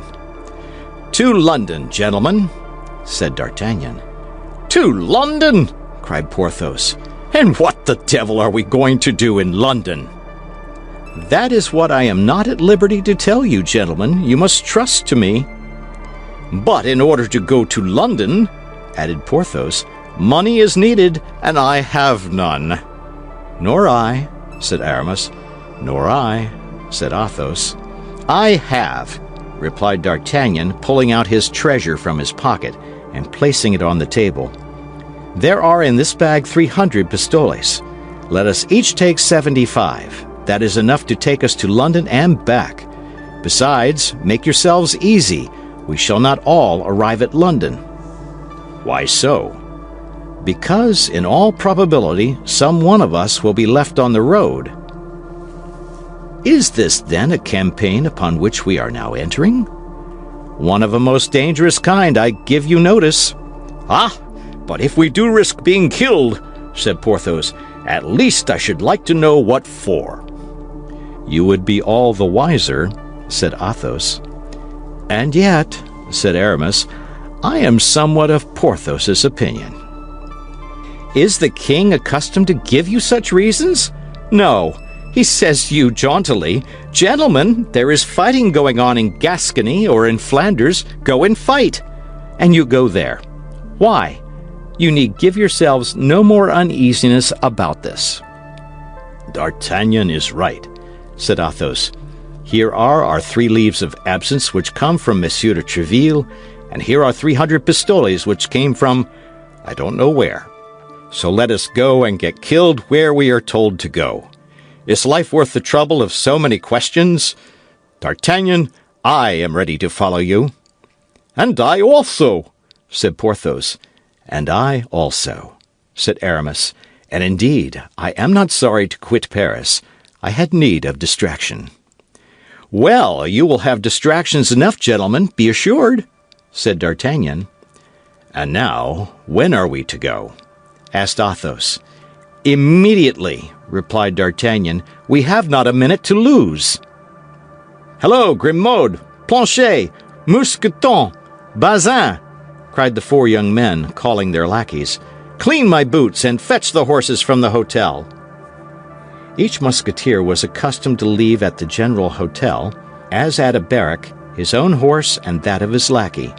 Planchet, Grimaud, Mousqueton, and Bazin set off at full speed. "Now let us lay down the plan of campaign," said Porthos. "Where do we go first?" "To Calais," said D'Artagnan. "That is the most direct line to London." "Well," said Porthos, "this is my advice." "Speak." 4 men traveling together would be suspected. D'Artagnan will give each of us his instructions.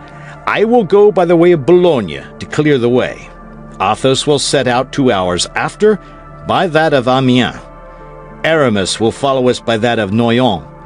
As to D'Artagnan, he will go by what route he thinks best, in Planchet's clothes, while Planchet will follow us like D'Artagnan in the uniform of the guards. "Gentlemen," said Athos, "my opinion is that it is not proper to allow lackeys to have anything to do in such an affair. A secret may, by chance, be betrayed by gentlemen, but is almost always sold by lackeys." "Porthos's plan appears to me to be impracticable," said D'Artagnan, "inasmuch as I am myself ignorant of what instructions I can give you. I am the bearer of a letter, that is all. I have not, and I cannot make 3 copies of that letter, because it is sealed. We must then, as it appears to me, travel in company. This letter is here, in my pocket," and he pointed to the pocket which contained the letter. "If I should be killed, one of you must take it and continue the route. If he be killed, it will be another's turn, and so on. Provided a single one arrives, that is all that is required." "Bravo, D'Artagnan, your opinion is mine," cried Athos. "Besides, we must be consistent. I am going to take the waters, you will accompany me. Instead of taking the water of Forges, I go and take sea waters. I am free to do so. If anyone wishes to stop us, I will show Monsieur de Treville's letter, and you will show your leaves of absence. If we are attacked, we will defend ourselves. If we are tried, we will stoutly maintain that we were only anxious to dip ourselves a certain number of times in the sea. They would have an easy bargain of 4 isolated men, whereas 4 men together make a troop. We will arm our 4 lackeys with pistols and musketoons. If they send an army out against us, we will give battle, and the survivor, as D'Artagnan says, will carry the letter." "Well said," cried Aramis. "You don't often speak, Athos, but when you do speak, it is like St. John of the Golden Mouth. I agree to Athos's plan. And you, Porthos?" "I agree to it too," said Porthos, "if D'Artagnan approves of it. D'Artagnan, being the bearer of the letter, is naturally the head of the enterprise. Let him decide, and we will execute." "Well," said D'Artagnan, "I decide that we should adopt Athos's plan, and that we set off in half an hour." "Agreed!" shouted the 3 Musketeers in chorus. Each one, stretching out his hand to the bag, took his 75 pistoles and made his preparations to set out at the time appointed. End of chapter. Chapter 20. The Journey. At 2 o'clock in the morning, our 4 adventurers left Paris by the Barrière Saint-Denis. As long as it was dark, they remained silent. In spite of themselves, they submitted to the influence of the obscurity and apprehended ambushes on every side. With the first rays of day, their tongues were loosened. With the sun, gaiety revived. It was like the eve of a battle. The heart beat, the eyes laughed, and they felt that the life they were perhaps going to lose was, after all, a good thing. Besides, the appearance of the caravan was formidable. The black horses of the Musketeers, their martial carriage, with the regimental step of these noble companions of the soldier, would have betrayed the most strict incognito. The lackeys followed, armed to the teeth. All went well till they arrived at Chantilly, which they reached about 8 o'clock in the morning. They needed breakfast and alighted at the door of an auberge, recommended by a sign representing St. Martin giving half his cloak to a poor man. They ordered the lackeys not to unsaddle the horses and to hold themselves in readiness to set off again immediately. They entered the common hall and placed themselves at table. A gentleman, who had just arrived by the route of Dammartin, was seated at the same table and was breakfasting. He opened the conversation about rain and fine weather. The travelers replied. He drank to their good health, and the travelers returned his politeness. But at the moment Mousqueton came to announce that the horses were ready, and they were arising from table, the stranger proposed to Porthos to drink the health of the cardinal. Porthos replied that he asked no better if the stranger, in his turn, would drink to the health of the king. The stranger cried that he acknowledged no other king but his eminence. Porthos called him drunk, and the stranger drew his sword. "You have committed a piece of folly," said Athos, "but it can't be helped. There is no drawing back. Kill the fellow and rejoin us as soon as you can." All three remounted their horses and set out at a good pace, while Porthos was promising his adversary to perforate him with all the thrusts known in the fencing schools. "There goes one," cried Athos at the end of 500 paces. "But why did that man attack Porthos rather than any other one of us?" asked Aramis. "Because Porthos was talking louder than the rest of us, he took him for the chief," said D'Artagnan. "I always said that this cadet from Gascony was a well of wisdom," murmured Athos, and the travelers continued their route. At Beauvais they stopped 2 hours, as well to breathe their horses a little as to wait for Porthos. At the end of 2 hours, as Porthos did not come, nor any news of him, they resumed their journey. At a league from Beauvais, where the road was confined between two high banks, they fell in with 8 or 10 men who, taking advantage of the road being unpaved in this spot, appeared to be employed in digging holes and filling up the ruts with mud. Aramis, not liking to soil his boots with this artificial mortar, apostrophized them rather sharply. Athos wished to restrain him, but it was too late. The laborers began to jeer the travelers, and by their insolence disturbed the equanimity even of the cool Athos, who urged on his horse against one of them. Then each of these men retreated as far as the ditch, from which each took a concealed musket. The result was that our 7 travelers were outnumbered in weapons. Aramis received a ball which passed through his shoulder, and Mousqueton another ball which lodged in the fleshy part which prolongs the lower portion of the loins. Therefore Mousqueton alone fell from his horse, not because he was severely wounded, but not being able to see the wound, he judged it to be more serious than it really was. "It was an ambuscade!" shouted D'Artagnan. "Don't waste a charge! Forward!" Aramis, wounded as he was, seized the mane of his horse, which carried him on with the others. Mousqueton's horse rejoined them and galloped by the side of his companions. "That will serve us for a relay," said Athos. "I would rather have had a hat," said D'Artagnan. "Mine was carried away by a ball. By my faith, it is very fortunate that the letter was not in it." "They'll kill poor Porthos when he comes up," said Aramis. "If Porthos were on his legs, he would have rejoined us by this time," said Athos. "My opinion is that on the ground the drunken man was not intoxicated." They continued at their best speed for 2 hours, although the horses were so fatigued that it was to be feared they would soon refuse service.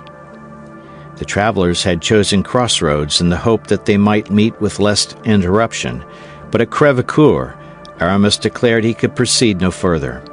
In fact, he required all the courage which he concealed beneath his elegant form and polished manners to bear him so far.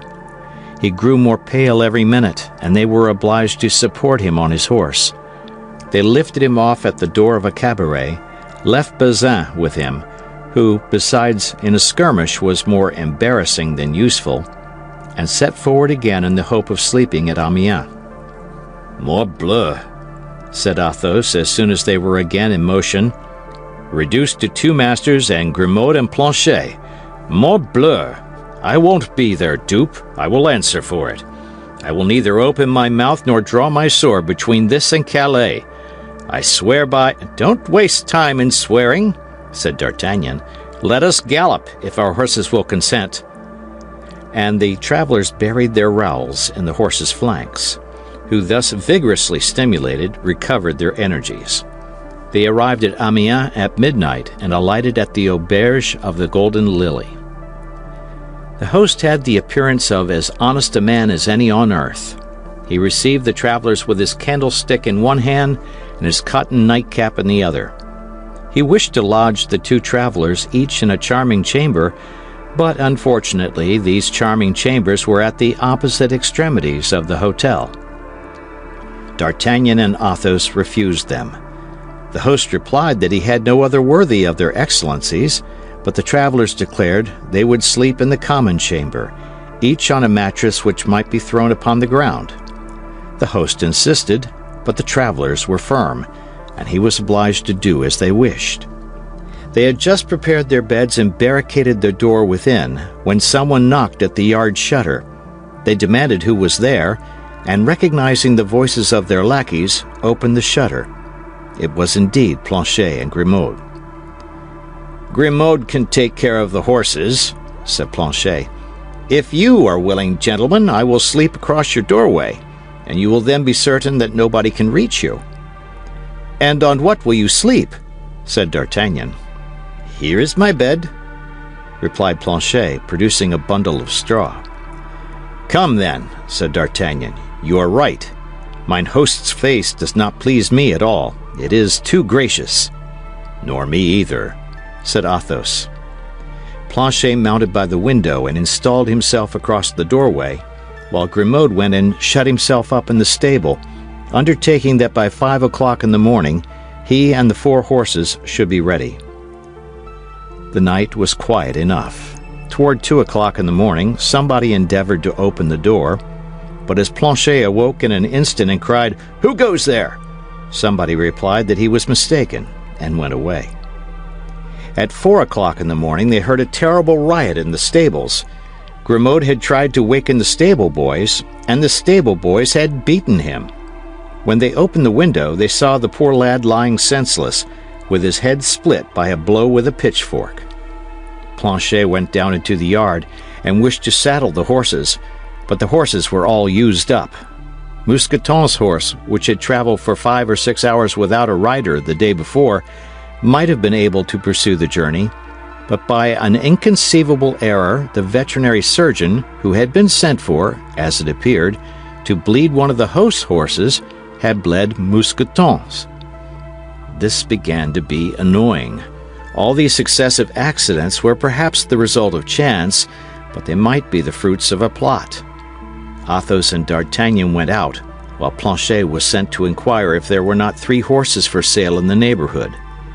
At the door stood 2 horses, fresh, strong, and fully equipped.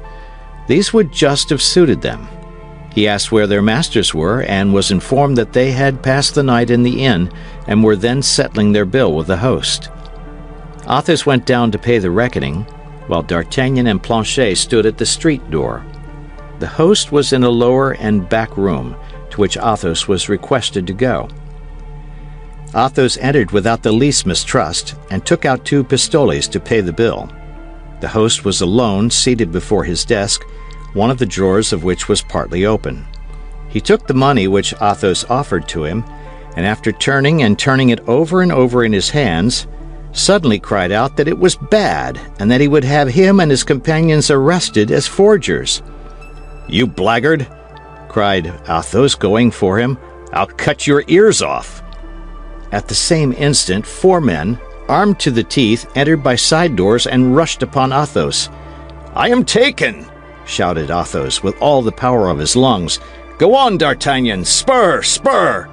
And he fired 2 pistols. D'Artagnan and Planchet did not require twice bidding. They unfastened the 2 horses that were waiting at the door, leaped upon them, buried their spurs in their sides, and set off at full gallop. "Do you know what has become of Athos?" asked D'Artagnan of Planchet as they galloped on. "Ah, monsieur," said Planchet, "I saw one fall at each of his 2 shots, and he appeared to me through the glass door to be fighting with his sword with the others." "Brave Athos," murmured D'Artagnan, "and to think that we are compelled to leave him. Maybe the same fate awaits us 2 paces hence. Forward, Planchet, forward! You are a brave fellow." "As I told you, monsieur," replied Planchet, "Picards are found out by being used. Besides, I am here in my own country, and that excites me." And both, with free use of the spur, arrived at Saint-Omer without drawing bit. At Saint-Omer they breathed their horses with the bridles passed under their arms, for fear of accident, and ate a morsel from their hands on the stones of the street, after they departed again. At 100 paces from the gates of Calais, D'Artagnan's horse gave out, and could not by any means be made to get up again, the blood flowing from his eyes and his nose. There still remained Planchet's horse, but he stopped short and could not be made to move a step. Fortunately, as we have said, they were within 100 paces of the city. They left their 2 nags upon the highroad and ran toward the quay. Planchet called his master's attention to a gentleman who had just arrived with his lackey, and only preceded them by about 50 paces. They made all speed to come up to this gentleman, who appeared to be in great haste. His boots were covered with dust, and he inquired if he could not instantly cross over to England. "Nothing would be more easy," said the captain of a vessel ready to set sail. "But this morning came an order to let no one leave without express permission from the cardinal." "I have that permission," said the gentleman, drawing the paper from his pocket. "Here it is." "Have it examined by the governor of the port," said the shipmaster, "and give me the preference." "Where shall I find the governor?" "At his country house." "And that is situated?" "At a quarter of a league from the city. Look, you may see it from here, at the foot of that little hill, that slated roof." "Very well," said the gentleman, and with his lackey he took the road to the governor's country house. D'Artagnan and Planchet followed the gentleman at a distance of 500 paces. Once outside the city, D'Artagnan overtook the gentleman as he was entering a little wood. "Monsieur, you appear to be in great haste?" "No one can be more so, monsieur." "I am sorry for that," said D'Artagnan, "for as I am in great haste likewise, I wish to beg you to render me a service." "What?" "To let me sail first." "That's impossible," said the gentleman. "I have traveled 60 leagues in 40 hours, and by tomorrow at midday I must be in London." "I have performed that same distance in 40 hours, and by 10 o'clock in the morning I must be in London." "Very sorry, monsieur, but I was here first, and will not sail second." "I am sorry too, monsieur, but I arrived second and must sail first." "The king's service," said the gentleman. "My own service," said D'Artagnan. "But this is a needless quarrel you seek with me, as it seems to me." "Parbleu, what do you desire it to be?" "What do you want?" "Would you like to know?" "Certainly." "Well then, I wish that order of which you are bearer, seeing that I have not one of my own and must have one." "You jest, I presume." "I never jest." "Let me pass." "You shall not pass." "My brave young man, I will blow out your brains. Hola, Lubin, my pistols." "Planchet," called out D'Artagnan, "take care of the lackey. I will manage the master." Planchet, emboldened by the first exploit, sprang upon Lubin, and being strong and vigorous, he soon got him on the broad of his back and placed his knee upon his breast. "Go on with your affair, monsieur," cried Planchet. I have finished mine." Seeing this, the gentleman drew his sword and sprang upon D'Artagnan, but he had too strong an adversary. In 3 seconds, D'Artagnan had wounded him 3 times, exclaiming at each thrust, "One for Athos, one for Porthos, and one for Aramis." At the 3rd hit, the gentleman fell like a log. D'Artagnan believed him to be dead, or at least insensible, and went toward him for the purpose of taking the order. But the moment he extended his hand to search for it, the wounded man, who had not dropped his sword, plunged the point into D'Artagnan's breast, crying, "One for you!" "And one for me, the best for last!" cried D'Artagnan, furious, nailing him to the earth with a 4th thrust through his body. This time the gentleman closed his eyes and fainted. D'Artagnan searched his pockets and took from one of them the order for the passage. It was in the name of Comte de Ward. Then, casting a glance on the handsome young man, who was scarcely 25 years of age, and whom he was leaving in his gore, deprived of sense and perhaps dead, he gave a sigh for that unaccountable destiny which leads men to destroy each other for the interests of people who are strangers to them and who often do not even know that they exist. But he was soon aroused from these reflections by Lubin, who uttered loud cries and screamed for help with all his might. Planchet grasped him by the throat and pressed as hard as he could. "Monsieur," said he, "as long as I hold him in this manner, he can't cry, I'll be bound. But as soon as I let go, he will howl again. I know him for a Norman, and Normans are obstinate." In fact, tightly held as he was, Lubin endeavored still to cry out. "Stay," said D'Artagnan, and taking out his handkerchief, he gagged him. "Now," said Planchet, "let us bind him to a tree." This being properly done, they drew the Comte de Ward close to his servant, and as night was approaching, and as the wounded man and the bound man were at some little distance within the wood, it was evident they were likely to remain there till the next day. "And now," said D'Artagnan, "to the governor's." "But you are wounded, it seems," said Planchet. "Oh, that's nothing. Let us attend to what is more pressing first, and then we will attend to my wound. Besides, it does not seem very dangerous."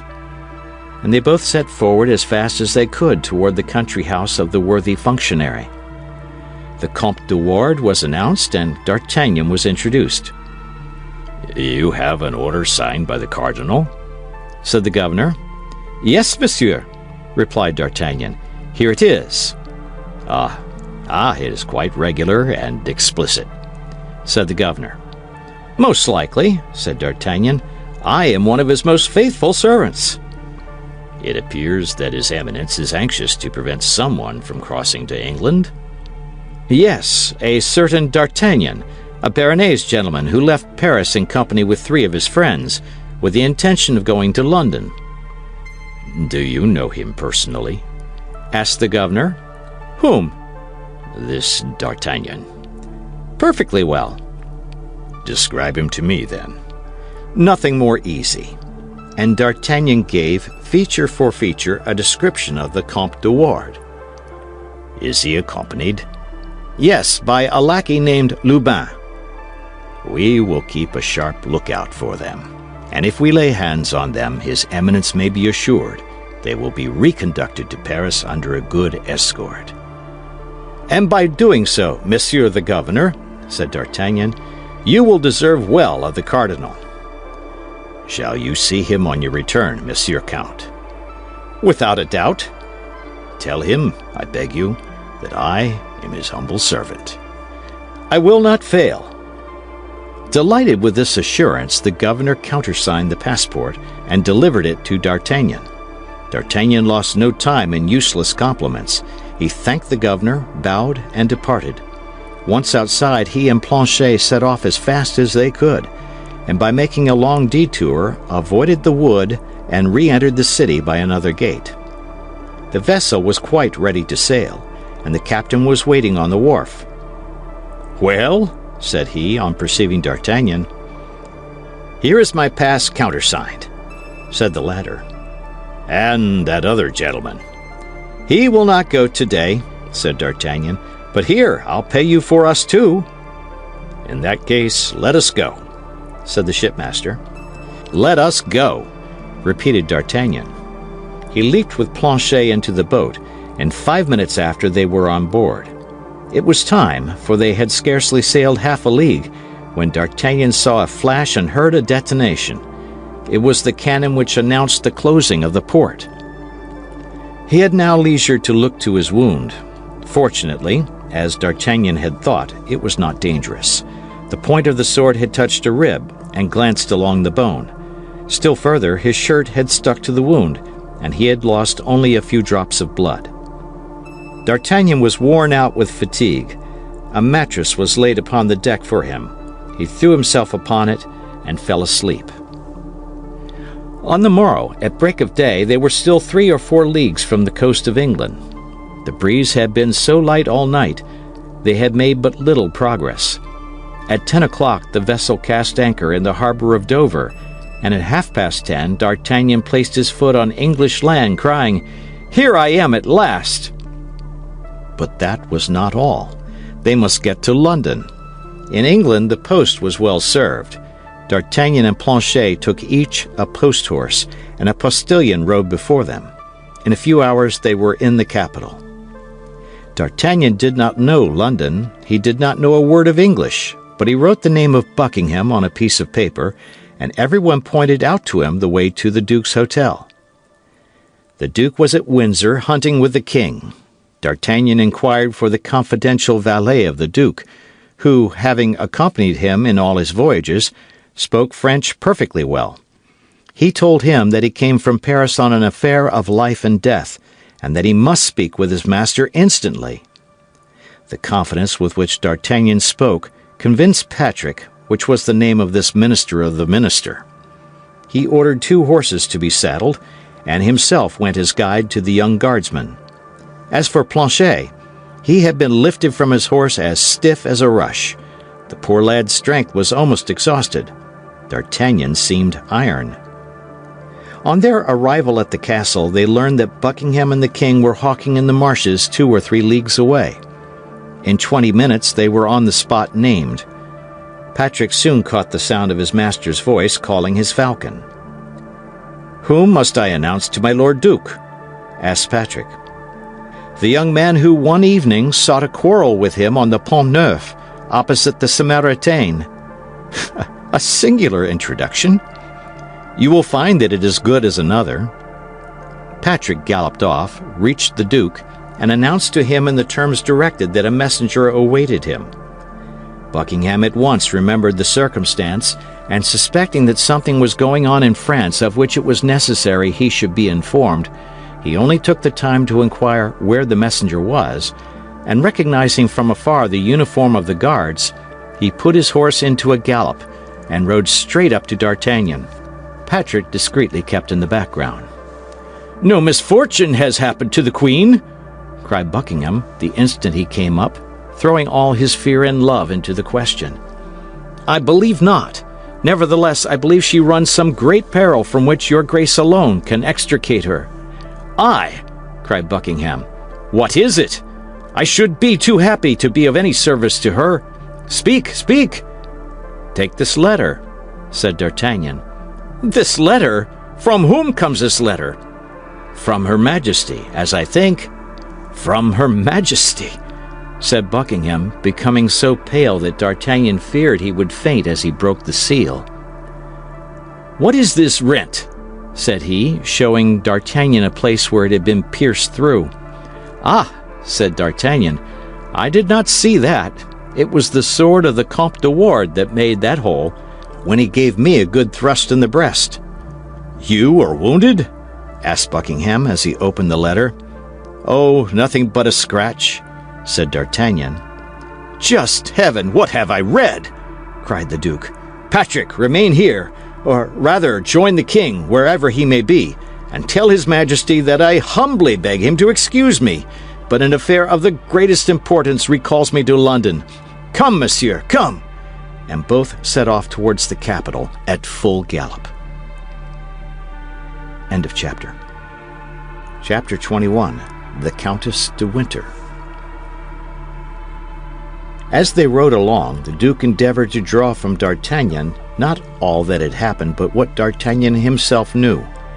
By adding all that he heard from the mouth of the young man to his own remembrances, he was enabled to form a pretty exact idea of a position of the seriousness of which, for the rest, the Queen's letter, short but explicit, gave him the clue.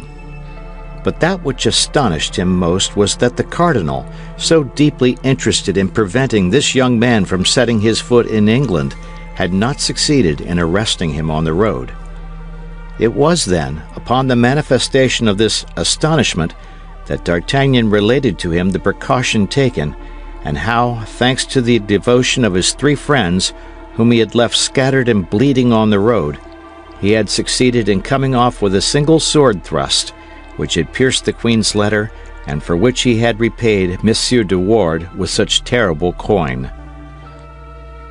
While he was listening to this recital, delivered with the greatest simplicity, the Duke looked from time to time at the young man with astonishment, as if he could not comprehend how so much prudence, courage, and devotedness could be allied with a countenance which indicated not more than 20 years. The horses went like the wind, and in a few minutes they were at the gates of London.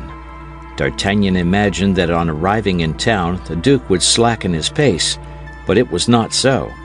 He kept on his way at the same rate, heedless about upsetting those whom he met on the road. In fact, in crossing the city, 2 or 3 accidents of this kind happened, but Buckingham did not even turn his head to see what became of those he had knocked down. D'Artagnan followed him amid cries which strongly resembled curses. On entering the court of his hotel, Buckingham sprang from his horse, and without thinking what became of the animal, threw the bridle on his neck and sprang toward the vestibule.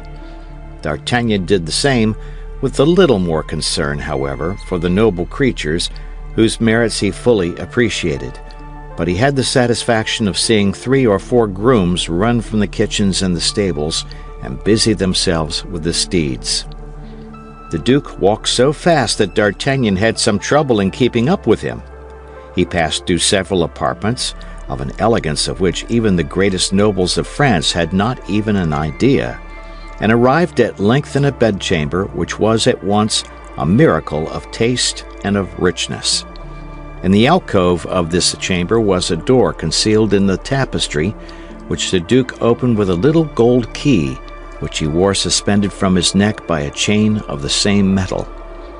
With discretion D'Artagnan remained behind, but at the moment when Buckingham crossed the threshold, he turned round, and seeing the hesitation of the young man, "Come in," cried he, "and if you have the good fortune to be admitted to Her Majesty's presence, tell her what you have seen." Encouraged by this invitation, D'Artagnan followed the Duke, who closed the door after them. The 2 found themselves in a small chapel covered with a tapestry of Persian silk worked with gold, and brilliantly lighted with a vast number of candles. Over a species of altar, and beneath a canopy of blue velvet, surmounted by white and red plumes, was a full-length portrait of Anne of Austria, so perfect in its resemblance that D'Artagnan uttered a cry of surprise on beholding it. One might believe the Queen was about to speak. On the altar, and beneath the portrait, was the casket containing the diamond studs. The Duke approached the altar, knelt as a priest might have done before a crucifix, and opened the casket. "There," said he, drawing from the casket a large bow of blue ribbon all sparkling with diamonds, "there are the precious studs which I have taken an oath should be buried with me. The Queen gave them to me. The Queen requires them again. Her will be done, like that of God, in all things." Then he began to kiss, one after the other, those dear studs with which he was about to part. All at once he uttered a terrible cry. "What is the matter?" cried D'Artagnan anxiously. "What has happened to you, my lord?" "All is lost!" cried Buckingham, becoming as pale as a corpse. "2 of the studs are wanting. There are only 10. "Can you have lost them, my lord, or do you think they have been stolen?" "They have been stolen," replied the Duke, "and it is the Cardinal who has dealt this blow. Hold, see, the ribbons which held them have been cut with scissors." "If my lord suspects they have been stolen, perhaps the person who stole them still has them in his hands." Wait, said the Duke. "The only time I have worn these studs was at a ball given by the king 8 days ago at Windsor. The Comtesse de Winter, with whom I had quarrelled, became reconciled to me at that ball. That reconciliation was nothing but the vengeance of a jealous woman. I have never seen her from that day. The woman is an agent of the Cardinal." "He has agents, then, throughout the world?" cried D'Artagnan. "Oh, yes," said Buckingham, grating his teeth with rage. "Yes, he is a terrible antagonist. But when is this ball to take place?" "Monday next." "Monday next. Still 5 days before us. That's more time than we want. Patrick!" cried the Duke, opening the door of the chapel. "Patrick!" His confidential valet appeared. "My jeweler and my secretary." The valet went out with a mute promptitude which showed him accustomed to obey blindly and without reply. But although the jeweler had been mentioned first, it was the secretary who first made his appearance. This was simply because he lived in the hotel. He found Buckingham seated at a table in his bedchamber, writing orders with his own hand. "Mr. Jackson," said he, "go instantly to the Lord Chancellor and tell him that I charge him with the execution of these orders. I wish them to be promulgated immediately." "But, my lord, if the Lord Chancellor interrogates me upon the motives which may have led your grace to adopt such an extraordinary measure, what shall I reply?" "That such is my pleasure, and that I answer for my will to no man." "Will that be the answer?" replied the secretary, smiling, "which he must transmit to His Majesty, if by chance His Majesty should have the curiosity to know why no vessel is to leave any of the ports of Great Britain?" "You're right, Mr. Jackson," replied Buckingham. "He will say, in that case, to the king that I am determined on war, and that this measure is my first act of hostility against France." The secretary bowed and retired. "We are safe on that side," said Buckingham, turning toward D'Artagnan. "If the studs are not yet gone to Paris, they will not arrive till after you." "How so?" "I have just placed an embargo on all vessels at present in His Majesty's ports, and without particular permission, not one dare lift an anchor." D'Artagnan looked with stupefaction at a man who thus employed the unlimited power with which he was clothed by the confidence of a king in the prosecution of his intrigues. Buckingham saw by the expression of the young man's face what was passing in his mind, and he smiled. "Yes," said he, "yes, Anne of Austria is my true queen. Upon a word from her I would betray my country, I would betray my king, I would betray my God. She asked me not to send the Protestants of La Rochelle the assistance I promised them. I have not done so. I broke my word, it is true, but what signifies that?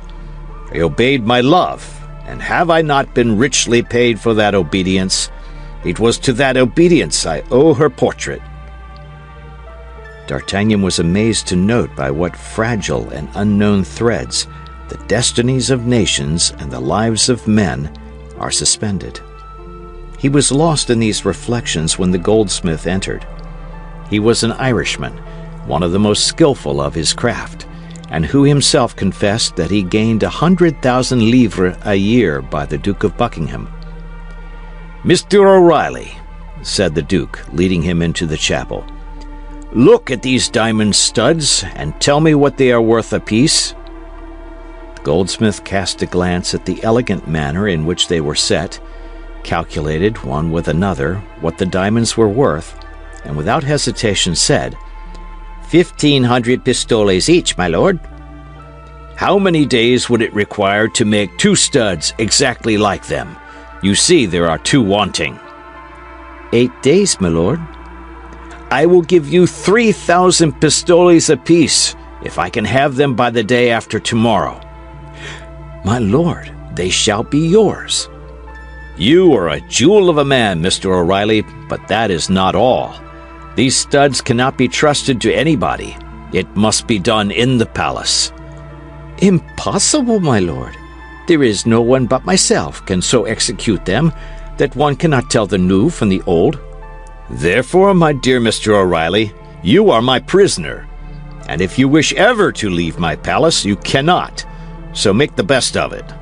Name to me such as your workmen as you need, and point out the tools they must bring." The goldsmith knew the Duke. He knew all objection would be useless, and instantly determined how to act. "May I be permitted to inform my wife?" said he. "Oh, you may even see her if you like, my dear Mr. O'Reilly. Your captivity shall be mild, be assured, and as every inconvenience deserves its indemnification, here is, in addition to the price of the studs, an order for 1,000 pistoles, to make you forget the annoyance I cause you." D'Artagnan could not get over the surprise created in him by this minister, who thus open-handed sported with men and millions.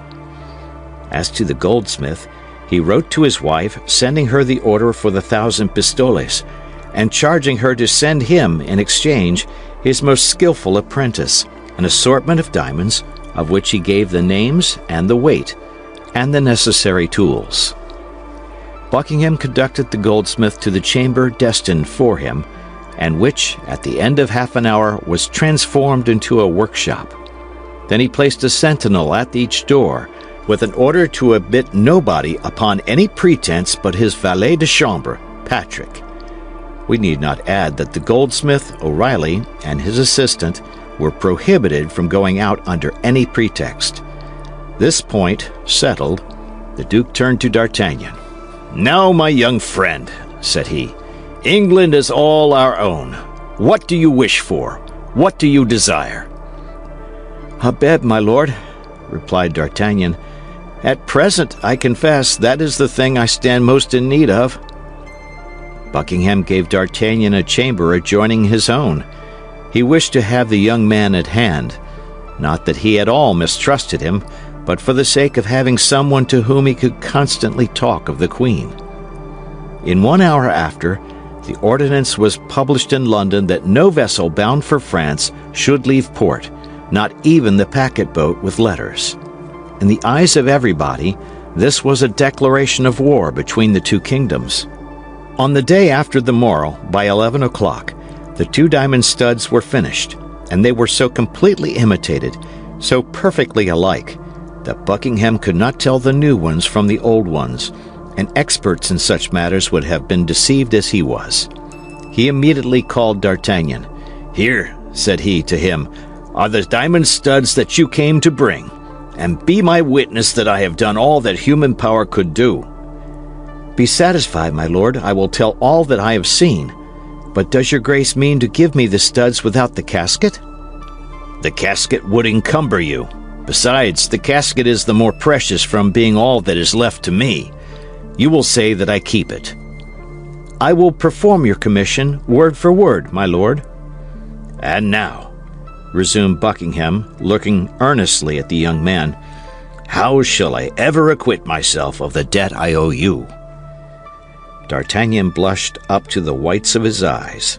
He saw that the Duke was searching for a means of making him accept something, and the idea that the blood of his friends and himself was about to be paid for with English gold was strangely repugnant to him. "Let us understand each other, my lord," replied D'Artagnan, "and let us make things clear beforehand in order that there may be no mistake. I am in the service of the King and Queen of France, and form part of the company of Monsieur de Cessars, who, as well as his brother-in-law, Monsieur de Treville, is particularly attached to their majesties. What I have done, then, has been for the Queen, and not at all for your grace.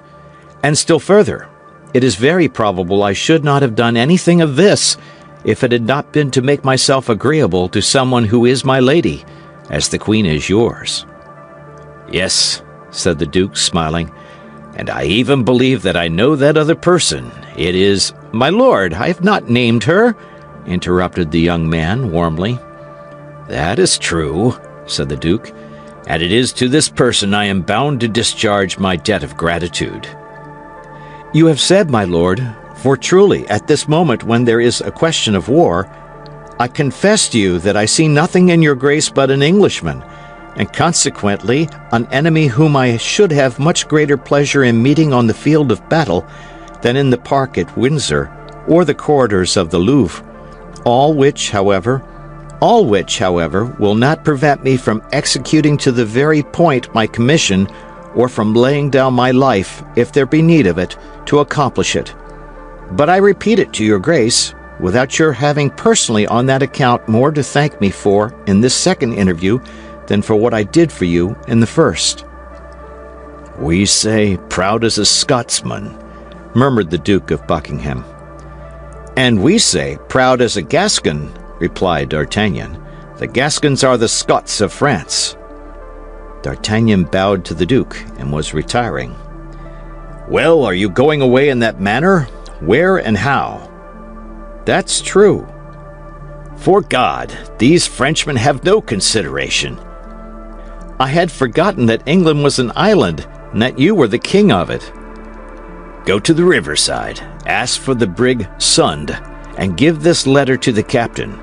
He will convey you to a little port where certainly you are not expected, and which is ordinarily only frequented by fishermen." "The name of that port?" "St. Valery. But listen. When you have arrived there, you will go to a mean tavern, without a name and without a sign, a mere fisherman's hut. You cannot be mistaken, there is but one. "Afterward?" "You will ask for the host, and will repeat to him the word 'forward.'" "Which means?" "In French, en avant. It is the password. He will give you a horse all saddled, and will point out to you the road you ought to take. You will find, in the same way, 4 relays on your route. If you will give at each of these relays your address in Paris, the 4 horses will follow you thither. You already know 2 of them, and you appeared to appreciate them like a judge. They were those we rode on, and you may rely upon me for the others not being inferior to them. These horses are equipped for the field. However proud you may be, you will not refuse to accept one of them, and to request your 3 companions to accept the others. That is, in order to make war against us. Besides, the end justified the means, as you Frenchmen say, does it not?" "Yes, my lord, I accept them," said D'Artagnan, "and if it please God, we will make good use of your presence." "Well now, your hand, young man.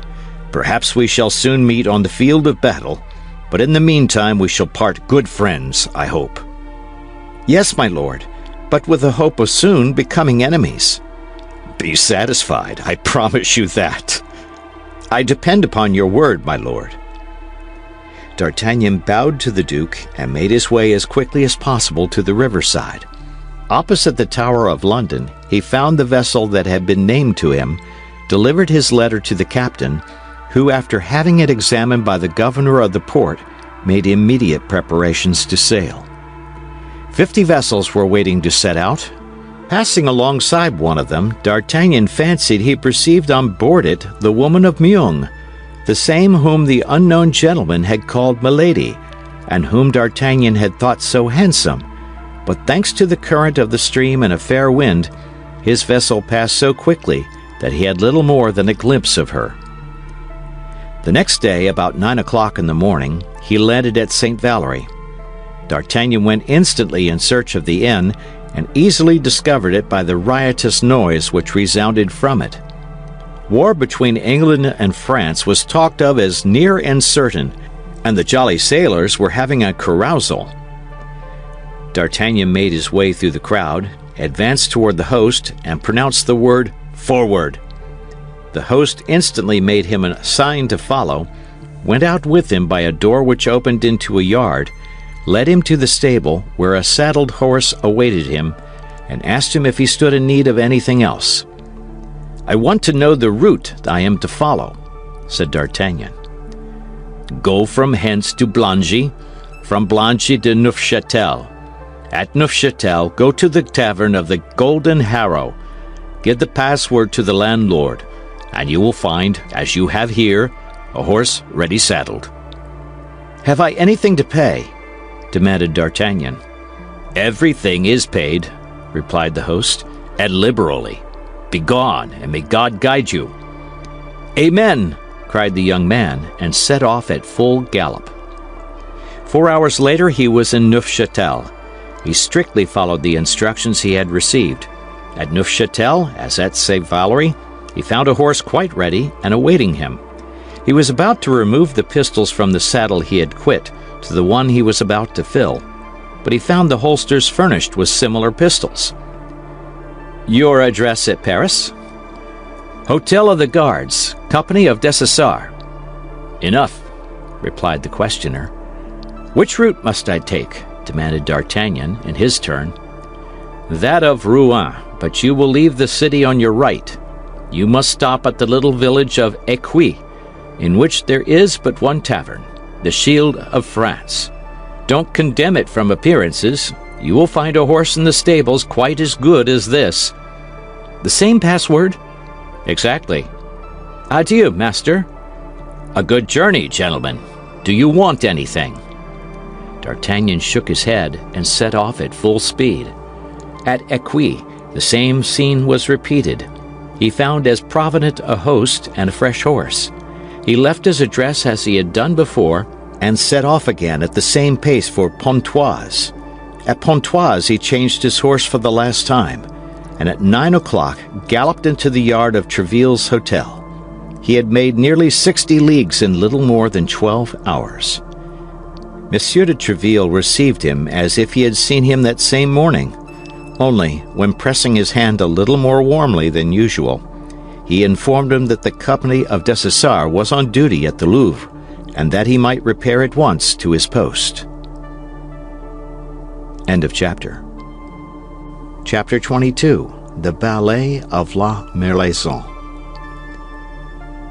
On the morrow nothing was talked of in Paris but the ball which the aldermen of the city were to give to the king and queen, and in which their majesties were to dance the famous La Merlaison, the favorite ballet of the king. 8 days had been occupied in preparations at the Hôtel de Ville for this important evening. The city carpenters had erected scaffolds upon which the invited ladies were to be placed. The city grocer had ornamented the chambers with 200 flambeaux of white wax, a piece of luxury unheard of at that period, and 20 violins were ordered, and the price for them fixed at double the usual rate, upon condition, said the report, that they should be played all night. At 10 o'clock in the morning, the Sieur de Lacoste, ensign in the King's Guards, followed by 2 officers and several archers of that body, came to the city registrar, named Clement, and demanded of him all the keys of the rooms and offices of the hotel. These keys were given up to him instantly. Each of them had ticket attached to it, by which it might be recognized, and from that moment the Sieur de Lacoste was charged with the care of all the doors and all the avenues. At 11 o'clock came in his turn Duhallier, captain of the guards, bringing with him 50 archers, who were distributed immediately through the Hôtel de Ville at the doors assigned them. At 3 o'clock came 2 companies of the guards, one French, the other Swiss. The company of French guards was composed of half of Monsieur Duhallier's men and half of Monsieur Dessessart's men. At 6 in the evening, the guests began to come. As fast as they entered, they were placed in the grand saloon on the platforms prepared for them. At 9 o'clock, Madame la Première Présidente arrived. As next to the Queen, she was the most considerable personage of the fête. She was received by the city officials and placed in a box opposite to that which the Queen was to occupy. At 10 o'clock, the King's collation, consisting of preserves and other delicacies, was prepared in the little room on the side of the church of Saint-Jean, in front of the silver buffet of the city, which was guarded by 4 archers. At midnight, great cries and loud acclamations were heard.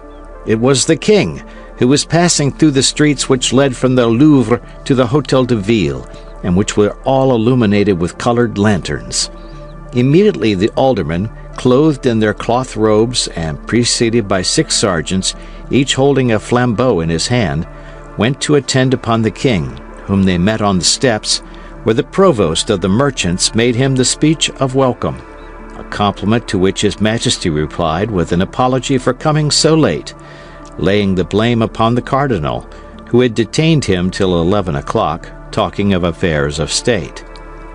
His Majesty, in full dress, was accompanied by His Royal Highness, Monsieur le Comte de Soissons, by the Grand Prior, by the Duc de Longueville, by the Duc de Boeuf, by the Comte d'Harcourt, by the Comte de la Roche-Guyon, by Monsieur de Liancourt, by Monsieur de Baradas, by the Comte de Cramaille, and by the Chevalier de Souveret.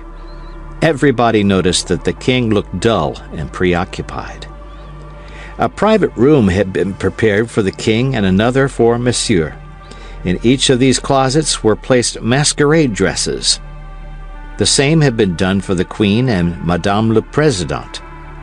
The nobles and ladies of their Majesty's suites were to dress, 2 by 2, in chambers prepared for the purpose.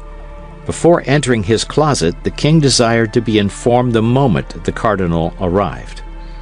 Half an hour after the entrance of the king, fresh acclamations were heard. These announced the arrival of the queen. The aldermen did as they had done before, and, preceded by their sergeants, advanced to receive their illustrious guest. The queen entered the great hall, and it was remarked that, like the king, she looked dull and even weary. At the moment she entered, the curtain of a small gallery which to that time had been closed was drawn, and the pale face of the cardinal appeared, he being dressed as a Spanish cavalier. His eyes were fixed upon those of the queen, and a smile of terrible joy passed over his lips. The queen did not wear her diamond studs. The queen remained for a short time to receive the compliments of the city dignitaries and to reply to the salutations of the ladies. All at once the king appeared with the cardinal at one of the doors of the hall. The cardinal was speaking to him in a low voice, and the king was very pale. The king made his way through the crowd without a mask, and the ribbons of his doublet scarcely tied. He went straight to the queen, and in an altered voice said, "Why, madame, have you not thought proper to wear your diamond studs, when you know it would give me so much gratification?" The queen cast a glance around her, and saw the cardinal behind, with a diabolical smile on his countenance. "Sire," replied the queen with a faltering voice, "because, in the midst of a crowd such as this, I have feared some accident might happen to them." "And you are wrong, madame. If I made you that present, it was that you might adorn yourself therewith. I tell you that you were wrong." The voice of the king was tremulous with anger. Everybody looked and listened with astonishment, comprehending nothing of what passed. "Sire," said the queen, "I can send for them to the Louvre, where they are, and thus your Majesty's wishes will be complied with." "Do so, madam, do so, and that at once, for within an hour the ballet will commence." The queen bent in token of submission, and followed the ladies who were to conduct her to her room. On his part, the king returned to his apartment. There was a moment of trouble and confusion in the assembly. Everybody had remarked that something had passed between the king and queen, but both of them had spoken so low that everybody, out of respect, withdrew several steps so that nobody had heard anything. The violins began to sound with all their might, but nobody listened to them. The king came out first from his room. He was in a most elegant hunting costume, and Monsieur and the other nobles were dressed like him. This was the costume that best became the king. So dressed, he really appeared the first gentleman of his kingdom. The cardinal drew near to the king and placed in his hand a small casket. The king opened it and found in it 2 diamond studs. "What does this mean?" demanded he of the cardinal. "Nothing," replied the latter. "Only if the queen has the studs, which I very much doubt, count them, sire, and if you only find 10, ask Her Majesty who can have stolen from her the 2 studs that are here." The king looked at the cardinal as if to interrogate him, but he had not time to address any question to him. A cry of admiration burst from every mouth. If the king appeared to be the first gentleman of his kingdom, the queen was, without doubt, the most beautiful woman in France. It is true that the habit of a huntress became her admirably. She wore a beaver hat with blue feathers, a surtout of grey pearl velvet, fastened with diamond clasps, and a petticoat of blue satin embroidered with silver. On her left shoulder sparkled the diamond studs, on a bow of the same color as the plumes and the petticoat. The king trembled with joy, and the cardinal with vexation. Although, distant as they were from the queen, they could not count the studs. The queen had them. The only question was, had she 10 or 12? At that moment the violins sounded the signal for the ballet. The king advanced toward Madame the President, with whom he was to dance, and His Highness Monsieur with the queen. They took their places, and the ballet began. The king danced facing the queen, and every time he passed by her, he devoured with his eyes those studs of which he could not ascertain the number. A cold sweat covered the brow of the cardinal. The ballet lasted an hour and had 16 entrées. The ballet ended amid the applause of the whole assemblage, and everyone reconducted his lady to her place. But the king took advantage of the privilege he had of leaving his lady to advance eagerly toward the queen. "I thank you, madame," said he, "for the deference you have shown to my wishes. But I think you want 2 of the studs, and I bring them back to you."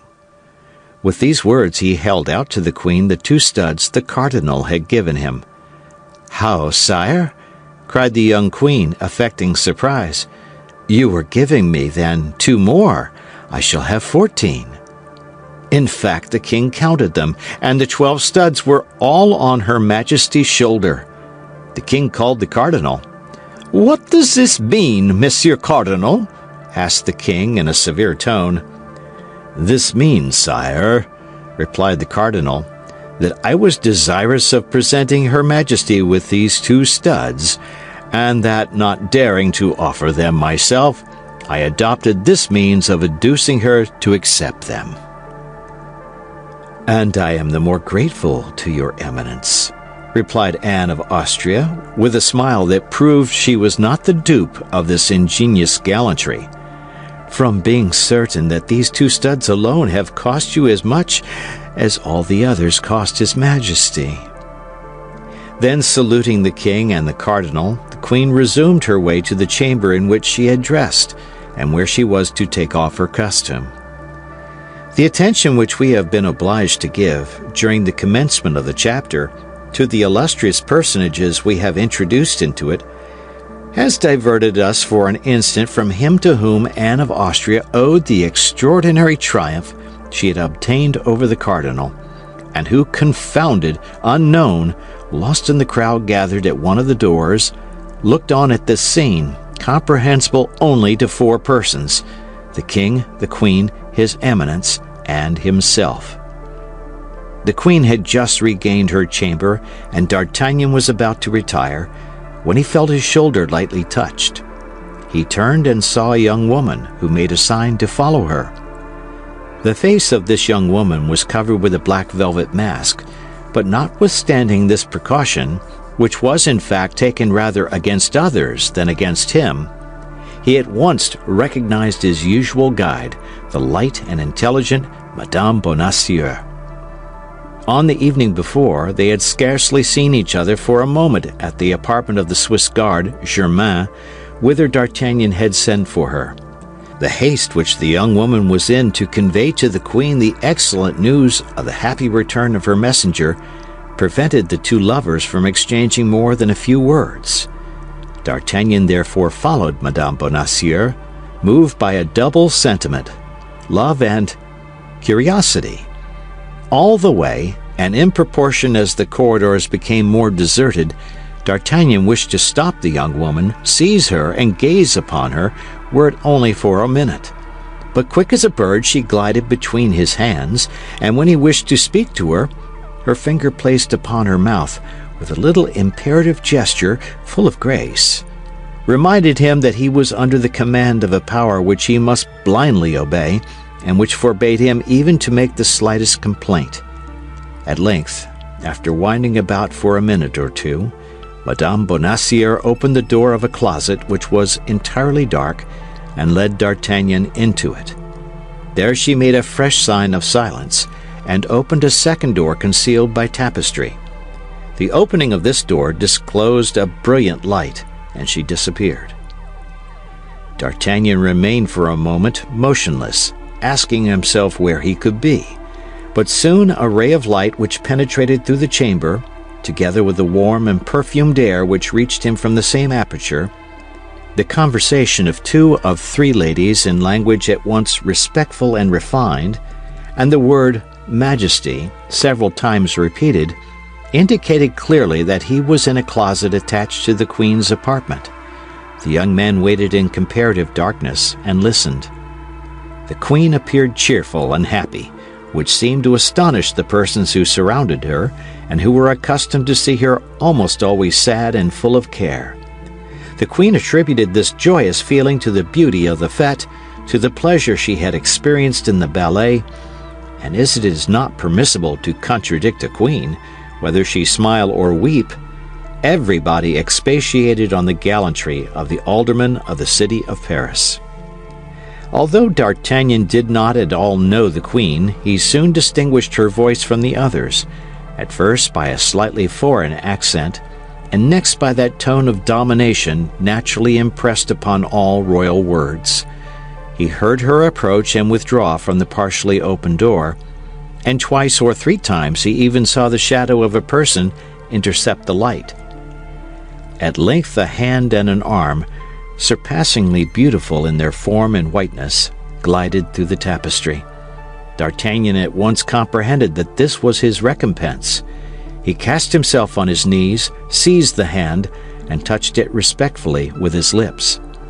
Then the hand was withdrawn, leaving in his an object which he perceived to be a ring. The door immediately closed, and D'Artagnan found himself again in complete obscurity. D'Artagnan placed the ring on his finger and again waited. It was evident that all was not yet over. After the reward of his devotion, that of his love was to come. Besides, although the ballet was danced, the evening had scarcely begun. Supper was to be served at 3, and the clock of Saint-Jean had struck 2:15. The sound of voices diminished by degrees in the adjoining chamber. The company was then heard departing. Then the door of the closet in which D'Artagnan was opened, and Madame Bonacieux entered. "You at last!" cried D'Artagnan. "Silence!" said the young woman, placing her hand upon his lips. "Silence, and go the same way you came." "But where and when shall I see you again?" cried D'Artagnan. "A note which you will find at home will tell you. Begone! Begone!" At these words, she opened the door of the corridor and pushed D'Artagnan out of the room. D'Artagnan obeyed like a child, without the least resistance or objection, which proved that he was really in love. End of chapter.